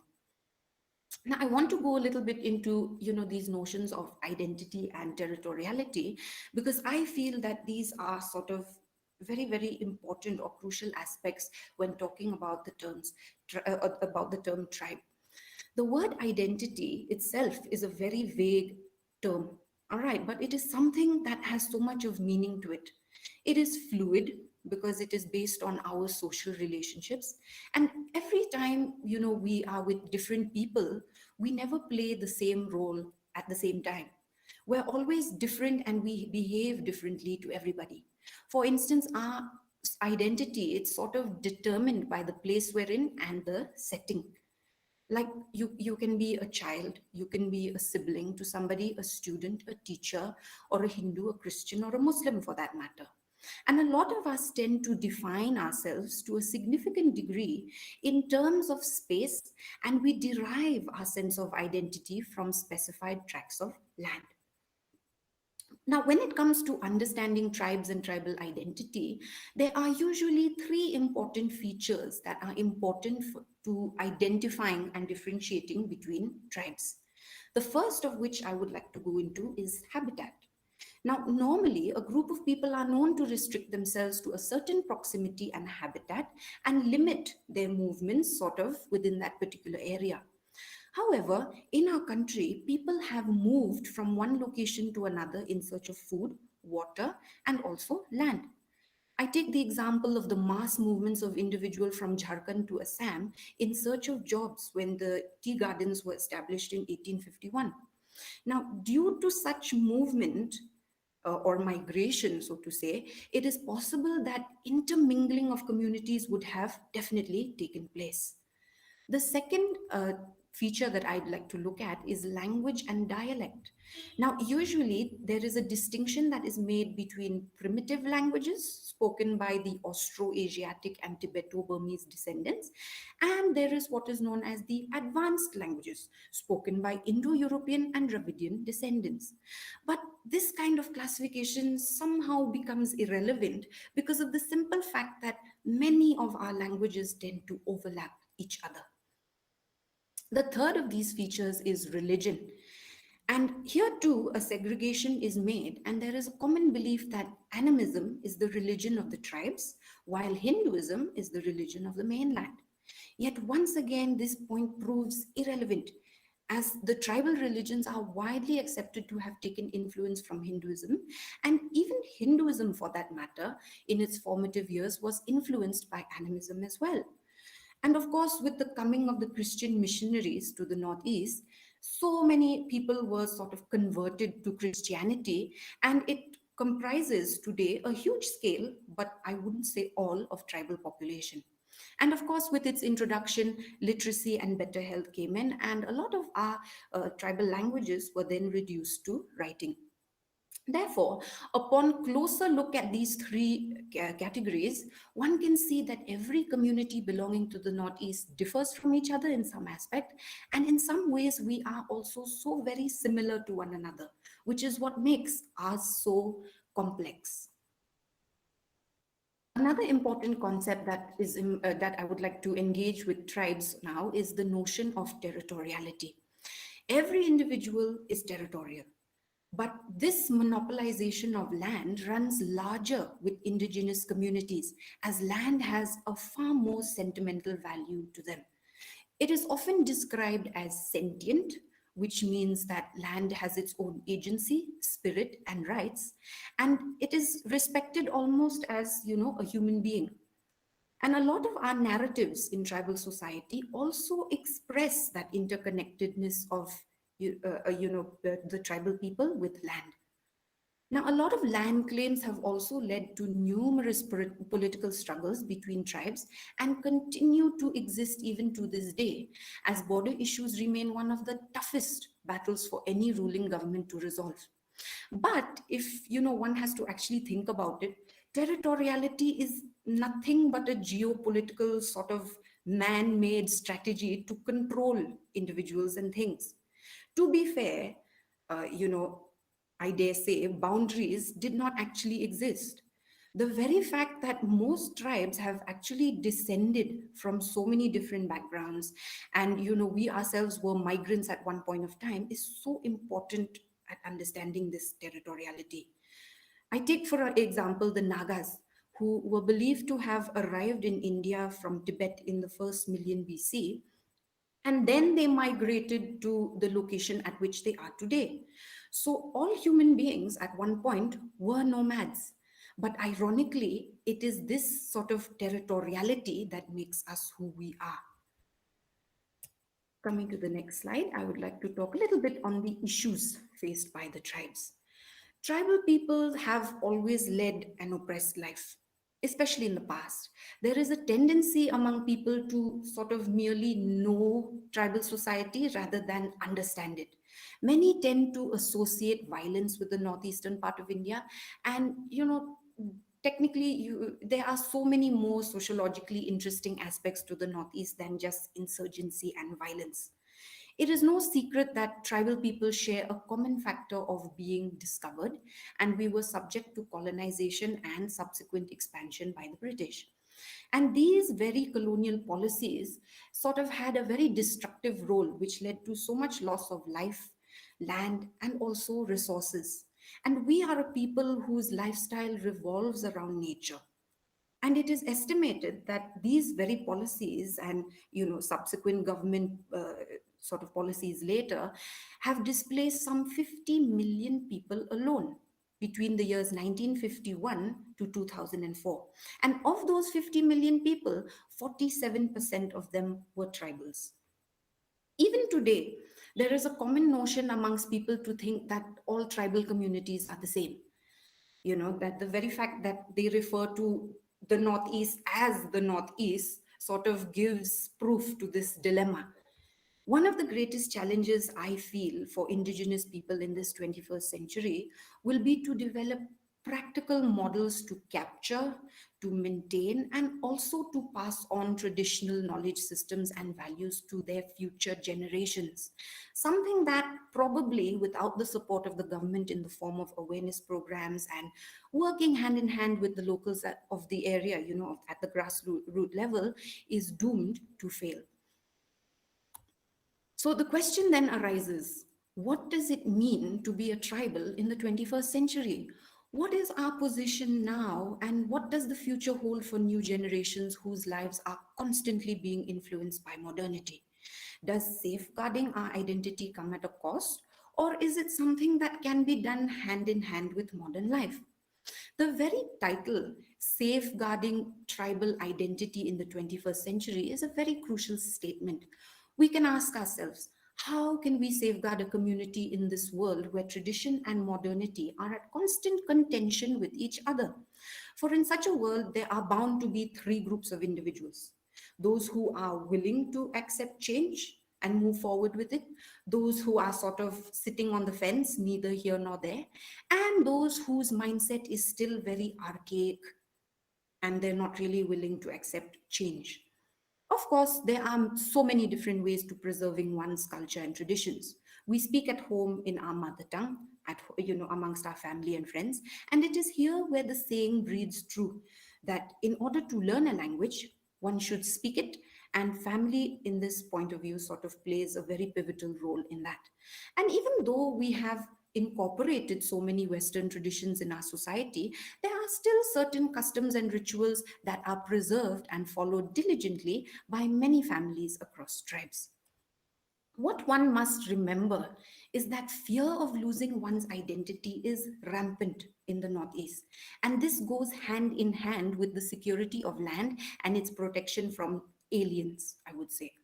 Definitely, this issue has existed for a long time now, because the first inner line permit was issued as far back as 1873. There are, of course, pros and cons, when it comes to the issuance of the inner line permit. And the most obvious of this would be the regulated and controlled movement of migrants from other states, and especially in the Northeast, where our borders, our international borders outnumber national ones. And in most cases, an ILP is issued to protect an indigenous and tribal community from foreign settlements. Yet disadvantages also exist, and most likely the first casualty of this implementation would be the tourism sector. Yet there are always two sides to every story. There will always be a group of individuals who sort of push for preserving customs and traditions far more fervorously than others. Safeguarding notions in the past was a very easy thing, and I'm sure we can all agree with that. But there arises the issue of safeguarding identities in an ever progressing world. And once that safeguarding sort of becomes radical or extremist in any way, that's when it sort of becomes a problem. A case in point that I would like to bring here is the obvious example of Meghalaya sharing its boundary with Bangladesh. Many of our locals are of the belief that, the influx of immigrants into the state is commonplace. And this can lead to the intermingling of people and ultimately lead to a loss of identity and security of land. Therefore, in conclusion, I'd like to mention once again that for tribals, protecting the land is not only an intellectual exercise, but rather a sacred duty, because there is a give and take relationship for tribals and the environment that their livelihood depends upon. Ethnic conflicts emerge when people sort of feel that sense of deprivation, and when they feel sort of unfulfilled. And it is therefore important to understand at this point that identity is so important to every community. And our government should sort of take heed of this, and they should try to sort of come halfway and, respect the decisions of the tribal people and meet these communities halfway with regards to border issues, with recognition of tribal status, as well as the preservation of customs. Essentially, we need to be aware that tradition and modernity can work together, and we must not only be proud of our heritage, but also learn to preserve it as well. Thank you.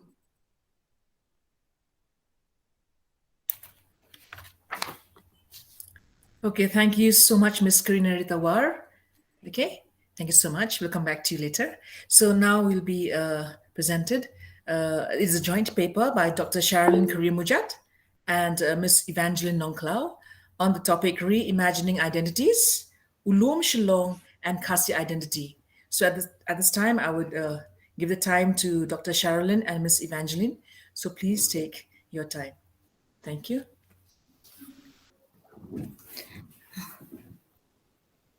A very good afternoon to all my paper presenters and to Ms. Dr. Mebeda Lingdo, the chairperson of this session.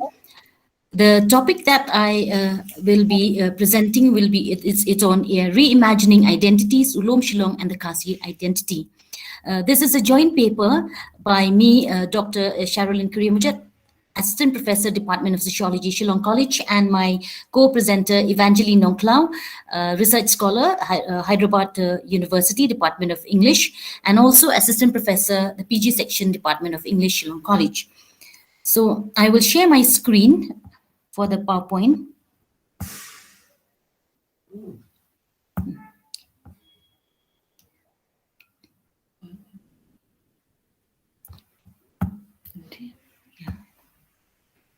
Go to the share and go to the desktop. Oh yeah, yes sir. No, go to the desktop. Not there. Here, PPT. This one. Okay. Where am I? Hello. I have to join again. Yes. Yes. Can you see my PowerPoint? Not yet. You're trying to share something that's not coming. Sharing. I'm sharing. You haven't got it? No, not yet. Sharing. Open. Just hold on.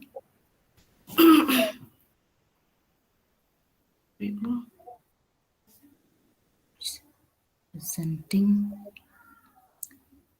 There's some technical. Fine. You got my thing? No, it's too much. I think you're just seeing a desktop or no, not Okay, yet. yeah. I'll just go on to my sending to everyone.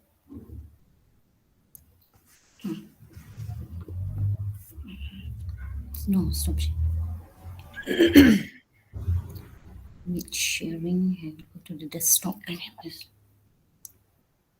Okay. Don't hide. Hide. Can you Can see? you see? Not yet. Not yet, Ms. There's Sharon. some technical problem. Just hold on. Okay, it's okay. Just take your time. It's okay. Just check it from there, from you, Ivan. Yeah.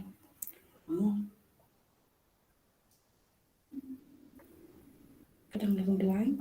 Yeah, you got it. It's blank. I will say stop sharing. I'm presenting. Click to return. Are you getting it now? Not yet, Ms. Sharon. Not yet. Okay. I can see your face. I can see my face. I need some help. I need some help and for the technical. Ms. Della, do you have anyone from there who can help her? I don't know whether maybe from the office they can do the screen sharing or.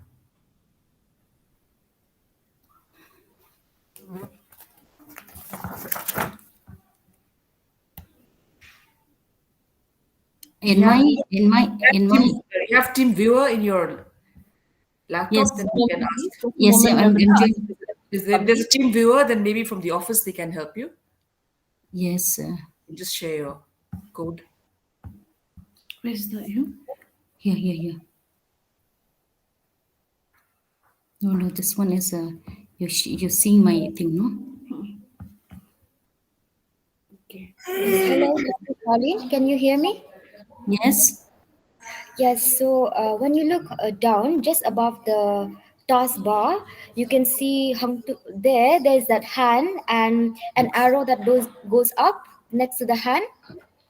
Can you see down below? Yes, and Yes. in my Google So Meet. you press on that. I think in my Google Meet, I have to come back to the Google Meet. There's some technical. Actually, I will come back again to the program. I'll join again. Please bear with me. I'm so sorry. Yes, sure, Ms. Sharon. It's okay. Take your time.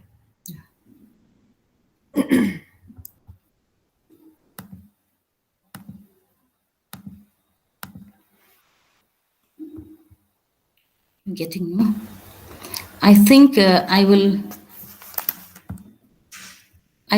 read my. I will just read my. I will just read my. I will just read my. I will just read my. I will just read my. It's okay, no? Can you hear me now? I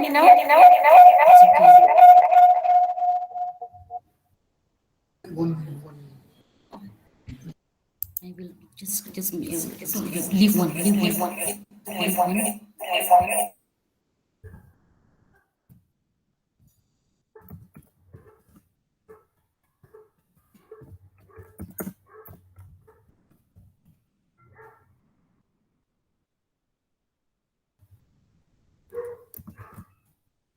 I will start with my paper straight away. Yeah. Hello. Yes. Yes, I will start. It's taking time. So as I've been telling you that the title of my paper is on reimagining identities, Ulom Shillong and the Khasi identity. And the primary focus of my paper will be on Ulom Shillong, through which an alternate identity of the Khasi people of the northeastern region can be traced. And this paper would seek to trace the foundation of the Khasi political systems, which has its origin from Ulom Shillong. There has been many oral traditions that have been transmitted over centuries on this affinity and the close association. And at the same time, this paper would also try to create an understanding on the human nature relationship of the Khasi, endangered by its belief systems, which perpetuates harmonious living within nature, and with all which plays a vital role in the identity formation of the Khasi people. So further, this paper will also try to grasp the connection between the different variables that come into play in creating the identity of the Khasi. And therefore, it is very crucial to see that how in the present context, in spite of modernity, with foreign influence, the approach of the Khasi insofar and nature is concerned is deeply rooted in its belief. Therefore, that is the objective of my paper. Let us now try to look briefly into my points into understanding identity from Ulom Shillong. So we know that the study of tribes and their cultures have always been a fascinating one in sociological and anthropological research. And the term tribe holds a precarious position in these times. This is because scholars find the word tribes misleading and stereotypical, and that it promotes various assumptions about certain races, groups, and communities of the people, which are mostly inaccurate. So in the last two-day seminar that was held in Shillong College in November 5th and 6th, 2019, our esteemed Professor Virginia Kaka, who also delivered the keynote address today, at the same time, he addresses this very issue when in the seminar, he said, I quote, anthropologists did try to overcome this concept by conceptualizing a society based on ties of kinship or as non-literate society. Yet the idea of savage and uncivilized has not altogether been erased. Today, almost all over the world, it is a discredited concept, a category, and it's hardly in use.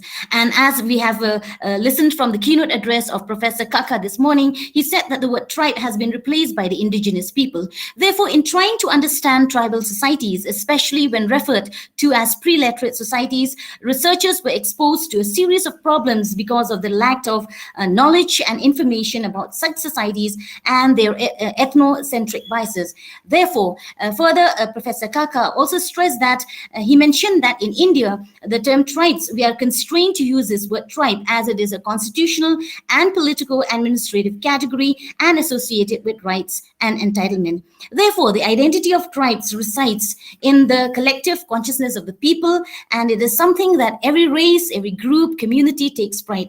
And there are many mythologies and folklore that explains about the origins, about the language, the customs, the belief, the food habits, which are cultural heritage and which has been passed from generation to generation. And this evokes a sense of belonging and pride, which forms an integral part of the identity of the people. Such is also the case of the different people living in the various regions of India, and Khasi people being amongst them. We know that the Khasis are a matrilineal society, and the society consists of a number of exogamous clans that is spread all across the Khasi hills. And each clan is divided into a number of matrilineal lineages called Kpo, and each Kpo is further divided into a number of domestic groups called Ying.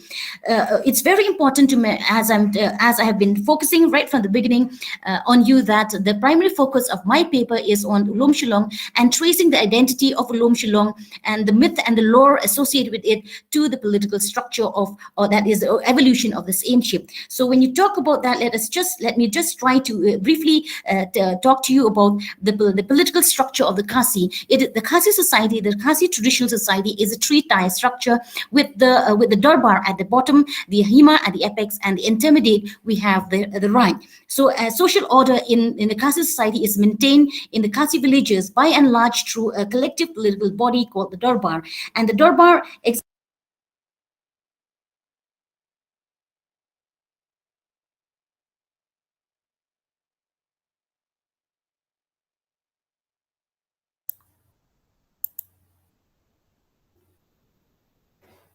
Miss Sherilyn, just check your microphone.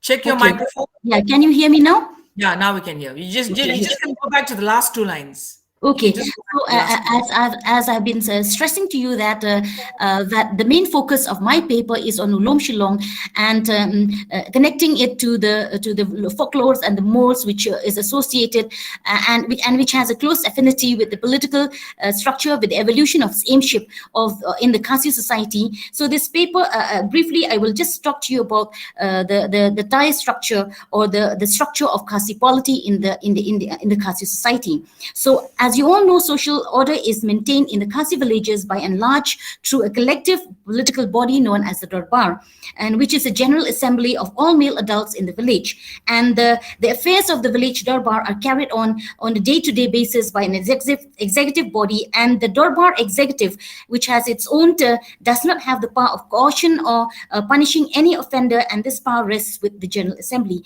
At the intermediate level, we have the right, which constitutes of all the entire male adult population from each member village. They come together as corporate group in the political jural domain to resolve inter-village disputes or whenever there's conflict between persons belonging to the different villages. Hima is the third and the largest category besides the village and the right, and is a federation of several villages and right.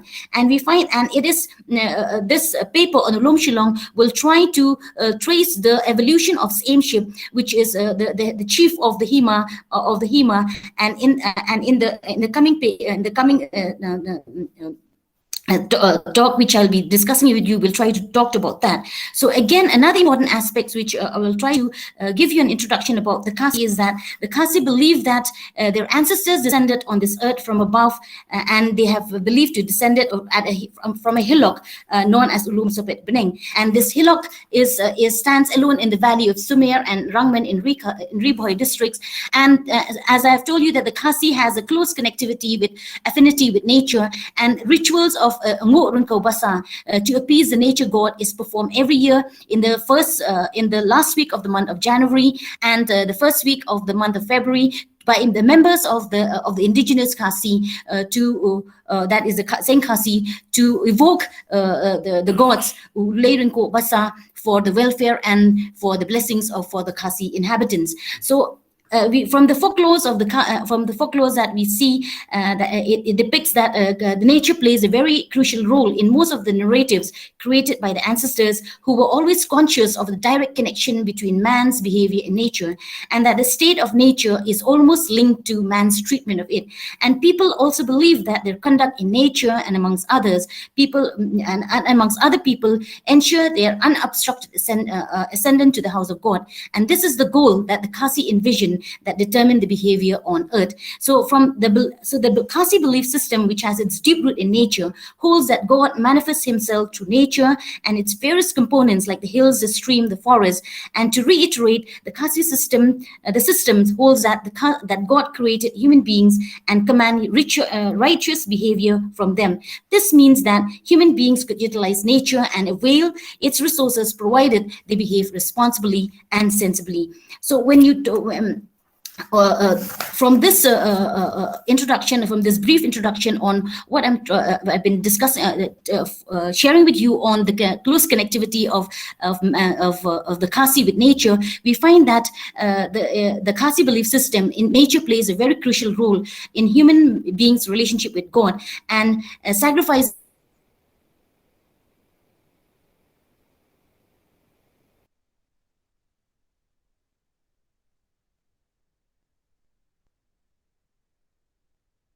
who is the male ruling deity of Hima Shillong, is believed by the Khasi to reside in Shillong Peak. And Ulay Shillong is also believed to be the progenitor of Kapak Sentil, the mythical ancestress of the Kairim state. So this, to mention here again, that Ulom Shillong, it holds many oral folk stories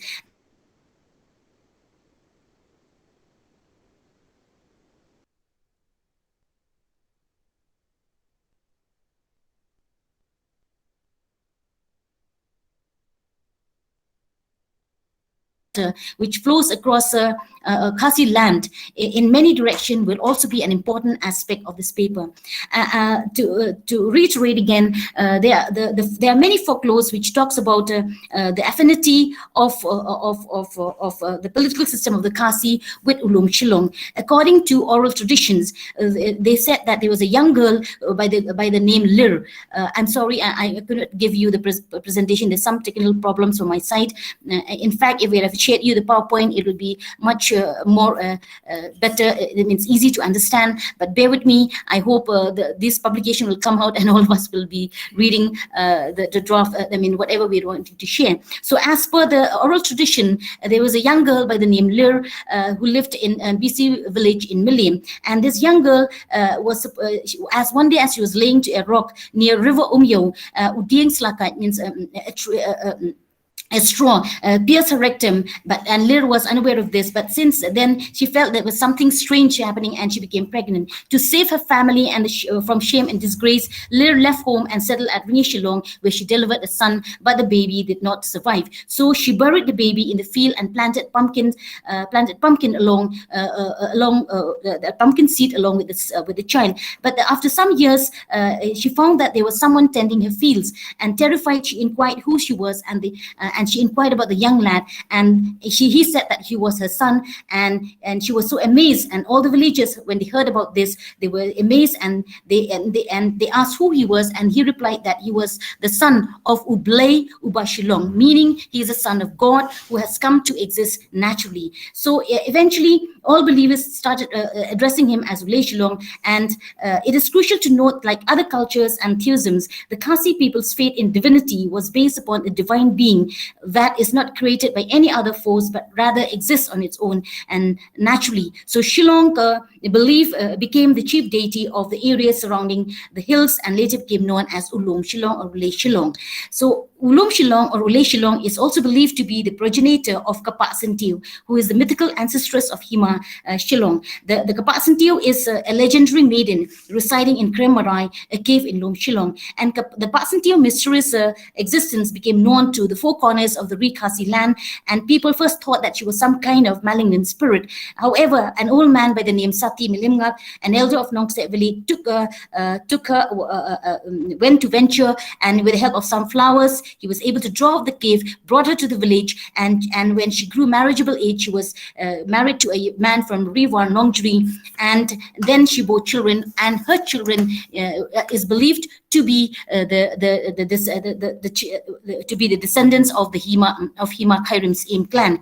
And again, what I'm trying to focus to you here now is that social order in the Khasi villages, as you all have mentioned in the introduction, it was maintained by a collective political body called the Darbar. And this Darbar is a general assembly of all male adults belonging to the village. So at the time when Kapak Sentiu children grew, the people surrounding the villagers near Ulum Shillong, they felt the need of a leader, a traditional head, to bear all the various duties of the Hima and the inhabitants, which gave rise to the creation of this aimship. So the children of Kapak Sentiu, the people had all the qualities, and had all the characters, and they were stately and had the proper bearings of such people who would be able to perform the duties assigned by them by the people of the Hima. So the children of Kapak Sentiu was anointed to be this aim of Hima Shillong, and with that came in the office of Imsan. So when we talk about in the Khasi society, when you talk about the office of when we talk about the office, the evolution of office, we can discuss that the origin of it, and the other part of it we can always discuss that in a different platform. Time is very short here. When we talk about the Khasi believe that the office comes whenever they want to have an office, or whenever they want to have the importance of Lingdo, the importance of inventory. It is always with a reason, that is Kadao. So the evolution of sameship also, the Khasi believed that it was Kadao where it was reason, it was Kadao where the children were anointed, and they had all the characters to bear the responsibilities that will be assigned to them. So when we talk about the folklore of Kapasantiu, we find that the aim of Hima Shillong trace its origin to the myth, to the origin, to Kapasantiu, and we find that the term Aimsat refers also to a religious office occupied by the female who is related to this aim through his matrilineage. And as per the Khasi religion, no male was eligible to be selected as his aim if he did not have a female to play the role of his Aimsat. Therefore, the origin, in short, the origin of the traditional Khasi polity can be said to have been founded in the lore that surrounded Ulum Shillong. And Hima Kairim is one of the oldest and the largest Hima in the Khasi Hills, out of which was carved Hima Malim and Hima Kairim. And before it will be very important to mention here that Hima Shillong was bifurcated in 1853, and after the bifurcation, the annual religious ceremony, that is Kapomblang, which is an annual religious festivals of the Khasi, is being performed at now at Smith Village, and through the annual religious ceremony, that is Kapomblang, where the people, the aim on behalf of the people, he would invoke and express gratitude to Ulay Shillong and offers blessings for the welfare and prosperity of the Hima. So from the stories of Kalir and Kapasantiu, we find that the earlier Khasi political institutions owes its structure to the identity of Ulum Shillong. Understanding the belief and the tradition of the Khasi people and their belief in nature residing deities like Ulum Shillong is important to understand the formation of the political structure of the Khasi society. While this aim, the Khasi's aim, was ordained by the process of divine right, where the aims are literally the offsprings of divine progenitors, it is equally, if not more, important to note how the belief of the Khasi is essentially rooted in an unequivocal respect and adoration for nature. Another important aspect of this paper is that Ulum Shillong is not really an abode of benevolent spirits, but is also a source of life in the scientific sense. Ulum Shillong is a source of the 9 living waters of the Khasi Hills. And as you all know, rivers play a very important role in any culture's formation and identity building, because water is crucial for any life to be made possible whatsoever.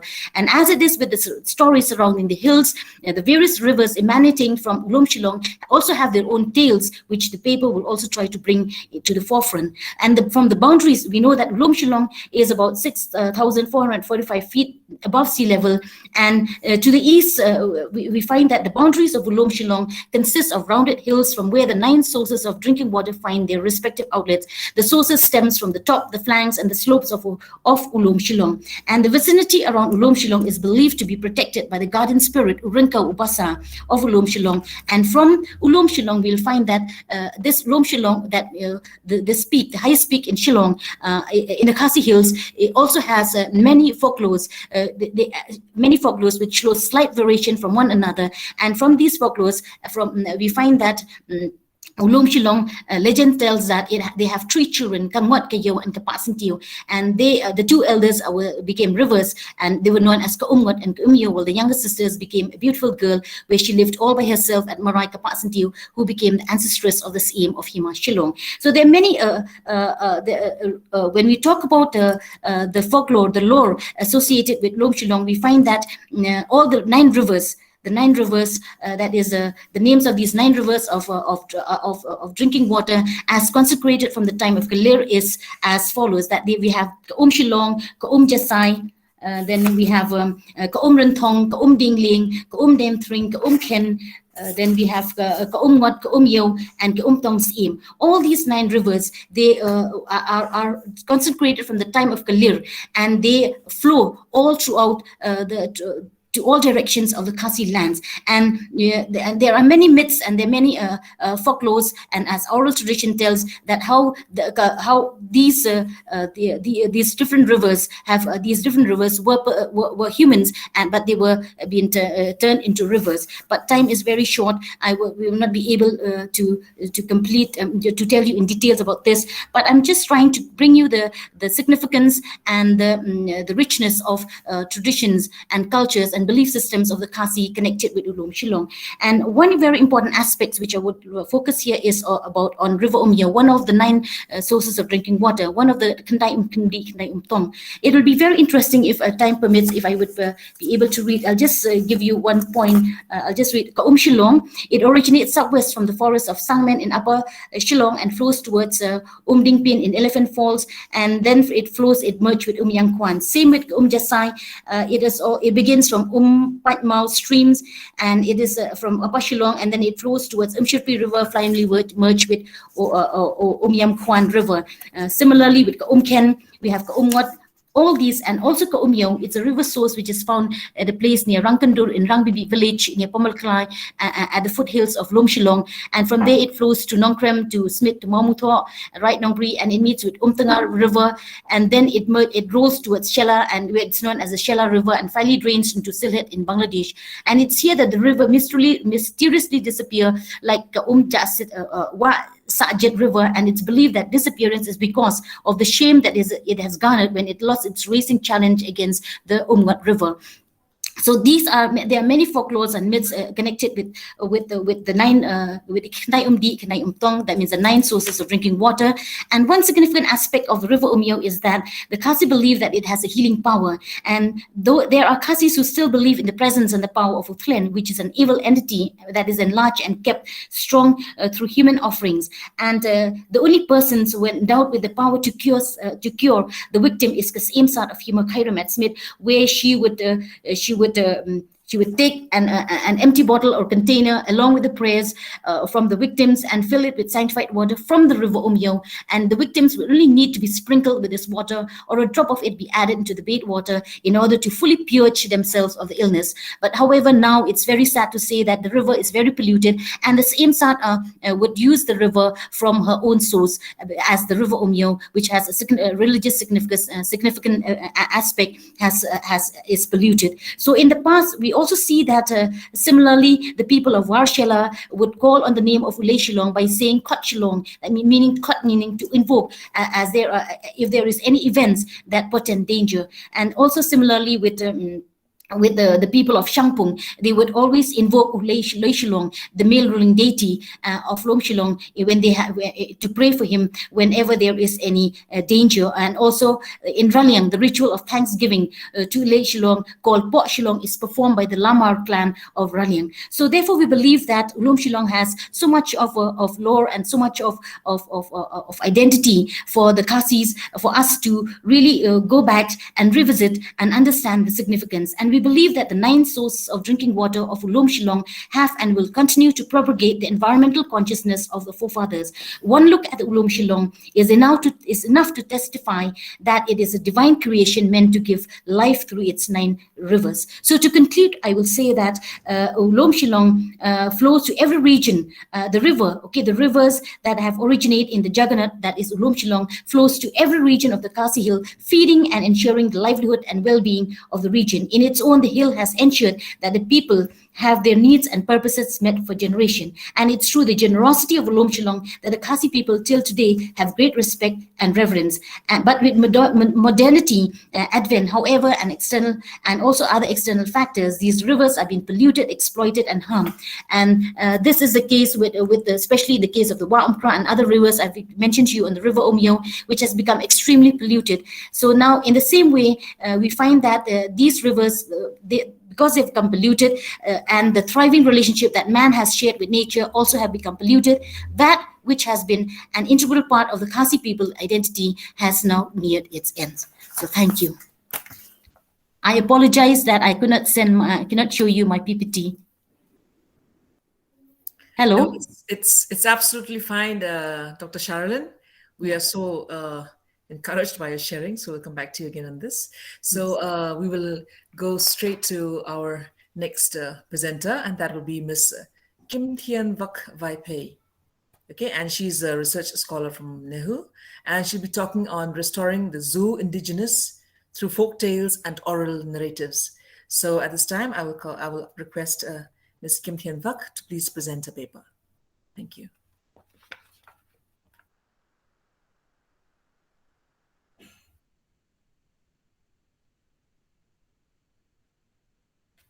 Is Ms. Vaipe here?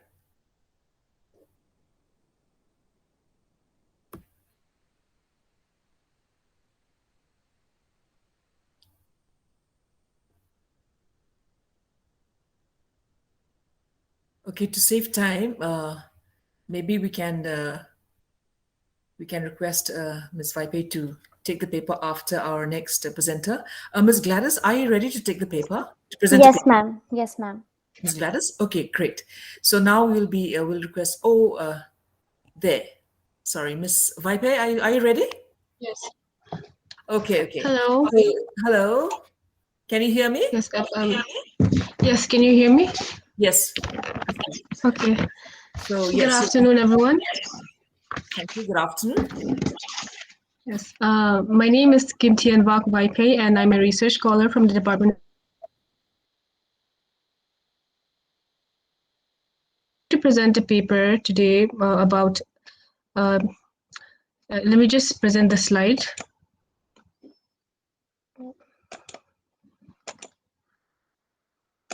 Okay.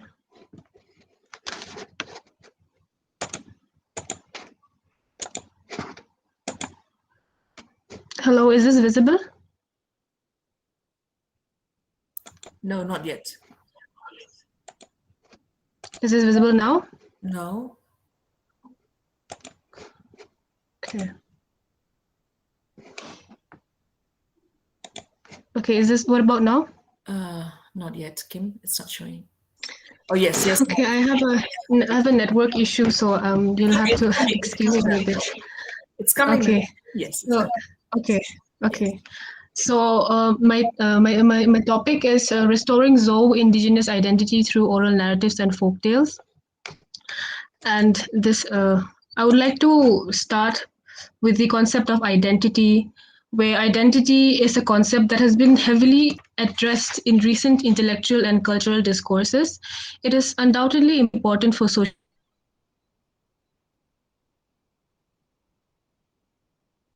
within its group. The expansion further covers the concept to become causes the concept to become more multi-layered and with more and includes more inclusivity along with it. This forward movement also causes certain base identities to become muddled through the process of assimilation. For tribal societies, this is a cause for concern as the concept of identity carries more weight than its political and sociological value. Identity conservation is a call that responds much greater than their marginality. It is an addressal of the immediacy of cultural extinction that arises based urbanization. The preservation of the core identity is possible in the preservation of their belief systems, philosophies that are found in their oral narratives and folktales. So in this regard, I would introduce the necessity of affirming indigenous worldviews against, reaffirming the indigenous worldview against a raging ethnocentrism.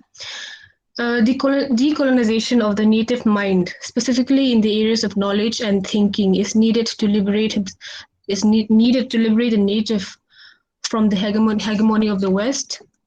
This issue came to the forefront of intellectual discourse in the 21st century, where theoretical discourse shifted from the center. Shifted from the center to the peripheries, from the north to the global south, to accommodate more diverse culture-centric perspectives. Certain thinkers from these areas are Walter D. Mignolo, Arturo Escobar, and Leanne Betasamosaki Simpson, who espouse the need for such hermeneutical interpretations as the decolonial act. The colonial shift of perspective brings to light certain concepts that professes values and ethical codes that may be alien to the Western perspective. Exploration of such indigenous concepts is an act of resistance in itself against a universal approach and to justly represent the unique identities in intellectual discourses. So the main motive for why does Zou identity need restoration is because there is a lot of confusion regarding the nomenclature Zo itself. So Zo here is an indigenous form of self-recognition that constitutes a number of tribes that spans across the Kuki, Chin and Lushai groups, who after colonial demarcation are now concentrated in southern Manipur, Myanmar and Mizoram respectively. They are more commonly known as the Kukis, which in itself is an alien concept, an alien term, which has colonial roots, which has been assigned by the British for only for ethnographic and administrative purposes. So this is not an indigenous term, and the people have shunned this term and as signifier of their identity. So for this paper, yes. Your video showing. I think your presentation. There's some problem over there. Okay. Yeah. Is there a problem? Yes. Yes. Is it visible now? No, it's not at all.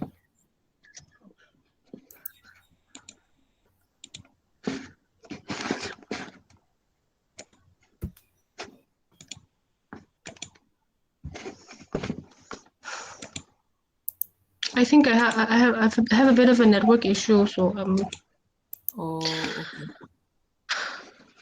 How about now? Is it visible? No, I think your network is slow, or yeah, that's why it's not showing. Okay, I'll just carry forward with the reading from it. I'll just wait for the network to catch up, I guess. But you can hear me, right? Yes, I'm audible? Yes. Okay. So the term Zo has been chosen in place of the term cookies to represent a more indigenous perspective. And this term Zo is possibly linked to the name of their genealogical progenitor called Zo. So the obscurity of Zo indigenous identity has colonial roots, which stems from the issue of nomenclature to categorize a territorially dispersed ethnic group as an administrative strategy, leading to a series of dissension among the tribes. Kuki is a Bengali term that basically means hillmen or highlanders, and this denotes inhabitants of the Indo-Bangladesh borderlands, which where Chin is used to denote those who are living in the Burmese hills, and Lushai are now called Mizo of the Lushai Hills, as recorded by the colonial ethnographers. So after independence, the Indian government failed to address the needs and demands of proper representation of the conflicted groups that gradually led to factionalism and internecine rivalry among themselves, further clouding an already obscure sense of community identity. Ever since the issue of nomenclature has been addressed by the people, the indigenous people itself, there have, along with the negligence from the Indian government, it has created a lot of confusion among themselves with the lack of proper representation. So this has led to a series of factionalist tendencies amongst themselves, and causes a lot of internecine rivalries and division amongst themselves, which further clouds their perception of identity further and further. So the community identity can be traced through folklore that speaks of the specific set of ethos, values, and beliefs shared by an ethnic group of common genealogical origin. So this paper attempts to re-establish their identity through something that is shared among the people, which can be found in their folklore and their oral narratives, which obviously reflects a certain set of ethos and values and cultural beliefs that is unique, and which somehow represents the identity of those communities. Is the presentation visible now? Sorry.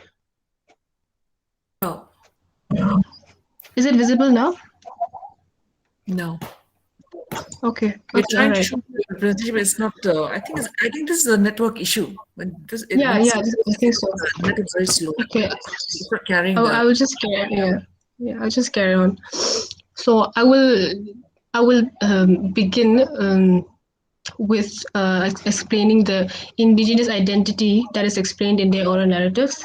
So all the Kuki-Chin Mizo groups, or the Zo people, to be more precise, have an origin myth of a cave called Sinlung or Chinlung, wherein emerged all the tribes of one ethnic origin. This is mentioned in oral narratives in oral narratives across the tribes.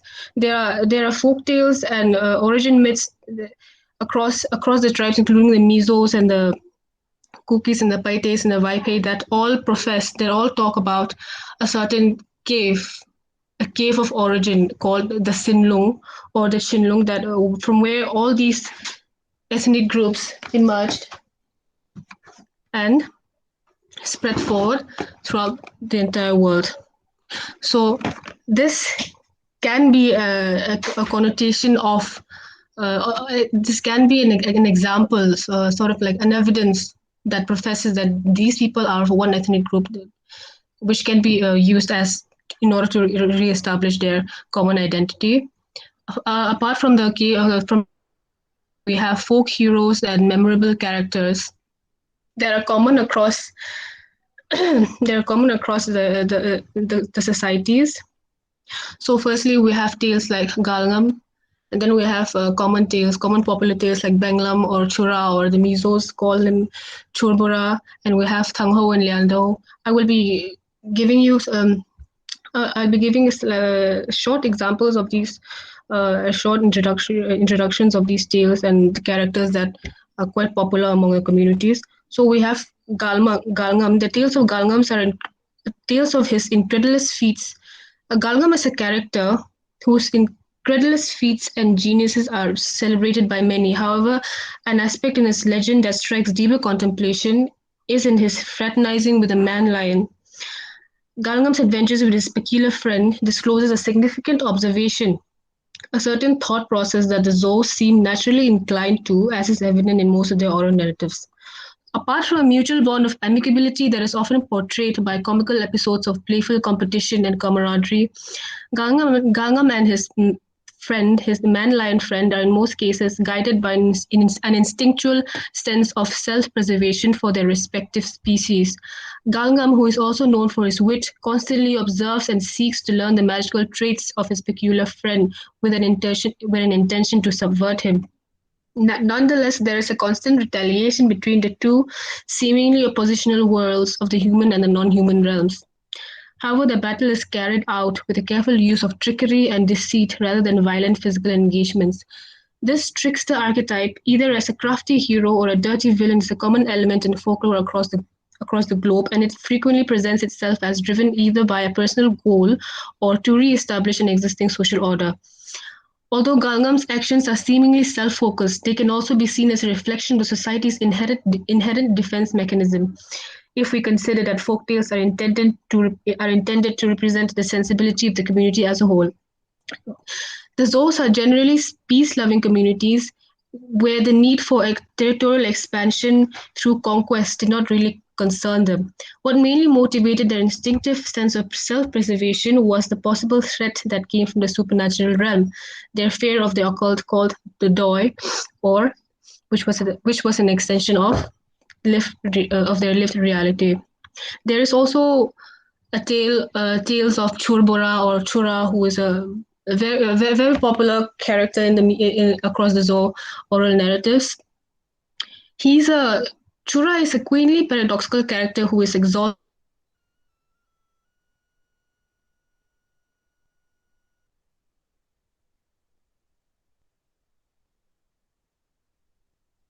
simpletons. Yet, on the other hand, he could be considered as the cleverest of all. His episodes narrate his comical encounters with the village folk who become victims of his wit. However, he would also lose to his elder brother, who possesses an extreme lack of it. Dr. Kyangte observed that his logic of trickery was mainly prompted by his abiding love for his brother, who was immensely lazy. So trickery becomes Chura's opinions of defense against, Chura's weapon of defense against his foes, both human and non-human, and also his way out of a fix. So there is another tale called Thangho and Liando, which which talks about familial relations and the importance of love and sentiment and brotherly love between two brothers who are left destitute by their mother, who abandons them for another man. So these two brothers are left to fend for themselves. and the sibling love between the two, the sibling love of Thangho for his elder brother, for his younger brother, as an example, is is presented as an example. Is a didactic tale held dearly by the Zoes for the qualities of morality, generosity, and familial love that it presents.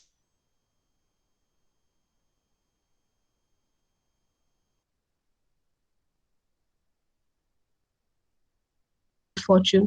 The brothers' sharing of a millet seed has become a household aphorism for sibling love and amity. So, these Zoe folktales reflect a pedagogical framework that centers around social obligation, customary laws, and etiquette, and also with regards to self-preservation through the use of trickery, wit, and the occult in place of war and conquest. The cultural values and ethics that are intrinsic to society contributes greatly to what is called the social self of the society, if taken into consideration that the very concept of self or personal identity is heavily influenced by the social forces that surround it. With regards to this, the values attached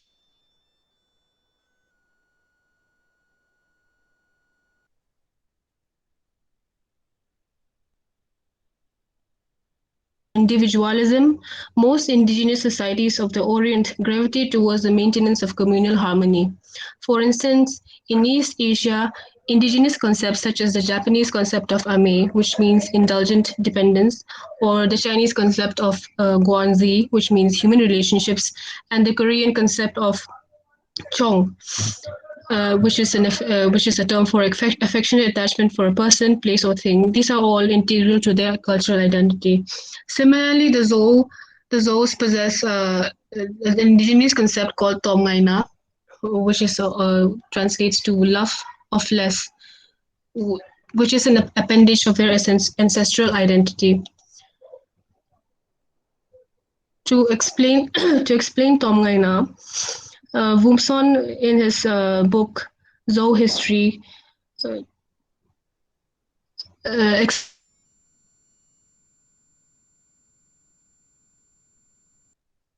records Nelson's explanation of the term.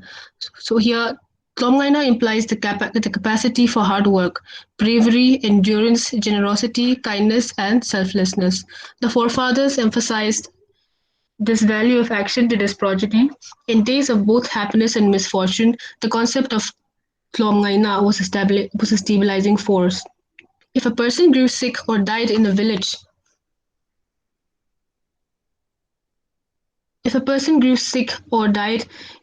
in a village other than his own, the youth of that village would carry the dead body or sick person back to his own village. When the Mizo people traveled in a group, the youngest man's duty would be to obtain firewood to cook for the rest. The younger man would help relieve the load. The elders would honor the man who had the greatest Tomgaina by letting him drink rice beer first in the get-together. This code of morals made it obligatory for every Mizo to be courteous, considerate, unselfish, courageous, industrious, and willing to help others, even at considerable inconvenience to oneself.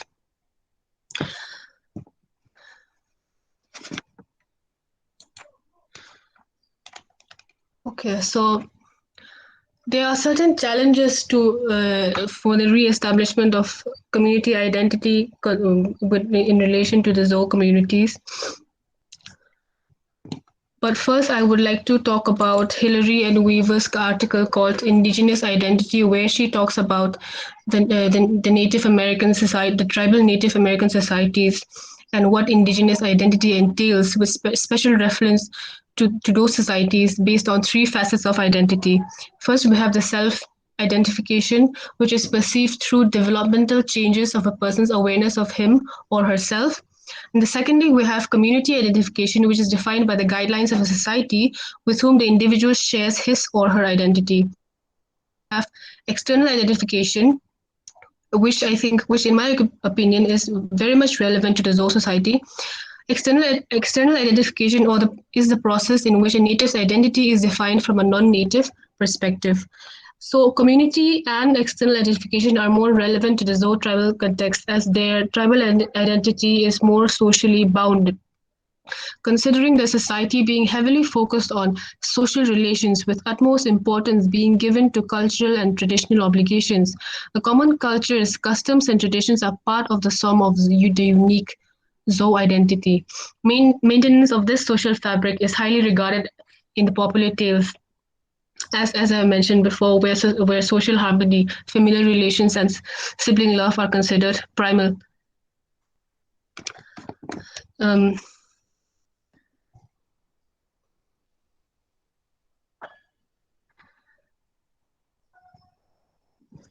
So what provides a clearer definition of tribal identity, particularly in the Zo context, would probably be found in the parameters of identity laid out by the community itself, considering the society being focused on social relations. With so the Zo people give utmost importance to social customs that define that define the sense of identity, ranging from establishment of a new village or selecting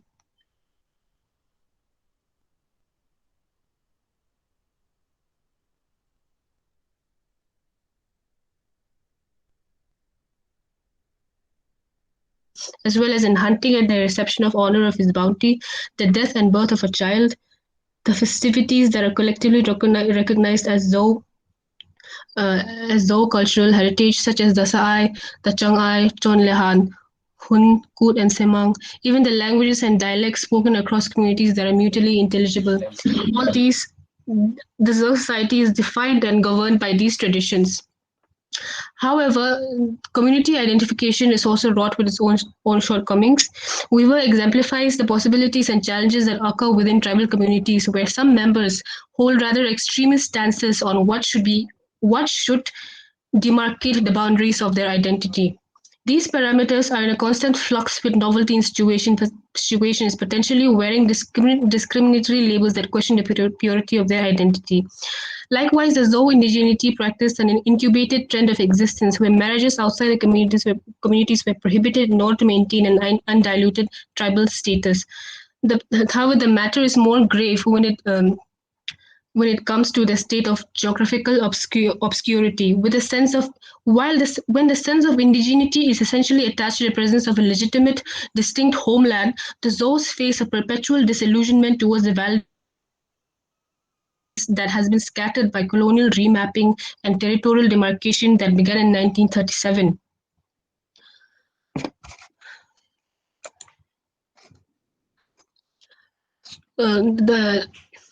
The territorial remapping and demarcation that began with the British colonists led to a series of internal challenges which challenged the possibility of the formation of a community identity within themselves, where intertribal conflicts owing to long-standing political instability sowed by the seeds of colonial territorial demarcation nurtured a further ambiguous sense of identity. So external identification can be called the root cause, can be blamed as the root cause of this identity conundrum. And along with fast-paced urbanization and globalization, the dispersed tribes also face a threat of assimilation into mainstream societies as they perceive their identity according to their geographical locale. Despite such incongruities, the hopes and aspirations of reaffirming an ethnic identity still persist in the undeniable presence of a shared culture, folklore, traditions, belief, and linguistic affinity that tells the same ancestral stories of the origin of life, the road to the afterlife, and everything in between. And in order to re-establish this, the native must search within his indigenous self to rebuild and preserve his inherent cultural philosophy in a pattern close to what Leanne Simpson has advocated for in her book, Dancing on Our Turtles' Backs, on our own terms, without the sanction, permission, or engagement of the state or Western theory. In essence, we need to not just figure out who we are. We need to re-establish the processes by which we are within the current context we find ourselves. Only then can we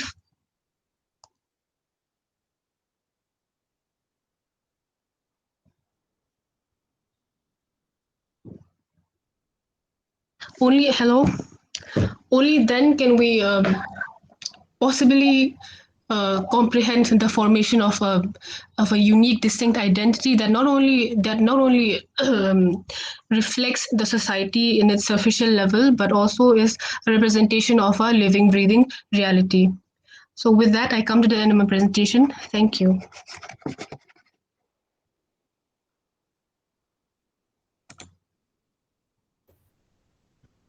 Okay, thank you, Kim.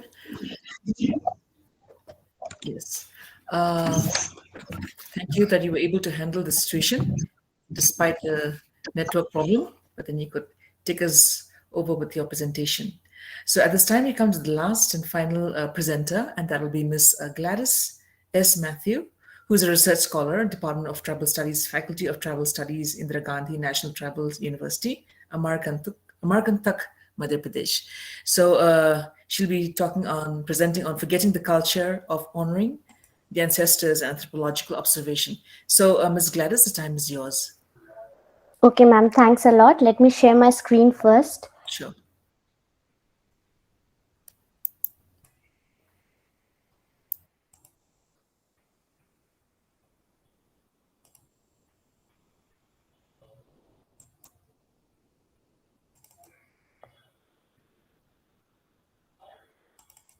Is the screen visible? No, not yet. Not yet, Gladys. It's not. Okay, ma'am.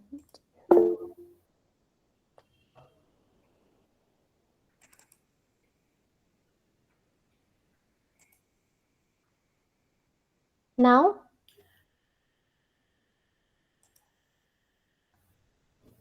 Just wait. The screen is there, but then the things come up.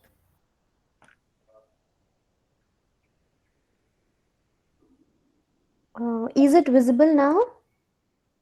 No, not yet. Not yet, Gladys. Okay. You are presenting your screen, but not the presentation. Okay, just a minute.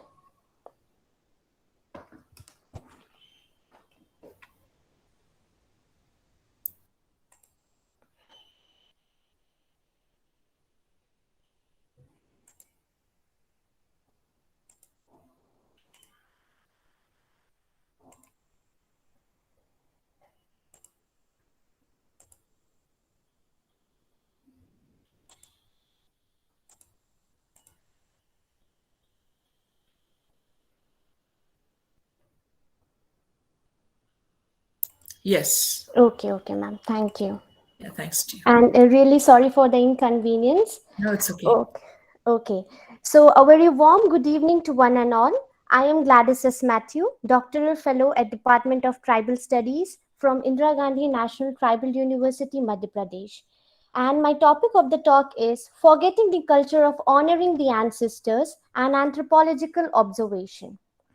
So these are some of the points I will be covering in my presentation briefly, like who are ancestors, what is ancestor veneration, why do we worship our ancestors, belief and rituals associated with ancestor veneration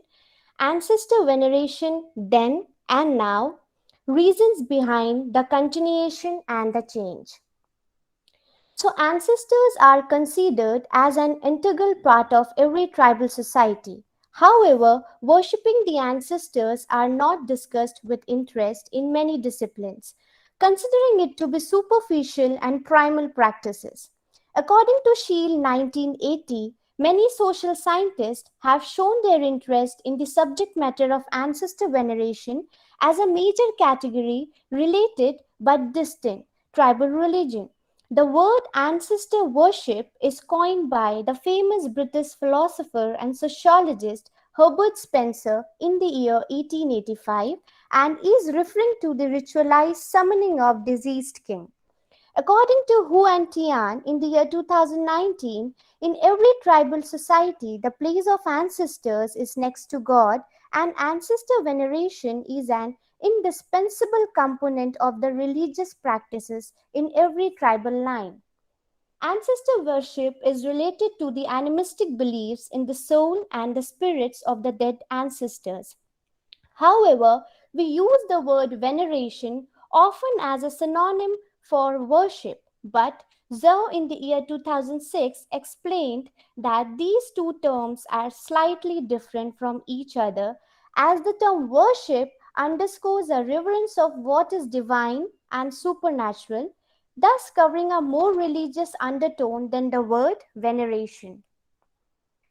In this presentation, I am trying to bring out the various belief patterns and popular myth among the Birhor tribe of Chhattisgarh, which is prevailing from the traditional era, and the continuation and changes in the worship pattern. So, I have categorized the objectives in 3 points. The first point is the belief and myths associated with ancestor veneration in Birhor tribal group from the past. The second point is ancestor veneration, continuation, and the changes. The third is need for preserving their culture of ancestor veneration. The tool and the techniques used for the data collection is census method, covering 23 households of the study area of Jhargaon of village Duldula Jashpur in the state of Chhattisgarh. Both primary and secondary data are employed. Primary data is covered with the help of key informants, participant and non-participant observation, case study, interview checklist, and in-depth interview. For secondary data, books, journal article, newspaper, magazines were also taken into consideration. Information and data from Tribal Research Institute Raipur and Birhor Vikas Abhikaran was found helpful in the study. Now, little bit about the tribe.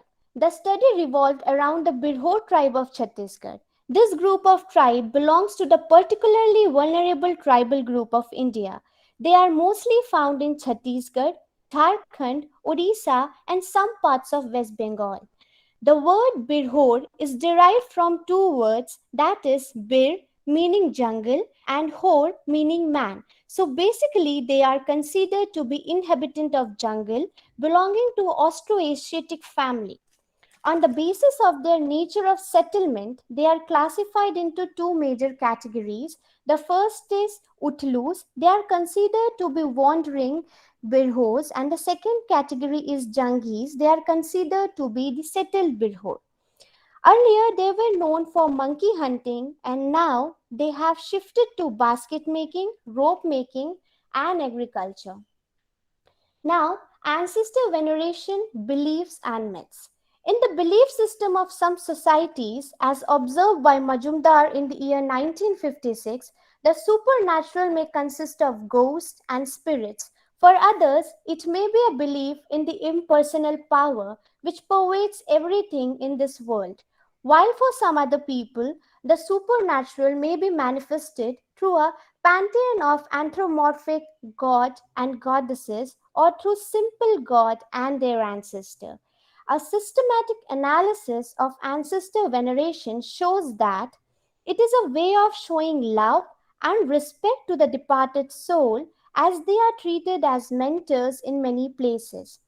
Secondly, according to Sharma 1994, the ancestors are considered to be ambivalent in the tribal societies, meaning if they are propitiated and sacrifice are offered, they remain benevolent, and if they are angry, they retaliate, knows no bound. There are several beliefs related to the activities of the soul and the manifestation of anger and happiness, which are common among the tribes, though they live continents apart. Fear of society and social criticism compels the people to offer worship to their ancestor to some extent. A belief of life after death and fear of dwelling in between hell and heaven make the living bound to worship the soul, as the soul wandering everywhere is considered to be very dangerous in nature. Ancestors are also considered to be pure and pious, and they are believed to be a messenger to God. So, the living generation prays and asks for a forgiveness to the God through their dead ancestors, considering them to be the guiding star of their family. Now, we'll discuss something about the traditional way of paying homage to the ancestors. The traditional way of paying homage to ancestors include offering food to the dead ancestors after death and on special occasions as Navakai. Navakai is a harvesting festival, and on some other festivals like Sarna and Fagu. Till 13 day of after the death of the ancestor, they believe that their ancestors visit them in the form of birds like crow or animals like cow or goat. On the 13th day of the ritual, the ancestral spirit is again called by the relatives and close ones, which is also known as Chai Bulana, in which they request the ancestors to come back and stay in their home as their guarding stars. They, after inviting the ancestors sacrifices hen, sheep, goat, etc., and offer them to them as the feast. This feast is only for the family members and no outsiders are allowed. Livelihood, COVID-19 and the effect on ancestor veneration. Due to the COVID-19, the Birhot tribe were not able to sell the agricultural produces to the middleman and not even to the direct market. So the agricultural produces were consumed by them and rest was wasted. As paying homage to the ancestor is an expensive task, they were compelled to borrow money from the middleman and perform the ancestor veneration. The homage was considered to be important as they believed that their angry ancestors were behind COVID-19 pandemic and it is necessary to worship their ancestors to slow down the impact of COVID-19. Now, in this slide, we will see the modern way of paying homage to the ancestors. We can see the shift from traditional to the modern. So the modern or change paying homage by the youngsters or the new generation is due to the migration to the towns, consisting of calling the priest and offering flowers and sweets to their ancestors, putting all together in front of their photograph. If well earned, they also go for charity and donation of money and some of rices to the priest. They visit the cemetery or the burial places with some incense sticks rarely because they are afraid of the ghost or the ancestral spirits at the cemetery or the burial places. The reasons for the change in the veneration practices. As Birhor is having very less literacy rate, they are unable to get employment. They constantly migrate to other towns as laborers and earn good amount. This practice brings many changes in their livelihood and lifestyles. As in town, they don't get proper time to pay homage to their ancestors, so they cut short the rituals and make it simple and short. Most of the new generation people are also not aware of all the rituals and the reason behind the ritual. So they believe in paying homage to their ancestors in a short way, and this is affecting their linkage with their forefathers, especially their roots.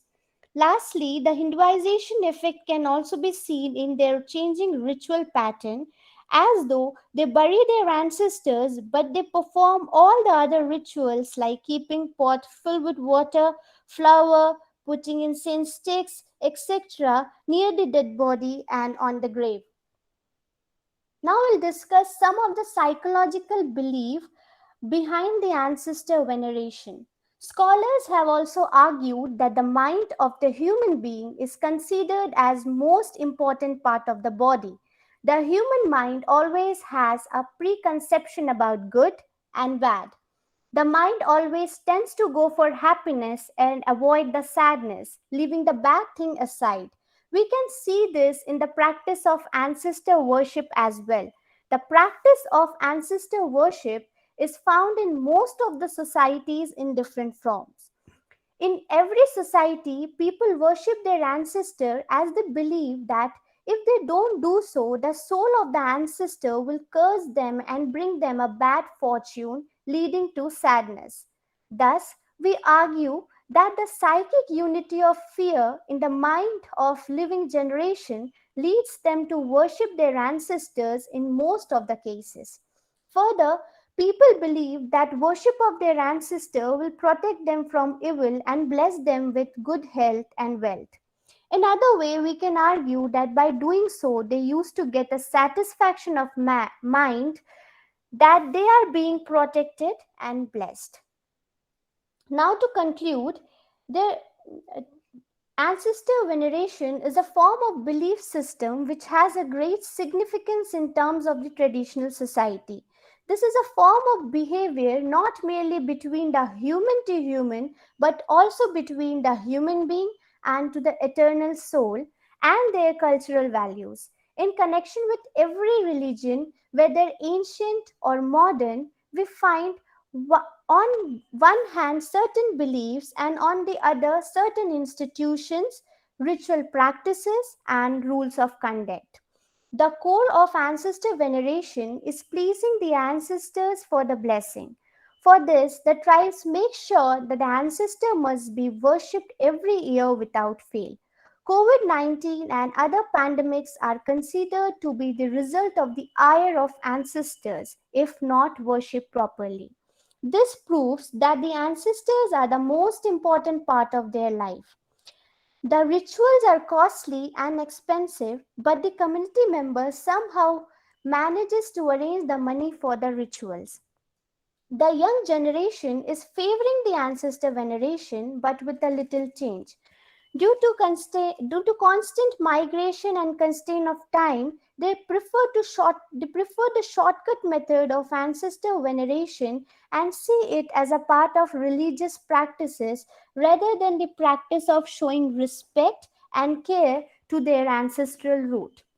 There is a major need for preserving their religious practices, as ancestor veneration is not only a ritual but is connecting many generations to their roots. This practice is helpful in recognizing their ancestors and maintaining their family line. These can be done by maintaining or documenting their traditional or religious folk tradition, as all the songs and the stories in their folk tradition gives the message of their family root and cultural practices are well explained. Now I really want to acknowledge some people without whom this study would not have been completed. I really want to thank Mr. Metitil Samuel George for accompanying me in the field and his contribution in monitoring the study. I also am grateful to my parents and UGC for the financial help. I really want to thank my best friend, Mr. Abhijit Singh, research scholar at the Department of Media Studies, Mahatma Gandhi Central University, Bihar, for his moral support. Last but not the least, the contribution of the financial officials of Bihor Vikas Abhikaran, who supported the author at her fieldwork, is unforgettable. These are some of the bibliographies, and thanks a lot.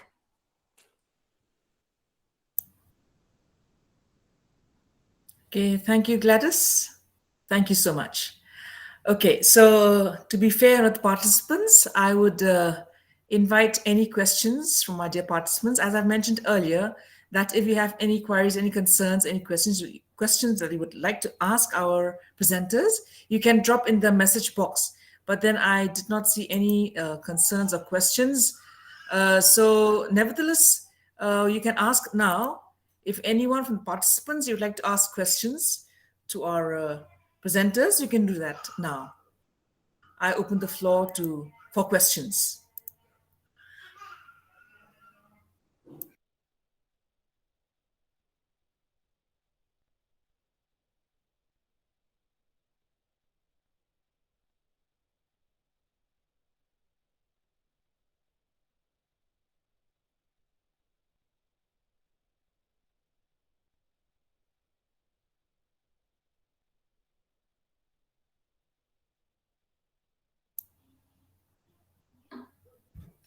So I don't see anyone raising their hands for any questions or queries.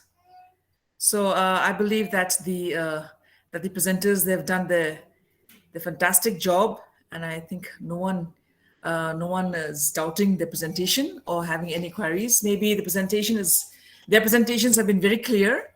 And just to wind up,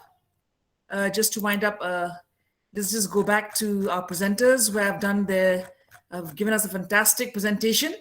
And we'll just, let's remind ourselves of Ms. Singha, who has reminded us about the importance of the inline permit, okay? The demand of the various communities in the Northeast for the inline permit. Why do they need inline permit? She says that because every community needs the inline permit for what? That is to preserve their cultural tradition, their beliefs, their customs, and their social values of the region. And we were also enlightened by the paper of Dr. Darishisha Warthanke from the Department of Economics. It was a very, there was so much of intensive work in the paper, and where she talks about the tribal-owned enterprises. Are the tribal-owned enterprises faring in India?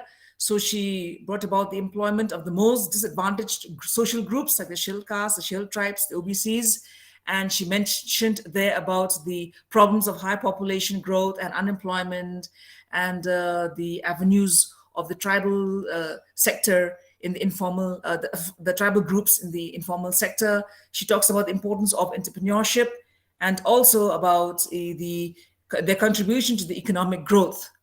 One thing that is really, really caught my mind is when she has brought about the problems of these social groups, the socio-economic aspect, which is one of the major problems faced, and their land alienation. Then we are also being very encouraged, enlightened by the paper of Ms. Corina Rita War, where she talks about tribal identity. And in that tribal identity, she brought about these three characteristics, which are very close to my heart. That is language, land, and religion. These three are the pillars of a tribal identity, tribal survival. Okay, so the essence of every tribal community, okay, we see in these cultural attributes, that is, or characteristics, as she's mentioned, that is language, land, and religion. Yes, these three areas are being so much discussed today because of globalization, because of modernization, because of the impact of technology.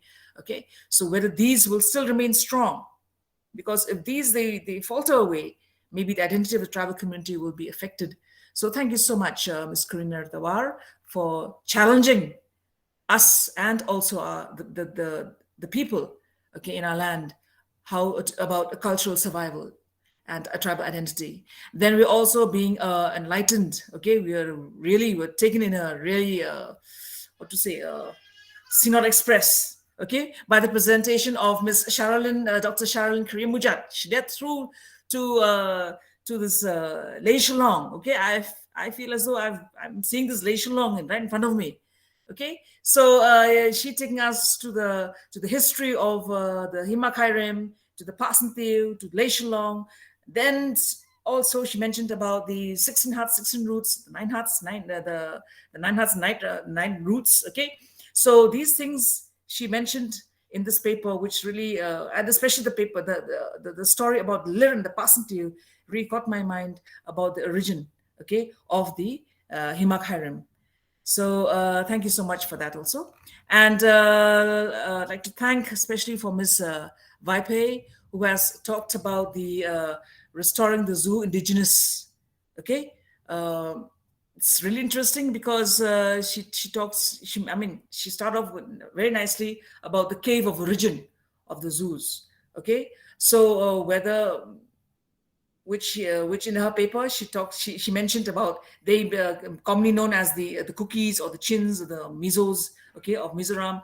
So whatever it is, but how she tried to talk about their identity and their fight for identity, for recognition.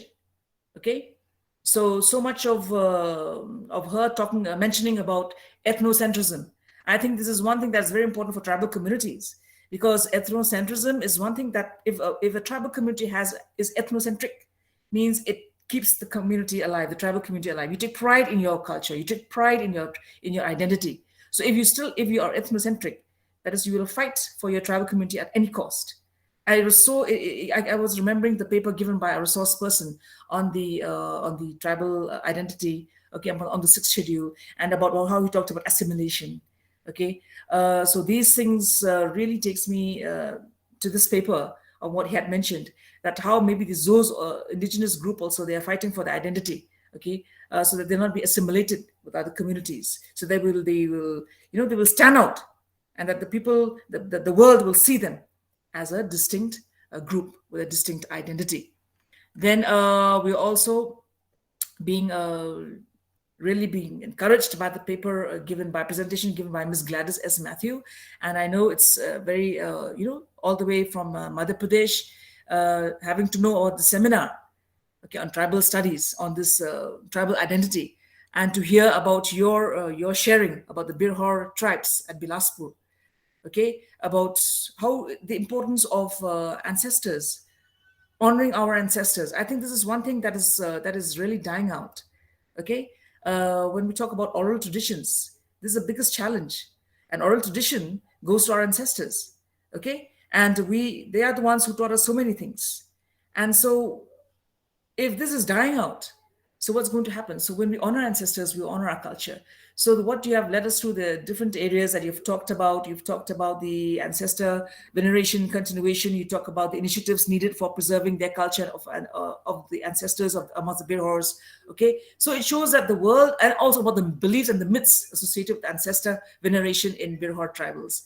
So this shows that the world itself, okay, and tribal communities in India, they're all fighting for identity, fighting for survival, fighting for recognition, fighting for survival, okay? Because there's so many things happening.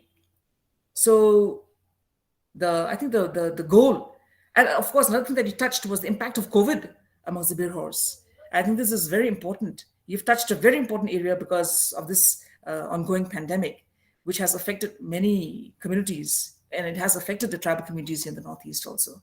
So it's a very clear presentation. Thank you so much. So to each and every presenter, on behalf of the Sociology Department, Synod College, I'd like to thank each one of you. Your presentation is very valuable.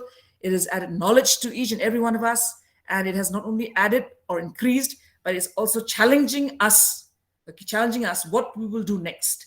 So what the department has done, okay, through the seminar, I think it's provoking each one of us that we should do something so that the children whom the land that we have borrowed, everything that we have now, we have borrowed from them, okay? What do we give them?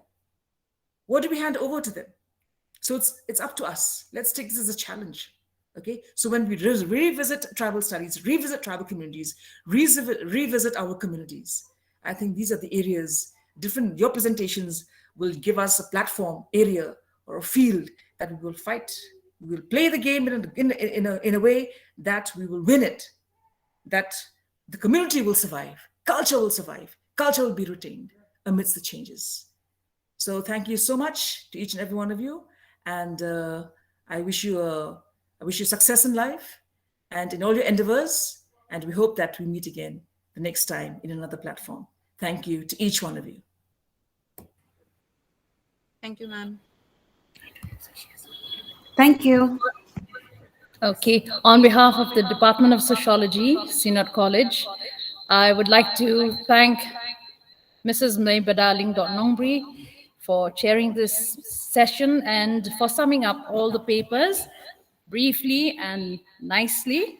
So I thank all the paper presenters too for their papers that you've presented. Thank you very much. Have a good evening.